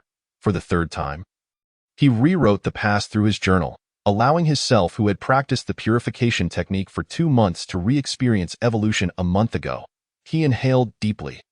This time, he approached the modification of the past with particular diligence, meticulously accounting for each day's nutritional units. This meticulousness prolonged the time needed for Yihai to amend his journal. The first revision took nearly 20 minutes, the second around 40 minutes, and this time, he spent nearly an hour revising 30 pages. The content was densely packed with details, the quantity of food consumed daily, insights gained, and evaluations of his achievements for the day, all recorded with remarkable thoroughness. As if Yihai had genuinely lived through the past month, he took a deep breath and ceremoniously closed the journal. Over the course of this month, you were immersed in the practice of the purification technique. Apart from eating, you engaged in tempering, causing your pores to expel over 10 pounds of impure, viscous sweat daily. Your daily intake exceeds tenfold that of the past, providing you with ample nutrition. Your physical fitness has significantly improved. Physical strength increased by 162 points. Cellular strength increased by 133 points. Neural reaction increased by 37 points. Mental will increased by 27 points. During the third rewriting of the past, Yihai gradually recognized that his purification technique had surpassed its peak attributes and was now entering a plateau phase. This enhancement in attributes was stronger than the first, yet still fell short of the previous intensity. However, even when adjusted to reality, 3 months had elapsed, and Yihai's body tempering method had yet to reach a flawless state. It seems that body tempering is unlike martial arts. A martial technique often reaches its peak within 1 or 2 months. While attaining the highest standard in body tempering is not something that can be accomplished in mere months, Yihai realized he had been somewhat impatient. He then relaxed and rewrote his journal 5 more times. Each revision yielded a certain amount of attributes, though the quantity consistently diminished. Until the 6th rewrite, during this month, your body has fully adapted to the purification technique. Under conditions of abundant nutrition, you have transformed the purification technique to the current limits of your body. All your flaws and impurities have been eradicated. Thus, the purification technique can no longer augment your attributes. You have achieved a state of flawless purity, with various attributes enhanced to differing degrees. When all was calculated, Yihai had spent 9 months in his journal. In this duration, he successfully perfected his body tempering method, attaining the theoretical pinnacle of the purification technique, flawless purity. Finally, he had achieved completion. Yihai rose to his feet. From the onset of his training until now, over 3 hours had elapsed in the real world. For others, merely entering the realm of body tempering would be a formidable challenge, yet Yihai had traversed the current limits of this discipline. Upon gazing at his own form, Yihai felt that his skin had taken on a slightly whiter hue. Whether it was an illusion or not, he sensed a certain clarity in his body. This descriptor, once it sprang to his mind, refused to leave. It was as though a murky pond had transformed into crystal-clear waters. Yihai exuded an ethereal quality, his body purged of impurities, now radiating purity. In subsequent rewrites of his journal, despite the diminishing increment of attributes, the cumulative value remained formidable. Yihai inspected his current comprehensive status panel. Evolution direction, self-transformation, evolution level, existence system tier 1, SS level evolution, transformation content, unparalleled Azure Dragon, physical strength, 1613, 517, neural reaction, 1030, 103, cellular strength, 1555, 479, mental will, 710, 84, elemental affinity, 357, cognitive perception, 514, soul strength, 152, training content, purification technique, body tempering flawless purity, max, using the silver dragon sword as a mirror. Yihai was somewhat astonished. Wow, have I become even more handsome? His eyes shone with clarity, his skin luminous and fair, further complemented by a subtle ethereal quality. Yihai found it challenging to articulate his current appearance. To put it modestly, I look stunning. Greetings, Senior Daishan.it is as such, I seem to lack talent in body tempering, which may disappoint you somewhat. I came to inquire if I might return this purification technique to you in exchange for another method. Approaching Daishan, Yihai wore an expression of embarrassment and a hint of self-doubt, awkwardly returning the technique to him. You? Daishan's lips twitched as he scrutinized Yihai, incredulous. That fool told me you were a super genius. How could you not manage to practice it? Those who express a desire to forge their own unique path may be arrogant, perhaps even conceited, or may suffer from a skewed perception. Yet, such a person cannot possibly be devoid of innate talent. In Daishan's eyes, no matter how lacking Yihai was, he would still belong to the top 1% of evolvers, and such individuals. How could they possibly struggle even to grasp the basics of the purification technique?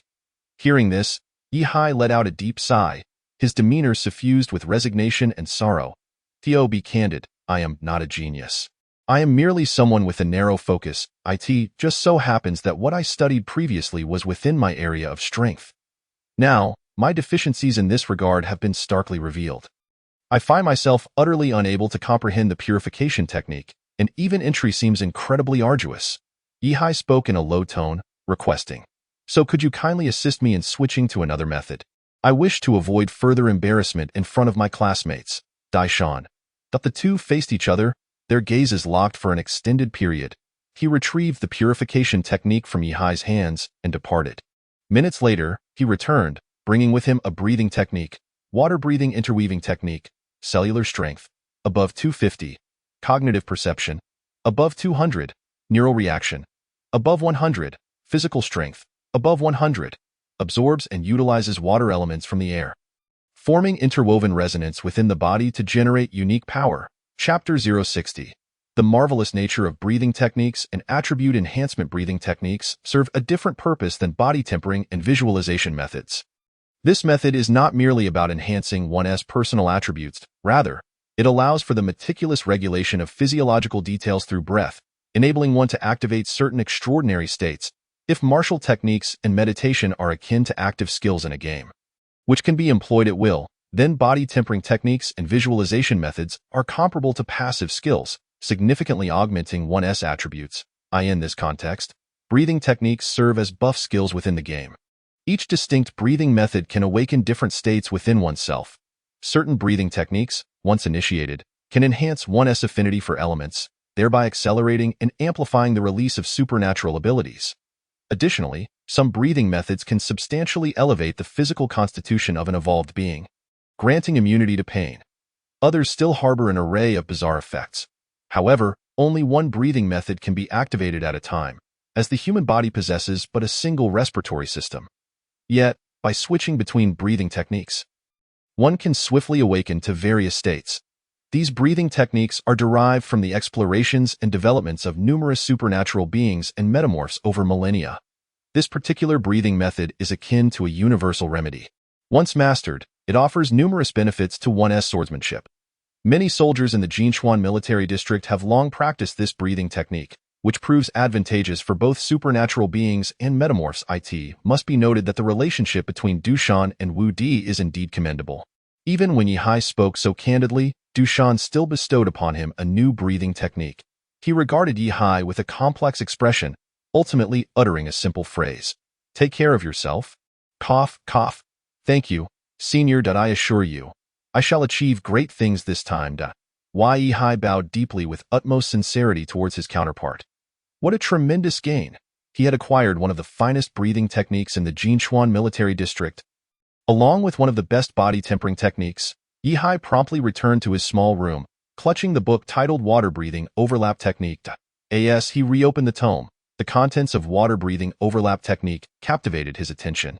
Breathing techniques not only regulate one's physiological state but also absorb the free elements in the air, thereby empowering oneself. During his school days, Yihai had heard of the renowned Great Sun Thunder Induction Technique, which absorbs the sun and thunder elements from the atmosphere, nourishing his cells with these two elemental essences, leading to transformation.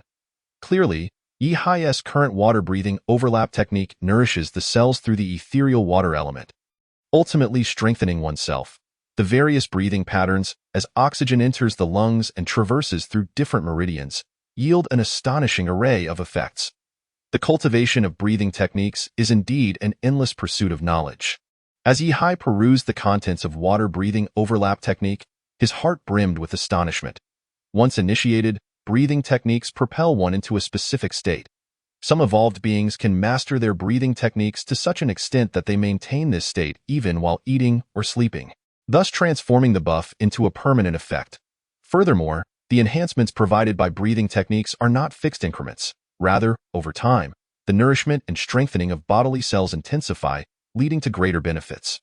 Many individuals have perfected their breathing techniques to such a degree that their power can increase several-fold. While body tempering techniques enhance attributes through forging and refinement, breathing techniques augment them through nourishment. These are two fundamentally distinct logics, yet both confer significant advantages to the body. Engaging in water-breathing overlap technique regularly can also elevate all my attributes. And this enhancement may even surpass that of body tempering techniques over the long term. Yihai gleaned the essence of this breathing technique. The marvels of the human body left him in awe. The depth of exploring the mysteries of the human body may very well rival that of uncovering the enigmas of the universe. He once again assumed a meditative posture, retrieving his journal from the realm of consciousness. Gradually, he began to amend his past. A crucial aspect of the breathing technique is the formation of bodily inertia, which starkly contrasts with body-tempering techniques and martial arts. The latter require a tranquil environment for practice, and once engaged, one cannot attend to other matters. Conversely, once one has successfully grasped the breathing technique, entering that state allows for its prolonged maintenance. Initially, one must focus intently to sustain the breathing technique. But with habitual practice, it becomes second nature, maintained effortlessly during meals, sleep, travel, training, even in combat to the point of losing consciousness. The breathing technique can still operate. This is a long-term endeavor, necessitating years of gradual nurturing and self-empowerment. Thus, Yihai revised his journal, indicating that over the past month, he had diligently practiced this breathing technique daily. Breathe, inhale, adjust the frequency, guiding the elements within the oxygen into the blood and cells. Subsequently, Yihai closed the book.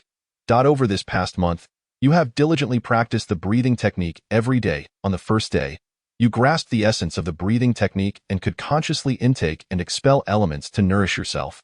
Soon, you transitioned away from using your mouth, relying solely on your nose for breathing. Gradually, you developed the habit of water breathing overlap technique.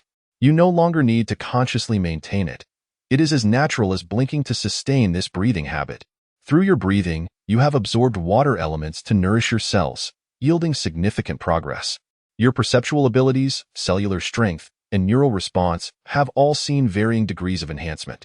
Half a month later, you have gradually shed the need for active guidance, effortlessly maintaining the frequency of water breathing overlap technique even while eating or sleeping.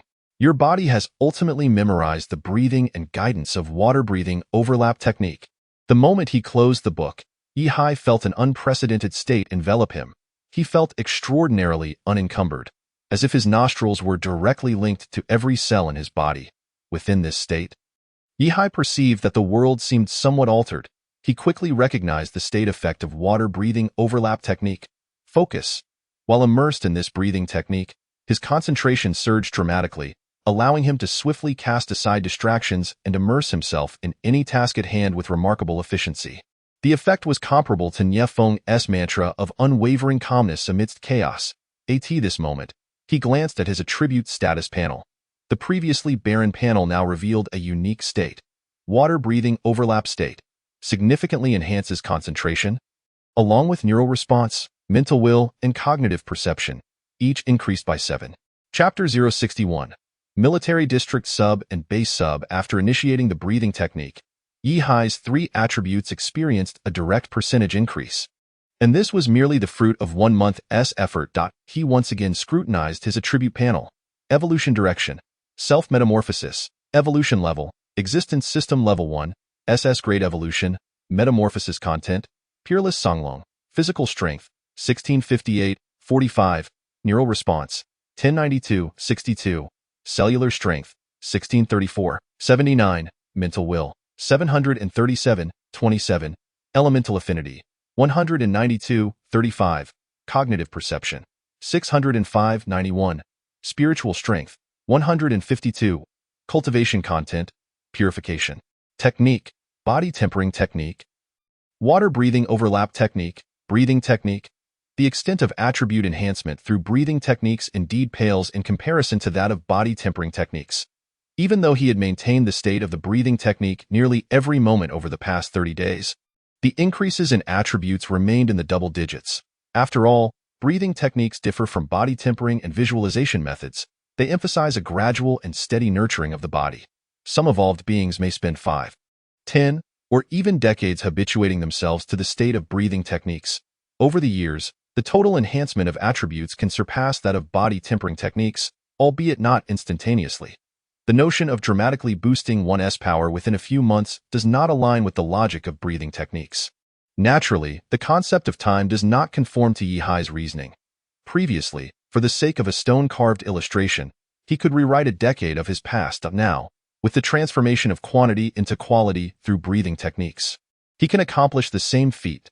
Yihai felt immense joy at the enhancement of his concentration. Water breathing overlap technique is not merely about augmenting these 3 attributes. It bestows upon him a state of heightened focus. It is vital to recognize that many factors contributing to one's strength do not manifest on the attribute panel. For instance, if comprehension were an attribute, each individual would undoubtedly differ, yet such an attribute is absent from the panel. Concentration is similarly elusive. After initiating the breathing technique, one can engage in any task with undivided attention, allowing various attributes to be expressed at a higher level, whether in battle or in moments of repose. The focus achieved through breathing techniques serves as an immensely beneficial enhancement. This practice is equally applicable to both those with extraordinary abilities and those undergoing transformation. Furthermore, as one delves deeper into the art of breathing, the elevation of focus becomes increasingly pronounced, thereby amplifying the benefits to one's prowess. Just as Ihai continues to rewrite his past through meticulous journaling, fortifying his breathing techniques further, a commotion stirs outside. A knock resounds at the door. Peering out, Ihai is taken aback to find Lin Zishan standing there, her brow glistening with beads of perspiration, having just sprinted over from outside. With a physical attribute score barely reaching 100, she is utterly breathless. "What is going on?" Ihai inquires, frowning at Lin Zishan. "This is my private space. Fortunately, the diary he possesses is a unique, soul-grade artifact, visible solely to Ihai himself. Someone seems to have mistaken us for rookies and is provoking us." Wei Tong, with her fiery temperament, got into a clash with some prodigies from the military district and suffered a bit of a setback. Lin Zishan explains, her brow furrowed. It turns out that during recent training periods, both Wei Tong and Lin Zishan had ventured out several times to consult Dai Shan regarding pertinent matters, inadvertently drawing the attention of some gifted evolvers from military backgrounds. Lin Zishan was surrounded by these military prodigies, and her close friend Wei Tong could not stand idly by, leading to a confrontation. However, Wei Tong, somewhat outmatched, found herself at a disadvantage during the altercation, ultimately being restrained and unable to leave. Fortunately, some senior students from the Zhangjiang base intervened, temporarily rescuing Wei Tong from the fray. Observing the situation deteriorate, Lin Zishan promptly sought Ihai's assistance. "Why are you all so trouble-prone?" Ihai quips, "If you stir me up now and then, I don't mind, as I'm a benevolent soul. But why provoke those who regularly face death on the front lines?" Lin Zishan is momentarily rendered speechless by Ihai's retort, and after a prolonged silence, she responds, "I sense that their disdain for us is not merely superficial. They seem to have ulterior motives. It appears they wish to test the mettle of the prodigies from our base. It is not entirely malicious. Moreover, Daishan must have noticed but chose not to intervene. Surely, he aims to encourage a competitive spirit among our younger generation. Perhaps you should go and assess the situation." In truth, not all individuals born in the Golden Peak base hail from the various major bases. Many children are born directly in military districts. These children, from birth, accompany their parents or their parents' comrades on the front lines, experiencing the brutal realities of warfare from an early age, seldom enjoying the comforts of the major bases. Only during rare breaks do they have the opportunity to visit rear bases for leisure. Such children, few in number, are referred to as military offspring, contrasting with the base offspring from various bases. Each military district typically boasts hundreds to thousands of these military children. Their arduous upbringing has forged their spirits to be resilient and formidable, endowed with a sharpness and edge that base children lack. However, they often suffer significant deficiencies in cultural knowledge, having devoted themselves to rigorous training in various techniques since childhood, resulting in nearly universal proficiency in fundamental skills. Upon their first evolution, their strength escalates rapidly, far outpacing that of base children. Wei Tong, an S-rank evolver, has similarly honed her physical prowess since childhood. Yet, against this group of military offspring, she too has faced considerable setbacks. At this juncture, Lin Zishan feels compelled to enlist the aid of the most formidable Ihai to resolve this conflict. Around 3 in the afternoon, the ruins of the Jinchuan military district are bustling with activity. A throng of second and third-tier evolvers gathers, dining while observing the spectacle. At the center of the crowd stands Wei Tong, her fists clenched in frustration, her vexed tail standing erect, eyes burning with indignation as she glares at the military offspring opposite her. Just moments ago, a group of military offspring had approached, seeking to provoke her and Lin Zishan. With her fiery temperament, Wei Tong naturally did not back down, engaging in a confrontation with one of the A-rank military offspring. Initially, she held an advantage in attributes. However, her perception of a sparring session diverged sharply from that of her opponents. The brutal fighting style of the military offspring left Wei Tong at a loss. And despite her innate talent and attribute advantage, she suffered a minor defeat. It was not a grave issue. Rather, her inability to maintain balance led to a humiliating fall. Seething with indignation, she resolved to continue the sparring. Just as it seemed she might incur further humiliation, a group of seniors from Zhejiang High School intervened, restraining Wei Tong. "Do not be upset, Junior. They have been practicing since childhood. Do not stoop to their level. You are here to gain knowledge, not to compete on the same battlefield. We have all the time in the world." The military offspring bore no significant malice, yet they held a degree of disdain for the base offspring. Viewing them as having been raised in a life of ease and comfort, yet lacking in combat prowess on the battlefield, base recruits are often mere novices, struggling to adapt. Thus, the military offspring harbored a certain resentment towards the base children, and their desire to vent this frustration manifested in a desire to assert dominance over them. This year, approximately 200 military offspring came of age, and it seemed they were fortunate to emerge during a prosperous era. Among these 200, 3 A-rank evolvers and 1 S-rank evolver were born, with the one who bested Wei Tong being a relatively weaker member of the 3 A-rank evolvers. Chapter 062. Sparring and Learning the Warrior-S Mindset. This revelation invigorated the military offspring, who gleefully taunted the protected Wei Tong. "Come on, let us go another round. I thought you were formidable." Turns out, an S-rank from the base is roughly equivalent to a B-rank from the military. Ha ha ha. An S-rank evolver sounds impressive, but in a fight, it's another story. With such power, you dare to venture to the front lines, just a sprout from a greenhouse. Their provocations continued, yet they refrained from advancing, deterred by the warning glares from the seniors of Zhejiang High School. Soon after, Yihai arrived at the scene. As he approached, he felt akin to a black hole of gravitational force, drawing in the jeers from all directions before he had even uttered a word. "Oh, the genius has arrived. Is this not the super genius who cannot even undergo body refinement? An S-rank evolver? 3 S-ranks? Ha ha ha. That base offspring. Come, let us spar a bit. Surely another weakling has arrived." Yihai found himself momentarily bewildered. The implications of their words seemed directed at him. He turned to survey the crowd, spotting Daishan a few dozen meters away, enjoying his meal with gusto. Understanding dawned on Yihai. Indeed, they were here to test him. Otherwise, his earlier bravado would not have been so swiftly exposed. Was this a trial of his abilities or merely an opportunity for growth? Likely, it bore elements of both. In fact, Daishan harbored this very intention. Wu Di had entrusted the 3 prophetic children to Daishan for training, and Daishan could not merely act as a passive overseer. Yihai, Lin Zishan, and Wei Tong were all exceptionally gifted evolvers with immense potential. With proper guidance, their futures were limitless. According to Wu Di's somewhat muddled perspective, Yihai was the strongest among the trio, his talent comparable to the legends of Zhejiang. Thus, the training of these 3 could not be merely a matter of handing them a few books and stepping back. Daishan contemplated diligently, ultimately deciding that the foundation of their training should lie in their mindset. Even without his involvement, they would inevitably grow in strength. However, if their mindset faltered, they might not survive the forthcoming rescue mission. The military offspring, having been forged in the crucible of battle from a young age, possessed a comprehension of sparring, combat, and survival that starkly contrasted with the sheltered experiences of base children. Only the mindset cultivated among military offspring was best suited for survival in the harsh realities of the front lines. Desiring to impart these attributes that base children lacked, Daishan observed Yihai and his companions, feeling a twinge of anxiety, and could not help but say, "If you 3 truly are prodigies, you should glean ample experience from this skirmish, quickly learn from your adversaries, and adopt these qualities. Teaching by demonstration is far more effective than mere instruction." In his efforts to assist his old friend Wu Di, Daishan had indeed exerted considerable effort. "Your name is Yihai?"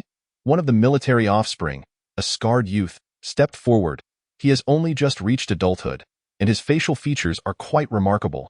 However, the grotesque scar that stretches from his brow to the corner of his mouth lends him an air of menace. Before the gathered crowd, he does not shy away but boldly challenges, "I am an A-class transmuter. How about a duel?" Faced with the piercing gazes around him, Yihai chuckled softly. He too wished to test his various martial skills. "How would you like to proceed?" Yihai inquired calmly, his demeanor unruffled. This understated acceptance of the challenge only heightened the intrigue among the onlookers. Even the military district officials, who were supposed to oversee the reconstruction efforts, stood amidst the crowd, watching the two with keen interest. As Yihai rose, Wei Tong felt a pang of anxiety. Be careful, Yihai. Their combat style differs vastly from our bases. Wei Tong had just fought against this scarred man and had lost despite having a clear advantage in attributes.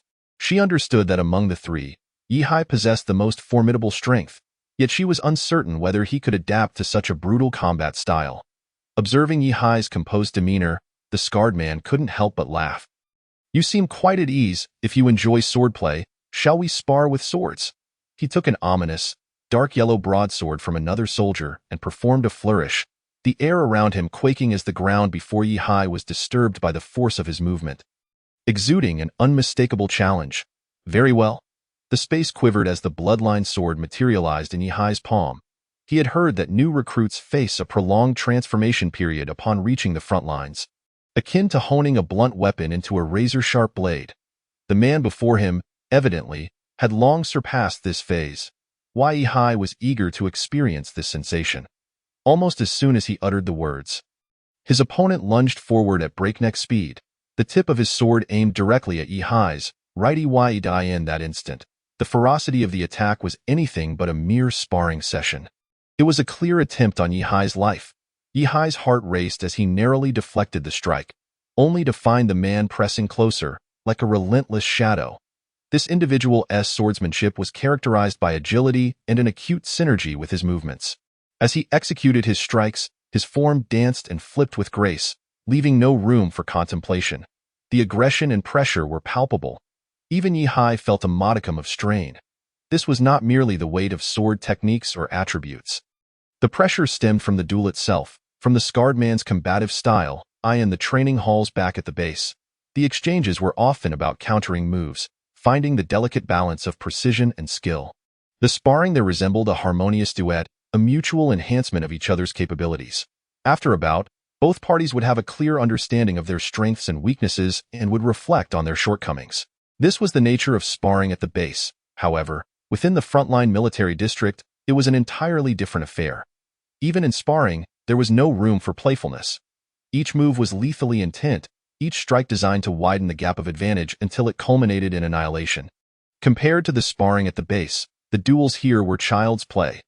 Thus, even the agile swordplay in the scarred man's hands was imbued with a lethal sharpness that was chilling. Indeed, only such a style could ensure survival amidst the ravages of subterranean creatures. Only by being more vicious and ruthless than the beasts below could one secure their existence. Yihai, lost in thought, began to comprehend. The swordplay he employed was the thunderbolt sword technique, a method characterized by swiftness and chaos. While the duel seemed to portray him as the one in control, Yihai alone knew that it was the scarred man who was, in fact, suppressing him. Several times, the man's blade had grazed his cheek. Had Yihai not forcefully restrained his combat suit and disabled its automatic counter-response system, the suit would likely have activated and retaliated autonomously. Intriguing. Attributes, swordsmanship, and combat intuition, none of these matched my own. Yet, propelled solely by sheer momentum, he has managed to engage me. Yihai marveled. The opposing attributes might not even account for 1/10 of his own. Yet, in this life-and-death atmosphere, he managed to keep Yihai at bay. Of course, this was also due to Yihai not fully unleashing his own strength. He had come to learn and explore, not to show off. Otherwise, even a fraction of his full potential could have easily allowed him to take on dozens of opponents without breaking a sweat. Chapter 063. 4 Moves to Victory. Clang, clang, clang. The swords clashed with the speed of fleeting shadows, each second witnessing 8 or 9 collisions. Yihai remained steadfast, unleashing a flurry of lethal strikes from all directions. The scarred man's seemingly agile attacks came perilously close to landing on Yihai, causing Lin Zishan and Wei Tong, who were spectating, to feel a surge of anxiety. Why is it so reckless? This is a spar, not a life-and-death grudge match. Lin Zishan frowned at her senior peers. Could someone intervene? Wei Tong's expression was a complex mix of emotions. It was precisely because of such circumstances that she had recently lost. Despite having an advantage in attributes, this was the intensity of military district sparring. He has been holding back. Pay close attention. Even if our junior gets struck, he won't die on the spot at worst. He might just lose his sight, a senior from Zhejiang High sternly explained. In true combat, he wouldn't be so lenient.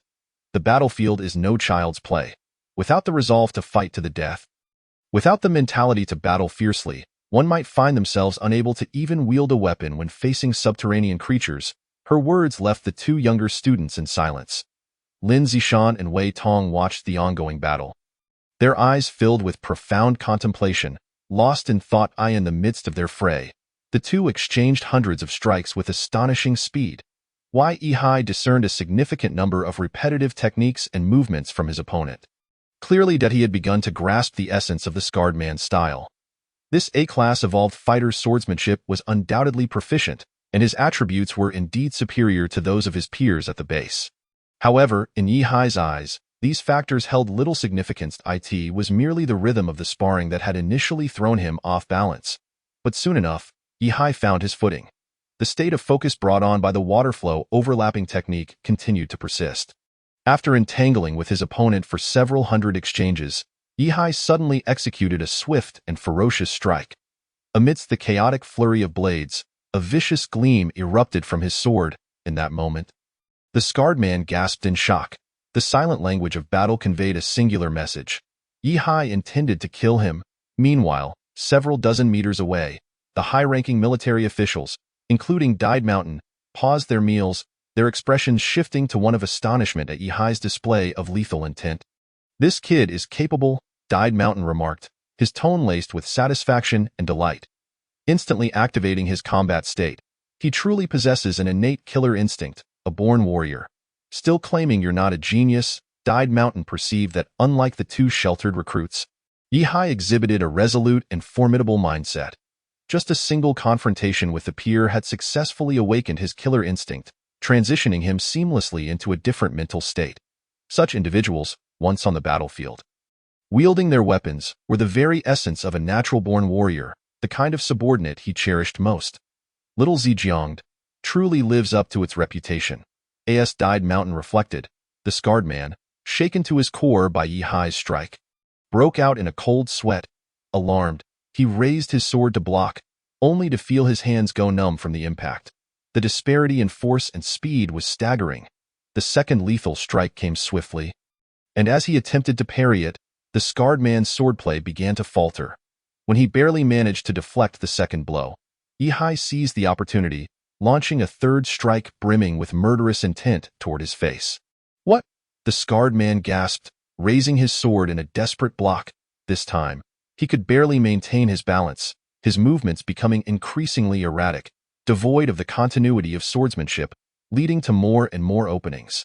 After a flurry of chaotic strikes, Yihai coldly unleashed his fourth lethal blow. No! The scarred man could not restrain his anguished roar as his muscles suddenly surged with power. His aura exploded forth, and his physical strength skyrocketed. Yet, even in this state, he could barely evade Yihai's strike, and as he lost his balance entirely, he stumbled and fell to the ground. The scarred youth had been defeated. A profound silence enveloped the arena, particularly among the military personnel, witnessing one of the three A-class evolved fighters being turned around so swiftly by Yihai, using merely 4 lethal moves to force out his evolutionary abilities. And even then, being brought down despite activating those abilities. The dignity of A-class evolved fighters had been utterly shattered. Your swordsmanship belongs to the agile style, which is commendable. Yet, alas, it has been countered by my techniques, leaving you expending too much energy on my feigned attacks. However, your sparring style has indeed bestowed upon me considerable gains. Yihai calmly assessed the scarred man before him. At this moment, he grasped the true nature of his opponent's evolution, wolf-like transformation. The scarred man was enveloped in pitch-black fur, his physique robust and powerful. His mouth jutted out, transformed into a maw of bloodthirsty fangs. Yet, his face was marred by an expression of desolation, a testament to his defeat. He found himself utterly speechless in the wake of his loss. Just moments ago, during their battle, he had felt an undeniable clarity. It turned out that his initial suppression of the opponent was merely an illusion. It was merely the other party probing and testing him. By the time he executed his sword technique for the second and third times, The indomitable Yi Hai had lost all interest and, with an overwhelming might that he could not contend with, forced him into a retreat. There were no excuses to be made. A complete and utter annihilation. This was not a battle of the same caliber. After withdrawing from his wolf-like transformation, the scarred man twitched the corners of his mouth, remaining silent for several seconds before he spoke with a complex expression. I have no words. Your base possesses formidable experts. Yi Hai smiled lightly, scrutinizing the scarred man before him. Compared to our sparring, the battles within the base indeed resemble child's play. Your military district has many commendable qualities, he added. My name is Yi Hai. And what do you go by? The forebears of these individuals had all perished as heroes on the front lines, and they had stood resolutely against the subterranean creatures since their youth. In light of this sentiment, Yi Hai harbored no desire to become adversaries with the man before him, especially since there was no significant enmity between them. I am Scar C. The Scar of Scar, the 4 of 4. He pointed to the grotesque scar on his face and gestured to the others in the military district behind him. I rank 4th among my peers in the military district. I just changed my name recently. Yi Hai followed Scar C's gesture, glancing at the other 3 individuals from the military district. Are these the 3 strongest among your ranks? In our military district, names are designated based on strength. The first is called Bang Yi, the second Shui Air, the third Quan San. I am Scar C. The uniqueness of their names revealed 2 truths. First, the individuals within the military district possessed unruly personalities, each flaunting their uniqueness and revering strength. Second, it indicated that they were all orphans, as such names often suggest. As they conversed, a slender girl draped in a crimson cloak approached Yi Hai. I am Shui Air. An ability user. May I challenge you? She surveyed Yi Hai from head to toe, unable to suppress a gulp of saliva, her gaze lingering with a hint of desire. An ability user wishes to challenge me? Yi Hai furrowed his brow slightly. What? Is that not permitted? Or are you afraid? Shui Air smirked. I think you are feeling apprehensive. In the face of her provocation, Yi Hai merely chuckled. If you insist on fighting, then let it be so. The atmosphere within the base seemed to echo a uniform style of strategic engagement, where everyone endeavored to seize the initiative. Almost as soon as Yi Hai's words fell, Shui Air launched an onslaught, summoning a barrage of high-pressure water columns that surged towards him. A water-type ability user. Instantaneous, multi-segmented, precise attacks, highly agile and adaptable, adept at suppression. In that instant of confrontation, several keywords flickered in Yi Hai's mind. Chapter 064. Battle with an ability user. The eerie natural techniques. He quickly deduced that Shui Air's primary offensive method relied on point damage, particularly effective at medium to close range, with an astonishing rate of fire. Sizzle, water columns, each less than 3 millimeters in diameter, pierced through the air with an audible crackle.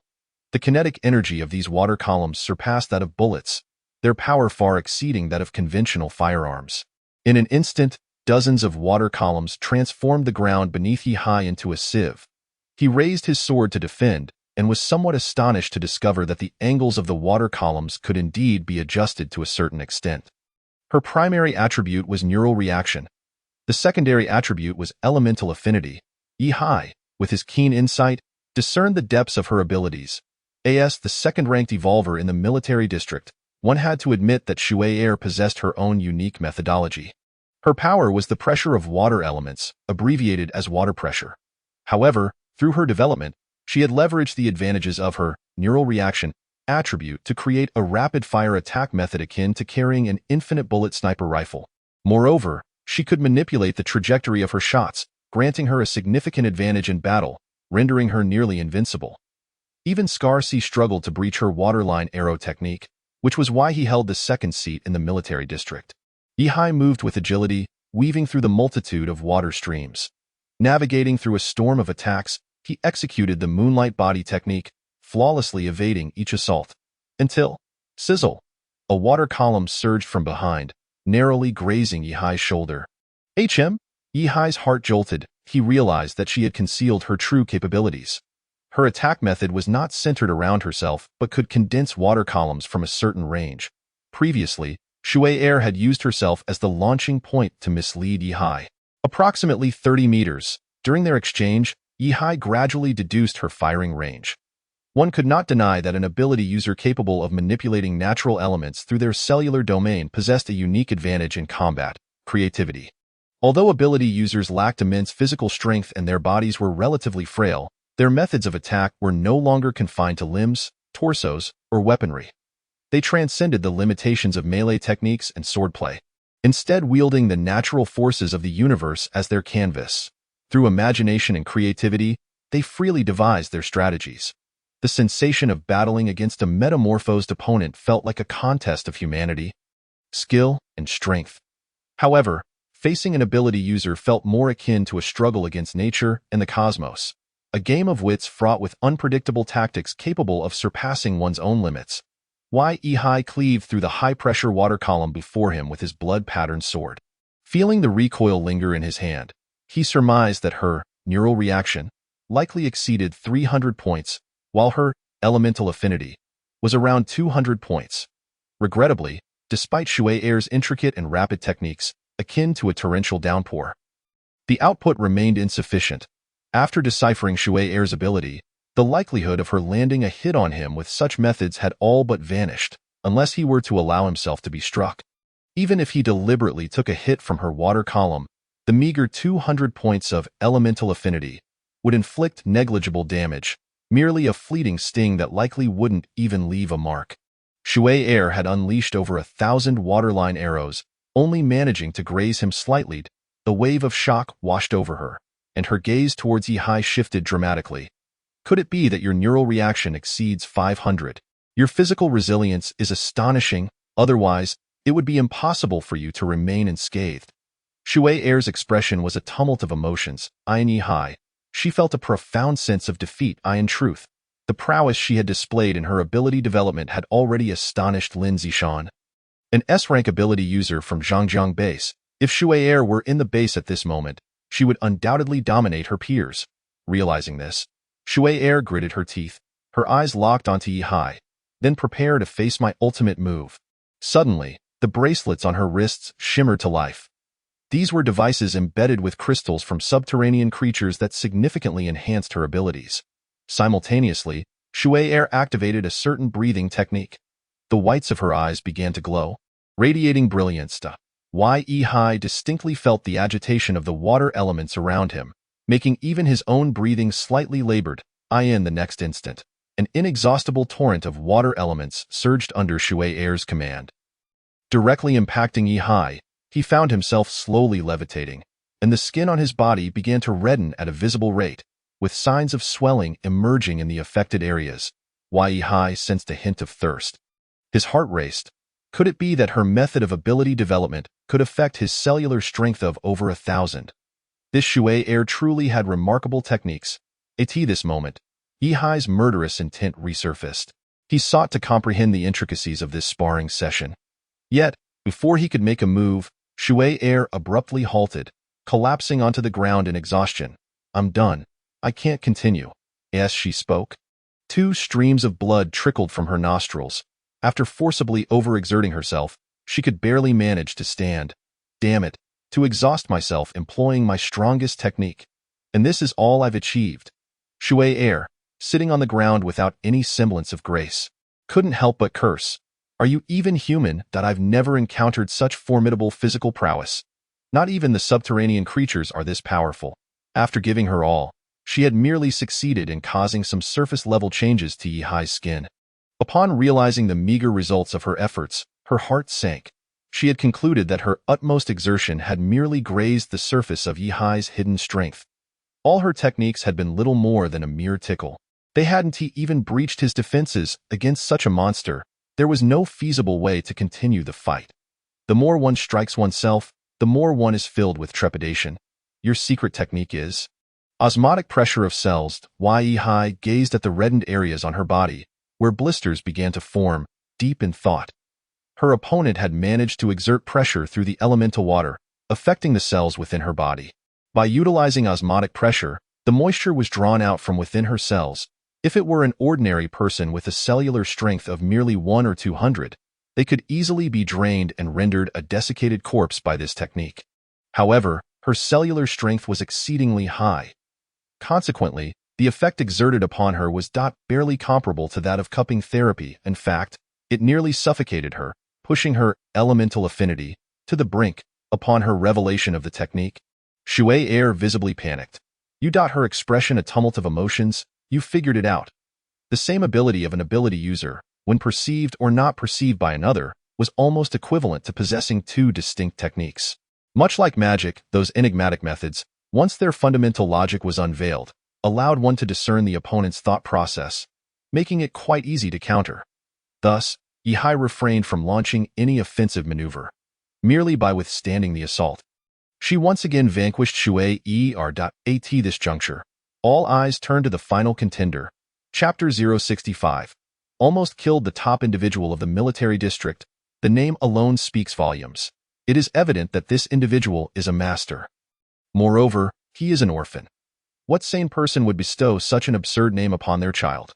The top individual, known as Bang Yi, was a robust figure, yet unlike Lu Xing, who bore the physique of a basketball player, he embodied the quintessential traditional strongman. With thick arms, sturdy legs, a broad waist, and shoulders like boulders, he resembled an iron tower. Although he did not stand at a towering height of 1.95 meters, he radiated an overwhelming aura of grandeur. As the sole S-class evolver of this generation within the entire Jinchuan military district, he wielded a terrifying dominance over his peers. Among his contemporaries, be they ability users or transmuters, none could match him. Not even the second, third, or fourth ranked could compare. At this moment, amidst the expectant gazes of the crowd, this S-class evolver, akin to a general in stature, gradually approached Yihai. Contrary to Yihai's expectations, he did not possess a domineering demeanor, nor did he speak in a deep, gruff manner typical of a simpleton. Instead, he exuded a remarkable composure, articulating his words with clarity and logic. This individual possessed a distinct aura of leadership. There exists no substantial enmity between the base and the military district. We stand united as comrades of humanity. I wish to spar with you because I perceive your exceptional strength and the potential that surpasses the ordinary.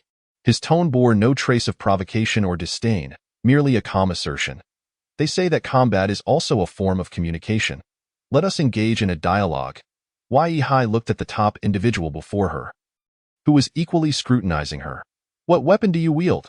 Yihai inquired, feeling a certain kinship towards him. This was different from her connection with Lu Xing, who approached her with a sense of mutual recognition.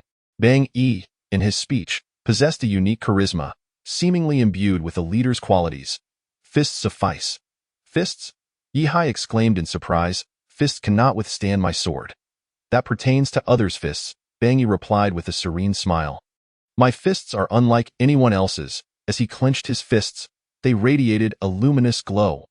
Layers of intricate patterns emanated from his fists, gradually spreading towards his forearms, shoulders, and chest. His fists harbored a mysterious power, acting as two pivotal points in space, imbued with formidable oppressive force. In the next moment, both adversaries charged towards one another.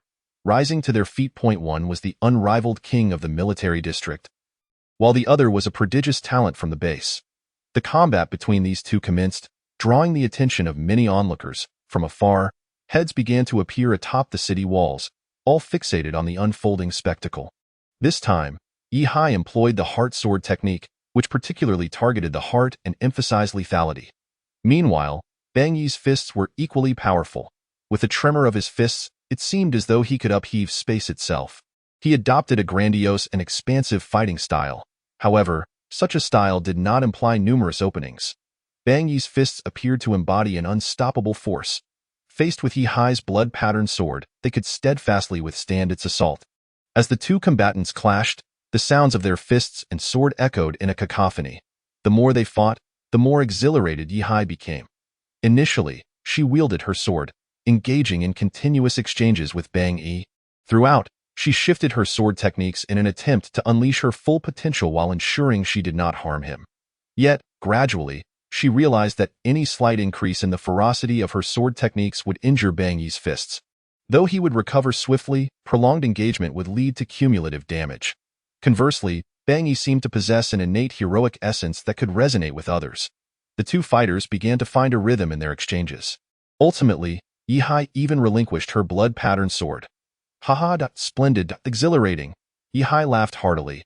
After she sheathed her treasured sword, she continued to engage Bang Yi using her bare hands, employing the Thundercloud Grip, a close-quarters grappling technique learned at the martial arts school. This fighting style aimed to suppress the opponent's ability to retaliate in close combat. Against Bang Yi's grandiose punches, if her strength fell short, she would be at a distinct disadvantage. The Thundercloud Grip was susceptible to being disrupted and rendered incoherent. However, as long as she could withstand Bang Yi's force without succumbing to his attributes, Yihai would revel in the combat, seizing the initiative through tactical suppression. Boom. Punch after punch landed on her opponent, the resulting force causing onlookers to flinch. Both combatants engaged their breathing techniques, entering a heightened state. The Thundercloud Grip resembled a skillful joint lock, while Bang Yi's punches were heavy and forceful. It should have been the case that Bang Yi dominated the encounter. But Yihai, leveraging her formidable physical strength attribute, reversed the situation. The more they fought, the more exhilarated Yihai felt, sinking deeper into this exhilarating blood-soaked battle. The Thundercloud Grip met Bang Yi's fists time and again, and she felt increasingly liberated. Gradually, Yihai succumbed to this intoxicating combat, ceasing to resist his strikes and allowing his fists to rain down upon her. Her own attacks grew less restrained, immersing herself in this most visceral and exhilarating struggle. Her mind felt liberated, allowing aspects of her hidden nature to surface. Once Yihai entered this state, she could instinctively execute each move of the Thundercloud Grip with utmost precision. Her thoughts soared far beyond. Reveling in the thrill and exhilaration of the encounter, it was as though she were about to take flight, lost in this state of ecstasy. Until, enough! A sharp command shattered Yihai's trance. Dai Shan had appeared before her. His expression grave and shock evident in his eyes, his gaze sharp and unyielding. What happened? Yihai suddenly awoke, realizing she had momentarily lost focus. You inadvertently unlocked your martial arts realm in this state. You forgot to temper your strength. You nearly killed your opponent. Dai Shan seized Yihai's hands tightly, rendering her immobile. Only then did Yihai notice that her fists were drenched in blood before her. Bang Yi lay crumpled, his arms broken and his chest bearing multiple indents from her strikes, the number of fractured ribs unknown. The mysterious patterns on his fists and arms had dimmed, and he now lay in a pool of blood. Trembling uncontrollably, his legs stiffened, unable to bend, appearing to barely cling to life. The martial arts realm. Yihai, grappling with this unfamiliar term, found it hard to believe. How could this happen? She turned to survey her surroundings. Every gaze she met was filled with shock, disbelief, and astonishment. Bang Yi lay on the ground, attended to by several healing ability users, struggling to raise his skeletal right hand, managing to give her a thumbs up. You have won. The severity of his injuries far exceeded Yihai's imagination. Bang Yi was rushed to the military hospital for immediate treatment. Meanwhile, order was restored, and efforts began for the military district's reconstruction.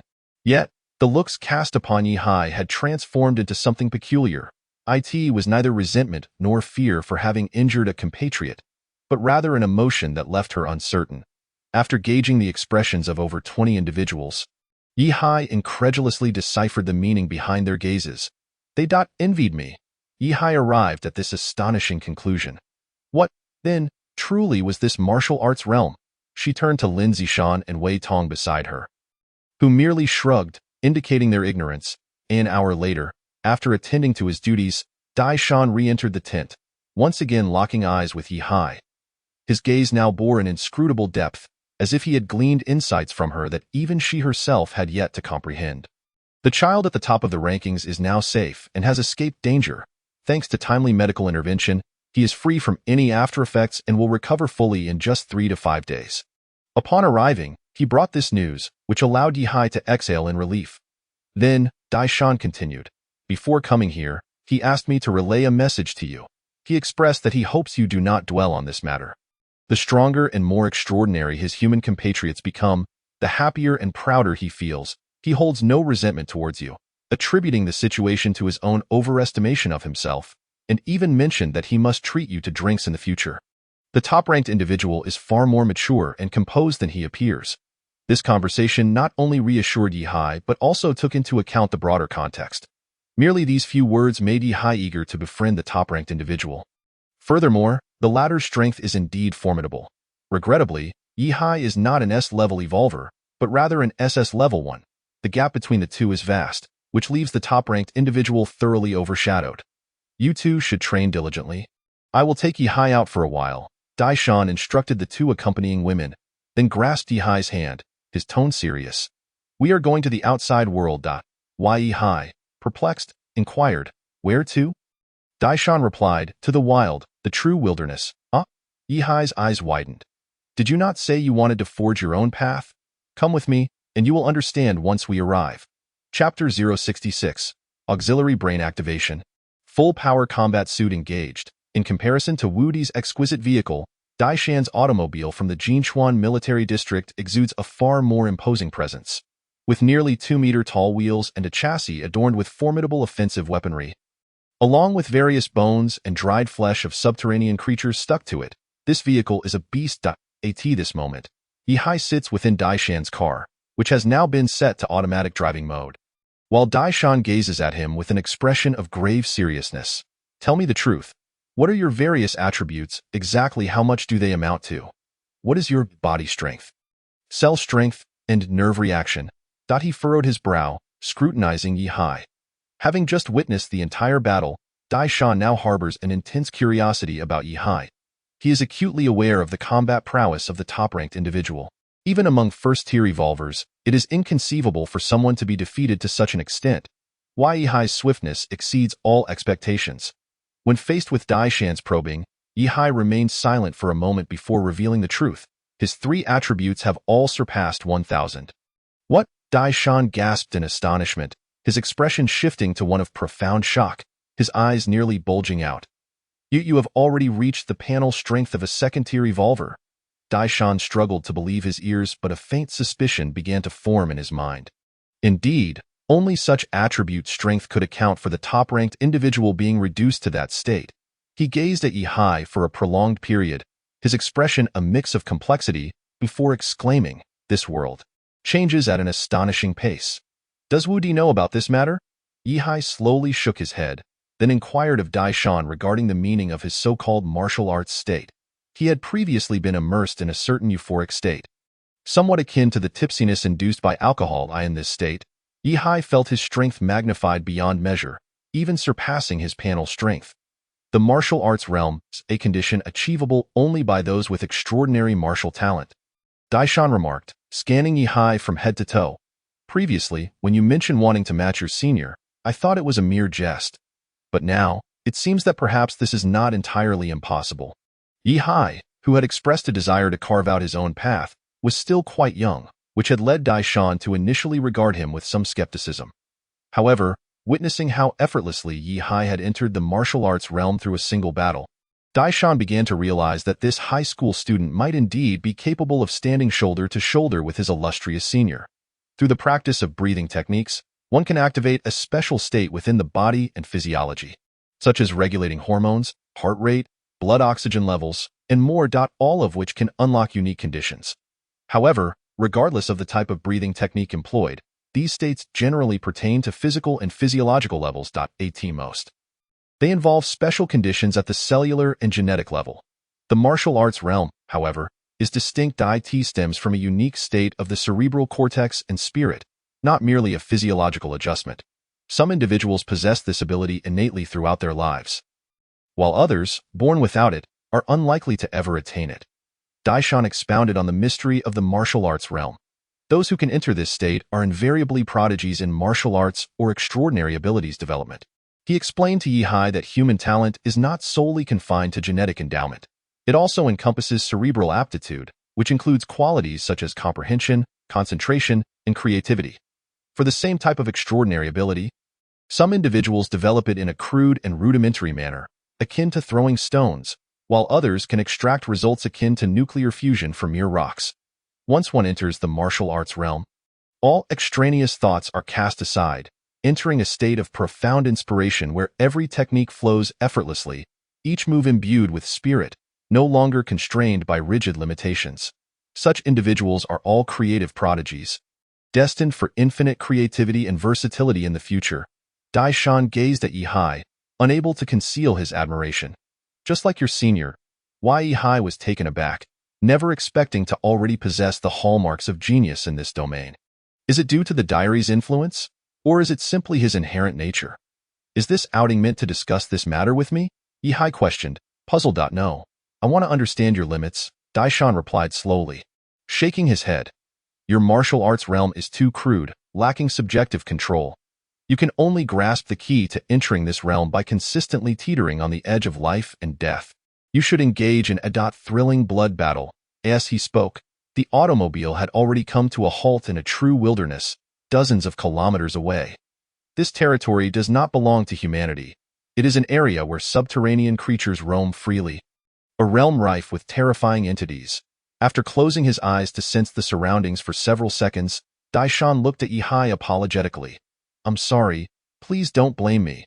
Before Yi could comprehend the meaning behind his words, a powerful kick was directed at him, propelling him from the vehicle. Yi was sent flying over 100 meters, nearly tearing the seams of his combat suit.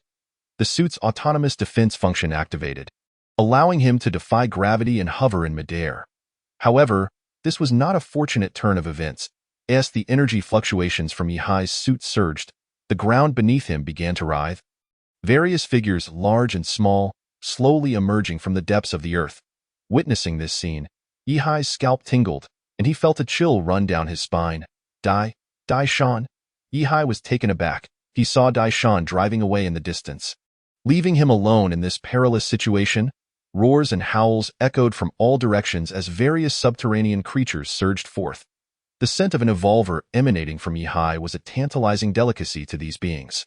As grotesque, exaggerated, and menacing figures emerged on the surface, they cast gluttonous glances at Yi. The next moment, a horde of figures charged toward him. Daishan, you bastard! Yi immediately drew his silver dragon sword and engaged in a bloody battle with the approaching entities. This was perhaps the first time Yi had been so grievously deceived. Creatures of all kinds surrounded him, some clad in metallic shells. The silver dragon sword barely sparked against their armor. With 154 points in soul strength and 514 points in cognitive perception, Yi felt an imminent sense of crisis closing in on him. His pores tightened and blood surged through his veins. Confronted by the agile and swift figures from all directions, he unleashed a flurry of fierce sword techniques in an instant. Tentacles, spikes, venom, air cannons, energy beams, a myriad of offensive methods rained down upon him. Yi swiftly utilized his silver shadow body technique to create distance, attempting to escape this chaos. However, the distance to human territory was far too great, and there was no safe haven in sight. Warning: the combat suit has detected that you are in a special state. Activating auxiliary combat functions. The intelligent brain assumes control of the ultra-scarlet structured combat armor. The intelligent brain takes over the ultra-curvature drive cannon's permissions. Taking control of the string fusion energy beam gun. Taking control. Chapter 067. Daishan in a daze. What is this strength? The sudden onset of battle instantly activated all of Yi's combat equipment. In the next moment, the neutrino nano combat suit enveloping Yi began to morph into a combat configuration. Following this, an ultra-scarlet structural battle armor nestled itself around the outside of the nanosuit. A translucent blue field gradually emerged. Within the armor, several weapons resembling mechanical arms appeared, each one a formidable cannon. Once activated, they extended from the armor, gathering energy and preparing to fire. At this moment, another individual was rendered speechless. Zhao Yang, who had feigned a retreat only to observe from the shadows, was taken aback by the overwhelming firepower displayed by Yi. He had intended to create a false impression of his departure, planning to remain hidden in order to prepare for any unforeseen circumstances, all while efficiently activating Yi's bloodbath mode to help him discover the key to unlocking his martial realm. However, upon witnessing the luxurious array of firepower adorning Yi, Zhao Yang was left dumbfounded. With such an arsenal, the second-tier subterranean creatures he had meticulously chosen seemed utterly insignificant. As expected, within mere seconds after the energy buildup concluded, Yi unleashed a barrage of firepower. Boom!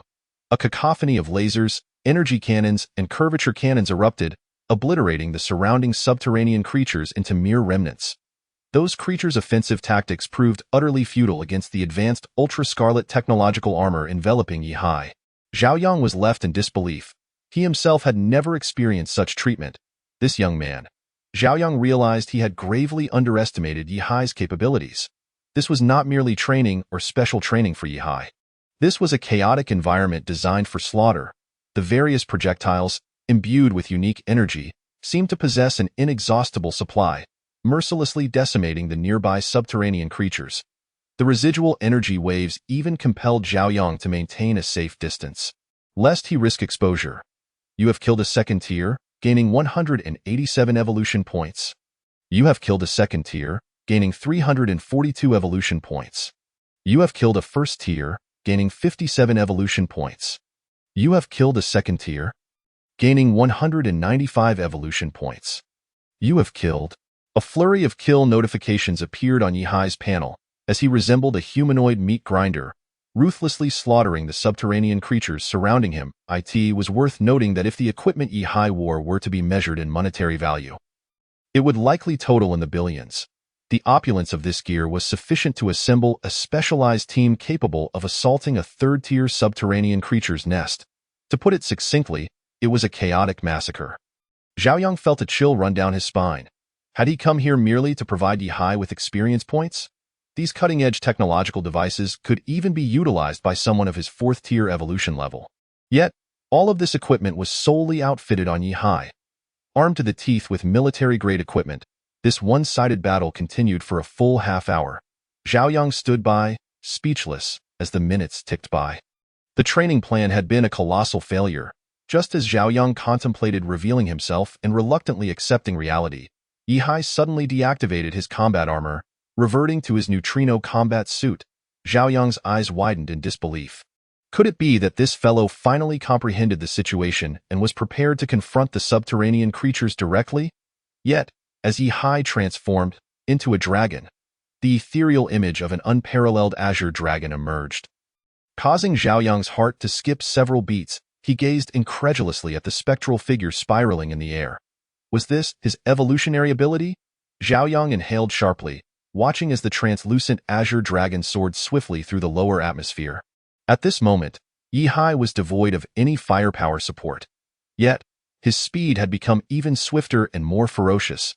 With a single roar of the azure dragon's wrath, multiple second-tier monsters were annihilated before Yi Hai.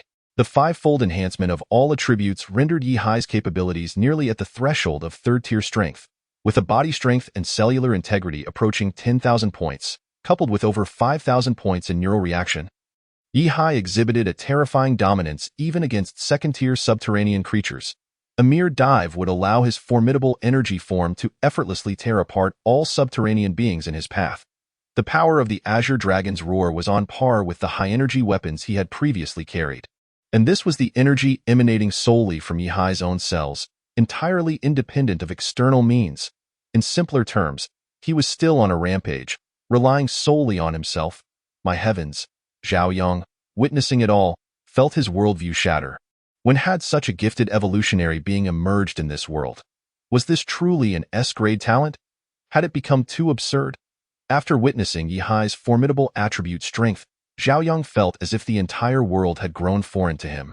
It seemed as though he had been cast aside by the tides of time, while the youth embraced the future. This exhilarating battle raged on for a solid hour. The cessation of combat was not due to Yi Hai's fatigue, but rather because the surrounding subterranean creatures were nearly exterminated. Only then did Yi Hai draw forth his silver dragon sword once more in his humanoid form. Yi Hai lacked the terrifying attribute enhancements. Yet he possessed boundless potential for growth and adaptability. This time, he was determined to engage in a true bloodbath. After an hour and a half of harrowing combat, Yi Hai had gradually acclimated to the intensity of the battle rhythm. Clang, clang, clash. At first, each of his strikes adhered strictly to the prescribed forms of swordsmanship. However, the relentless onslaught from all directions felt like a tidal wave, rendering Yi Hai unable to adapt to the barrage. Nearly every move was thwarted, and his swordplay became increasingly clumsy.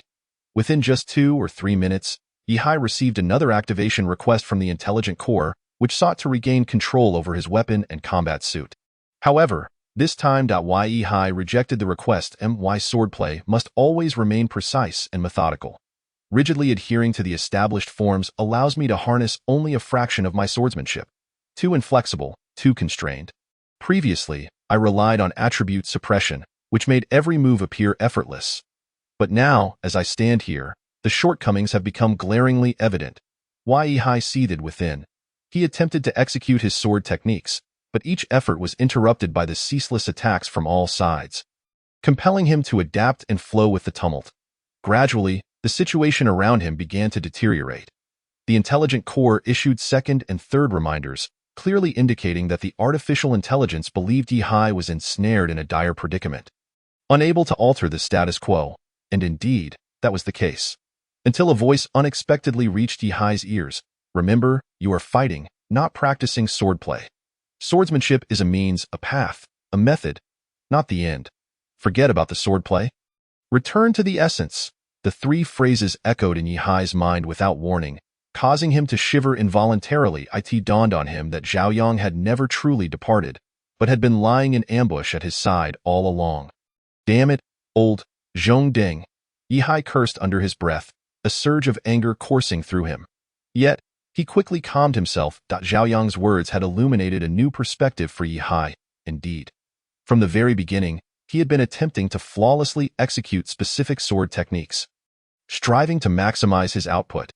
Yet the more he did so, the more he found himself hindered, as if he were merely practicing swordplay under duress.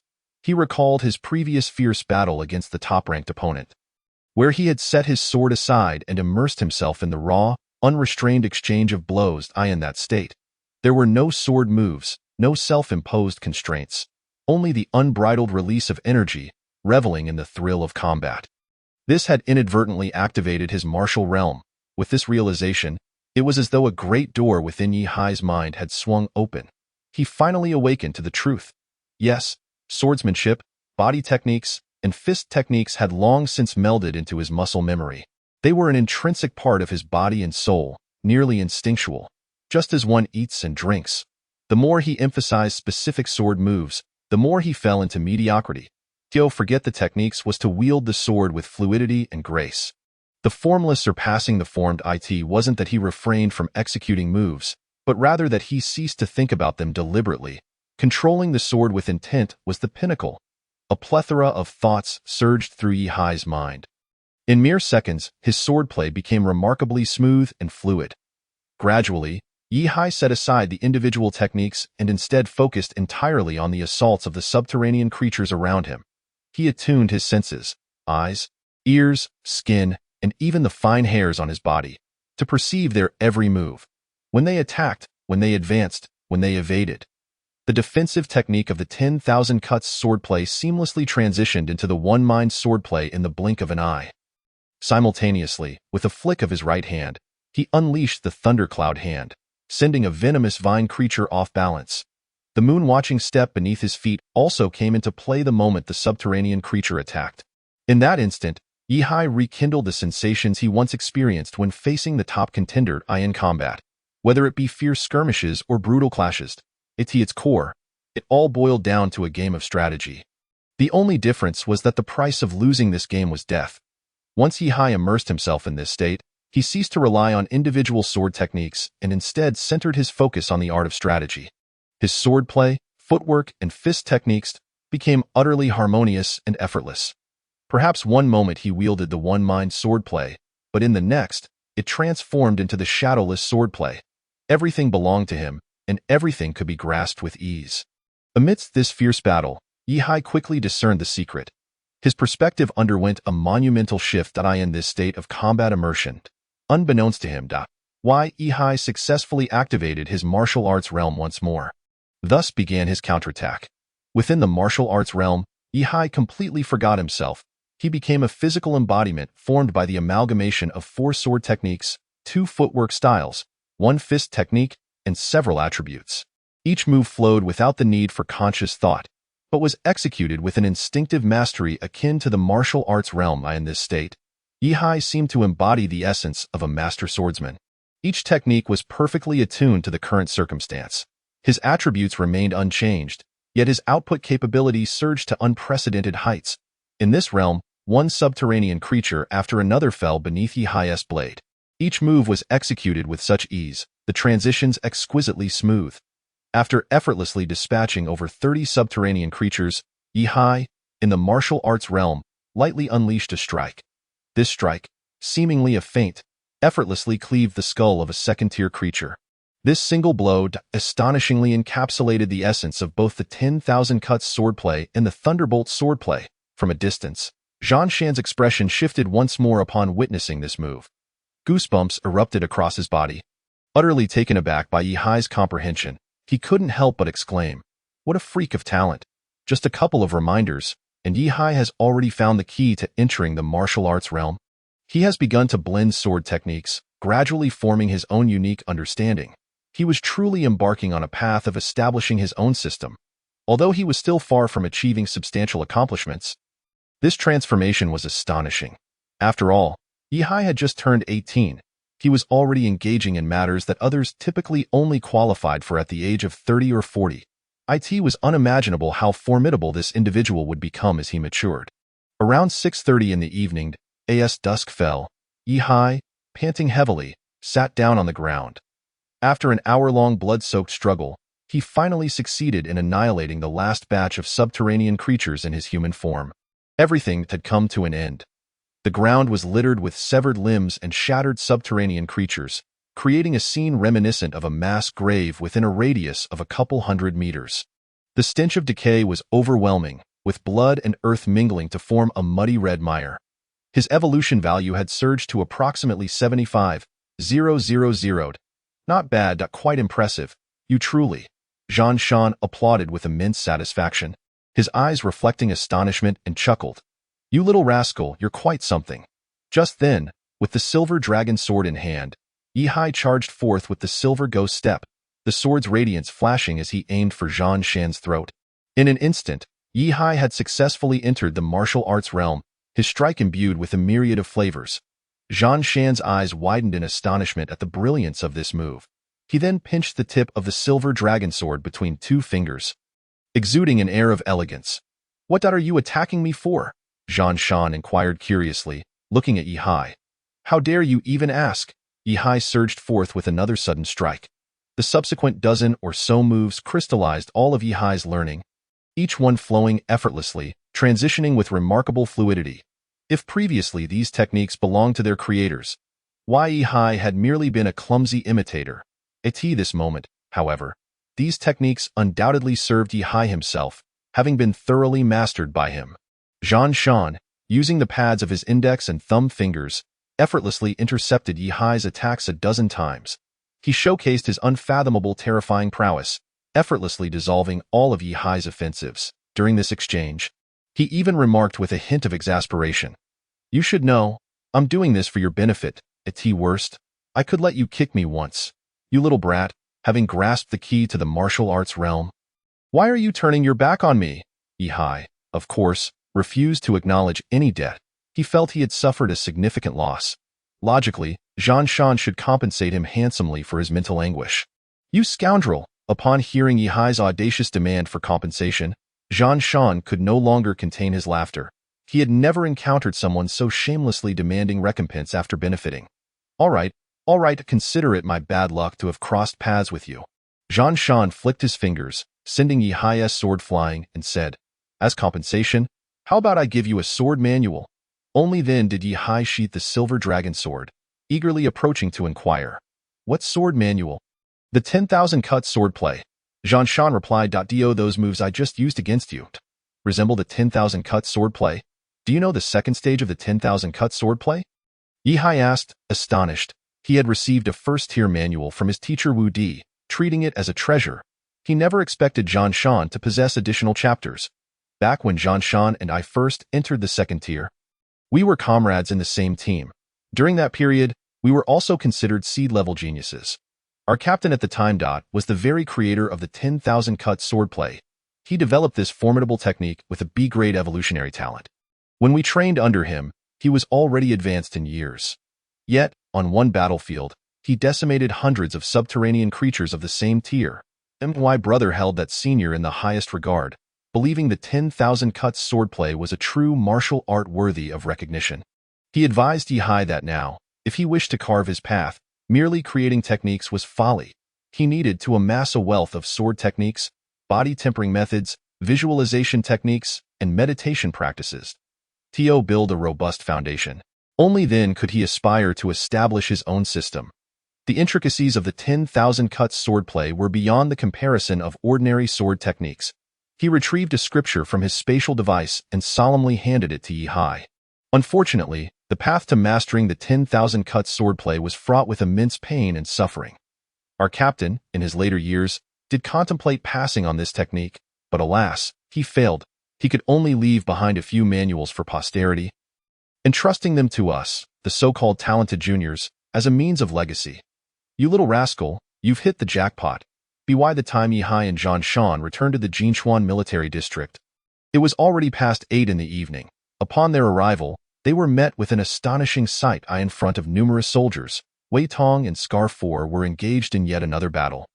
This time, Wei Tong had fully regained the dignity of an S-tier evolutionary. Not only did she defeat Scar 4, but she also disarmed him, pressing her dagger against his throat with her tail. Her displayed combat prowess stunned many onlookers. Even Scar 4 was taken aback, unable to comprehend how, in just a few hours, Wei Tong had undergone such a significant transformation, as if she were an entirely different person. Fiercely formidable, upon seeing Yi-Hai, who had followed Zhang Shan back, Wei Tong proudly lifted her head and declared, "Humph, I may be slightly inferior to Yi-Hai, but I'm not that far behind." This battle allowed her to vent her frustrations, drawing rounds of applause from the surrounding crowd. Yet, the most unexpected turn of events was not from Wei Tong, but rather from Lin Zishan, ASA healing-type ability user. She boldly called out to the second-ranked combatant among her peers, "Shuai, requesting a spar me?" Shuai laughed in disbelief. "I'm not like the others. I've awakened my abilities for half a year now." "You don't want to fight me?" Lin Zishan nodded earnestly. Earlier that morning, she had acquired a meditation technique called Elemental Fusion. This method seemed to have inspired her with a unique insight into developing her abilities. As the battle began, the moment Shuai unleashed a barrage of water column projectiles, Lin Zishan astonishingly utilized her light-based abilities to isolate all the water column projectiles within a meter of herself. A special light membrane formed around her, seemingly impervious to all assaults, completely resisting Shuai's onslaught. "What?" Shuai exclaimed in surprise. "How did you do that?" In response to Shuai's curiosity, Lin Zishan simply replied with 4 words, "Elemental Fusion." Many soldiers surrounding them were left speechless by this spectacle. Unlike Wei Tong's previous battle, Lin Zishan found herself at a disadvantage due to attribute suppression.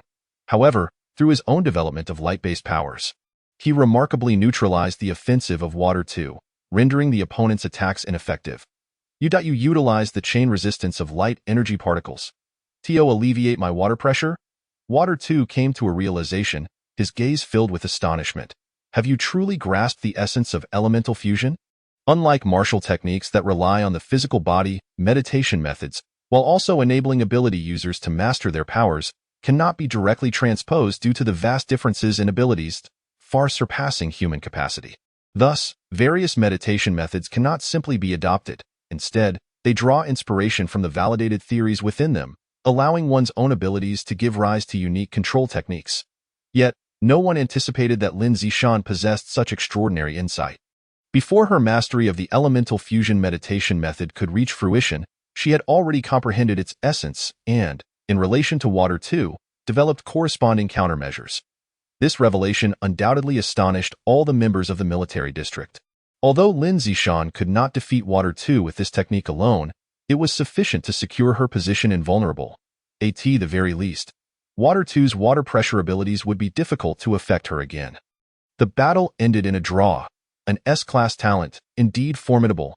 Water 2's face was filled with admiration and astonishment as he remarked, "I hope that in the future, all of you can grow and wield this creativity to vanquish those underground creatures." During several sparring sessions, Lin Zishan, Yi-Hai, and Wei Tong each demonstrated their talents. None among the 3 were weak. Besides Yi-Hai, who was an extraordinary prodigy, the remaining 2 women were also geniuses in their own right. Around 10 o'clock that night, the top-ranked individual awoke from his coma. Thanks to Lin Zishan's light healing factor, his external injuries had completely healed, though his bones still required gradual recovery. Fortunately, with over 300 points in cell strength. His self-healing speed was quite rapid. Observing the state he had inadvertently reduced the top-ranked individual to, Yihai felt a mix of awkwardness and embarrassment. I haven't attended school for long, so my knowledge is limited. The top-ranked individual furrowed his brow, looking at Yihai, unable to restrain his curiosity. Is S-class evolution truly the pinnacle of human talent? Yihai. Once you're better, feel free to give me a beating. Yihai said somewhat sheepishly. If you're anxious, you can hit me now. After entering the martial arts realm, he had nearly killed this military district's elite. Yet, this majestic man, resembling a tiger, remained calm in the face of Yihai, articulating each word with clarity and devoid of any emotional embellishment. The potential displayed by the top-ranked individual was not merely that of a genius. Once you're well, just hit him. If it doesn't work, I'll help you. We'll do it together. Wei Tong waved her small fist, swaying it in front of Yihai. I have long found Yihai displeasing. Let's all beat him up together at that time. Laughter erupted among the crowd. That night, Yihai, Lin Zishan, and Wei Tong dined with several experts from the military district. Life in the frontline military district was not as affluent as in the rear bases. However, the meat and alcohol were plentiful. At the bonfire party beneath the ruins of the Jinchuan military district city wall, a group of people enjoyed barbecue and drinks, the aroma rich and delightful. Your arrival is our gift, the top-ranked individual said with genuine laughter, raising his glass. Come, let us toast. According to their accounts, since the 6th-tier underground creatures breached the military district's 8th defensive line, the entire Jinchuan military district had been enveloped in a suffocating gloom. It was stifling to the point of being unbearable, until Yihai's arrival. The talents and qualities they exhibited were not merely their own. They also represented the confidence and backbone of humanity's future. If most S-class evolvers in the rear bases possess such formidable potential and talent as you do, our future would be filled with hope. The top-ranked individual's eyes sparkled with fervor as he gazed at Yihai, pouring wine and clinking glasses with him. I only wish there were more individuals like you, allowing humanity to rise again in this world. When that time comes, our homeland will no longer be merely a simple military district, base, or war zone. We can live in a broader world. Chapter 070. The Attitude of Military District Elites, Unity of the Three Major Bases. He had witnessed the brutality of the frontline battlefield, making him acutely aware of Yihai's rarity. There will be opportunities. There will be. Yihai's expression turned solemn as he felt a rare admiration for the man before him. At the banquet, the crowd shared their aspirations and outlooks for the future. I hope to inherit my father's legacy and shoulder the responsibility of a military district's frontline. Drunk, Wei Tong excitedly declared, I want to command a war. Leading humanity to counterattack the underground creatures. Her parents had died at the borders when she was too young to remember. Later, she was adopted by a high-ranking official from a military district. Thus influenced from a young age, harboring ambitions of becoming a general leader. She yearned to command a vast war spanning multiple military districts against the underground creatures. I only hope for sufficient energy. Lin Zishan's demeanor was somewhat subdued. Although she was cultivated as a refined young lady, at her core, she was also a lively and spirited individual. Yet today, she was shaken by certain aspects of the frontline military district. Feeling as though something was lodged in her heart, to lighten the mood, Water too once again called for everyone to raise their glasses, wrapping an arm around Yihai and asking, What about you? The genius who doesn't practice body tempering methods? What is your dream? To master a body tempering method? The crowd erupted into laughter. Yihai smiled at the remark. At this stage, I hope to carve out my own path. He still harbored thoughts of the purple immortal sword technique from the purple realm, but such matters were best kept to oneself. He redirected the question to the top-ranked individual and Water too. Curious about their visions for the future. Actually, I hope humanity can unite. The top-ranked individual said with a serious tone. The three major bases in the East Asia war zone are not a long-term solution. We clearly have better options. Yet the three bases merely formed an alliance back-to-back, without any further thoughts on the future situation. He articulated his perspective. Currently, the three major bases of humanity in the East Asia war zone, Jinding, Xinwu, and Wanling, were each fighting their own battles against the underground creatures. Despite being the same species, sharing the same technological development paths, civilization, language, enemies, and appearances, they had divided into three camps. If united, the power unleashed would be unimaginable. If the dozens of bases in the entire East Asia war zone could coordinate their military, technology, and production collaboratively, for the past 300 years, the East Asia war zone would not have been so feeble. Struggling for survival. The three major bases, being fellow human beings, had nonetheless established divisions among themselves. A better choice was right before them, yet the higher-ups feigned ignorance. If the East Asia war zone could unify. Then a glimmer of light flickered in the top-ranked individual's eyes. He looked at Yihai, solemnly grasping his hand. You may be the most talented among the younger generation, the strongest of the future. If we can unify the three major bases in the future, bridging the gaps among our fellow humans, it would be a tremendous achievement. His expression was grave, devoid of jest. Yihai had not anticipated such aspirations from the top-ranked individual. The leaders of the three major bases were all formidable beings who had undergone 6 evolutions. Meanwhile, everyone at the table was merely first-tier evolution novices. Yihai, Lin Zishan, and the others felt that the topics being discussed were somewhat distant. Yet, one thing the three had to acknowledge was that the military elites, whether it be the top-ranked individual or Water 2, were far more mature than those from the bases. That night, Yihai seized the opportunity to continue rewriting his diary, altering the past. For the past 30 days, he practiced the second-tier Wan Gua sword technique every day. You have successfully rewritten your past. You persisted in practicing the Wan Gua sword technique throughout the past month. You have successfully mastered the second-tier Wan Gua sword technique to perfection. You have gained enhancements in attributes such as mental will and neural response. Thus, Yihai successfully elevated the Wan Gua sword technique to its fullest potential. This once again boosted his overall attributes by over 300 points. Additionally, he spent more than 3 hours rewriting the past, continuously refining his breathing technique. This further enhanced Yihai's overall attributes by 400 to 500 points. The second-tier Wan Gua sword technique encompassed more intricate sword moves, demanding greater physical requirements, yet yielding greater power. Yihai murmured to himself. The gains of this day were monumental. A top-tier body tempering method, purification method, a top-tier breathing technique, water breathing overlap method, a second-tier sword technique, Wan Gua sword technique, a unique state of mind, martial arts realm. Moreover, Yihai had also befriended many exceptional and distinguished military elites, forming numerous promising friendships. He glanced at his overall attribute panel, evolution direction, self-metamorphosis, evolution level, existence system first order, SS level evolution, metamorphosis content, unparalleled Azure Dragon, body strength, 1828, 215, E-nerve reaction, 1368, 338, cell strength, 1864, 309, mental will, 1157, 447, elemental affinity, 436, 79, cognitive perception, 742, 228, soul strength, 152, cultivation content, body refinement technique, purification method, max, breathing, technique, water breath interleaving method, martial arts, 10,000 cuts sword technique second order, max, moon gazing body technique, max, thunderbolt sword technique, max, silver shadow body technique, max, lightning cloud hands, max, one heart sword technique,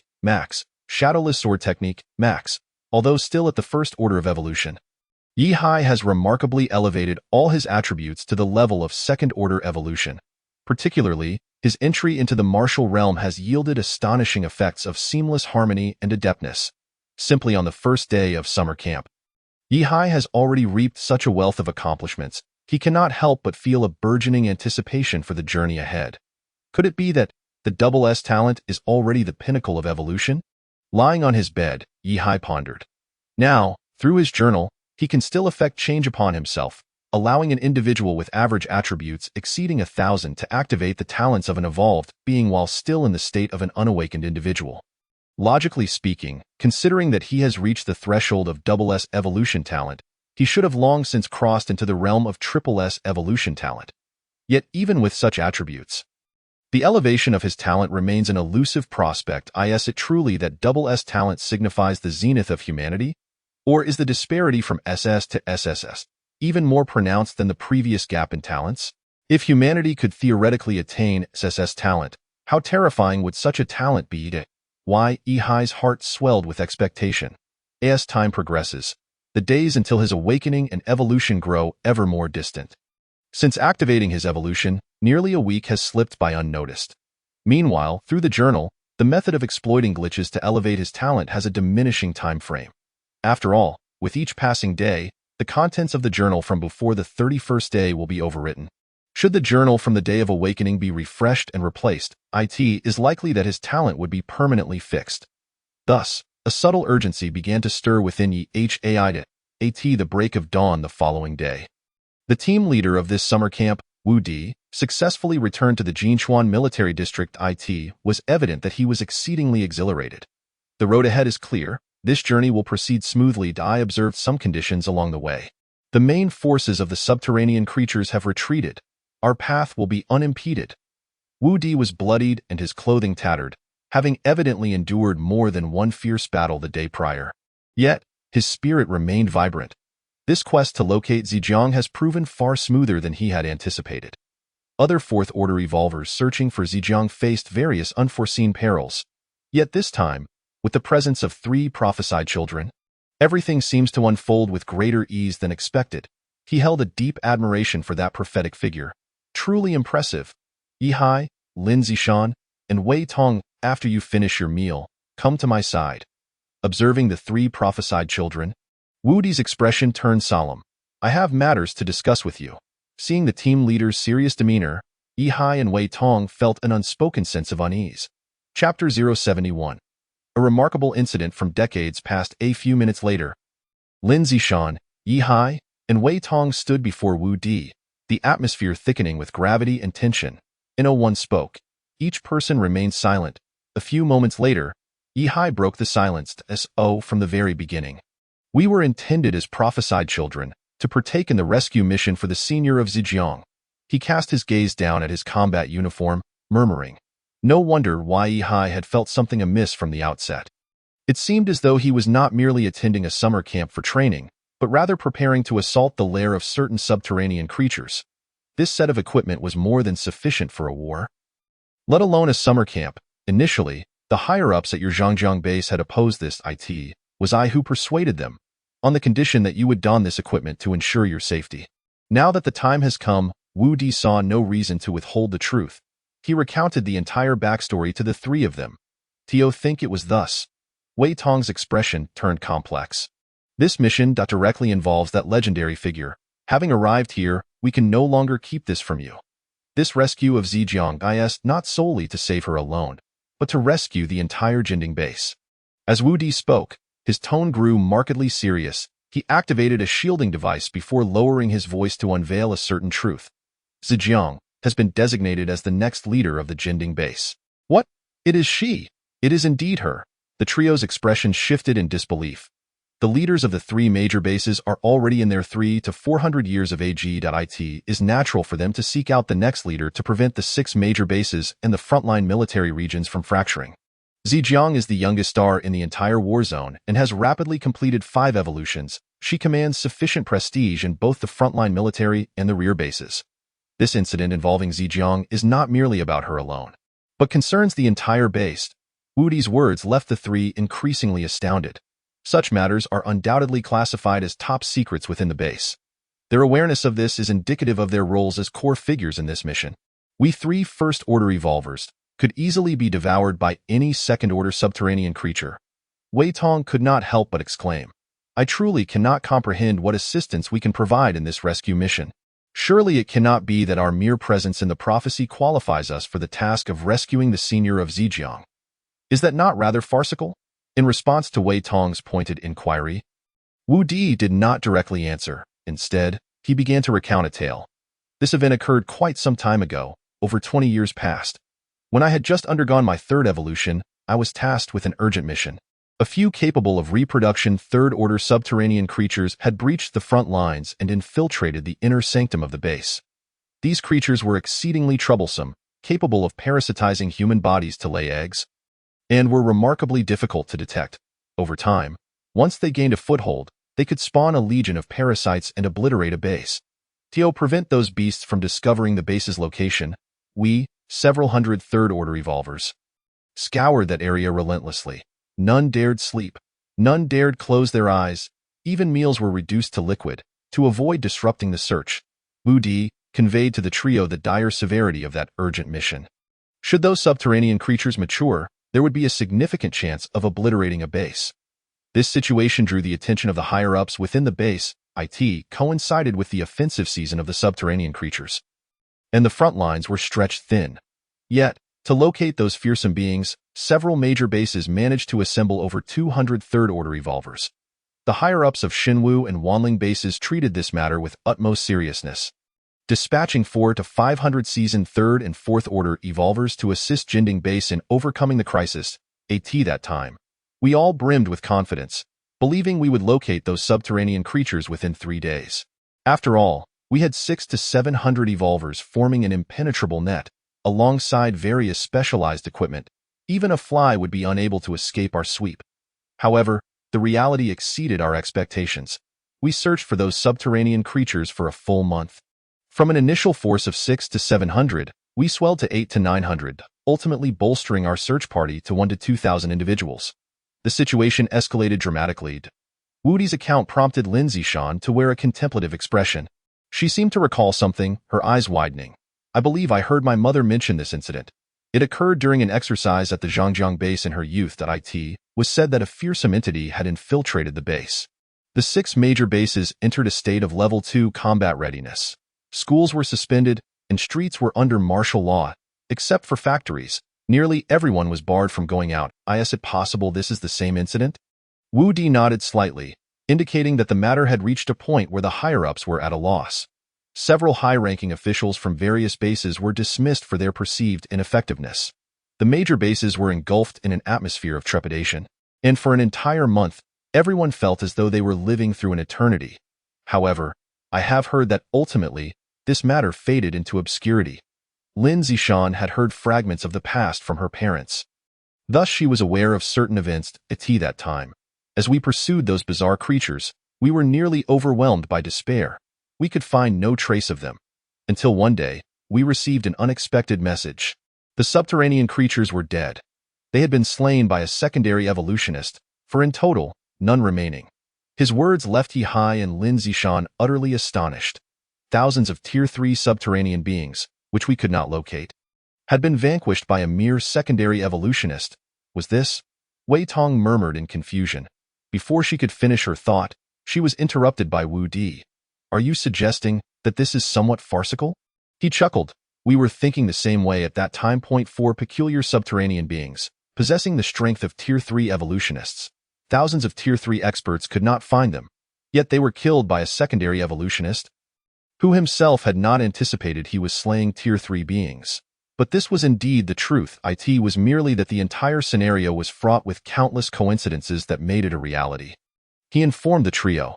Subsequently, everyone had interrogated the secondary evolutionist who had killed the bizarre creatures, eager to learn how he had accomplished such a feat. However, his answer left all in disbelief. He claimed he had never even known of the existence of bizarre creatures.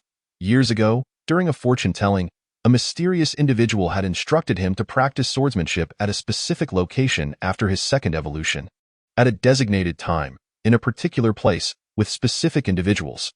Those were the only details he was aware of. And then, by sheer coincidence, he encountered the 4 subterranean creatures at their most vulnerable moment. Thus, everything unfolded seamlessly, as if by accident. Those who had been ensnared in a meticulous web laid by over 1,000 evolutionists perished at the hands of a secondary evolutionist. Such was the drama of the situation. Wu Di regarded the assembly before him, articulating each word with precision. Some matters cannot be elucidated by mere logic. Chapter 072. Encountering a Tier 5 creature. The trio fell silent. What Wu Di spoke mirrored eerily with their current experiences. It seemed that in Wu Di's eyes, he too was uncertain how the 3 could save Ji Jia. Yet, as long as he accompanied them, there appeared to be a glimmer of hope. Oh, not overthink it. The mission to rescue Ji Jia is not solely reliant on the 4 of us. We are but a cog in the grand scheme. This operation involves not just our cohort, as we converse. Numerous Tier 4 and even Tier 5 evolutionists are already en route to rescue Ji Jia. We are not acting in isolation. Wu Di candidly remarked. This journey will be exceptionally thrilling. What exactly had trapped him? Yi Hai could not restrain his curiosity.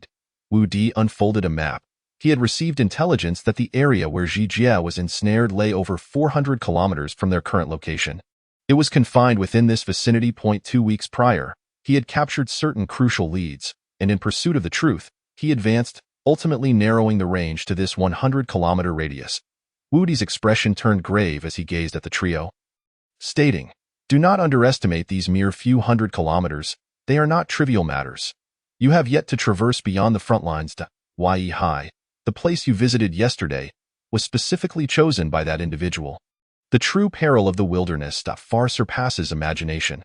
Perhaps what appears to be an inconspicuous area conceals various terrifying creatures. These beings cannot be reasoned with logically. Some even defy human understanding. This path also traverses through certain nests of subterranean creatures, fraught with danger. Therefore, exercise utmost caution." Wu Di's demeanor was solemn. His temperament typically leaned towards an endearing naivety, exuding a certain playful cleverness. Yet at this moment, an aura of sharpness emanated from him, imbued with a weighty maturity. Around 9 in the morning, the trio set out. To minimize noise, Wu Di had deliberately switched the vehicle's engine to silent mode, activating optical cloaking. During their journey, he stated seriously, 400 kilometers may equate to roughly an hour's travel for this vehicle. However, the noise we generate outside could be substantial. We must remain vigilant. Even at a reduced speed, we could reach our destination within a day. But along the way, we would. Just as he was about to finish his sentence, a sudden jolt caused the entire vehicle to be hurled into the air. The 4 occupants were tossed about like matchsticks in a box, wildly tumbling within the confines of the car. Yi Hai and Wu Di, possessing sufficient reflexes, prepared themselves at the moment of the rollover, securing their bodies and the vehicle. The 2 young women, however, lacked such coordination. They were swept along with the car. Dazed by impacts from seats and windows, the vehicle spun over 30 times before it finally came to a halt, emitting smoke. Bang! Wu Di kicked the car door open, his expression dark and vigilant as he stepped outside. Yi Hai followed closely behind, the bracelets on their wrists faintly glowing. They turned to face the front and beheld a colossal creature, measuring over 20 to 30 meters in length, resembling a living train car. Observing them from a distance, its skin was covered in spiny protrusions and nodules, while its eyes glowed like enormous lanterns fixated upon them. The Earth Lord Beast. And not just any beast, but the Beast King. Capable of manipulating soil and rock.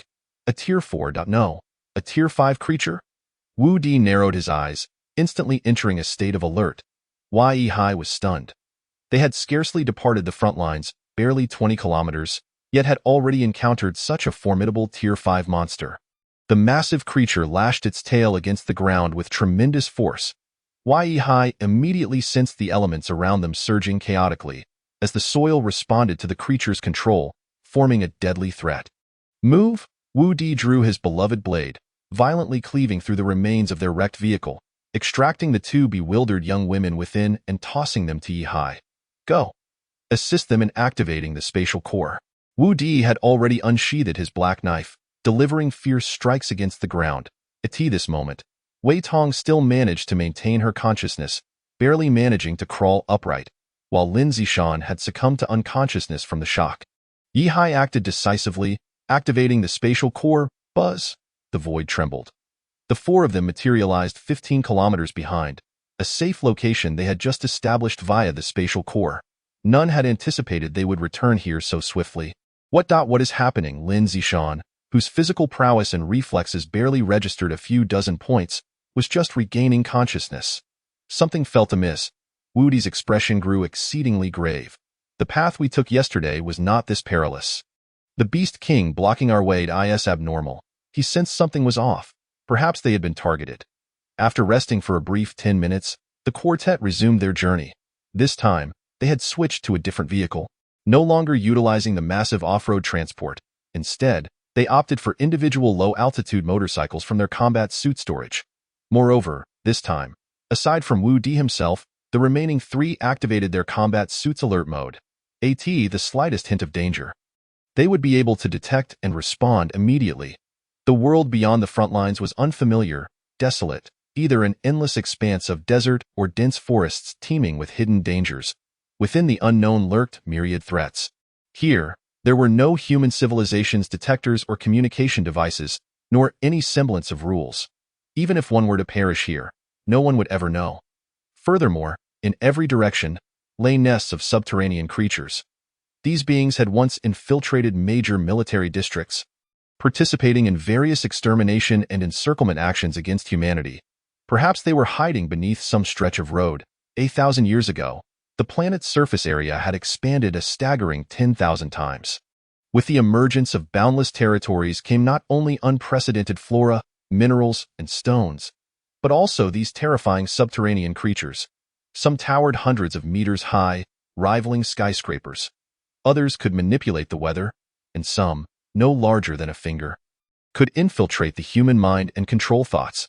These beings were humanity's natural enemies. Their evolution stemmed from consuming humans, deriving strength from the very genes of human flesh and blood. Roar ahead, a Tier 5 Earth Dragon beast, over 80 meters long, had just devoured what appeared to be a small mountain. Upon closer inspection, it was not a small mountain at all, but a horrifying soil barrier worm. In the sky, hundreds of winged birds soared amidst a raging wind.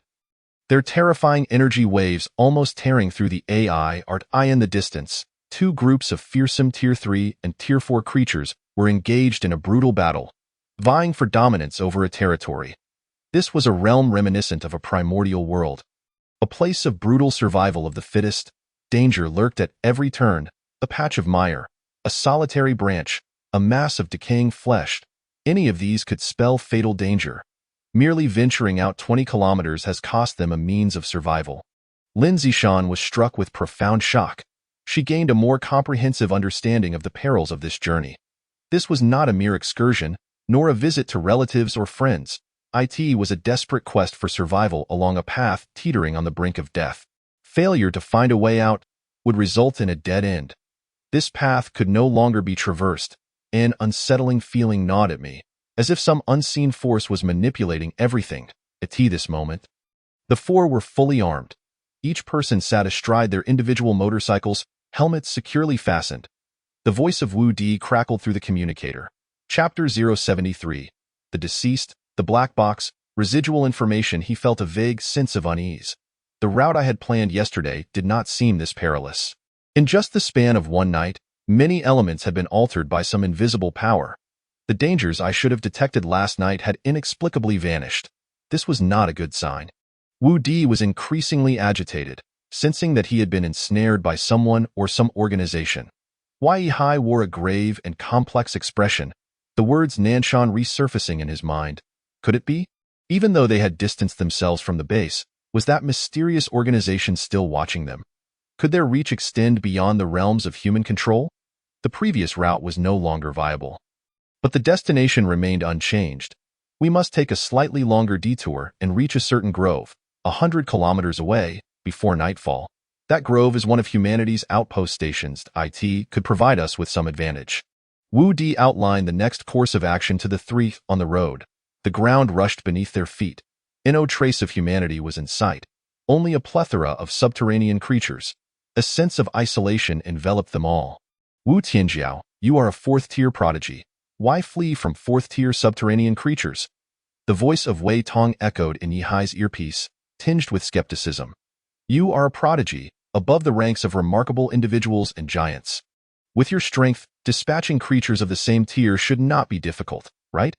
In this world, sheer frequency of evolution does not guarantee a higher status. Most third and fourth tier evolvers merely hold the status of remarkable individuals. Only the elite among them can be deemed giants. To be recognized as a hero of humanity, one must be the best of the best within that elite circle. Wu Di's possession of such a title implies he must possess something beyond the grasp of others. Or perhaps he has forged a legend of his own. Yet, these matters seem shrouded in obscurity. Subterranean creatures possess social structures. Provoking them carelessly can only invite dreadful foes. We are currently within the territory of these subterranean beings. And we should strive to remain inconspicuous, avoiding unnecessary conflict. Wu Di paused momentarily. Moreover, my strength is not that formidable. I can barely ensure everyone's survival. Our foremost priority is to remain alive. The formidable Earthwood Beast King we previously encountered is not a foe to be trifled with. The quartet advanced through the wilderness for over 2 hours, eventually halting at a dense thicket. Before them lay a vast expanse of luxuriant forest. Towering trees reached heights of hundreds of meters. Reminiscent of ancient woodlands. At that moment, each of the four, utilizing their respective detection devices, registered strong survival signals emanating from deep within the forest. Fellow humans were indeed present within this woodland. Simultaneously, the augmented reality screens on their helmets displayed information about the individual sending the distress signal. Qing Xiao, 4th Tier Evolver, Giant Level, Commander of the 3rd Regiment, Mingfeng Military District, attacked by subterranean creatures during a special mission. Heart, liver, spleen, crushed, right leg, right arm missing. Time of death, 77 hours ago. Final residual message. I was targeted by a mysterious organization. Rescue operation failed. Subterranean creatures suspected to be in collusion with certain humans. My whereabouts have been compromised. In this era of advanced technology, nearly every frontline warrior above the 3rd tier carries specialized equipment, akin to the black boxes of aircraft from Yihai's previous life. These devices record causes of death and relay information. To alert other human compatriots. The emergence of this message caused the faces of the four to pale. Mingfeng Military District? Are they the elite of the Brother Military District? Wu Di's complexion darkened significantly. He immediately recognized that this individual had been on a mission to rescue Zijia. The information left by the deceased confirmed that the frontline military district had indeed been infiltrated by certain organizations. Alarmingly, even the whereabouts of a dignified giant had been leaked. Moreover, the situation was far worse than Wu Di had anticipated. A traitor had emerged among humanity. The four cautiously circled the forest and soon spotted signs of battle from another direction. Countless trees lay shattered, remnants of the onslaught scattered everywhere. Be cautious, Wu Di whispered. Turn your detection devices to maximum power. After a tense but uneventful journey, the four arrived at the heart of the forest. Where they encountered a lifeless bodied IT was the remains of the human soldier. Qing Xiao, at this moment, Qing Xiao's body was grotesquely mutilated. In his final moments, he appeared to have endured an extraordinarily brutal struggle. Having fought his way here through immense hardship, only to be pierced through the forehead by some creature, meeting his end. His internal organs had been hollowed out, leaving only the unique energy field emanating from his combat suit, which still faintly flickered with the last vestiges of power, guarding his remains. The ferocity of the battle was unimaginable. His weapon bore signs of damage, etched with numerous fine cracks. He was a predecessor who attempted to rescue Zijia. Yet he perished along the way. A heavy silence fell over the group, each lost in sorrow and apprehension. In that moment, only Yihai seemed to be on the verge of disbelief, almost unable to accept what lay before his eyes. It was unfathomable. Next to the corpse, he noticed two hastily scrawled characters. Nanshan. These inconspicuous letters had not been recorded by the death instrument, but were hastily inscribed by the deceased before succumbing. The handwriting was hasty, appearing at first glance to be mere scribbles. Only Yihai discerned that this was a message deliberately conveyed by the dead man. The influence of Nanshan had indeed infiltrated the Jinshuan military district. Just then, a sharp beeping erupted from the detection devices carried by the three young individuals. Simultaneously, Wu Di turned to gaze into the distance, his expression turning wary. Something was amiss. Something was rapidly approaching. Wu Di drew the black blade from his back and, in a sudden motion, swung it forward. A visible wave of terrifying blade energy surged forth effortlessly. With a sickening sound, a 3-meter-long arm fell from the void, trailing gobs of semi-transparent blood. The arm emitted a howling sound, retreating swiftly into the distance. Attack! In that moment, Wu Di radiated a murderous intent. Yihai, Lin Zishan, and Wei Tong stood beside him, yet none witnessed his actions. They only saw the cloaked creature in the distance instantly reduced to a puddle of blood. Yihai narrowed his eyes, faintly sensing an ominous aura. It was his instincts warning him. Something exceedingly fearsome was pursuing them. Something had been tracking us all along, and it could no longer restrain itself. Wu Di tightened his grip on the blade, revealing the truth. They were still probing. In the next instant, a terrifying figure suddenly materialized before Wu Di. It was a hulking presence, human, yet it wielded an iron rod, descending upon him with terrifying force. It was attacking Wu Di. Clash. Wu Di's expression changed drastically as he raised his black blade to confront the imposing figure head-on. In the next moment, a surge of terrifying energy erupted in that instant. The normally unassuming Wu Di transformed into a volcanic eruption, unleashing a terrifying aura reminiscent of an abyssal sea. The blade light that radiated outwards shattered nearby trees into splinters. The shadowy figure emitted a pained scream, and for several heartbeats, Wu Di unleashed a flurry of thousands of strikes. The opponent's iron rod struggled to withstand Wu Di's onslaught. The sounds of clashing weapons rang out. Clang, clang, clang. Countless impacts echoed. That mysterious human managed to fend off a third of Wu Di's attacks, but that was all that in that moment. Wu Di resembled a demon incarnate. Blood splattered across his cold face. Before him, the enemy had vanished, leaving only a heap of flesh and bones strewn across the ground. Chapter 074. Ambushed and the arrival of a master. The terrifying blade energy lingered around Wu Di, as if it were a loyal pet unwilling to depart. The sheer power he had unleashed at that moment left Yi-Hai and the others trembling in fear. Truly, he was a fourth-tier prodigy. The revelation of Wu Di's true strength was nothing short of staggering. Moved up, Wu Di turned to Yi-Hai and the others. However, he had barely uttered the first word when, thud, a blade pierced through his chest. Another figure had silently appeared behind Wu Di, delivering a fatal blow. Wu Di? Teacher Wu? No. Three individuals were filled with a sense of impending doom in that moment. Horror and despair enveloped the hearts of each. Wu Di had been struck in a vital area. Who are you? Wu Di's face contorted in shock as blood flowed freely from his chest. The blade that had pierced him erupted with a bizarre energy. Seeping into his body, he coughed up blood and turned his head to that instant. The black dagger in his hand seemed to be resurrected, emitting an eerie glow.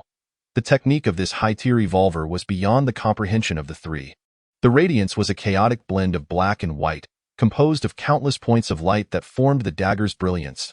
Subsequently, an endless glow transformed into another Wu Di. Meanwhile, the Wu Di who had been fatally wounded morphed into the black dagger.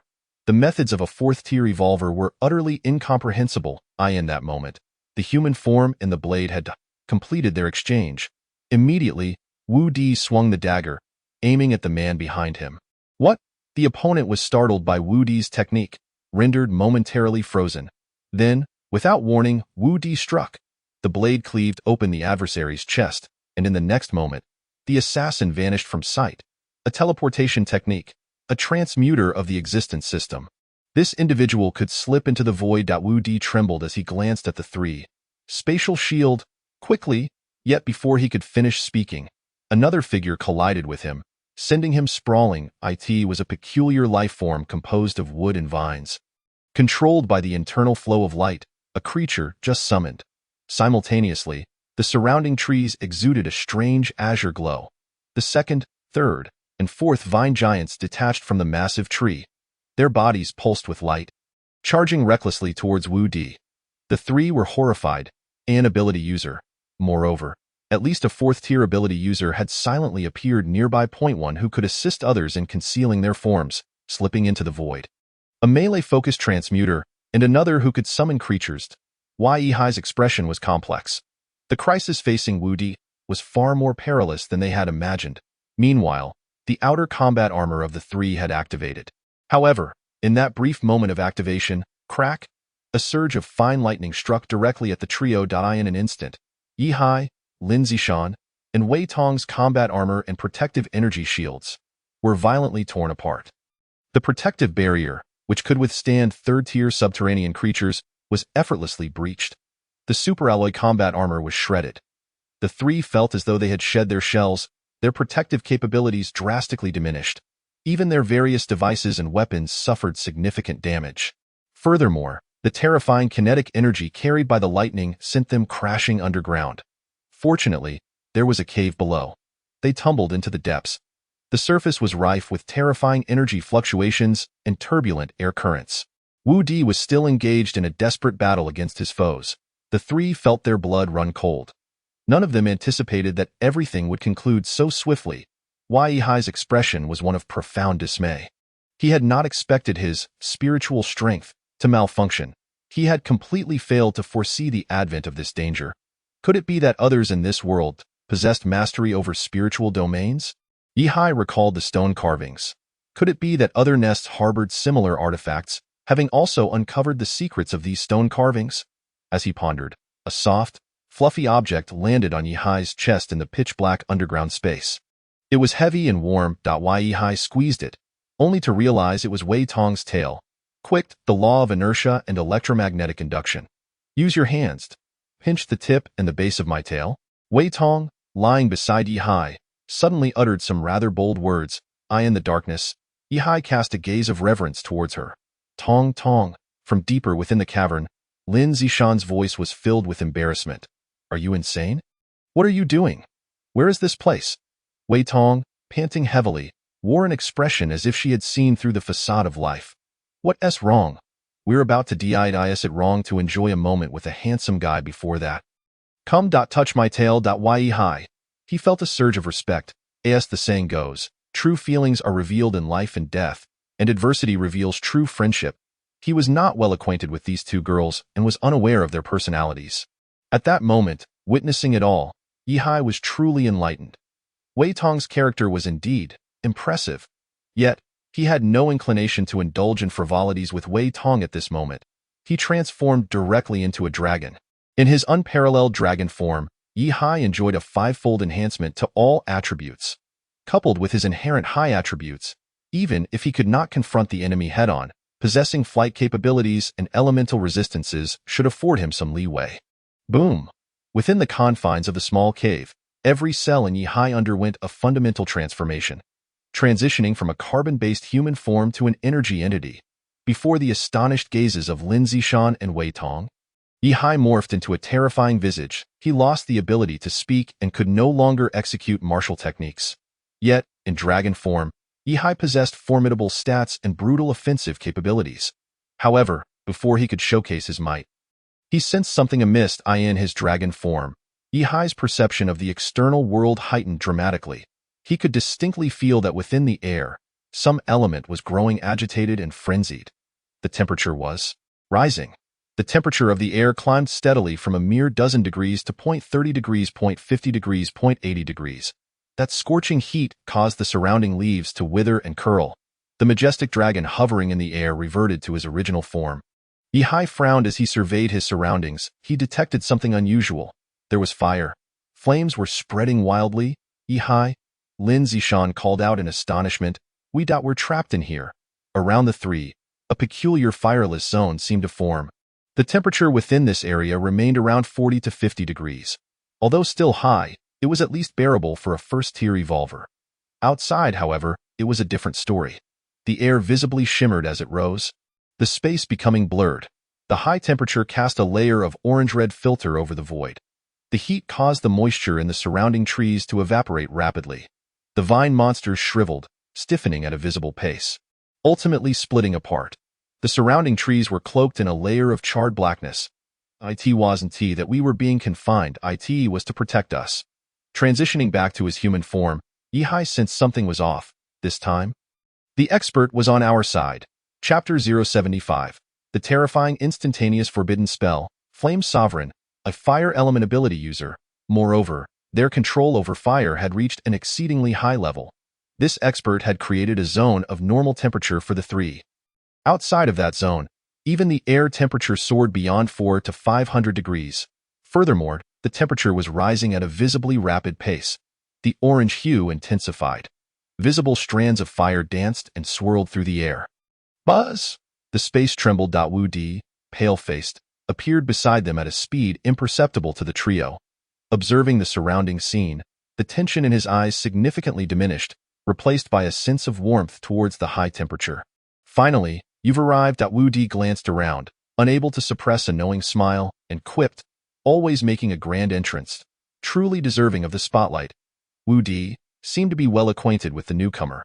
Upon witnessing this scenario, he relaxed. In the void, the orange-red temperature continued to escalate. During this time, the figure that had previously attempted to assassinate Wu Di made another strike. Yet, the moment he acted, the temperature in his vicinity soared to a terrifying several thousand degrees. The void was tinted a pale orange. The surrounding temperature kept climbing. Meanwhile, The color of the flames gradually shifted from yellow to white. It is known that the higher the color of the flames, the higher the temperature. The red flames hovered around 2000 degrees Celsius, but now the temperature had likely reached a frightening 6 to 7,000 degrees. Within the realm of flames, the assassin's figure had yet to reappear. Yet he could not help but emit cries of agony. His flesh sizzled, emitting a sound devoid of scorching aroma. No scent could travel in such extreme heat. Even the sound was distorted. Everything fell silent. Amidst the pale yellow world, a figure slowly emerged. His shadow was faint, yet he moved freely within this realm. It appeared that he was employing some means to survive in the world of flames. This figure engaged in battle with the adversary. He is here, always making a grand scene upon arrival, so flamboyant. Witnessing this spectacle, Wu Di could finally breathe easy. He turned to the other three, smiling. From here on out, just watch. The overwhelming inferno descended. This was the power of a fire element ability user. Prior to this moment, Yihai had never possessed a clear understanding of the development of abilities. But at this moment, he glimpsed the wondrous potential of developing extraordinary abilities from the formidable fourth-tier expert before him. This individual wielded fire-based powers with such communication finesse that he infused the earth, air, and trees with frenzied strands of flame. Ultimately, he summoned this fire, conjuring a scene reminiscent of a blazing domain. Within this realm, the master stood unparalleled. As the wild flames surged forth, even non-ability user Yihai could distinctly sense a volatile element within the air. These elements responded to the call of the fire adept, unleashing terrifying might. Temperatures soaring to over 10,000 degrees, manifesting as a pale yellow flame nearly akin to white. Even a fourth-tier evolver would find it utterly insufferable. "Teacher Wu, is this your friend?" Lin Zishan exclaimed, her eyes widening. Beside her, Wei Tong felt so embarrassed that she couldn't meet Yihai's gaze. "Like me, a fourth-tier prodigy. He is indeed one of the few elite experts in our base." Wu Di nodded with satisfaction, explaining, "This fellow is far stronger than I am in this world. There exists a myriad of heroes and formidable beings, each possessing their own distinctive personalities and combat styles. This fire adept is known as Yan Jun, a notorious figure renowned for his dramatic flair. His power is formidable beyond measure. According to Wu Di, when he strikes, there is no such thing as a small-scale engagement. His ability involves the diffusion of fiery energy, akin to ripples of fire. However, after 4 evolutions, he has developed this capacity to unimaginable heights. The sort of forbidden-level magic one might encounter in a fantasy novel. He can conjure with but a flick of his wrist. The reach of his fire-based powers is not just limited to 4th-tier evolvers. Under his mastery, even 5th-tier evolvers possess few abilities of such magnitude as Yan Jun's. He can incinerate mountains, scorch forests, and boil rivers. His capabilities are vast. The torment he inflicts upon enemies is beyond comprehension, often lurking within a fiery purgatory, torturing foes to their demise. When he finally unleashes his powers, it is always a spectacle that leaves onlookers in awe. This man is a close friend of Wu Di, one of the connections he tirelessly sought throughout the night before, boom, the searing flames erupted, incinerating all adversaries, driving them back. The flames raged for a full 5 minutes, during which Yihai beheld the daunting figure within the inferno, moving with the grace of a sovereign. The scorching heat seemed unable to inflict any harm upon him. As the last of the enemies were utterly vanquished, the flames gradually receded. At this moment, Yihai finally discerned the true visage of this individual, a middle-aged man clad in a brocade robe, radiating an aura of unfathomable depth merely by standing still. The currents surrounding him appeared peculiar. Any wind that approached him seemed to rise upward along his form. Behind his head, 3 crimson patterns resembled divine halos, and the indistinct void around him emanated an alarming heat. This was an omen. Such phenomena could only manifest after the 3rd evolution. What could be happening? Are we being pursued?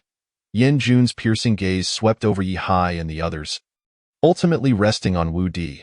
I sensed an unsettling agitation in the elements of this area, and upon investigation, it turns out to be Wu Di's side. Realizing that this journey was not as it seemed, they had been ensnared. Someone has infiltrated parts of our base, and they were aware of my movements in advance. Wu Di's expression grew grave. Are you aware of anything since departing the military district? He had felt a sense of unease, Today's journey mirrored that of yesterday, yet the inherent dangers were starkly different. Along the way, he had an incessant feeling of being watched, which left him deeply unsettled. It was only upon arriving here and encountering the remnants left by the deceased that he confirmed his suspicions. The East Asia War Zone, at the very least, the Jinding base, harbored individuals who did not wish for us to rescue the Purple Realm. Wu Di's expression turned complex as he revealed the truth. They would even go so far as to commit mass murder against our fellow humans to prevent the rescue of the Purple Realm. In this world, the internal strife among lower-tier evolvers did not warrant significant concern from the higher-ups. However, once evolvers reached the third tier and beyond, especially those of notable stature, the situation transformed dramatically. To inflict harm upon these crucial elements of humanity would be an egregious crime. It could even implicate future generations and comrades, should there be organized and systematic attacks against fellow humans. It would amount to a betrayal of the highest order, particularly in the context of humanity's collective resistance against subterranean creatures. Such heinous acts have been historically rare. Yet, at this very moment, such occurrences transpired beyond the Jinchuan military district. Lives had already been lost at the hands of a mysterious organization. Yin Jun's expression mirrored the gravity of the situation. It had been years since such events transpired. The Jinchuan military district was secretly infiltrated. Similar situations emerged across major bases. While we valiantly resist external foes at the front lines, there exists a faction of our own kind, turning against us. Chapter 076. Capturing Enemies Alive. Unveiling astonishing secrets. His voice bore a magnetic quality, and he spoke slowly, reminiscent of an elegant nobleman. This obstruction to our rescue of the Purple Realm's celestial beings has indeed crossed a line. What are those infiltrating our base so fearful of? Which side are they truly on, humanity or the subterranean creatures? Yin Jun was acutely aware of the gravity of the situation. If the three major bases of the East Asia War Zone each harbored ulterior motives, the consequences could not possibly escalate to this extent. The leadership of the three bases may have their self-interests, but they are not fools. To jeopardize the unity of the war zone and dismantle the hard-won alliance between the two other bases? The leaders of the other two bases are all exceptional individuals, forged through battle. None of them are incompetent. Their sensitivity to the military district's dynamics surpasses that of anyone else. They would never engage in such treachery. The Purple Realm has uncovered a significant truth. This generation of children possesses unprecedented talents. The infiltrating organization, after years of subterfuge, has begun to act, and the mysterious organization is desperately obstructing our rescue efforts. Wu Di's expression turned solemn. There is undoubtedly a grand conspiracy hidden within. A secret organization is manipulating everything from the shadows, plotting who knows what. Yin Jun's brow furrowed deeply as he recounted an incident. Last week, several deranged evolvers committed mass murder, and I received orders to hunt them down. Along the way, I encountered experts from the Wanling base and the Shenwu base. From their words, I gleaned that there seemed to be issues on their end as well. All three major bases in the East Asia War Zone appear to be mired in mutual suspicion. I believe some individuals are maliciously undermining the entire alliance and relationships within the East Asia War Zone. This is not a trivial matter. As prominent figures of the prodigy level, both Wu Di and Yin Jun recognized that the matters they encountered were no longer mere trifles. From their respective perspectives, they both sensed the disquiet brewing within. There are enemies within humanity. I have just captured an individual. He is still alive. This fourth-tier evolver has attempted suicide multiple times, but I intervened. There are certain inquiries we can direct his way. Serving humanity yet committing murder? What sort of twisted logic is this? If you truly serve humanity, why resort to killing? Which faction of humanity do you claim to serve? Yin Jun Tianjiao furrowed his brow as he gazed at the prisoner before him. The latter, upon hearing this, merely chuckled coldly, casting a disdainful glance at the two before him. The weakness of humanity stems from your vile ilk. Eliminate you, and humanity's future will shine brighter. He glared fiercely at the duo, then directed his gaze towards Yihai and the others. Children, I implore you, grant me a swift end. Kill me, and do not follow the disgraceful path of these human failures. You must unite. They have fragmented humanity into disarray, each fighting alone. Do not tread this ancient path. Humanity must stand together. His words left the gathered crowd in utter bewilderment. The five exchanged glances, each reflecting the astonishment and confusion in the other's eyes. This individual did not appear to be a scheming villain, quite the opposite. His speech was imbued with integrity, even exuding a sense of heroic resolve. His every utterance was for the salvation of his fellow humans. Where does one even begin with this? After hearing these words, Yi Hai felt an unsettling sense of foreboding. He suddenly recalled the night before his arrival, at the banquet with the military district's leaders. The foremost figure of the military district, Rank 1, had clinked glasses with him and expressed his aspirations. Rank 1 hoped for the unity of humanity, believing that the fragmentation of the entire war zone would ultimately lead to a bleak future for mankind. This attitude bore striking resemblance to that of the person before him, coupled with the fervent declarations of fighting for humanity and the insinuations of infiltration within the military district. Yi Hai's heart trembled. Could it be that the Rank 1 from the military district, Shuai, was also a member of these organizations? Were they not aligned with Nanshan? Otherwise, why would they assassinate the talents of the base? At that moment, gazing at the prisoner who sought only death, Yi Hai slowly stepped forward, frowning as he inquired, "What is Nanshan to you?" As these words left his lips, the bald man's expression shifted dramatically. It was as if his chest had been laid bare, the secrets of his heart ruthlessly excavated. He immediately shot Yi Hai a look filled with shock and disbelief. Who told you that?" The tone of the bald man was filled with utter astonishment. "Who informed you? I never disclosed this to you. Who are you?" Chapter 077. Nanshan, in truth, is a person. He struggled desperately, attempting to bring his head closer to Yi Hai for clarity. The intense effort caused his head to crack under the pressure, flames scorching his skin. Yet, he seemed oblivious to the pain, frantically trying to reach Yi Hai. The violent reaction of the head prisoner rendered the five present, including Yi Hai, gravely alarmed. Why Yi Hai himself had not anticipated that the other party was indeed a member of Nanshan. "Heh, traitor. You must be a traitor. It must be so. They surely offered you substantial benefits to lead you astray from the noble goal of humanity." "You scoundrel!" Upon realizing he could not extract an answer, the prisoner erupted in intense hatred and resentment towards Yi Hai, viewing him as a mortal enemy. He struggled, aiming to kill Yi Hai, even showing signs of collapse in Yanjun Tianjiao's confinement methods.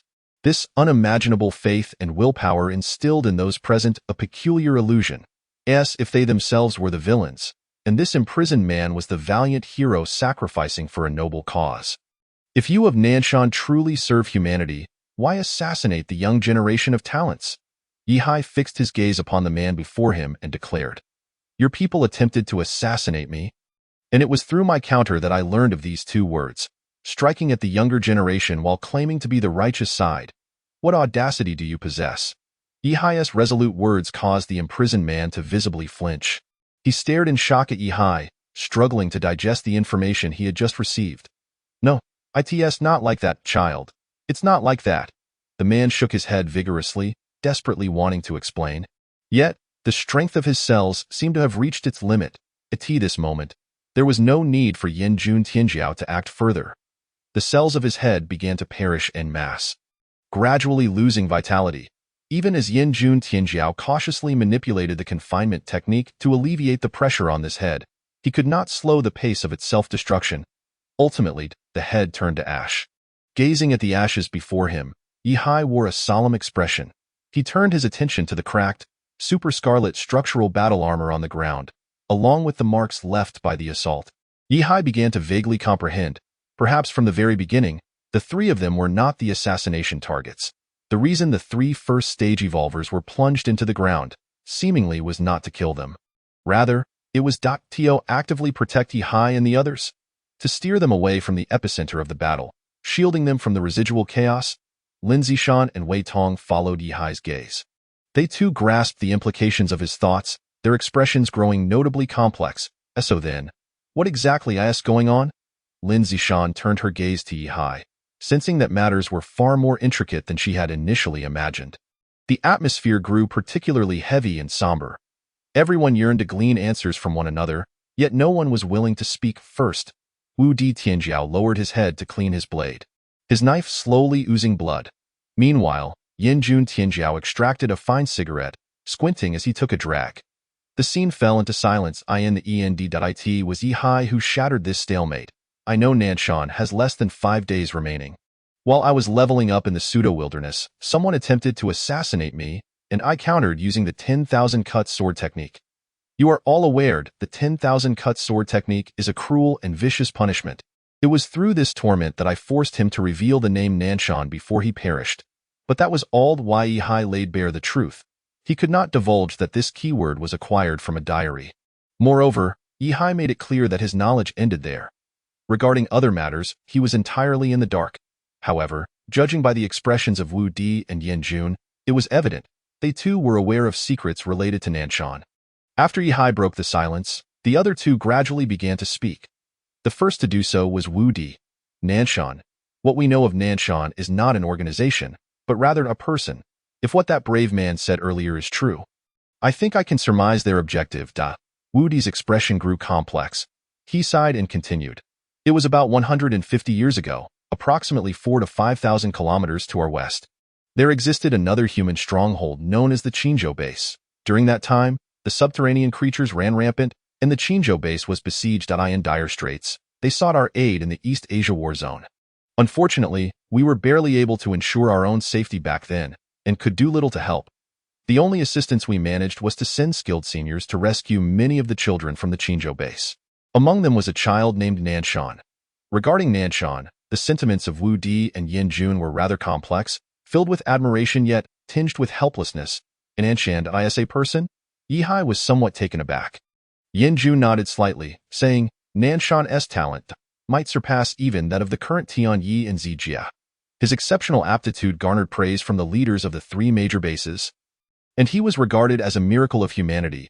He underwent his second evolution at 19, his third at 23, the fourth at 27, and his fifth at 33. Before even reaching 40, he was already progressing towards his sixth evolution. Swordsmanship, staff techniques, marksmanship, agility. He lacked no weaknesses, akin to a comprehensive version of the stars of Zijia. Furthermore, his prowess extended beyond evolution and battle. He possessed remarkable cohesion and leadership, inherently endowed with the qualities of a leader. Countless individuals were willing to follow him throughout his journey. He might be the most perfect evolver in existence. Yanjun Tianjiao's words moved Yi and the others. Zijia was renowned as the foremost prodigy in the entire war zone. Yet he was merely referred to as the youngest star, not the youngest fifth-stage evolver. Perhaps it was because over 100 years ago, such a terrifying genius set a sufficiently high standard. Why is it that history books bear no record of such a formidable figure? Wei Tong expressed her astonishment. The historical accounts of the three major bases chronicle the lives of past greats, as well as the valiant deeds of various predecessors who fought bravely for their homeland and kin. Yet, there is no mention of Nanshan, this exceptional individual. Wei Tong's words elicited a profound sigh from Yanjun Tianjiao. Because of his ambitions at that time, he drew the ire of many. He sought to unify the three major bases of the East Asia war zone, aiming for a grand consolidation of the entire region. Yin Jun's statement caused Yi and the others to change their expressions. Nanshan harbored such grand ambitions. Was he mad at that time? To understand, at that time, the leaders of the three major war zones were not in their twilight years, but rather in their prime. Nanshan, with his singular prowess, sought to challenge the established three great authorities. The alliance among the three major bases was far less cohesive than it is today. It was only through the development over the subsequent century that these three human bases gradually converged, forming a strategic alliance of substantial military zones. When Nanshan's vision emerged, it sent shockwaves throughout the entire East Asian war zone. His ideas were tantamount to an assault and annexation of other bases. Alas! Yanjun Tianjiao sighed deeply at this juncture. Chapter 078. Art often exhibits lag. History progresses in stages, as does human cognition. Now, the call for unification in the East Asian war zone has coalesced into a consensus among the upper echelons of the various bases. The only divergence lies in who shall unify and who is capable of unification. However, over 100 years ago, Nanshan's forward-thinking foresight instilled profound terror within the human bases. Consequently, he faced immense resistance. As anticipated, Nanshan was collectively suppressed by the three bases, leaving him with no refuge in the nominal East Asian war zone. Ultimately, one fateful night, Nanshan vanished without a trace, evaporating from existence. You mean, he is still alive? Lin Zishan gazed incredulously at Yanjun Tianjiao. He clandestinely formed his own faction, silently infiltrating the East Asian war zone for over a century? She arrived at this conclusion, yet quickly countered herself. If Nanshan were truly alive, he would have no need for elaborate schemes. After more than 100 years of development, the three major bases have shifted from their previous stance.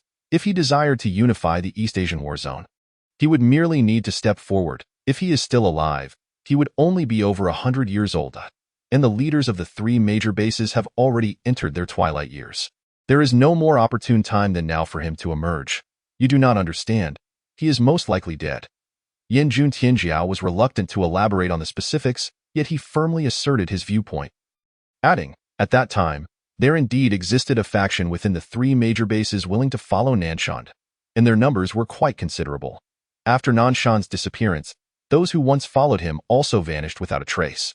Perhaps those individuals did not truly disappear, but rather went underground, silently inheriting his legacy and developing in secrecy. Yan Jun's expression turned grave. He believed there was a strong possibility of this. Nanshan's mysterious disappearance, when viewed from today's perspective, indeed reflects a failure of the human bases to honor their compatriots. Had Nanshan successfully unified the East Asian war zone back then, a century later, humanity would undoubtedly be far more powerful than it is now. In retrospect, those who obstructed him indeed harbored intentions to fracture humanity, deliberately allowing the human race to disintegrate. Unfortunately, the limitations of the era constrained people's foresight. They could scarcely conceive of the events a century hence. Whether regarded as a hero or a leader, Nanshan was extraordinary. Yet the ideas he proposed at that time were far too ahead of their time. He aspired to unify the entire East Asian war zone, establishing a comprehensive and cohesive power structure and defensive framework. Not only did this conflict with the prevailing attitudes of that era, but it also incurred the ire of the power elite of the time. When discussing Nanshan, Yanjun Tianjiao held a complex view. On one hand, he believed Nanshan was correct in his vision, yet on the other hand, he recognized a conflict of interest between himself and Nanshan. At that time, everyone thought that by removing Nanshan, they could spare the three major bases from internal strife. Who could have anticipated that in Nanshan's absence, his ideology would proliferate under their very noses? It has likely already infiltrated every level of the three major bases. Yanjun Tianjiao, an elegant middle-aged man, exuded an air of nobility. His assessment of that prominent figure from a century ago was exceedingly intricate. He had not expected Nanshan's influence to grow so vast, even capable of exerting pressure on the bases. However, he remained uncertain of the extent of their radicalism. They have begun to indiscriminately purge their fellow humans, even targeting individuals like Ziji Da. Wu Di sighed deeply. He recognized the precariousness of the situation in hindsight. Whether moving forward or retreating, he would encounter a plethora of adversaries. Conversely, the three first-tier evolved beings, including Yi Hai, would not fall victim to Nanshan's forces. In fact, should Yi Hai and his companions find themselves in the wilderness, Nanshan's forces would likely intervene to assist them. This seemed to affirm the prophecy of that soothsayer. Perhaps only by bringing these three could they rescue Ziji. Wu Di cast a profound glance at Yi Hai. He had now come to a near certainty that Yi Hai was indeed the true child of prophecy. The one destined to save Ziji. As for the other two, they were not. The situation ahead would undoubtedly be far more perilous. We are confronted not only by subterranean beings, but also by the fanatical members of Nanshan. In their quest for retribution against us, Nanshan has begun to leverage the powers of these underground creatures. This path may prove treacherous. Wu Di sighed heavily. Nanshan's original intent was noble. He aimed to establish a unified human base. However, after his demise, those who inherited his ideology have evidently become radicalized and extreme. In their zealous pursuit to uphold Nanshan's vision of protecting humanity, they have allied with subterranean beings, plotting against their fellow humans. Teacher Wu, how are you? It seems you have been stabbed, yet that wound. Lin Zishan hesitated as she glanced at the sword embedded in Wu Di's back. Just moments ago, she had witnessed Wu Di being pierced through the heart by a blade. Yet in the next instant, Wu Di transformed into that very sword, and the sword became invincible. This is my evolutionary ability. Wu Di flicked the black blade on his back. It is a part of my body. Capable of transforming between the two, he revealed some secrets of his evolution. Turned out that the black blade was his evolutionary power. In a wonder, Wu Di was never seen without a sword and never utilized spatial artifacts to contain it. Yin Jun, keep an eye on these children. I will scout ahead, and if danger arises, I shall take a detour. With 3 children in tow, Wu Di found it somewhat challenging to exert his full capabilities. However, if he went alone, he could move more freely and efficiently. Of course, this also entailed greater danger. Soon, Wu Di transformed into a gust of wind, vanishing from sight. Meanwhile, Yi Hai and the other 2 remained by Yin Jun Tianjiao's side. The atmosphere once again grew somewhat oppressive. Faced with a master like Yin Jun Tianjiao, everyone felt a degree of restraint. Although they were all prodigies, Yin Jun lacked the endearing charm and approachability that Wu Di possessed. Ultimately, it was Wei Tong who broke the silence. Teacher Yin Wei, as fellow 4th-tier evolved beings, are you so much stronger than Wu Di? The spirited Wei Tong was known for her forthrightness and candor. As soon as she posed this question, the group could no longer contain themselves. Yin Jun cast a peculiar glance at Wei Tong, awkwardly replying, "Who told you I am stronger than him?" Wei Tong retorted defiantly, "He did. He admitted it himself, stating that you are much stronger than he is. Moreover, both being 4th-tier evolved beings and prodigies, I also feel that you seem more reliable than Teacher Wu." Chapter 079. The True Fear of Wu Di. In truth, it was not only Wei Tong who harbored such sentiments. All 3 of them shared this perspective. Particularly for Yi Hai, his conviction was even more pronounced. A 3rd-tier evolved being could hardly be retained in a diary. In reality, a 4th-tier individual would eliminate a 3rd-tier assassin, and he himself had suffered injuries. How could this be indicative of 4th-tier strength? It scarcely sounded plausible. Upon hearing Wei Tong's words, Yin Jun Tianjiao could not help but chuckle. Do not take his words to heart. He is inherently self-doubting, perceiving himself as weaker than anyone else. He frequently claims that this person is far superior and that person is vastly stronger. Sometimes, he even falters before a battle. The truth is, Wu Di is far more formidable than he appears. His strength surpassing mine by a considerable margin. He is a genuine super genius, occasionally exhibiting strength that defies belief. Yet, on many occasions, he feels inadequate, trapped in self-doubt, unable to unleash his full potential. Yin Jun Tianjiao held Wu Di in high regard. Considering him a form-dependent fighter, during minor skirmishes, Wu Di often feels inferior, envying and feeling self-conscious in the presence of his peers. He consistently perceives others as significantly stronger. However, when it comes to actual combat, Wu Di has never faltered. After every grand battle, he claims to have performed beyond expectations, asserting that his strength is not as formidable as perceived. Yet, each time, he astonishes everyone, including himself. Such individuals are form-dependent fighters. They simply thrive when challenged. Yin Jun Tianjiao believed his own strength was not lacking. If he were to confront Wu Di in his usual state, that is, the Wu Di as perceived by Wu Di himself, Yin Jun felt he could easily suppress him. Yet he refrained from engaging Wu Di in sparring. For once Wu Di's true state is forced out, the illustrious Yin Jun would certainly find himself in a precarious situation. Much like a pianist who consistently falters during practice, overshadowed by others in class, yet when faced with an audience on stage, he shines beyond measure. Others may falter under the weight of their own mentality, unable to unleash even half their potential, while someone like Wu Di can perform with an extraordinary brilliance that astonishes all to attain the status of a prodigy with only 4 evolutions. There exists no waste within him. His accomplishments are forged from the mountains of corpses and seas of blood. Yet, he seems to attribute his achievements largely to luck. Yin Jun, a once illustrious figure, had previously executed missions alongside Wu Di, sharing life and death experiences as true brothers, granting him profound insight into Wu Di's character. Lin Zishan and Wei Tong were struck with a newfound understanding of Wu Di, while only Yi Hai remained preoccupied with other thoughts. The previous night, the foremost youth of the military district, the top contender, had subtly expressed a desire for unity to him, repeatedly indicating a wish for Yi Hai to be the banner-bearer. Why Yi Hai was uncertain whether this top contender hailed from Nanshan. He sensed a lingering closeness between the top contender's ambitions and those of Nanshan. It seemed that certain individuals within Nanshan harbored aspirations to cultivate a genius capable of unifying the East Asian war zone. Had that individual once been the top contender? Yet subsequently, had the top contender been swayed for his own sake? This perspective illuminated the reasons behind Ziji's entrapment in the external world. She was to be the next leader of the Jinding base. The successor.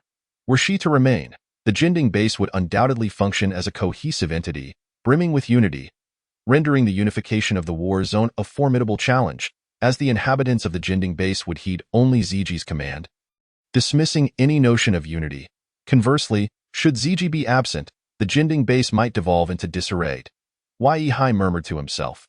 From the vantage point of Nanshan, it was indeed apparent that Ziji obstructed the formation of a unified East Asian war zone. Her innate talent was formidable, and her prestige unparalleled. As long as she remained, the leaders and high-ranking officials of the Jinding base would not entertain the idea of unification. He pondered the current state of the various major bases. Yihai had a foreboding feeling that the rear of the Jinding base would likely be bustling with activity. An hour later, the prodigy Wu Di returned to this location. Upon his arrival, he promptly convened a meeting with Yan Jun. The two studied the map intently for several minutes before devising a new route. During this time, Yihai observed Yan Jun furrowing his brow, chain-smoking, his demeanor heavy with concern. Clearly, the upcoming journey would not be smooth. After a half-hour's rest, the group set forth once more. This time, Wu Di took on the role of the visible protector, safeguarding the safety of Yihai and the others, while Yan Jun operated as the concealed guardian, stealthily following behind to avert unforeseen incidents. Although the forces of Nanshan seemed reluctant to eliminate the three juniors, given their fanatical tendencies, should there arise a genuine possibility of Yihai and his companions rescuing Ziji, the trio would likely become targets. In the ensuing moments, the four resumed their personal vehicles, hurtling forward along the planned route. The atmosphere grew increasingly oppressive. The straight-line distance to the region where Ziji was believed to be located was less than 400 kilometers. Yet, the perils along the way were manifold. Merely 2 hours into this detour, an abnormality manifested. No Wu Di halted the group. They found themselves in a desolate wilderness, littered with gravel. In the distance lay a parched forest. The surroundings eerily quiet. At this moment, both Wu Di and Yihai sensed an overwhelming aura of malice. Buzz. At that instant, a thunderous roar erupted, accompanied by a wave of soul-chilling genetic pressure. A mass of dark fog ascended from afar. It was not mere fog. It was a swarm. A dense, overwhelming cloud of insects surged forth, akin to a colossal creature spanning several kilometers, sweeping in from all directions. Heavens! Wu Di nearly succumbed to despair at the sight. A fourth-tier creature swarm. This path was fraught with peril, teeming with thousands of subterranean beings. A terrifying force composed of over 100 insect kings, each one a fourth-tier creature rivaling Wu Di and Yan Jun. Without hesitation, Wu Di unleashed his blade. The terrifying blade aura cascaded like an avalanche. Yet it merely cleaved through a few dozen of the insects, leaving Wu Di himself encircled by multiple subterranean creatures. Ensnared in peril, retreat. The voice of Yan Jun echoed through the void. An infinite stream of fire coalesced, the fire element surging forth at an unprecedented velocity. It was a hellish spectacle, as all creation transformed into an unbounded domain of flames. The sky erupted in a cataclysmic inferno. Yihai and the other three first-tier evolvers appeared diminutive amidst this chaos. Even Yihai could not shift the tide of battle, and stripped of their external combat armor, the three students could barely contend with a single wild poisonous bee. Yan Jun activated the fire domain at the first opportunity to shield the trio. Yet before Yihai and the others could savor this moment, they discovered that the fire domain was being breached by numerous gaps. Not good. Wu Di's complexion paled. He recognized the gravity of the situation. The terror of these fourth-tier creatures exceeded all expectations. They had the capacity to absorb energy, and when gathered in numbers, could form a unique stance. Even the esteemed Yan Jun's fire domain could not inflict significant damage upon them.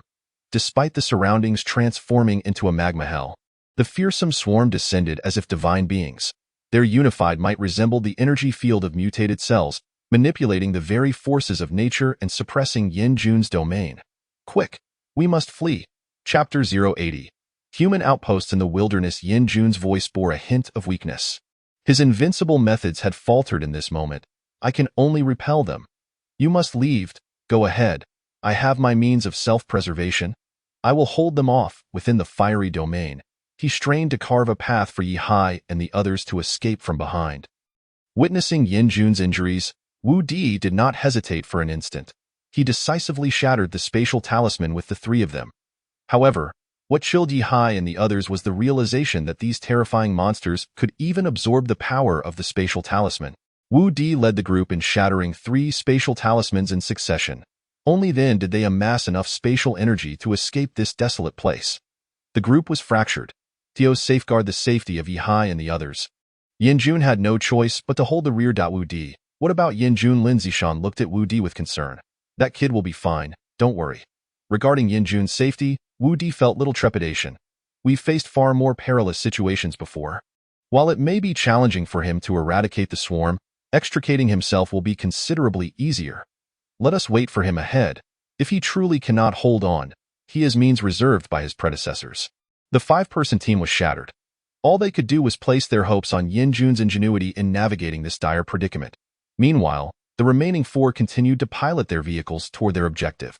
Finally, before dusk, they arrived at their destination for the day. It was a hillock surrounded by dense stone forests. At that moment, Wu Di led the 4 as they cautiously traversed the periphery of the stone forest. Even with a swarm of second-tier Huang's magical insects in the vicinity, Wu Di strictly forbade any noise. Ultimately, the 4 reached their destination. They soon discovered that hidden over 200 kilometers away from the frontline base lay a secret underground fortress. Moreover, the entrance was exceedingly well concealed, yet the interior was nothing short of extraordinary. This was an underground chamber exceeding the size of 2 football fields, with 4 levels of space below. The first underground level housed various dormitories, bathing facilities, a library, and entertainment rooms. The remaining 3 levels were entirely dedicated to storage. Weapons, ammunition, clothing, bedding, energy cells, frozen food. Everything conceivable was present. There was even specialized artificial intelligence and 6 robotic butlers. This is incredibly luxurious. Wei Tong's eyes widened in astonishment. Wu Di laughed heartily, half-jokingly remarking, 1,000 years ago, we humans had no concept of war zones, bases, or outposts. The ancients of that time relied on digging underground structures to endure. That was the only space for survival. Without knowing how to enjoy life, one would surely go mad. He informed the group that the frontline war zone undertook tasks to establish underground fortresses each month. Some served as outposts for gathering intelligence on subterranean creatures, while others, like the one before them, were specifically designed to provide a resupply and rest area for field personnel on missions. You all have it much better now. At least we can enjoy some comforts along the way. The field assignments I receive rarely come with such favorable conditions. Sometimes I even have to borrow from the neighboring base's military district. Side up, being a prodigy is no easy feat. It's quite arduous. The 3 students were taken aback, realizing that this esteemed predecessor was sharing his grievances. Wu teacher, is Yanjun all right? Should we assist him? Or perhaps offer him some assistance? Lin Zishan harbored a tinge of concern for the formidable Yanjun, who had fallen behind. It's nothing to fret over, rest assured, came the reassuring reply. Yanjun had encountered far worse despair. At this moment, Wu Di reclined comfortably on the sofa, savoring the refreshing drink he had just opened. He began recounting tales of his past exploits alongside Yanjun, tales of life and death that had bound them closely. 2 years prior, during the defense season, the Silver Ridge Military District had received critical intelligence indicating that subterranean creatures were planning a full-scale assault. Consequently, Yanjun and I were dispatched to the front lines to investigate the enemy's military composition and gather intelligence. Unfortunately, our luck ran thin, and we inadvertently stumbled into the very lair of these subterranean beings, where we encountered a throng of top-tier 4th and 5th level creatures, possessing intellect comparable to that of humans, deliberating their assault plans. There we were, caught in the midst of a gathering of hundreds of high-ranking subterranean beings. An experience that brought me closer to death than ever before.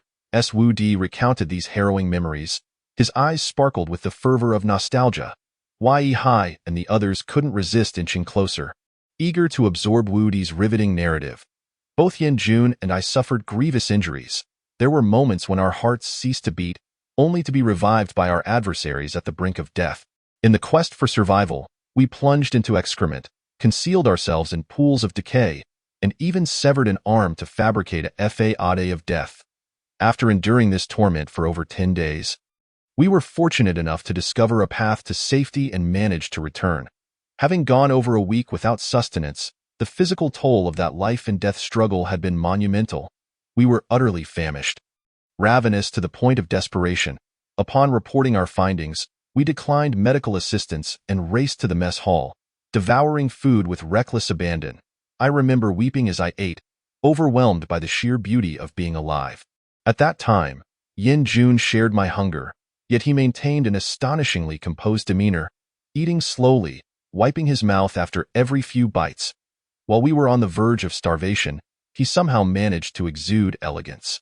Can you fathom the turmoil of emotions I experienced then?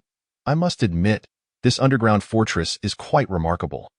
The walls are constructed from a special material that completely isolates the interior from the outside world, rendering it impervious to detection by subterranean creatures. Within, one can indulge in revelry without a whisper of sound escaping to the surface. The place boasts grand televisions, gaming consoles, aquariums, and historical tomes, luxuries that would command exorbitant fees at various military bases, costing thousands for a single night.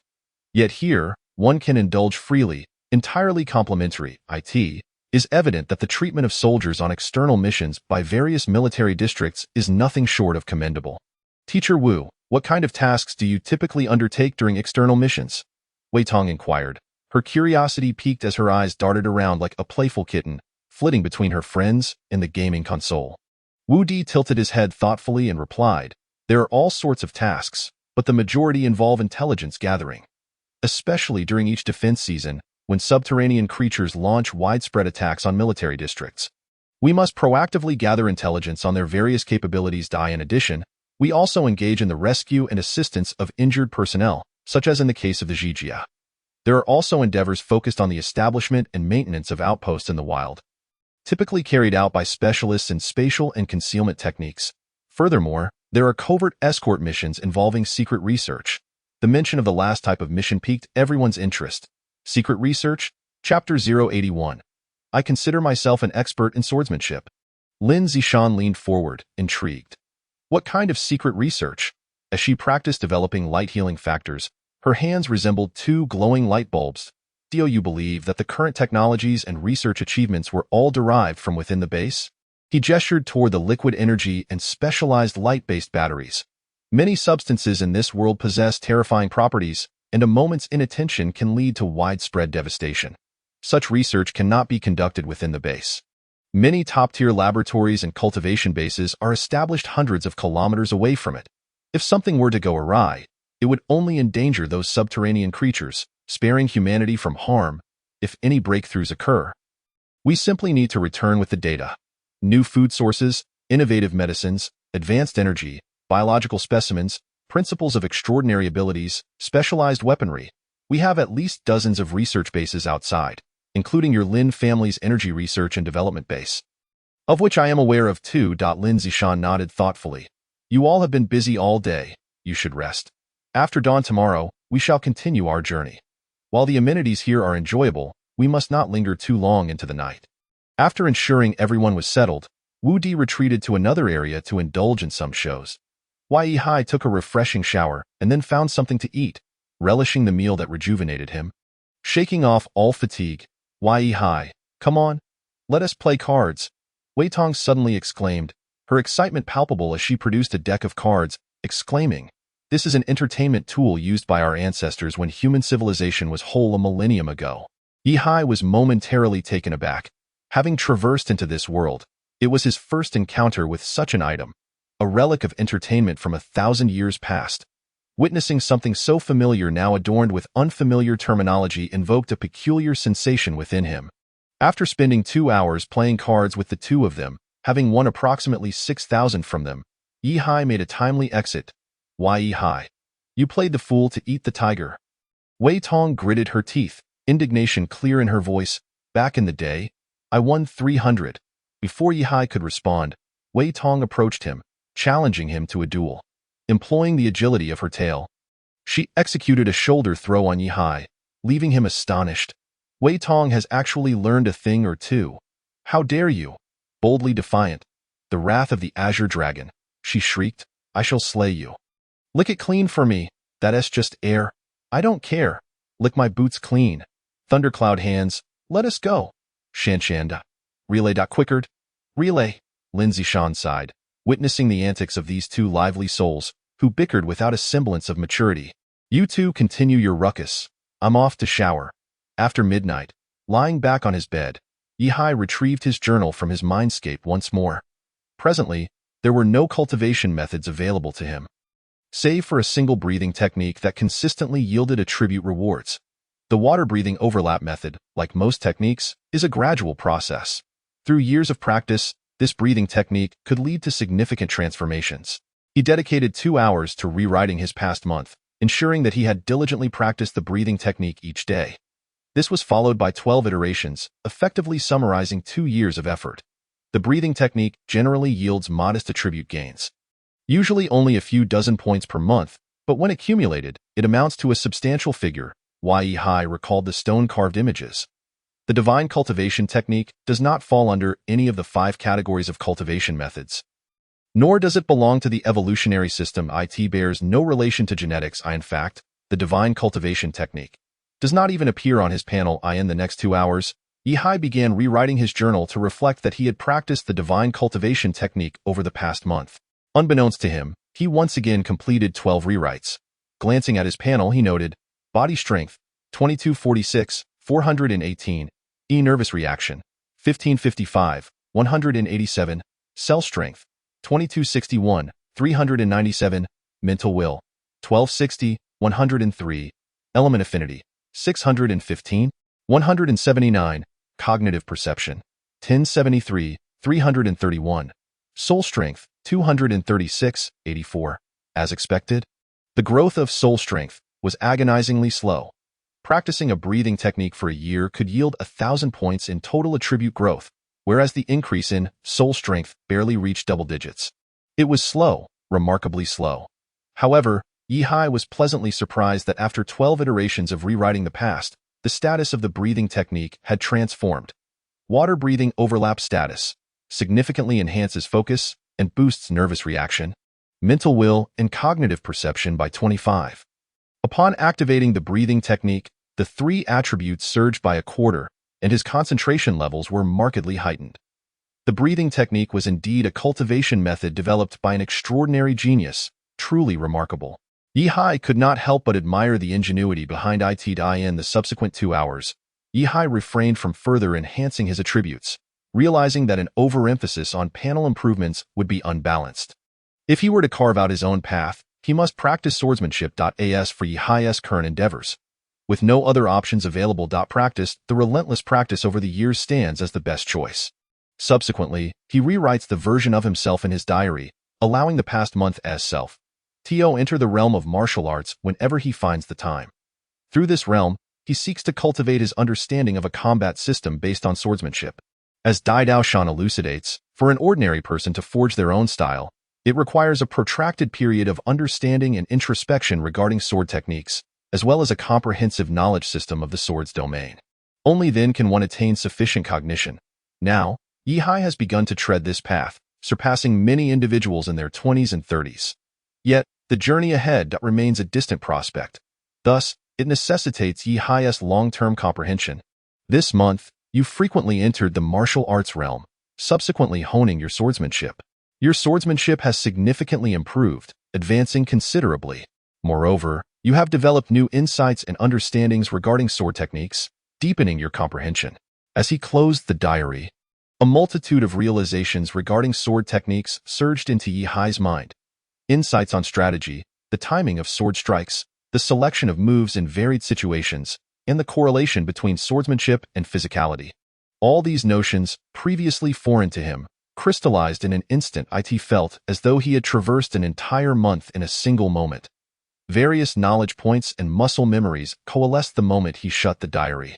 Following this, Yihai diligently followed suit, laboring until dawn. At this point, Yihai had devoted over 4 to 5 hours daily to practicing swordsmanship through the martial arts realm for the past year, resulting in an astonishing pace of progress.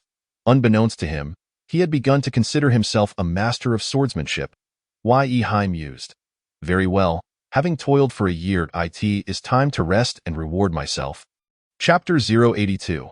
a fortuitous encounter with precious wild ancient ruins. It was not that Yihai wished to cease his practice, but rather that his exercises recorded in the diary seemed to have reached a certain impasse. In the final 3 rewrites of the past, his progress in swordsmanship could be described as negligible. Without new inspiration or ideas, no amount of sword practice would yield effective enhancement. Clearly, Yihai required deeper insights.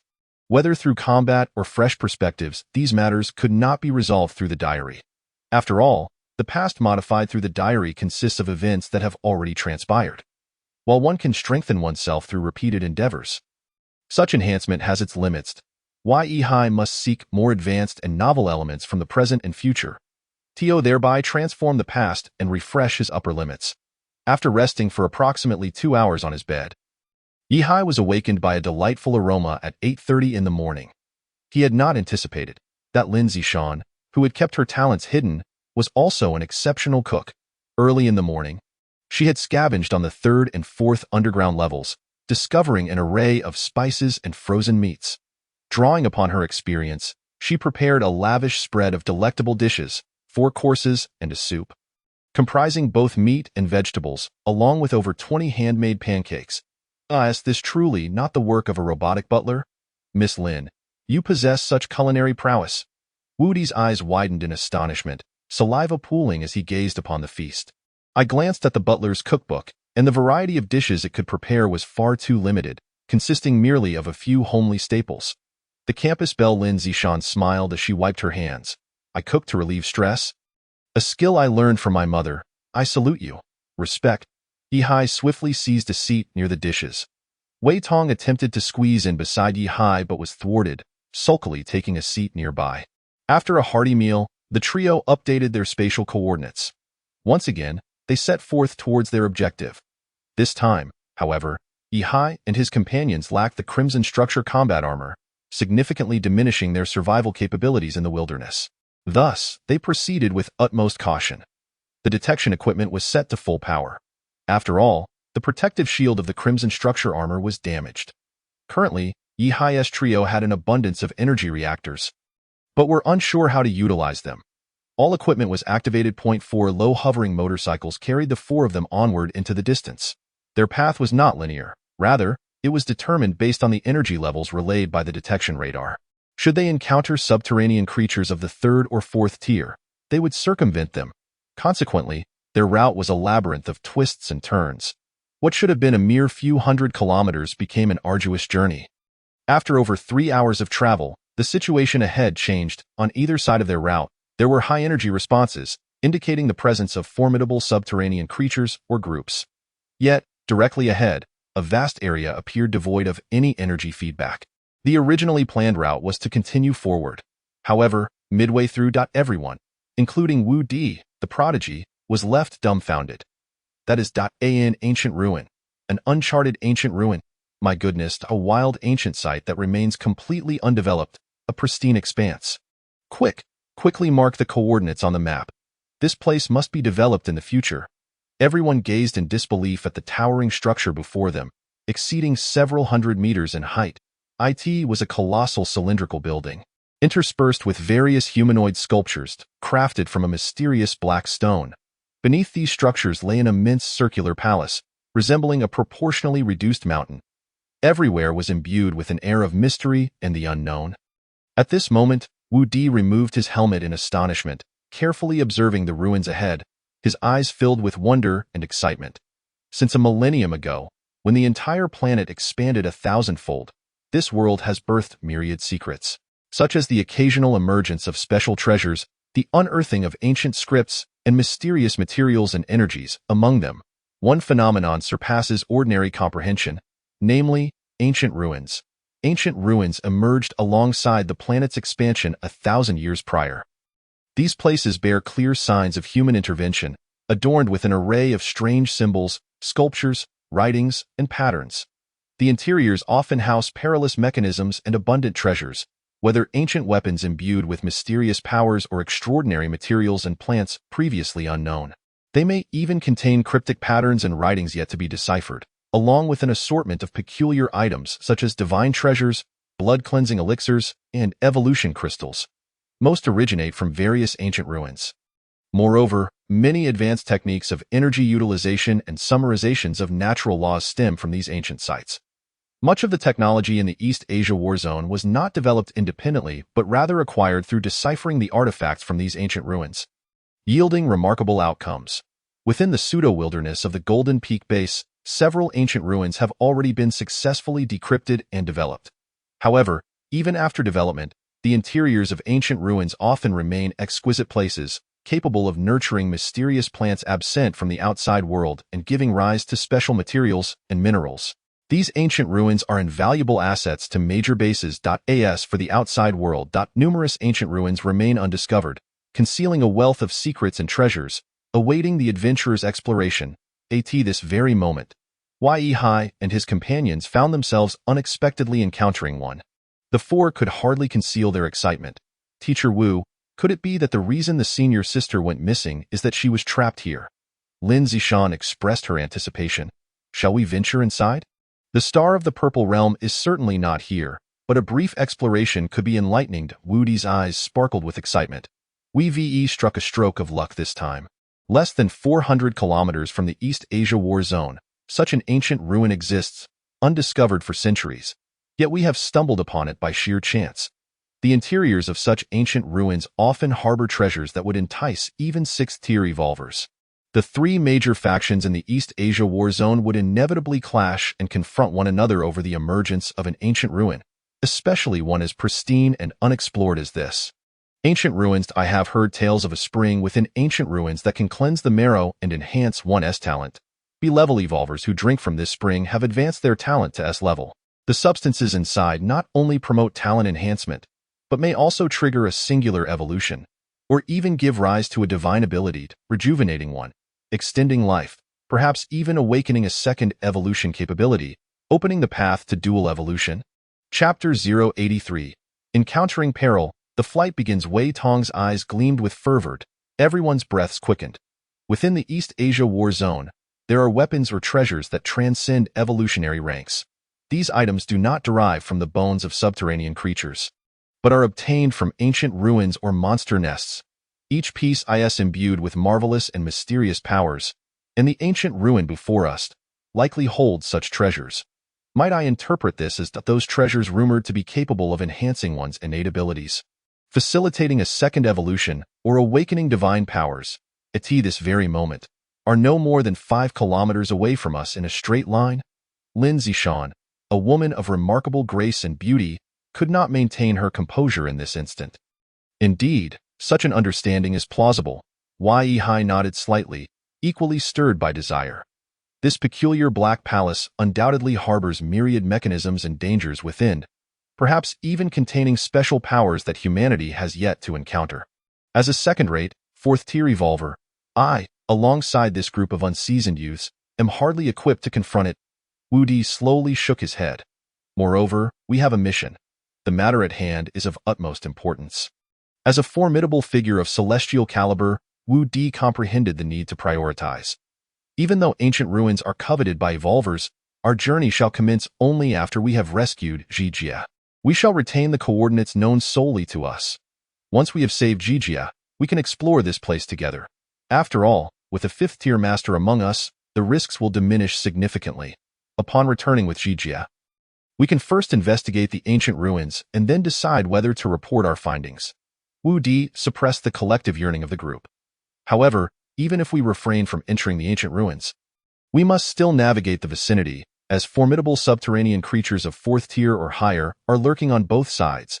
At this moment, the speed of our motorcycles is hardly swifter than Yi Hai's previous small electric vehicle. The group gazed longingly at the imposing ancient ruins before them, their eyes filled with anticipation, as if they could see the treasures within through the walls. Wu Laosher, if we report this ancient ruin, might it be named after us? Wei Tong pondered abstractly, posing an outlandish question. Then among the four of us, whose name would be most fitting? I personally propose Wei Tong Ruins. It has a nice ring to it. Wei Tong's eyes sparkled with avarice as she gazed at the colossal structure, her delight growing as she thought of the name, her large eyes narrowing into crescent shapes. Staring at the ancient ruins, she swallowed hard and said, I can almost see the treasures inside beckoning to me. As I gaze upon them, they too are gazing back at me. "Oh no, eh." The last exclamation was not one of excitement, but rather a shriek of sheer terror from Wei Tong, as the saying goes. When you gaze into the abyss gazes back at you. At this moment, Wei Tong, fixated on the ancient ruins, could not have imagined that the ancient ruins were, in fact, gazing back at her. The walls of the ancient ruins appeared to be retractable and soft, beginning to fold upwards. Initially, the group suspected it to be a responsive entrance. Their joy tinged with uncertainty until they glimpsed the interior of the massive wall, revealing an enormous, unsettling eye. This crystalline orb was so colossal, it dwarfed a bus, even a small house, standing before this eye. The four appeared as mere specks of dust. At that moment, they comprehended the gravity of the situation. This was not an ancient ruin at all. It was a gigantic subterranean creature disguised as one. Good grief! A treasure chest monster! Yihai gasped in horror, and the four were filled with dread. This colossal subterranean creature had not elicited any response from the detectors. Unbeknownst to them, they had ventured beneath the very eyelids of this beast. Quick! Shift to 5th gear. No. Activate the automatic follow mode. Wu Di was drenched in cold sweat, his lips turning pale. This enormous subterranean creature was at least 2 to 3 times larger than the 6th-tier subterranean creature that had previously breached the 8 city walls of the Jinchuan military district. He could hardly fathom the terror it possessed.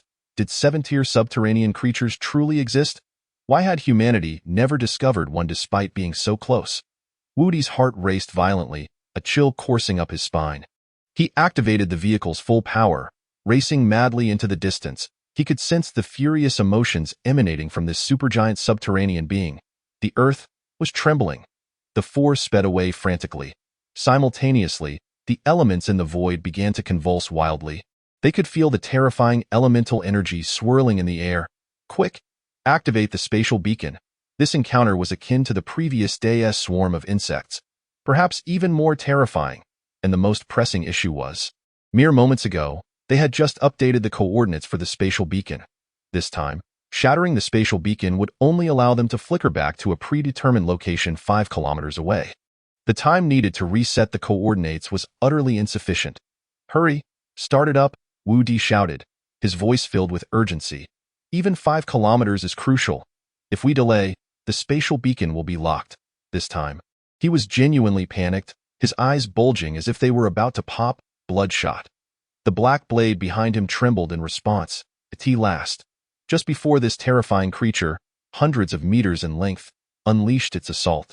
The four used their final spatial beacon to escape the vicinity. A deafening boom erupted behind them, akin to a miniature nuclear explosion. A massive mushroom cloud rose into the sky 0.5 kilometers away. As they reappeared, they were met with another wave of dread. The towering subterranean creature, hundreds of meters tall, began to gather its power once more. The elemental energies surrounding them erupted once again. Thankfully, this time, due to the distance, the elemental detonation occurred at a much slower rate, affording them a sliver of hope, with an elemental affinity in the 8-digit range. Wu Di glanced back in terror at the subterranean creature behind them. Realizing it had not pursued them, he began to sense something amiss.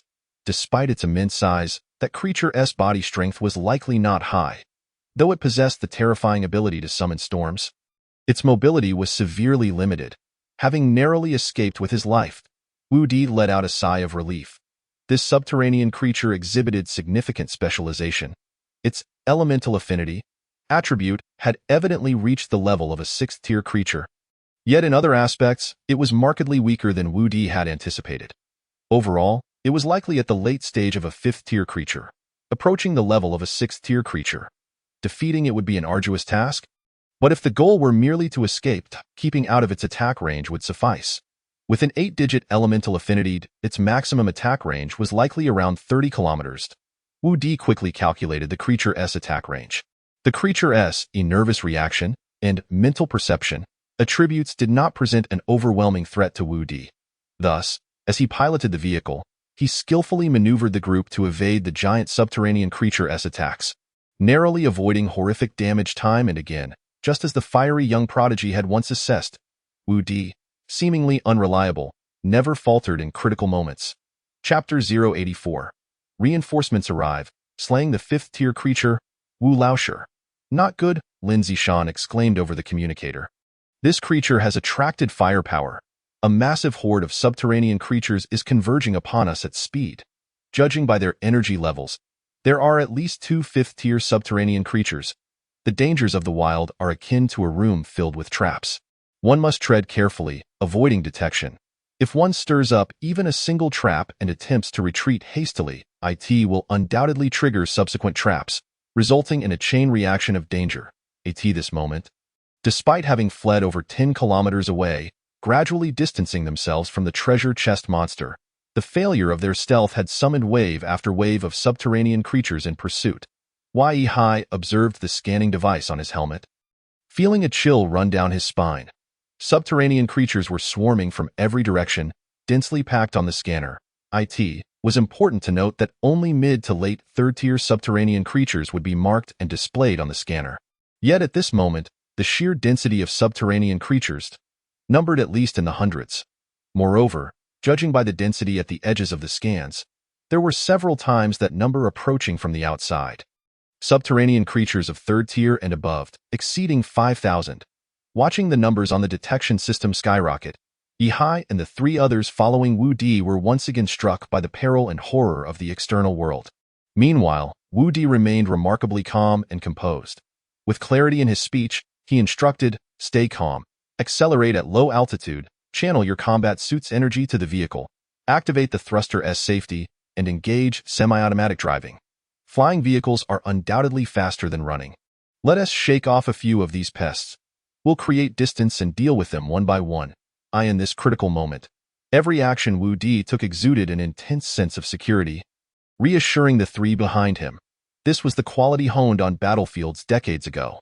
The low-altitude motorcycles surged forward, slicing through the air and generating a mist of vapor.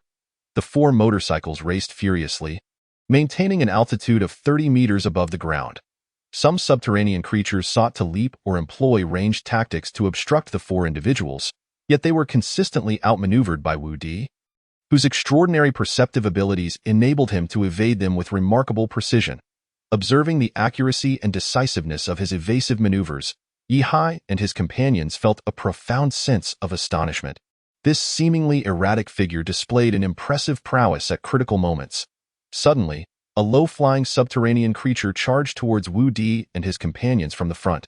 The method of Wu Di's counterattack was not visible. In an instant, a flash of dark light occurred, and the creature was utterly obliterated, leaving behind no trace of blood, only a scattering of body fragments. Clearly, Wu Di had cultivated his evolutionary abilities to an unfathomable level. In their frontal breakout, any subterranean creature daring to impede their progress was dispatched by Wu Di in the blink of an eye. Within a mere 5 minutes of this chase, he had broken free from the encirclement of these creatures, with the majority losing track of the 4, unable to sense their presence. However, a troubling aspect remained. Several 5th-tier creatures continued to pursue them relentlessly. Watching the blood-red dots on the map that clung tenaciously to their position, Yi's brow furrowed in concern. These subterranean beings were not typical adversaries. They either possessed the ability to fly or had unique movement capabilities. Regardless, it seemed imperative to confront these creatures head-on. At that moment, Wu Di retrieved a piece of black material from his spatial ring and, channeling all his strength, hurled it into the distance. The black object heated rapidly upon contact with the air, emitting thick plumes of smoke. In the next instant, one of the 5th-tier subterranean creatures redirected its pursuit toward this new target, seemingly frustrated at its fellow creatures for failing to engage. Yi could hear Wu Di's exasperated voice through the communicator. "Damn it. What a bunch of brainless fools." During the ensuing chase, Wu Di repeated this tactic, launching 3 similar black objects. Each one, upon heating and producing a cloud of black smoke, drew the attention of the subterranean creatures. Yet, despite having launched all 4 black objects, Yi noticed on the scanning map that 2 red dots remained unyielding in their pursuit, determined to ensnare them. Gritting his teeth, Wu Di revealed a resolute intent to eliminate this threat.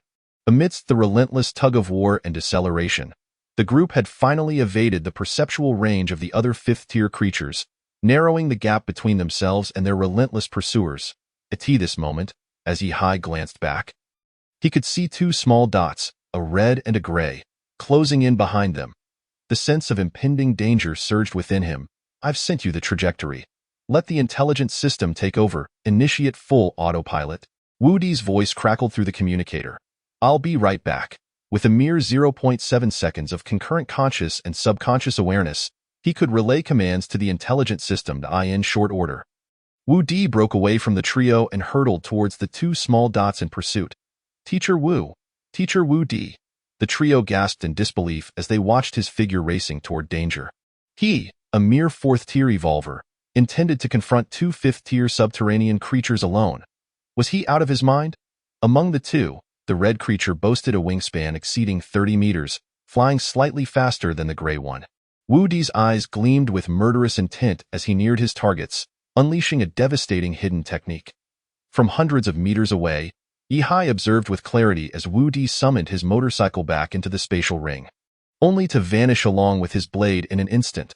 Then, a colossal black sword, measuring over 10 meters in length, emerged into view. The blade radiated an aura of terror. Even from a distance, Yihai felt a chilling, piercing sensation. His cellular strength was inadequate. His optic nerves could not process such brilliance. Yihai, Lin Zishan, and Wei Tong instinctively closed their eyes, with Lin Zishan, possessing the weakest attributes, shedding blood tears. After several seconds, Yihai cautiously opened his eyes once more, only to be met with a sight that nearly stole his breath away. Wu Di was plummeting. One of his arms had been swallowed whole by the red 5th-tier creature, blood cascading down like a torrent. Yet, the 5th-tier creature was not entirely unscathed. Its wings had been corroded by the mysterious dark light, leaving only a pair of flailing bone wings as it continued to pursue Wu Di's descent. It had lost its ability to fly high and could no longer chase after Yihai and his companions. However, Wu Di remained undeterred. With his left arm wielding the blade, he once again gathered a terrifying dark energy. Directing it towards the gray 5th-tier creature, Yihai's heart raced. Was Wu Di truly prepared to risk it all? Just as the gray creature lunged towards him, a sudden beam of light shot forth from the distance. The massive 5th-tier creature was caught off guard, its wings pierced cleanly through. Following that, a second and third beam of divine light erupted. Yihai turned towards the source of the beams, spotting two figures atop a semi-transparent vehicle in the distance. Reinforcements had arrived. Our saviors are here. Lin Zishan's jubilant voice echoed through the communicator. Teacher Wu, can you hear us? Help is on the way. The trio felt an exhilarating rush of hope as assistance finally arrived, capable of delivering formidable firepower against the 5th-tier creatures. After a brief silence, Wu Di's languid voice came through the communicator. I got it. I got it. You can land now. Just get close to me. 3 individual transport vehicles descended rapidly towards Wu Di. During this time, the two 5th-tier creatures repeatedly attempted to close in on Yihai and the others, but were repelled by the remote attacks. Once the group successfully landed, the two unfamiliar evolvers emerged from their vehicles, turning their backs to Yihai and his companions as they faced the 5th-tier creatures. Both were formidable experts. One was armed with an array of firearms and quickly distanced himself from the fray. His weaponry possessed immense power, with each shot rivaling that of a concentrated energy cannon, and the rate of fire was extraordinarily rapid. Yihai and his companions had never witnessed such terrifying individual firepower. These two are elite experts from our Golden Summit base. Just like me, both are 4-time evolved prodigies, Wu Di remarked, staunchly observing the two figures from afar. The one wielding the ranged weapon, you should have heard of him. He is known as the Gun Sovereign. His ability is kinetic energy release, allowing him to store and amplify kinetic energy. With his mastery of firearms, even a simple bullet can slay 3rd or 4th-tier subterranean creatures. Hearing Wu Di's introduction, Wei Tong and Lin Zishan's eyes widened in astonishment. It's him. The Gun Sovereign has arrived. A 4th-tier prodigy with 1 million in neural reaction attributes, Wei Tong exclaimed, her gaze fixed on the figure. It is said he embodies the last glory of firearms above the 4th tier, the only one who has maintained firepower output while possessing overwhelming might. The Gun Sovereign was a figure of considerable renown. With a legacy that surpassed Wu Di's, his contributions to the modification and design of firearms in the East Asia War Zone were widely acknowledged, making him a textbook figure in the realm of individual weaponry. Lin Zishan and Wei Tong could hardly fathom that this legendary character had personally come to their aid. And the other one, Yihai inquired, curiosity piqued as he regarded the second figure. This individual appeared to be enveloped in a translucent layer, surrounded by swirling white spatial folds that gave him a disorienting appearance. He is a transformation-type enhancer, known as Ding Pui, the creator of the Breaker of Despair Fist. Also a four-time evolved prodigy, Wu Di replied, his admiration evident. In our Golden Summit base, there are indeed several who have reached prodigy status after 4 evolutions, but those who have achieved this with an A-grade evolutionary talent are no more than 5. And Ding Pui is one of them. Wu Di held Ding Pui in high regard, recognizing him as a master in material science. He had transitioned from being the top scorer in the liberal arts to the top scorer in the sciences. Showcasing his dual talents, he had become a core scholar in the Materials Research Bureau due to his exceptional academic performance. While his self-vibration ability lacked inherent lethality, he had meticulously researched over 10,000 different materials, mastering thousands of vibration frequencies and amplitudes. Under his guidance, any material would collapse within specific vibration ranges, particularly the more robust ones. Consequently, he had developed a formidable close combat technique known as the Breaker of Despair Fist. Wu Di informed Yihai that this technique was exceedingly fearsome. Before this martial art, the concept of defense simply ceases to exist as long as it is a solid matter. The defensive capabilities of any material can be shattered by Ding Pui using his unique vibrational frequency. Even the most robust substances cannot withstand the force of his 3 punches. Thus, with merely an A-grade evolutionary talent, Ding Pui ascended 3 levels in 5 years, soaring to the status of a prodigy. He is a true genius who compensates for his evolutionary limitations with sheer creativity. The godly fist of Pi. Yihai gazed in astonishment. The gun sovereign engaged in a long-range tug-of-war with the gray creature, gradually wearing it down through a kite-flying tactic. Different firearms frequently switched in his hands, some targeting the creature's wounds, others interrupting its movements, and some obscuring its vision. He wielded dozens of guns with an artistic flair, each one wielding astonishing power capable of effectively piercing the flesh of 5th-tier creatures. Under the relentless assault of the gun sovereign, the death of the 5th-tier creature became merely a matter of time. In stark contrast, Ding Pui appeared far more brutish.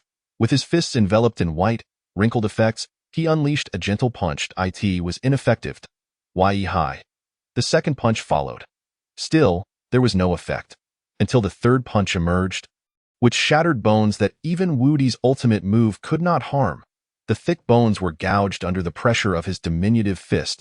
He is testing, attempting to combat that monster with different frequencies. In just 3 punches, he identified the vibrational frequency that counters his opponent. Is this the origin of Ding's 3 punches? 3 punches must yield the frequency that restrains materials. Yihai was utterly astonished. His perceptive abilities also drew a surprised glance from Wu Di. What a remarkable young man. Though still young, his insight is quite matured, promising. Ding Pui's punches were neither swift nor particularly fierce. Yet those seemingly weightless movements generated an extraordinarily terrifying lethality. Bones were effortlessly shattered. Skin was easily torn. Claws were swiftly crushed. Despite the 5th-tier underground creature's body strength reaching millions, it crumbled like tofu before Ding Pui's godly fist of Pui. Within mere seconds, the colossal bird was already half destroyed. Beneath it lay heaps of its own dismembered body parts. Witnessing Ding Pui successfully slay a 5th-tier creature in under 3 minutes, Yihai and his companions were left in awe. Truly, he is a 4th-tier prodigy. Yihai glanced at Wu Di beside him. To harness one's evolutionary abilities to such an effect is truly terrifying. Teacher Wu, your prodigy is indeed formidable. Wu Di nodded sincerely, saying, I merely rely on the gift of genetic evolution. Those predecessors are the real geniuses. Each carved their own path, developing unique combat systems. Admiration and reverence filled Wu Di's eyes. Chapter 086, Senior. I wish to learn the godly fist of Pui. Meanwhile, on the other side, the gun sovereign was also nearing the end of his battle. 4 mechanical arms extended from his back, joining his own hands. Wielding 6 firearms. Dual-wielding weapons was trivial for him. The gun sovereign wielded 6. Each type of firearm unleashed distinct powers, each a force of annihilation. The 5th-tier creature, already on its last legs, could not withstand the torrential barrage of attacks. Ultimately, the 5th-tier creature perished, its cells losing vitality. 2 skilled experts approached with flawless precision, gutting it for its bones. The remains of the fifth-tier underground creature were rich in precious materials. Its bones alone could forge weapons sufficient for dozens of warriors. Such resources must not go to waste. After clearing the scene, the two approached Wu Di. They appeared to be quite aged, perhaps over 100 years old, with numerous wrinkles and graying hair. Yet the aura of these two masters exuded an immense sense of security. They scrutinized Yi Hai and his companions just as the previous prodigy, Yin Jun, had done. Among them, Ding Puyi spoke up. We arrived upon receiving the signal. The creature here was deliberately arranged. It was a trap. We detected some peculiar neural signals. A psychic ability user guided us away, leading you to collide with that elemental giant. Moreover, it did not manipulate conscious thoughts, but rather the subconscious. If the gun sovereign hadn't accidentally misfired, we might not have noticed this, so these two prodigies were supposed to arrive earlier, but someone had interfered. They only rushed over upon sensing the elemental giant's rampage. A psychic ability user? Wu Di's expression darkened. It's the people from Nanshan? The Nanshan organization. He shared the intelligence he had encountered along the way. Nanshan, this matter is grave indeed. The gun sovereign's demeanor turned serious. We must promptly inform headquarters and alert all major bases and military zones to prepare. Ding Puyi nodded slightly. If that's the case, it seems the major military zones have likely been infiltrated by Nanshan. This matter can only be conveyed to the leader. Others cannot be trusted. We will escort you further. By the way, Xiao Wu, take this. He retrieved an object from his spatial ring and handed it to Wu Di. It was Wu Di's own arm. Your swordsmanship may require further refinement. Ding Puyi seemed somewhat dissatisfied with Wu Di, launching into a lecture. If you solely rely on your evolutionary abilities without development, you will inevitably reach a bottleneck, hitting your limits. Human talent is finite, but creativity is boundless. The latter hung his head, obediently nodding like a student. Yes, yes. Your teachings are invaluable. I cannot rely solely on talent. From Wu Di, Yi Hai and his companions saw their reflections. They exchanged glances, each recognizing the shared excitement in one another's expressions. These three individuals are the ones foretold? The gun sovereign turned to Yi Hai and his companions, inquiring. How do you determine that these three are the foretold ones? Well, I didn't conclude that. Wu Di replied hesitantly. I brought all three S-grade evolvers. Nonsense. What if something unexpected happens? The gun sovereign expressed discontent. They are not expendable. S-grade evolvers are not to be squandered like this? Theoretically, one can either possess the status of a prodigy or be timid and fearful. Yet Wu Di shattered this theory. Faced with the gun sovereign's displeased reproach, Wu Di appeared quite flustered. After much hesitation, he pointed at Yi Hai. I feel he resembles the foretold one. Though the evolutionary content differs, his swordsmanship talent and style bear a resemblance to that of the Purple Realm. Moreover, he is even more formidable than the Purple Realm. He has only activated his evolution for less than half a month and has already begun carving his own path. Wu Di's words astonished the two elder prodigies before him. This child already shows signs of developing his unique style? The gun sovereign looked at Yi Hai with amazement. Heroes emerge from youth. When I was developing my own path, I was already over 40. Wu Di quickly waved his hands, eager to clarify. I don't mean developing a unique combat style. I mean developing a unique swordsmanship style. Creating a new sword technique that suits one's physique. Not a new combat system. He is not at that level yet, however. This did not diminish the joy reflected in the eyes of the gun sovereign and Ding Puyi. The latter remarked, that is still quite impressive. Wu Di nodded, adding, furthermore, this lad's attributes are astonishing. His physical quality and neural reaction have both surpassed 1,000. First-tier evolution, second-tier attributes. Just last week, he heavily injured a second-tier ability user. Had it not been for insufficient means and lack of combat experience, he should have been able to advance his evolution tiered. By the way, he also possesses martial arts mastery. He is a true genius. Despite Yi Hai's confident demeanor, when Wu Di was absent, he and his companions experienced quite a lot. Wu Di was well aware of everything. If it weren't for the outsiders being unable to see the diary, one might think Wu Di was peeking into Yi Hai's privacy. The gun sovereign and Ding Puyi's expressions shifted at this revelation. They both gazed seriously at Yi Hai. Before the two elder prodigies could speak, Yi Hai, with earnest anticipation, took the initiative to say, Senior, I wish to learn the godly fist of Puyi. It must be said, upon first witnessing the godly fist of Puyi, Yi Hai was immediately captivated by this martial art. Observing the gaze of the two elder predecessors fixed upon him, Yi Hai felt a yearning for his own talent. If he could grasp the techniques of the godly fist of Pe and integrate them into his swordsmanship, Yi Hai sensed that his swordsmanship would surge to new heights, perhaps even leading to a universal understanding. Once he comprehended swordsmanship, he could also apply the effects of the godly fist of Pe to knife techniques, firearm techniques, and staff techniques. He dared not imagine just how formidable he could become. The godly fist of Pe? Haha, splendid, splendid. Ding Pui, the esteemed elder, burst into hearty laughter, greatly heartened by Yi Hai's proactive attitude towards learning. Good child. You are a genius in swordsmanship. If I were to teach you the Breaking Void Divine Fist, you would likely become a prodigy in martial arts as well, by infusing the essence of the Breaking Void Divine Fist into your sword techniques. You may very well pioneer an exquisitely refined style of swordsmanship. He beckoned warmly. Come, come, follow me. Chapter 087. Development. Simulating others' evolutionary abilities. Ding Pi kindly grasped Yi Hai's hand and led him aside, directly elucidating the essence and underlying logic of the Breaking Void Divine Fist. This world is not one where each sect clings possessively to its own teachings. The dissemination and circulation of techniques are, in fact, rather vibrant. Unless in logistic strongholds like bases, barriers to the transmission of techniques are minimal. After all, excessively powerful individuals could disrupt the order of the rear, which would be detrimental to production on a macro level. Consequently, the thresholds for practicing various cultivation techniques are quite high, with significant costs involved.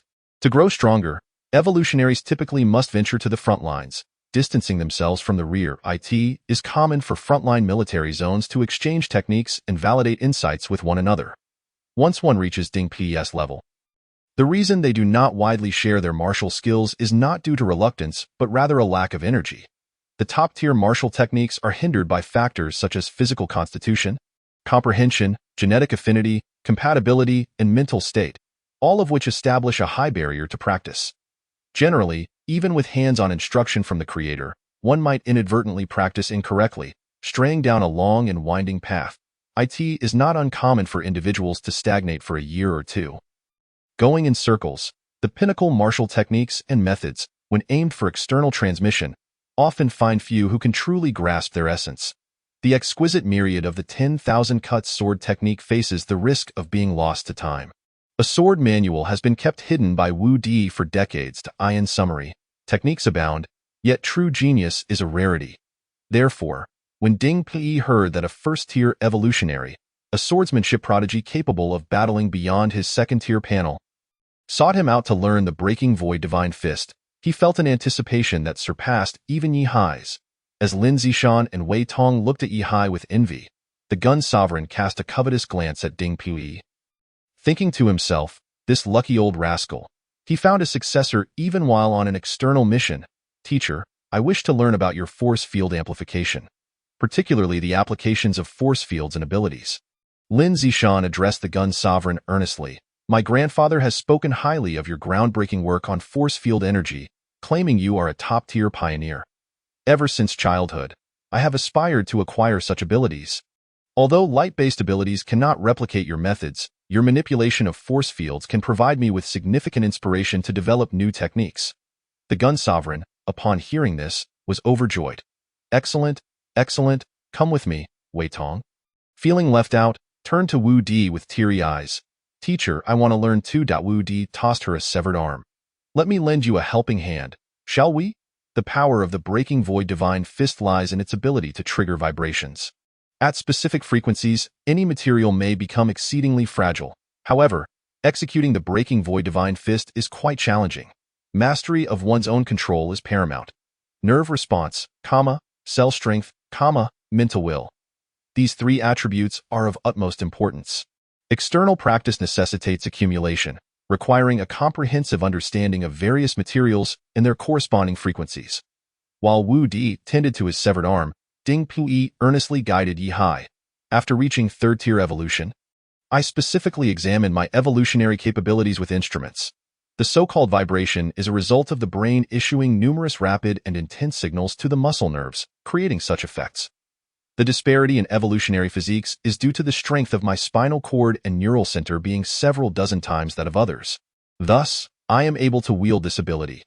Ding Pe opened his palm before Yi Hai, personally demonstrating the activation of his evolutionary powers, teaching him hand-in-hand to replicate the ability to in this world. Through specialized and precise training, humans can mimic the evolutionary abilities or powers of others. For instance, those with the ability to manipulate electricity through prolonged training can often acquire the capacity to control magnetic fields as well. This does not entail awakening a second ability, but rather developing a second method through the exploration of their primary ability. After all, electricity generating magnetism is a natural law of the universe. It is merely through exploration and practice that one can replicate such powers. The same applies to metamorphs, by mastering their bodies. They can closely approximate the abilities of others. In fact, various body tempering techniques available on the market fundamentally replicate the principles of enhancing another evolutionary's physical capabilities and applying them to oneself. For example, the technique Yi Hai practices, the purification method, was created by a genius metamorph with cell purification abilities. By observing the changes in his own cellular structure, he summarized the rules of abilities and ultimately pioneered this method. The process by which other evolutionaries practice the purification method is, in essence, an attempt to replicate the physical prowess of that developer. Of course, such replication falls far short of the developer's level. It merely strives to approximate it, gradually closing the gap. Regardless, through long-term training, Yi Hai, who lacks Ding Pe's evolutionary abilities, can still learn this martial art. In truth, the Breaking Void Divine Fist is not inherently difficult. The challenge lies in discovering the secret to the vibrations. Once the secret is uncovered, entering the practice becomes significantly easier. Mastery of internal cultivation involves finding the secret to vibration. If you achieve mastery in internal cultivation, you will also substantially enhance all your attributes. Conversely, external cultivation is somewhat more intricate, as it requires memorizing various materials and their corresponding frequencies. This encapsulates the essence of internal cultivation, alongside the key points of external cultivation. After numerous explanations of the principles, Ding Pe gifted Yi Hai a comprehensive compilation of the Breaking Void Divine Fist. This martial arts manual comprises over 2,000 pages, densely packed with fine print and illustrations elucidating the interrelations of cells, muscles, and nerves, among other topics. Yi Hai felt overwhelmed. The prospect of merely reading it would take at least half a month.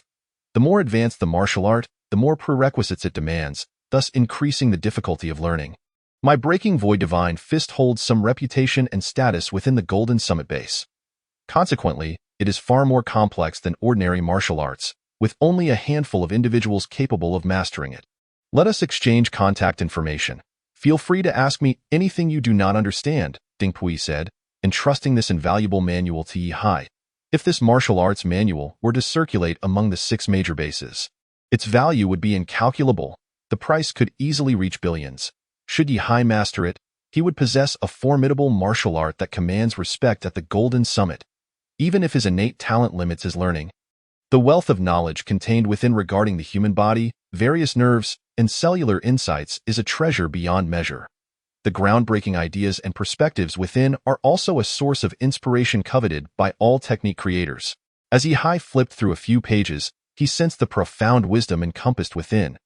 Even if the martial arts content were disregarded, the internal cultivation methods represented a superior body tempering technique. Such value. He caught a glimpse of the embossed letters reading, Ding Pe Certified Genuine. This esteemed elder cherished his talent enough to bestow upon him a martial arts manual worth billions. Chapter 088. Location of the Purple Realm found, Mysterious Forbidden Land. In the East Asia War Zone and the Golden Summit Base, there exists no semblance of a martial arts ranking system. However, given Wu Tianjiao's esteemed attitude and the rare accomplishments of an A-level evolutionary breaking into the ranks of 4th-tier prodigies, Yi Hai had ample reason to believe that the Breaking Void Divine Fist is among the strongest martial arts within the Golden Summit base. For the next half hour, while Wu Di healed his body, Yi Hai, under the guidance of the Breaking Void prodigy, endeavored to activate his hand into a rapid vibration mode through segmented nerve signals. For someone like Ding Pui, endowed with special evolutionary genes, this task was as effortless as eating and drinking. Yet, for Yi Hai, a novice, it proved exceedingly troublesome.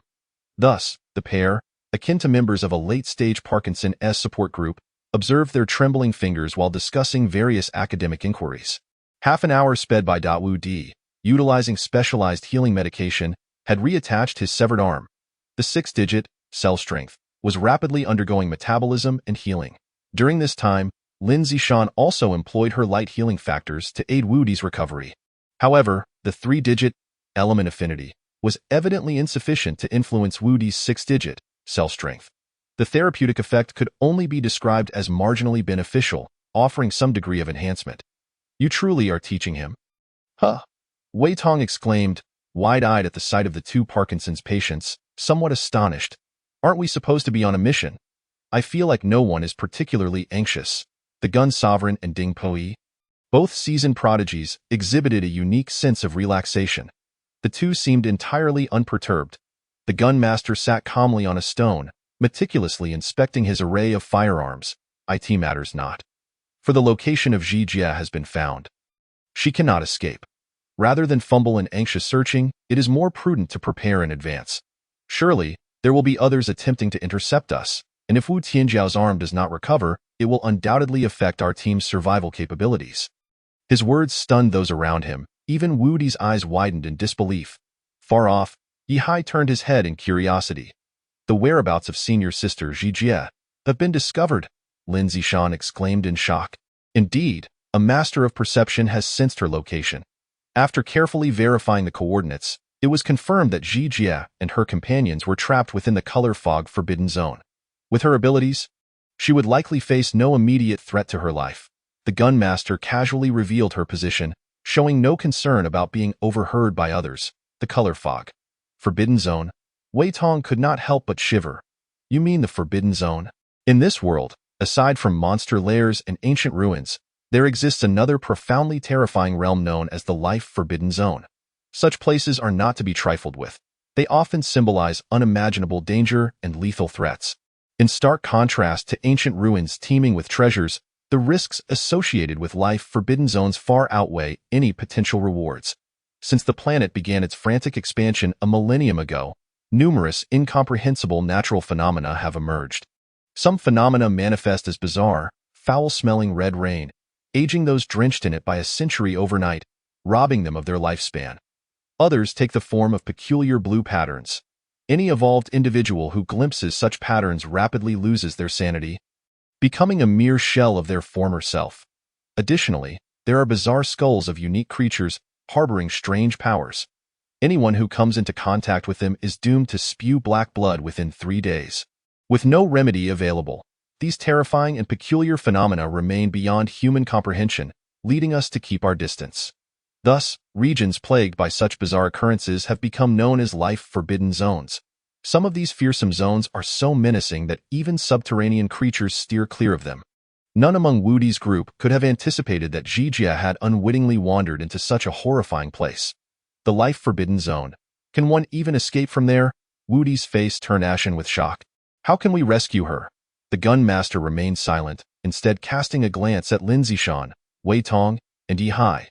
This complex expression sent chills down the spines of the three. So, the chosen one of prophecy is destined to enter the Forbidden Zone? Over a century ago, someone had accidentally ventured into the color fog Forbidden Zone. That place, one might say, is akin to a lost realm. Once one steps inside, regardless of their prowess, they seldom emerge. However, it does not harbor direct lethal dangers. The Gun Master informed them that the zone is enveloped in a peculiar dense fog, spanning dozens of kilometers. This fog can obstruct all forms of communication and even distort human cognition. Once one delves too deeply, they become irrevocably lost within, unable to find their way out. In the several hundred years of history of the Golden Summit Base, only 3 cases of survival have been recorded, all from individuals who entered at a shallow depth and swiftly retreated. When the Gun Master and Ding Pui arrived, they investigated relevant case files. According to the survivors' accounts, the dangers of the color fog Forbidden Zone are significantly less than those of other bases. However, it seems that bizarre events occasionally transpire within. For instance, one might attempt to tether themselves with a rope, intending to retract it at the first sign of trouble, only to find that the rope, with a tensile strength akin to steel, silently snaps shortly thereafter. Current records indicate that various forms of information, spatial, gravitational waves, electromagnetic waves, entropy waves, and radiation flows, are unable to propagate within the color fog medium. Even the power of one's abilities is greatly diminished within. The oxygen levels are alarmingly low, posing a challenge for those evolved beings that consume oxygen at an astonishing rate. Beyond this, there are no significant dangers. The Gun Master's words were delivered with a nonchalance that did little to alleviate Wu Di's growing concern for Yihai and the others. Could the Chosen One truly navigate these treacherous circumstances? He cast a worried glance at the two seniors. If the color fog posed a danger so grave as to be mortally perilous, why would members of the Nanshan organization go to such lengths to assassinate those along the way? Clearly, they believed that Zhijia could potentially be rescued. Particularly, they too seemed to hold faith in the rumors surrounding the Chosen One, ever since discovering that the three major bases had been infiltrated by Nanshan. The Gun Master and Ding Pe had completely abandoned pretense, speaking freely without concern for being overheard, and subsequently attending to their own affairs. Ding Pe continued to instruct Yihai on the internal cultivation of martial arts, embodying the philosophy of learning from one's own missteps. Remember, nerve signal transmission does not stem from the conscious mind, but from instinct. The more one strives to move their hand, the more they find themselves unable to initiate the motion. The human brain's capacity for thought cannot generate thousands of complex ideas in an instant. Thus, one must utilize their subconscious to control their muscles. The conscious mind need only decide whether to initiate vibration and adjust the vibrational frequency. Ding Pe earnestly explained to Yihai, reassuring him, there is no need to rush. A typical evolved individual may take 1 to 2 years to initiate vibration and to maintain a state of seamless switching. It requires at least 3 to 5 years. Remembering those frequencies will take several years as well. This is not a skill that can be mastered in a mere 3 to 5 months. So take your time. After all, this is an evolutionary ability inherent in my genes. My nervous system and neural network were designed for this capability. Even mastering the nuances of this vibration technique in a month would mark you as a prodigy. He acknowledged Yihai's talent, but did not believe he could master it on the spot. Ding Pe had taught other prodigies before. In this world, an S-class evolved individual is already considered a genius in every sense. Yet, this was merely the threshold for engaging with Ding Pe. Nevertheless, even among S-class evolved individuals, grasping the fundamental techniques of the Pe Divine Fist would take at least a month. Until, buzz! Yihai's wrist began to tremble, producing a rapid vibration effect of over 30 frequencies per second. Chapter 089. The Nanshan Organization and the Arrival of Mysterious Abilities. Ding Pe fell silent. The atmosphere turned palpably quiet. Wei Tong, unable to resist, interjected with a cheeky remark, Elder, why have you stopped smiling? Don't you enjoy smiling? The Gun Master was taken aback. He was well aware of the intricacies of his old friend's Pe Divine Fist. He gazed in disbelief at Yihai, his gun slipping from his grasp. Elder, why are you not smiling either? Lin Zishan, at some point, had also joined in, eagerly adding her remarks. Wu Di stared blankly at Yihai, while Ding Pe gazed at him in astonishment. Even Yihai himself felt a tinge of bewilderment. Until this moment, he had always believed himself to be an ordinary individual, his talent merely above average. Yet now, as he observed his trembling wrist, he gradually came to the realization that he might indeed possess a prodigious gift. The evolution he experienced was a matter of evolutionary talent, not merely a function of learned skill. The distinction lies in one being derived from genetic material, while the other stems from the brain. Yihai's previous genetic limitations, compounded by his former lethargy, rendered him indistinguishable from the masses. Yet now, with his genetic makeup and hereditary material enhanced, as he competed in attributes that the panel does not display, Yihai began to understand that perhaps he truly possessed an extraordinary talent. His martial arts realm, comprehension, insight, and analytical capabilities, these aspects cannot merely be dictated by the attributes displayed on a panel. Have you learned this before? How did you master the operation of such neural signals? Ding Pe's eyes widened in disbelief as he beheld Yihai's still trembling hand. This vibration, seemingly simple, akin to Parkinson's syndrome, actually demands a high level of precision from the nervous system. Merely training to produce such discrete neural signals requires tens of thousands to millions of repetitions. Yet, Yihai, through Ding Pe's explanations of the principles and a few hands-on demonstrations, had grasped the essence. Not only did he understand, but he also transitioned from comprehension to implementation. This was truly remarkable. Um, Elder Ding, does this mean I possess a considerable talent? Yihai, still in disbelief, looked up to seek confirmation. Well, Ding Pe found himself momentarily at a loss for words. After a brief contemplation, he replied, the Pe Divine Fist is not as daunting as it seems. Among my disciples, there are several like you. While your talent is commendable in comparison to mine, it still falls short. Wu Di was left speechless. Elder, are you really competing with your junior? What a stubborn old fellow. I always knew your fists were tough, but I never realized your tongue was just as tenacious. The gun master cast a sour glance at them, his fists clenched. Just then, a sudden tremor surged through Yihai's heart, an indescribable sensation washing over him. He instinctively turned his head toward the distance, gazing in another direction. In that moment, Yihai felt a shiver run down his spine. As if he had just witnessed the most astonishing scene, a woman clad in a green veil and adorned in a brocade dress embroidered with peacocks stood silently, gazing at everyone from a distance of several meters. A chill surged within him, and his scalp prickled. When had she arrived? What terrified Yihai even more was the apparent ease with which those around him had accepted her presence, including the three illustrious figures, two elderly and one young. They seemed to have acknowledged her existence without any surprise, as if they had known her all along and deemed her presence entirely reasonable. The bizarre woman evoked no reaction from them at all. Yihai found himself uncertain. Had they truly not seen her, or had their perception been altered? Yihai abruptly stood up, causing a ripple of astonishment among the onlookers. Yet the woman before him, her blue eyes glinting, caused their curiosity to dissipate entirely, leaving them devoid of any intrigue or astonishment at Yihai's actions. At that moment, the blue-eyed woman in the peacock-patterned attire cast a look of surprise toward Yihai, as if his reaction had taken her aback. Have you been manipulating minds from behind the scenes? It suddenly dawned on Yihai that Ding Pui had previously mentioned an incident during their journey, where Wu Di and his companions had strayed off course and been led to the treasure monster, while Ding Pui and the esteemed gun sovereign had been directed elsewhere. All of this stemmed from their subconscious minds being controlled by a psychic.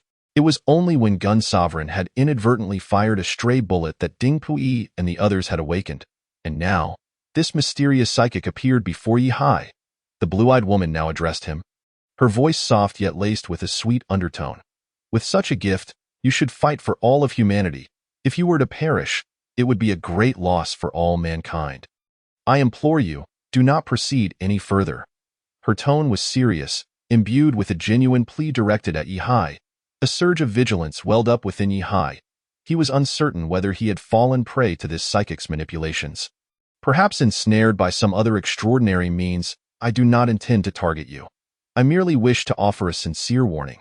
Along your path, there are many formidable adversaries who seek to kill you. Yihai, your name is known to many, and they have heard of your talents. You represent the future of our kind, destined to become a nightmare for the subterranean beings. They do not wish for your demise. They have sent me to dissuade you, hoping to prevent a clash among humanity. Gil moves so freely in the presence of three distinguished figures speaks to the blue-eyed woman's prowess. Her evolution must be at least 4 times. With a guaranteed rank of S, her capabilities instilled a sense of dread in Yihai. Theo boldly approached the three without detection was a testament to the terrifying nature of such a psychic. Yet, at this moment, this blue-eyed woman was earnestly beseeching Yihai to turn back, to refrain from rescuing the Purple Realm. When you mention they, do you refer to Nanshan? Yihai's expression turned grave, filled with wariness. The abilities of the psychic were not to control subjective consciousness, but to manipulate the subconscious. Thus, she likely could not directly control a person's body, but she could silently alter their perceptions. Such individuals were potentially far more dangerous than those who manipulated conscious thought. Although she stood before all, none regarded her as an adversary. In fact, no one seemed aware of her existence. While speaking, Yihai frantically shook Ding Pei beside him, yet the esteemed figure appeared utterly unfazed by his actions. It seemed in his subconscious. The notion of being shaken was deemed entirely normal. Consequently, Yihai found himself unable to awaken the others. You need not rouse them, I will not harm you. I have come only to convey a message, I assure you. The Purple Realm will be safe. This extraordinary genius was also a pillar of humanity. Yet her stance and thoughts were detrimental to their kind. Once we achieve our goals, the Purple Realm will attain its freedom. She looked earnestly at Yihai, her demeanor serious. You must understand, if we truly wished to kill you, you would have perished the moment your armor shattered. Even with differing allegiances, you could still contribute immensely to humanity's future. I implore you, return. Focus on your training and growth. That is far more important. Her manner was exceptionally grave, underscored with a note of desperation. Uncertain whether her methods had ensnared him, Yihai felt a profound sense of caution arise within him. You and Nanshan wish to imprison me in the Purple Realm. To turn us into your slaves for easier control? As he spoke, he impulsively struck Dingpi several times.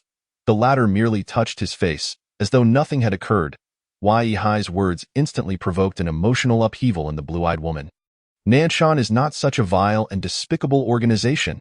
Anger flared on her face as she retorted. I can only alter certain aspects of a person's subconscious. It is not as fearsome as you imagine. You need not harbor such extreme distrust of psychics. Yihai hesitated, taken aback. The blue-eyed woman, a psychic herself, appeared genuinely earnest. Yet in the next moment, he remained alert, questioning whether this feeling was a product of her influence. She sensed his skepticism and began to grow irritated. What is Nanshan truly after? Why are you so afraid of our rescuing the Purple Realm? I hope you can articulate your motives clearly. As he spoke to buy time, Yihai frantically plunged the blood-patterned sword into Ding Pui, attempting to awaken him through pain. The latter responded with a friendly smile, thank you. His subconscious had evidently been altered into some chaotic state. Stop tormenting him. He cannot awaken, the blue-eyed woman advised, unable to watch any longer as Ding Pui bore the brunt of Yihai's actions. Yihai dismissed her words, insisting, you are afraid, aren't you? You worried I might wake him up? He quickened his pace, even switching to the silver dragon sword to strike Ding Pui's head. The blue-eyed woman sighed deeply, placing a hand to her forehead. Do as you wish. She ceased to engage with his actions and continued. Nanshan's objective is to achieve unification of the battle zones. With someone of the Purple Realm's caliber, your base is reluctant to unify. Her statement slightly eased Yihai's expression. He had already surmised this matter. The Purple Realm held immense prestige throughout the Golden Peak base and, at less than 40 years of age, had undergone 5 evolutions. Her extraordinary talent rivaled that of Nanshan from over a century ago. Once the current leaders passed, she would naturally ascend to leadership, and the Golden Peak base would undoubtedly rally around her. Disregarding the leaders from the other 2 bases, if you recognize how formidable the Purple Realm is, why not choose her to unify the battle zone? Yihai inquired, pressing for answers. If your aim is to unify East Asia? Who does Nanshan propose as the battle zone leader? Confronted with such pointed inquiries, the blue-eyed woman did not shy away. Instead, she straightforwardly explained to Yihai, what we desire is the unification of the 3 major war zones.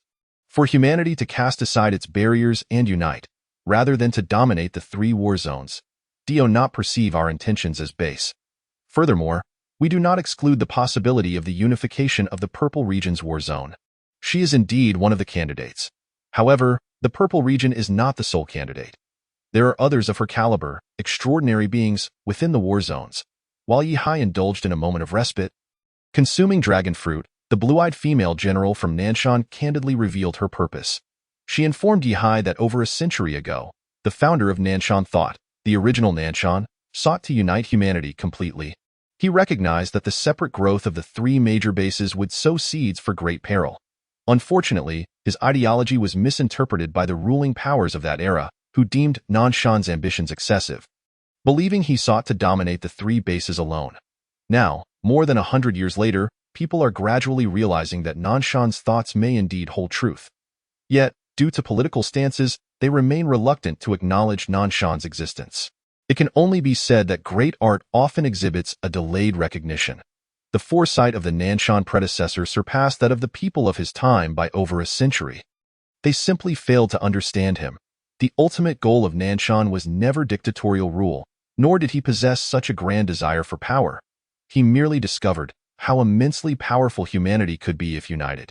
And we, inheritors of Nanshan's ideology, similarly do not seek to dominate the 3 major bases. We are willing to nominate and support individuals of sufficient excellence to unify the entire East Asian war zone. The blue-eyed woman even divulged to Yihai that as long as he continues to grow normally, he will eventually find himself on Nanshan's candidate list. There is even a possibility that he might be nominated as the war zone leader in the future, aiding in the unification of the war zone. What about this latest evolution of humanity? We are equally in the dark. The blue-eyed woman shook her head. What has the purple region encountered? What truths has she uncovered? Individuals like her, unless she chooses to speak, we lack the capacity to extract secrets from her. The words of the blue-eyed woman once again underscored the significance of the purple region. Why then have you attempted to assassinate me multiple times? Yi Hai inquired with a furrowed brow. His lingering disdain for Nanshan stemmed from this organization's repeated attempts on his life.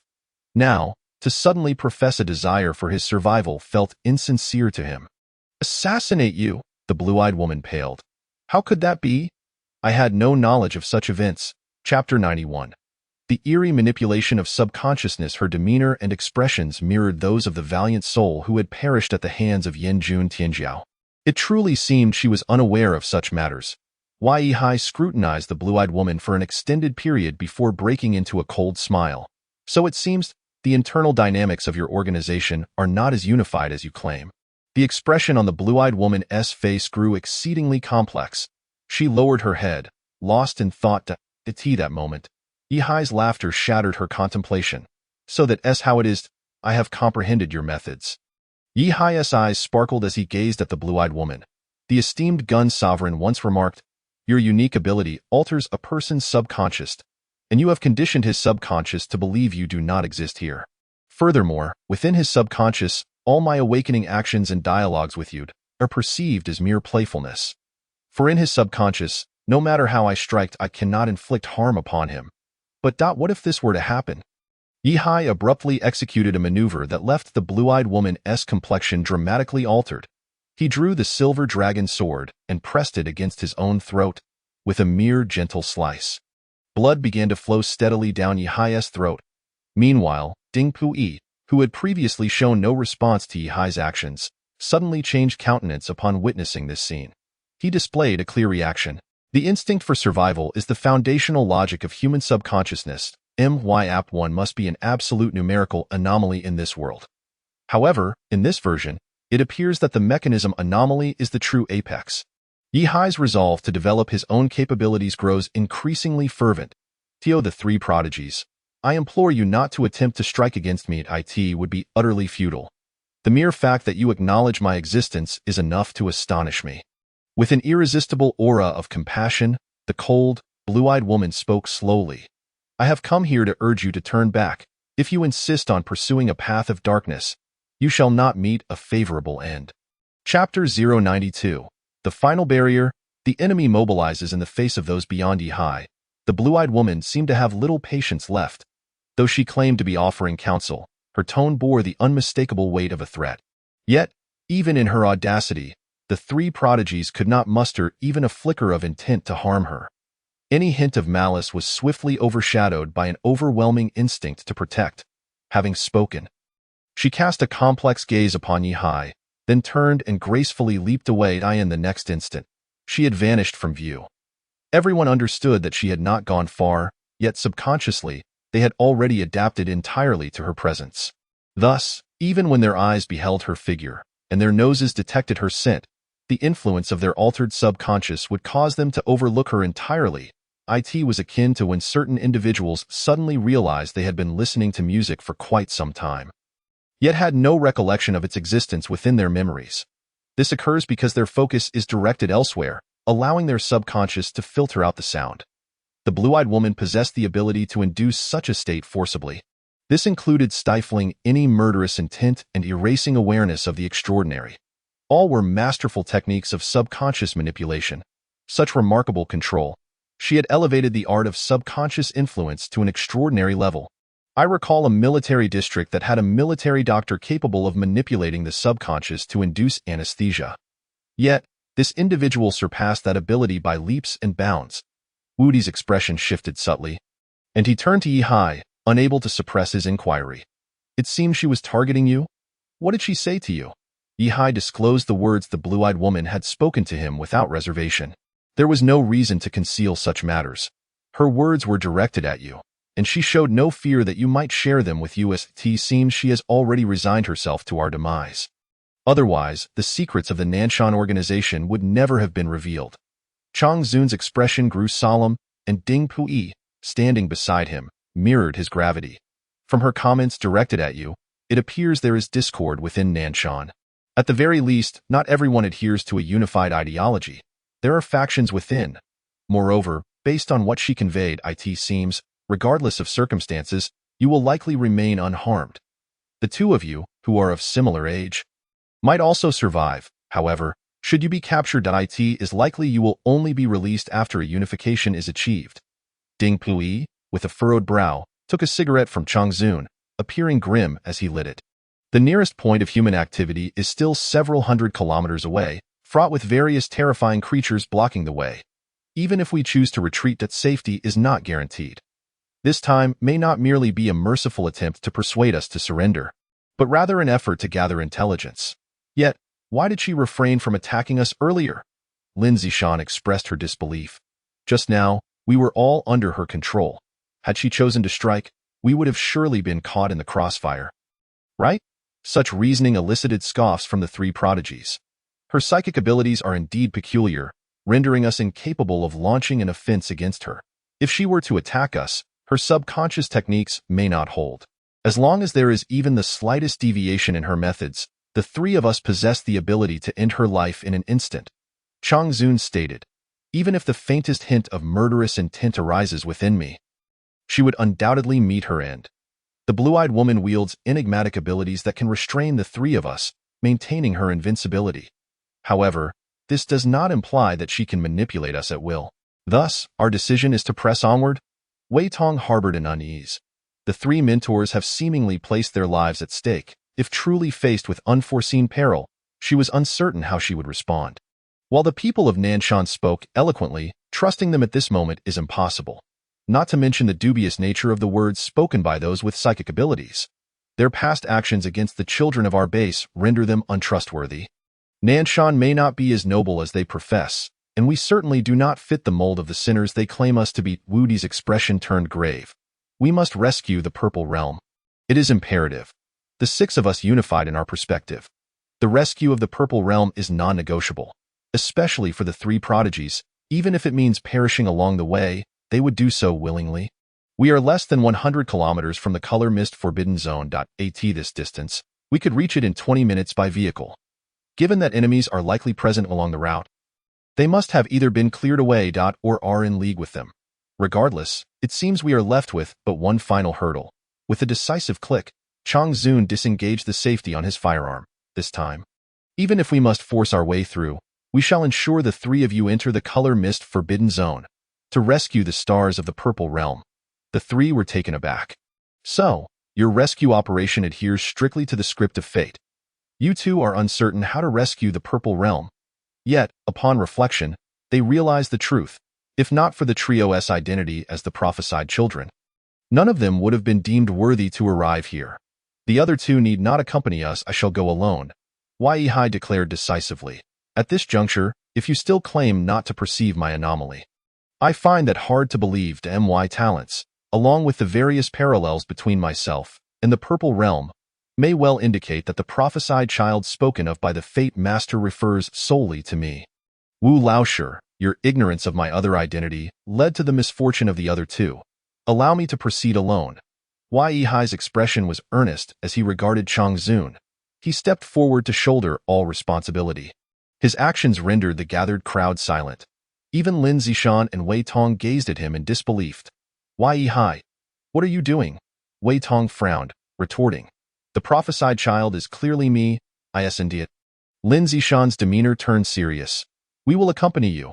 All three of us are the prophesied children, correct, Wu Laoshi? She turned to Wu Di, only to find his expression grave. In response to Yi Hai's current declaration, he offered no rebuttal. Alas, Wu Di sighed deeply. I had felt this way for some time. The prophesied child is likely you. But are you certain? You wish to go alone to rescue your senior sister? When that Fate Master spoke of the glimmer of hope for the Purple Realm being within the Academy, he did not specify the identity or number of prophesied children. Yet, even a fool could deduce that only one could hold such a title. Since the time of the Silver Dragon Sword, Wu Di had sensed that Yi Hai was the singular candidate for the prophesied child. Moreover, throughout their journey, Yi Hai's extraordinary displays further solidified Wu Di's conviction. While Wei Tong and Lin Zishan could boast of their talents, he simply could not fathom how these two young girls possessed the ability to save the Purple Realm. In contrast, Yi Hai at this individual harbored limitless potential. Whatever he accomplished, Wu Di found no cause for dissent, especially in light of the fact that he had garnered the attention of the Nanshan organization. Even the other two prodigies regarded Yi Hai as the sole prophesied child, the other two merely serving as embellishments. Nonetheless, no one dared to voice such sentiments. Instead, it was Yi Hai who took the initiative to propose it, rendering it all the more fitting. You truly intend to venture into the Forbidden Zone alone? Ding P's eyes sparkled as she regarded Yi Hai, captivated by his bravery. As the saying goes, if I do not descend into hell, who shall? Yi Hai asserted solemnly. I do not wish for my dear classmates to meet their demise alongside me. Allow me to bear this burden alone. This was pure bravado. Why Yi Hai's desire to go alone stemmed not from noble intent, but rather a reluctance to carry two burdens. According to Ding Pi and Chang Zun, the color mist could obstruct all perception and information transmission, forming a natural top-tier shielding field. Once inside, he could rewrite history and cultivate various techniques at will. Should he be accompanied by two sets of eyes, Yi Hai would lack even the time to pen his thoughts. Going alone would afford him greater convenience. Moreover, encountering the Purple Realm alone was a personal ambition of Yi Hai's. The Zixian sword technique is one of the most formidable sword arts in the East Asian war zone. He was determined to attain it. Lin Zishan and Wei Tong would only hinder his journaling and sword practice. Yi Hai, the quintessential Sigma male, would not allow women to become his weakness. Naturally, one must maintain appearances, as expected. Following Yi Hai's proclamation, the gazes of the three prodigies toward him transformed into expressions of admiration and respect. Nonsense, I am the prophesied child. Wei Tong, with a defiant posture, clung to Yi Hai's arm. I shall accompany you. Whoever stands in my way shall feel my wrath. What do you mean by going up? You'd struggle to even climb onto ABED. Yi Hai shoved Wei Tong aside and addressed the three prodigies. What I mean is, they might as well not move forward.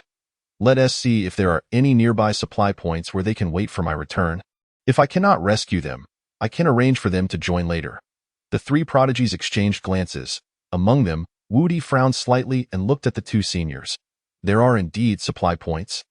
But I'm unsure what you two think. The Gun Sovereign and Ding Pui deliberated for a moment and decided to agree with Yi Hai's proposal. We, who risk our lives together, cannot involve the lives of unrelated individuals. The fewer people involved in this mission, the better. Even if it fails, we can turn back and bring others along for a counterattack. Thus, amidst the protests of Lin Zishan and Wei Tong, they were placed in a relatively rudimentary yet sufficiently secure supply point. The four-member team set off once more. This time, however, they had scarcely traveled 30 kilometers when the expressions of the three prodigies shifted. They gazed towards the distant horizon with grave and serious faces. They're coming. The mechanical arm behind the Gun Sovereign slowly opened. Yi Hai's strength and perception were not on par with the three prodigies. Initially, he could not discern the situation ahead, but as they drew nearer, after trekking another dozen kilometers, he spotted a line of people standing in the distance. Surrounding them were the lifeless bodies of subterranean creatures. Among that group was a blue-eyed woman in a peacock-embroidered skirt. 15 individuals. Upon clearly seeing their number, Yi Hai's heart began to race. Chapter 093. No, they fear me in this world. It is often the case that the higher one's status, the greater their strength. For instance, among fourth-tier evolvers, a person of great stature will undoubtedly be far more powerful than a giant, and much more so than a prodigy. Yet, even so, it does not imply that those without official status are necessarily weak. This world is not devoid of masters who have never attained official recognition. Some individuals, concealed within military districts or rear bases, possess combat prowess that is not inferior to that of prodigies. At levels above the current evolutionary tier, they possess means to slay even higher-tier subterranean creatures. These individuals often hold dominion over significant factions within certain bases, or are the rulers of particular families, or even experts nurtured secretly by certain organizations. At this moment, the three prodigies beside Yi Hai, though they did not recognize those 15 individuals, could nonetheless sense the aura of strength emanating from them. Each of those 15 possessed a comprehensive strength roughly equivalent to his OW and AT the very least. Their stats ranged from 6 to 7 figures. Their killing intent was exceedingly sharp, evidently indicating they had not shied away from slaying subterranean creatures. Yet, they did not adhere to the commands of the official bases and military districts, instead exterminating subterranean creatures at their own pace. Therefore, though the 3 prodigies did not recognize the 15 individuals, it was clear that those 15 did not possess the status of prodigies. These individuals were truly intimidating. Having distanced themselves from the front lines of the military districts, they had managed to develop such a formidable group. Ding Pui bore a look of shock. Merely from the strength he sensed through his cognitive perception, attribute, he realized that his own power was likely only mid-tier within that group. There were undoubtedly individuals far more formidable than himself. It was quite terrifying. The Gun Sovereign felt a shiver run down his spine. Are these experts of 5 evolutionary tiers blocking our path? Have they all emerged at once? After witnessing the scale of the opposing force, even Yi Hai could sense the despair of Ding Pui and the Gun Sovereign. They were not afraid of death due to doubts about their ability to defeat the enemy.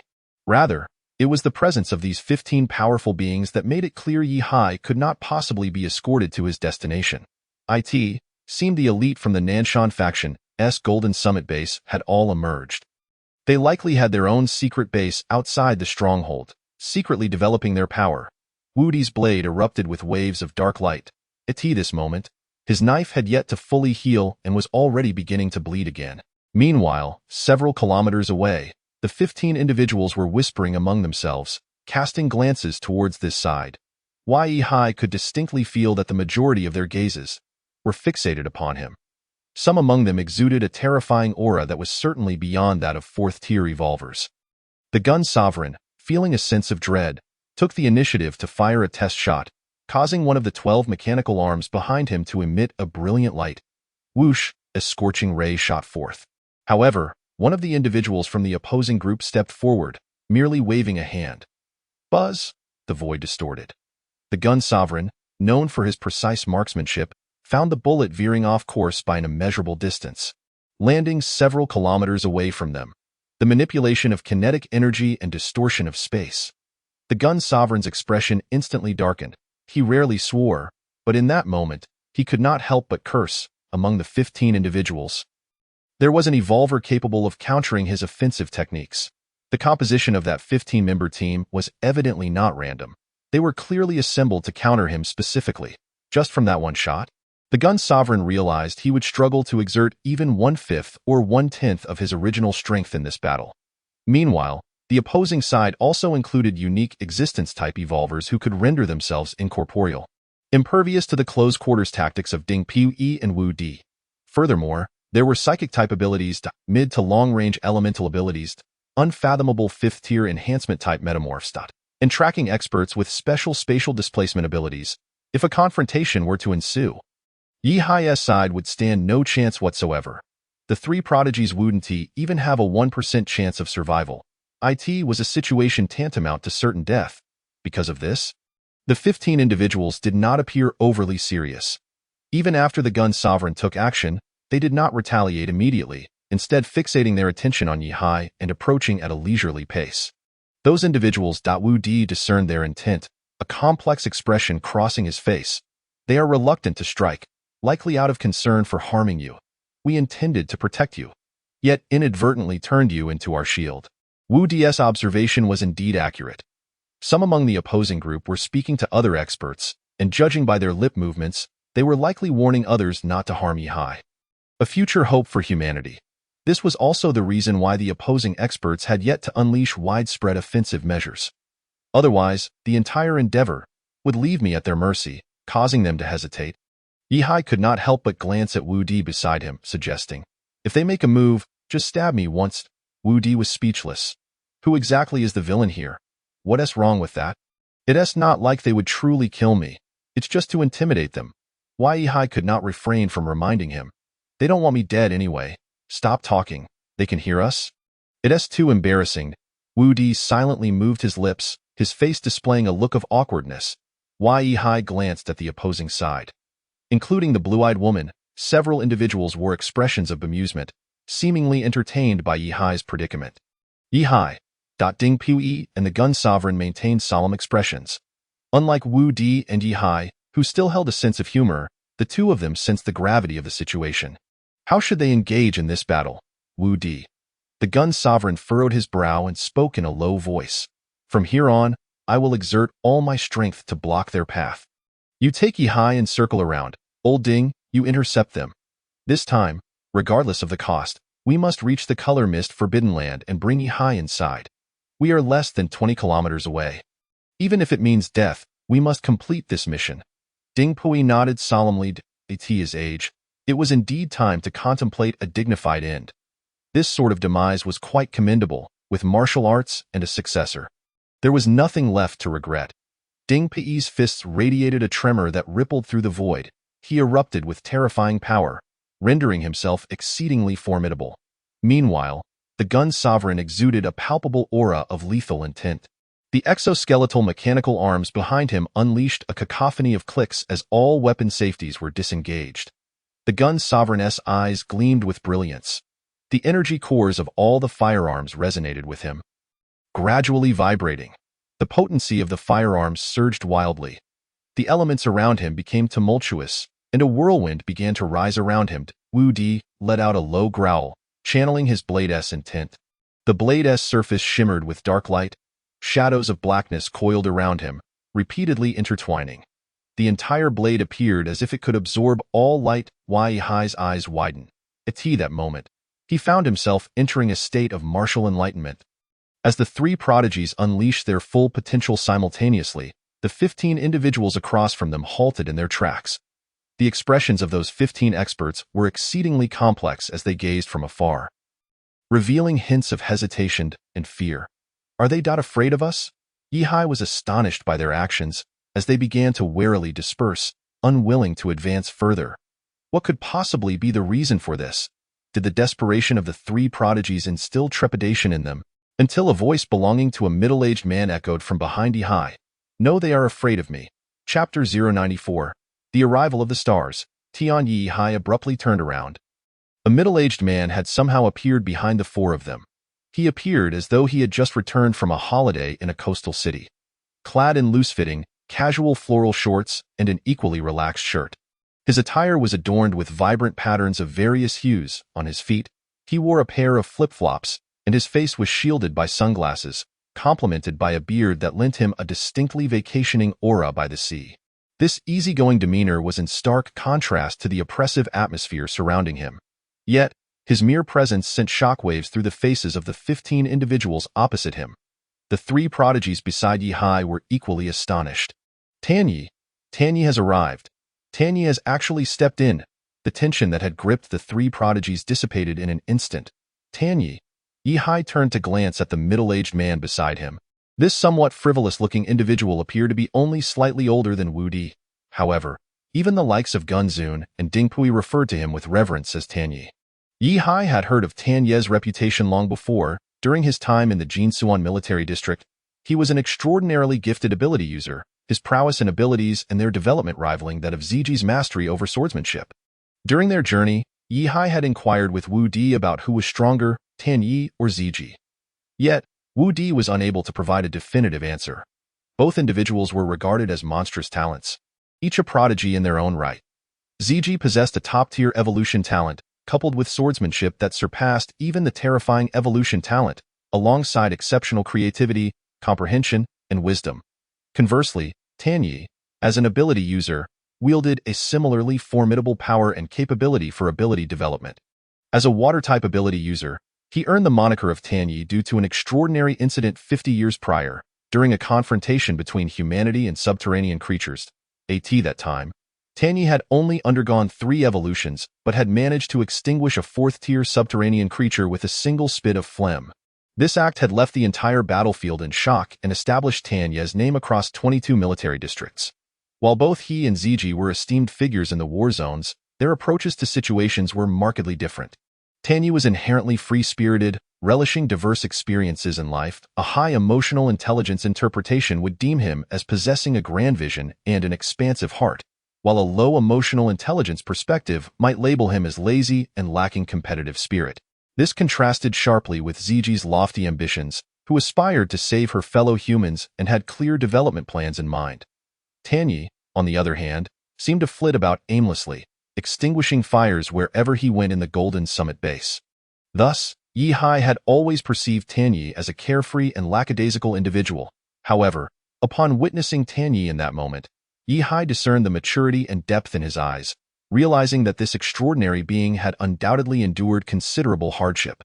At that moment, Tanyi merely stood across from the 15 individuals, eliciting a myriad of complex expressions, each one feeling threatened. They distanced themselves from one another, wary of being eliminated by Tanyi in an instant. Yet, Tanyi appeared utterly at ease. Like the other reinforcements, his first action upon arrival was to turn and appraise Yihai from head to toe. Whatever he perceived elicited a grin. I didn't expect the rumors to be true. Yihai was left bewildered, eager to inquire about the rumors. However, in the next moment, Tanyi made his move. Normally, due to the inherent differences in elemental properties, the combat styles of ability users from different elements would be distinct. Fire users typically favored aggressive, dominating, and devouring tactics, while lightning users leaned towards explosive and instantaneous styles. Water users, by their nature, often embody gentleness, fluidity, and continuity. However, this customary approach was entirely absent in Tanyi. His water abilities were domineering, fierce and ruthless, brimming with lethality in an instant. The void around him coalesced into countless silver liquid forms, shaping themselves into lethal blades aimed at his opponents, in a fraction of a second, unnoticed by Yihai. Tanyi conjured millions of terrifying weapons from the silver liquid. The sky became a dense curtain of sword rain, as if a galaxy had suspended itself overhead, vast and boundless. The oppressive darkness transformed the heavens into a pitch-black expanse. Yihai couldn't help but recall a legendary technique, the return of 10,000 swords, sizzle. In the next moment, millions of water-formed weapons erupted forth. This was not a haphazard barrage. The million divine weapons did not indiscriminately rain down but rather descended with precision, targeting each of the 15 individuals based on their positions, abilities, strengths, and speeds. Each one was distinctly marked. Tanyi's mind operated like a high-speed supercomputer, making it unfathomable to conceive the level of his neural reflexes. From the moment of their emergence to the orderly unleashing of the million weapons, the entire sequence took less than a second. The 15 elite fighters, who had previously been gripped by despair and desperation, now found themselves ensnared in a harrowing struggle for survival. Each person exerted every effort to combat the water-based techniques that Tanyi had summoned with ease. Each individual was embroiled in a life-and-death battle. Yihai was left in utter shock. This technique had been instantaneous. He could not fathom how Tanyi had executed it. To his perception, it seemed as though Tanyi merely shifted his gaze. And the sky darkened. The oppressive multitude of weapons fell in an orderly manner, slaughtering their foes. It felt as though they were not contending with Tanyi, but rather an overwhelming force of nature. The individuals standing beside Yihai resembled not humans, but rather embodiments of some cosmic will. This was the terrifying potential of ability users. They need not lift a finger. The energy fields contained within their very cells were nearly omnipotent. At a certain level, it seemed as if they could manipulate the very laws of nature itself. In the midst of the 15 opponents, over half were instantly grievously wounded, their bodies pierced by the enigmatic silver liquid, leaving them in excruciating pain. The remaining few struggled with all their might, akin to drowning individuals thrashing in deep waters. What Yihai witnessed was not their valor and desperation, but rather their pitiable helplessness. The disparity in strength was insurmountable. It was akin to the chasm between SS level and S level abilities, even greater than the gap from C level to S level talents. Tanyi, confronting adversaries who had also undergone 5 evolutions, felt as if he were merely toying with children of the 2nd or 3rd tier. And amidst such a terrifying battlefield, Wu Di posed a question that sent shivers down Yihai's spine. Are you not planning to kill them? Yihai was stunned. What did this mean? Was Tanyi truly holding back? Chapter 095. The internal dynamics of Nanshan and Tanyi's connection. Upon their arrival, the leader had instructed to leave a few alive. They are human and share a common enemy with us. Tanyi produced a cigar from his pocket, snapping his fingers to ignite it automatically. Why? Yihai's eyes widened. Wasn't Tan Yi a water-type ability user? Could he also control fire? Ding Pui furrowed his brow slightly, expressing his complexity. Along the way, many of our comrades have perished at their hands. In response to this, Tan Yi did not conceal anything. Exhaling a puff of smoke, he calmly stated. Most of them did not act on behalf of their faction. They were thrust forward to block us, somewhat like being used as pawns. Killing them would only deepen our discord and incite greater internal conflict. Yihai was taken aback. Factions. So it turns out that there were indeed divisions within Nanshan. There were internal disagreements. The assassin who once targeted him and the blue-eyed woman who had urged him to return must have belonged to different factions within Nanshan. Indeed, with Nanshan himself deceased, the guiding principles of Nanshan's ideology would undoubtedly be subject to varying interpretations. In the absence of an absolute authority like Nanshan, it was entirely expected for factions to emerge within. Gunzu nodded slightly. This discord is likely quite significant. Tan Yi agreed, not holding back any information, stating plainly. There are three major factions within Nanshan: the Unification faction, the Loyalist faction, and the Ruling faction. The group opposite us is the Unification faction, which possesses a somewhat idealistic mindset and is likely the most faithful inheritors of Nanshan's ideology. Their goal is to unify the three major bases, rally humanity to confront subterranean creatures. They are the most moderate faction externally and hold considerable influence within Nanshan.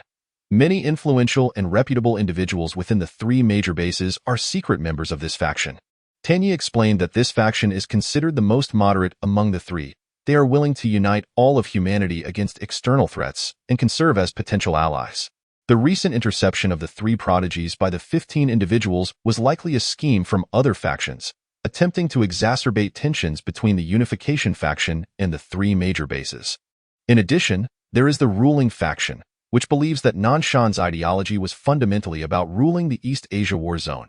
To them, uniting humanity and transcending divisions is merely a means for Nanshan to achieve his grand ambitions of dominion over the war zone. If the Unification faction inherited Nanshan's ideals, the Ruling faction inherited his ambitions. This faction is composed of a group of power-hungry individuals who seek to solidify their positions after unifying the East Asia war zone. They have deeply infiltrated the three major war zones, with many high-ranking officials being their affiliates. They have cultivated numerous experts within their ranks, alongside various prodigies, with the hope of nurturing them into potential rulers of the war zones. The initial assassination operation was orchestrated by the Ruling faction to safeguard the status of their talented individuals. At this juncture, Tan Yi glanced at Yihai and remarked with a smile. The military district subordinate you have a good relationship with is one of the promising candidates nurtured by this faction. Yihai recalled the imposing and rational figure of the top-ranking individual, suddenly enlightened. No wonder this person, despite his youth, exudes an indescribable aura of leadership. It turns out he was initially groomed by the people from Nanshan as a future leader.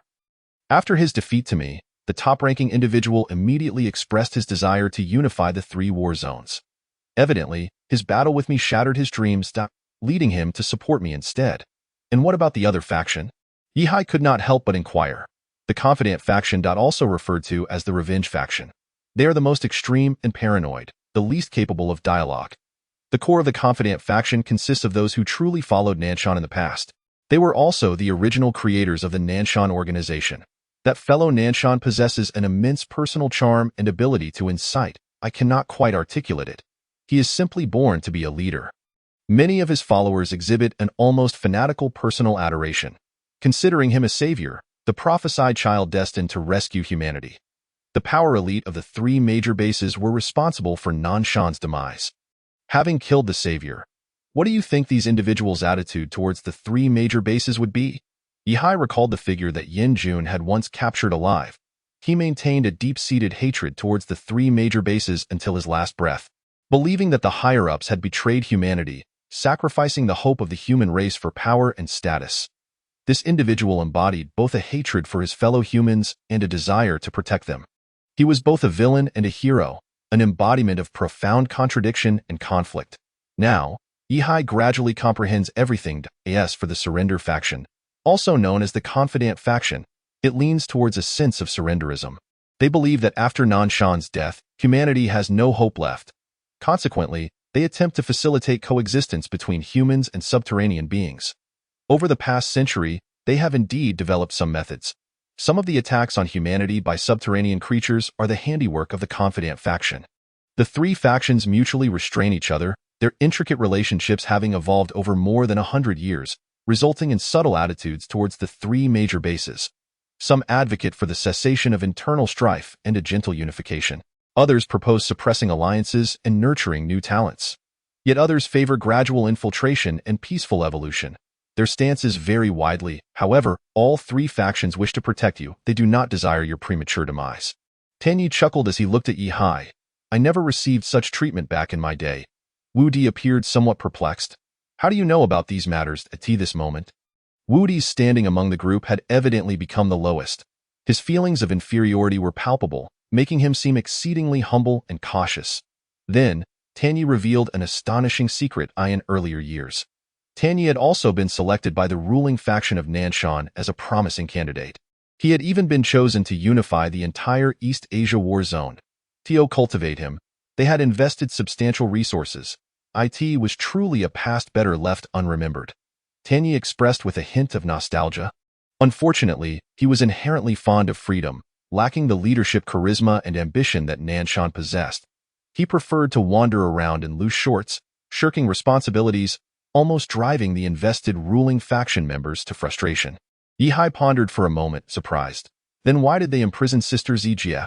In Yi Hai's perspective, Zijie and Tanyi were akin to young stars, genuine human prodigies. Why was it that Tanyi could roam freely without consequence? While Zijie was ensnared in a trap, Zijie is somewhat unique. She is one of the few who did not receive support from Nanshan, nor was she prioritized for cultivation by the bases. Yet she managed to carve out such a path. Tanyi chuckled. Moreover, she possesses leadership qualities, akin to a female version of Nanshan, if you will, quite different from my own carefree demeanor. Chapter 096. Arrival at the Color Mist Forbidden Zone. As they spoke, the 15 individuals ahead had been completely vanquished. Some lay gravely wounded, their fates uncertain.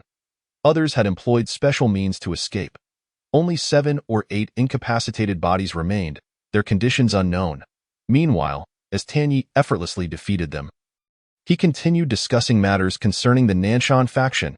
In the midst of light-hearted conversation, the enemy was reduced to ashes. All right, let's go. Tanyi cheerfully patted Yi Hai on the back.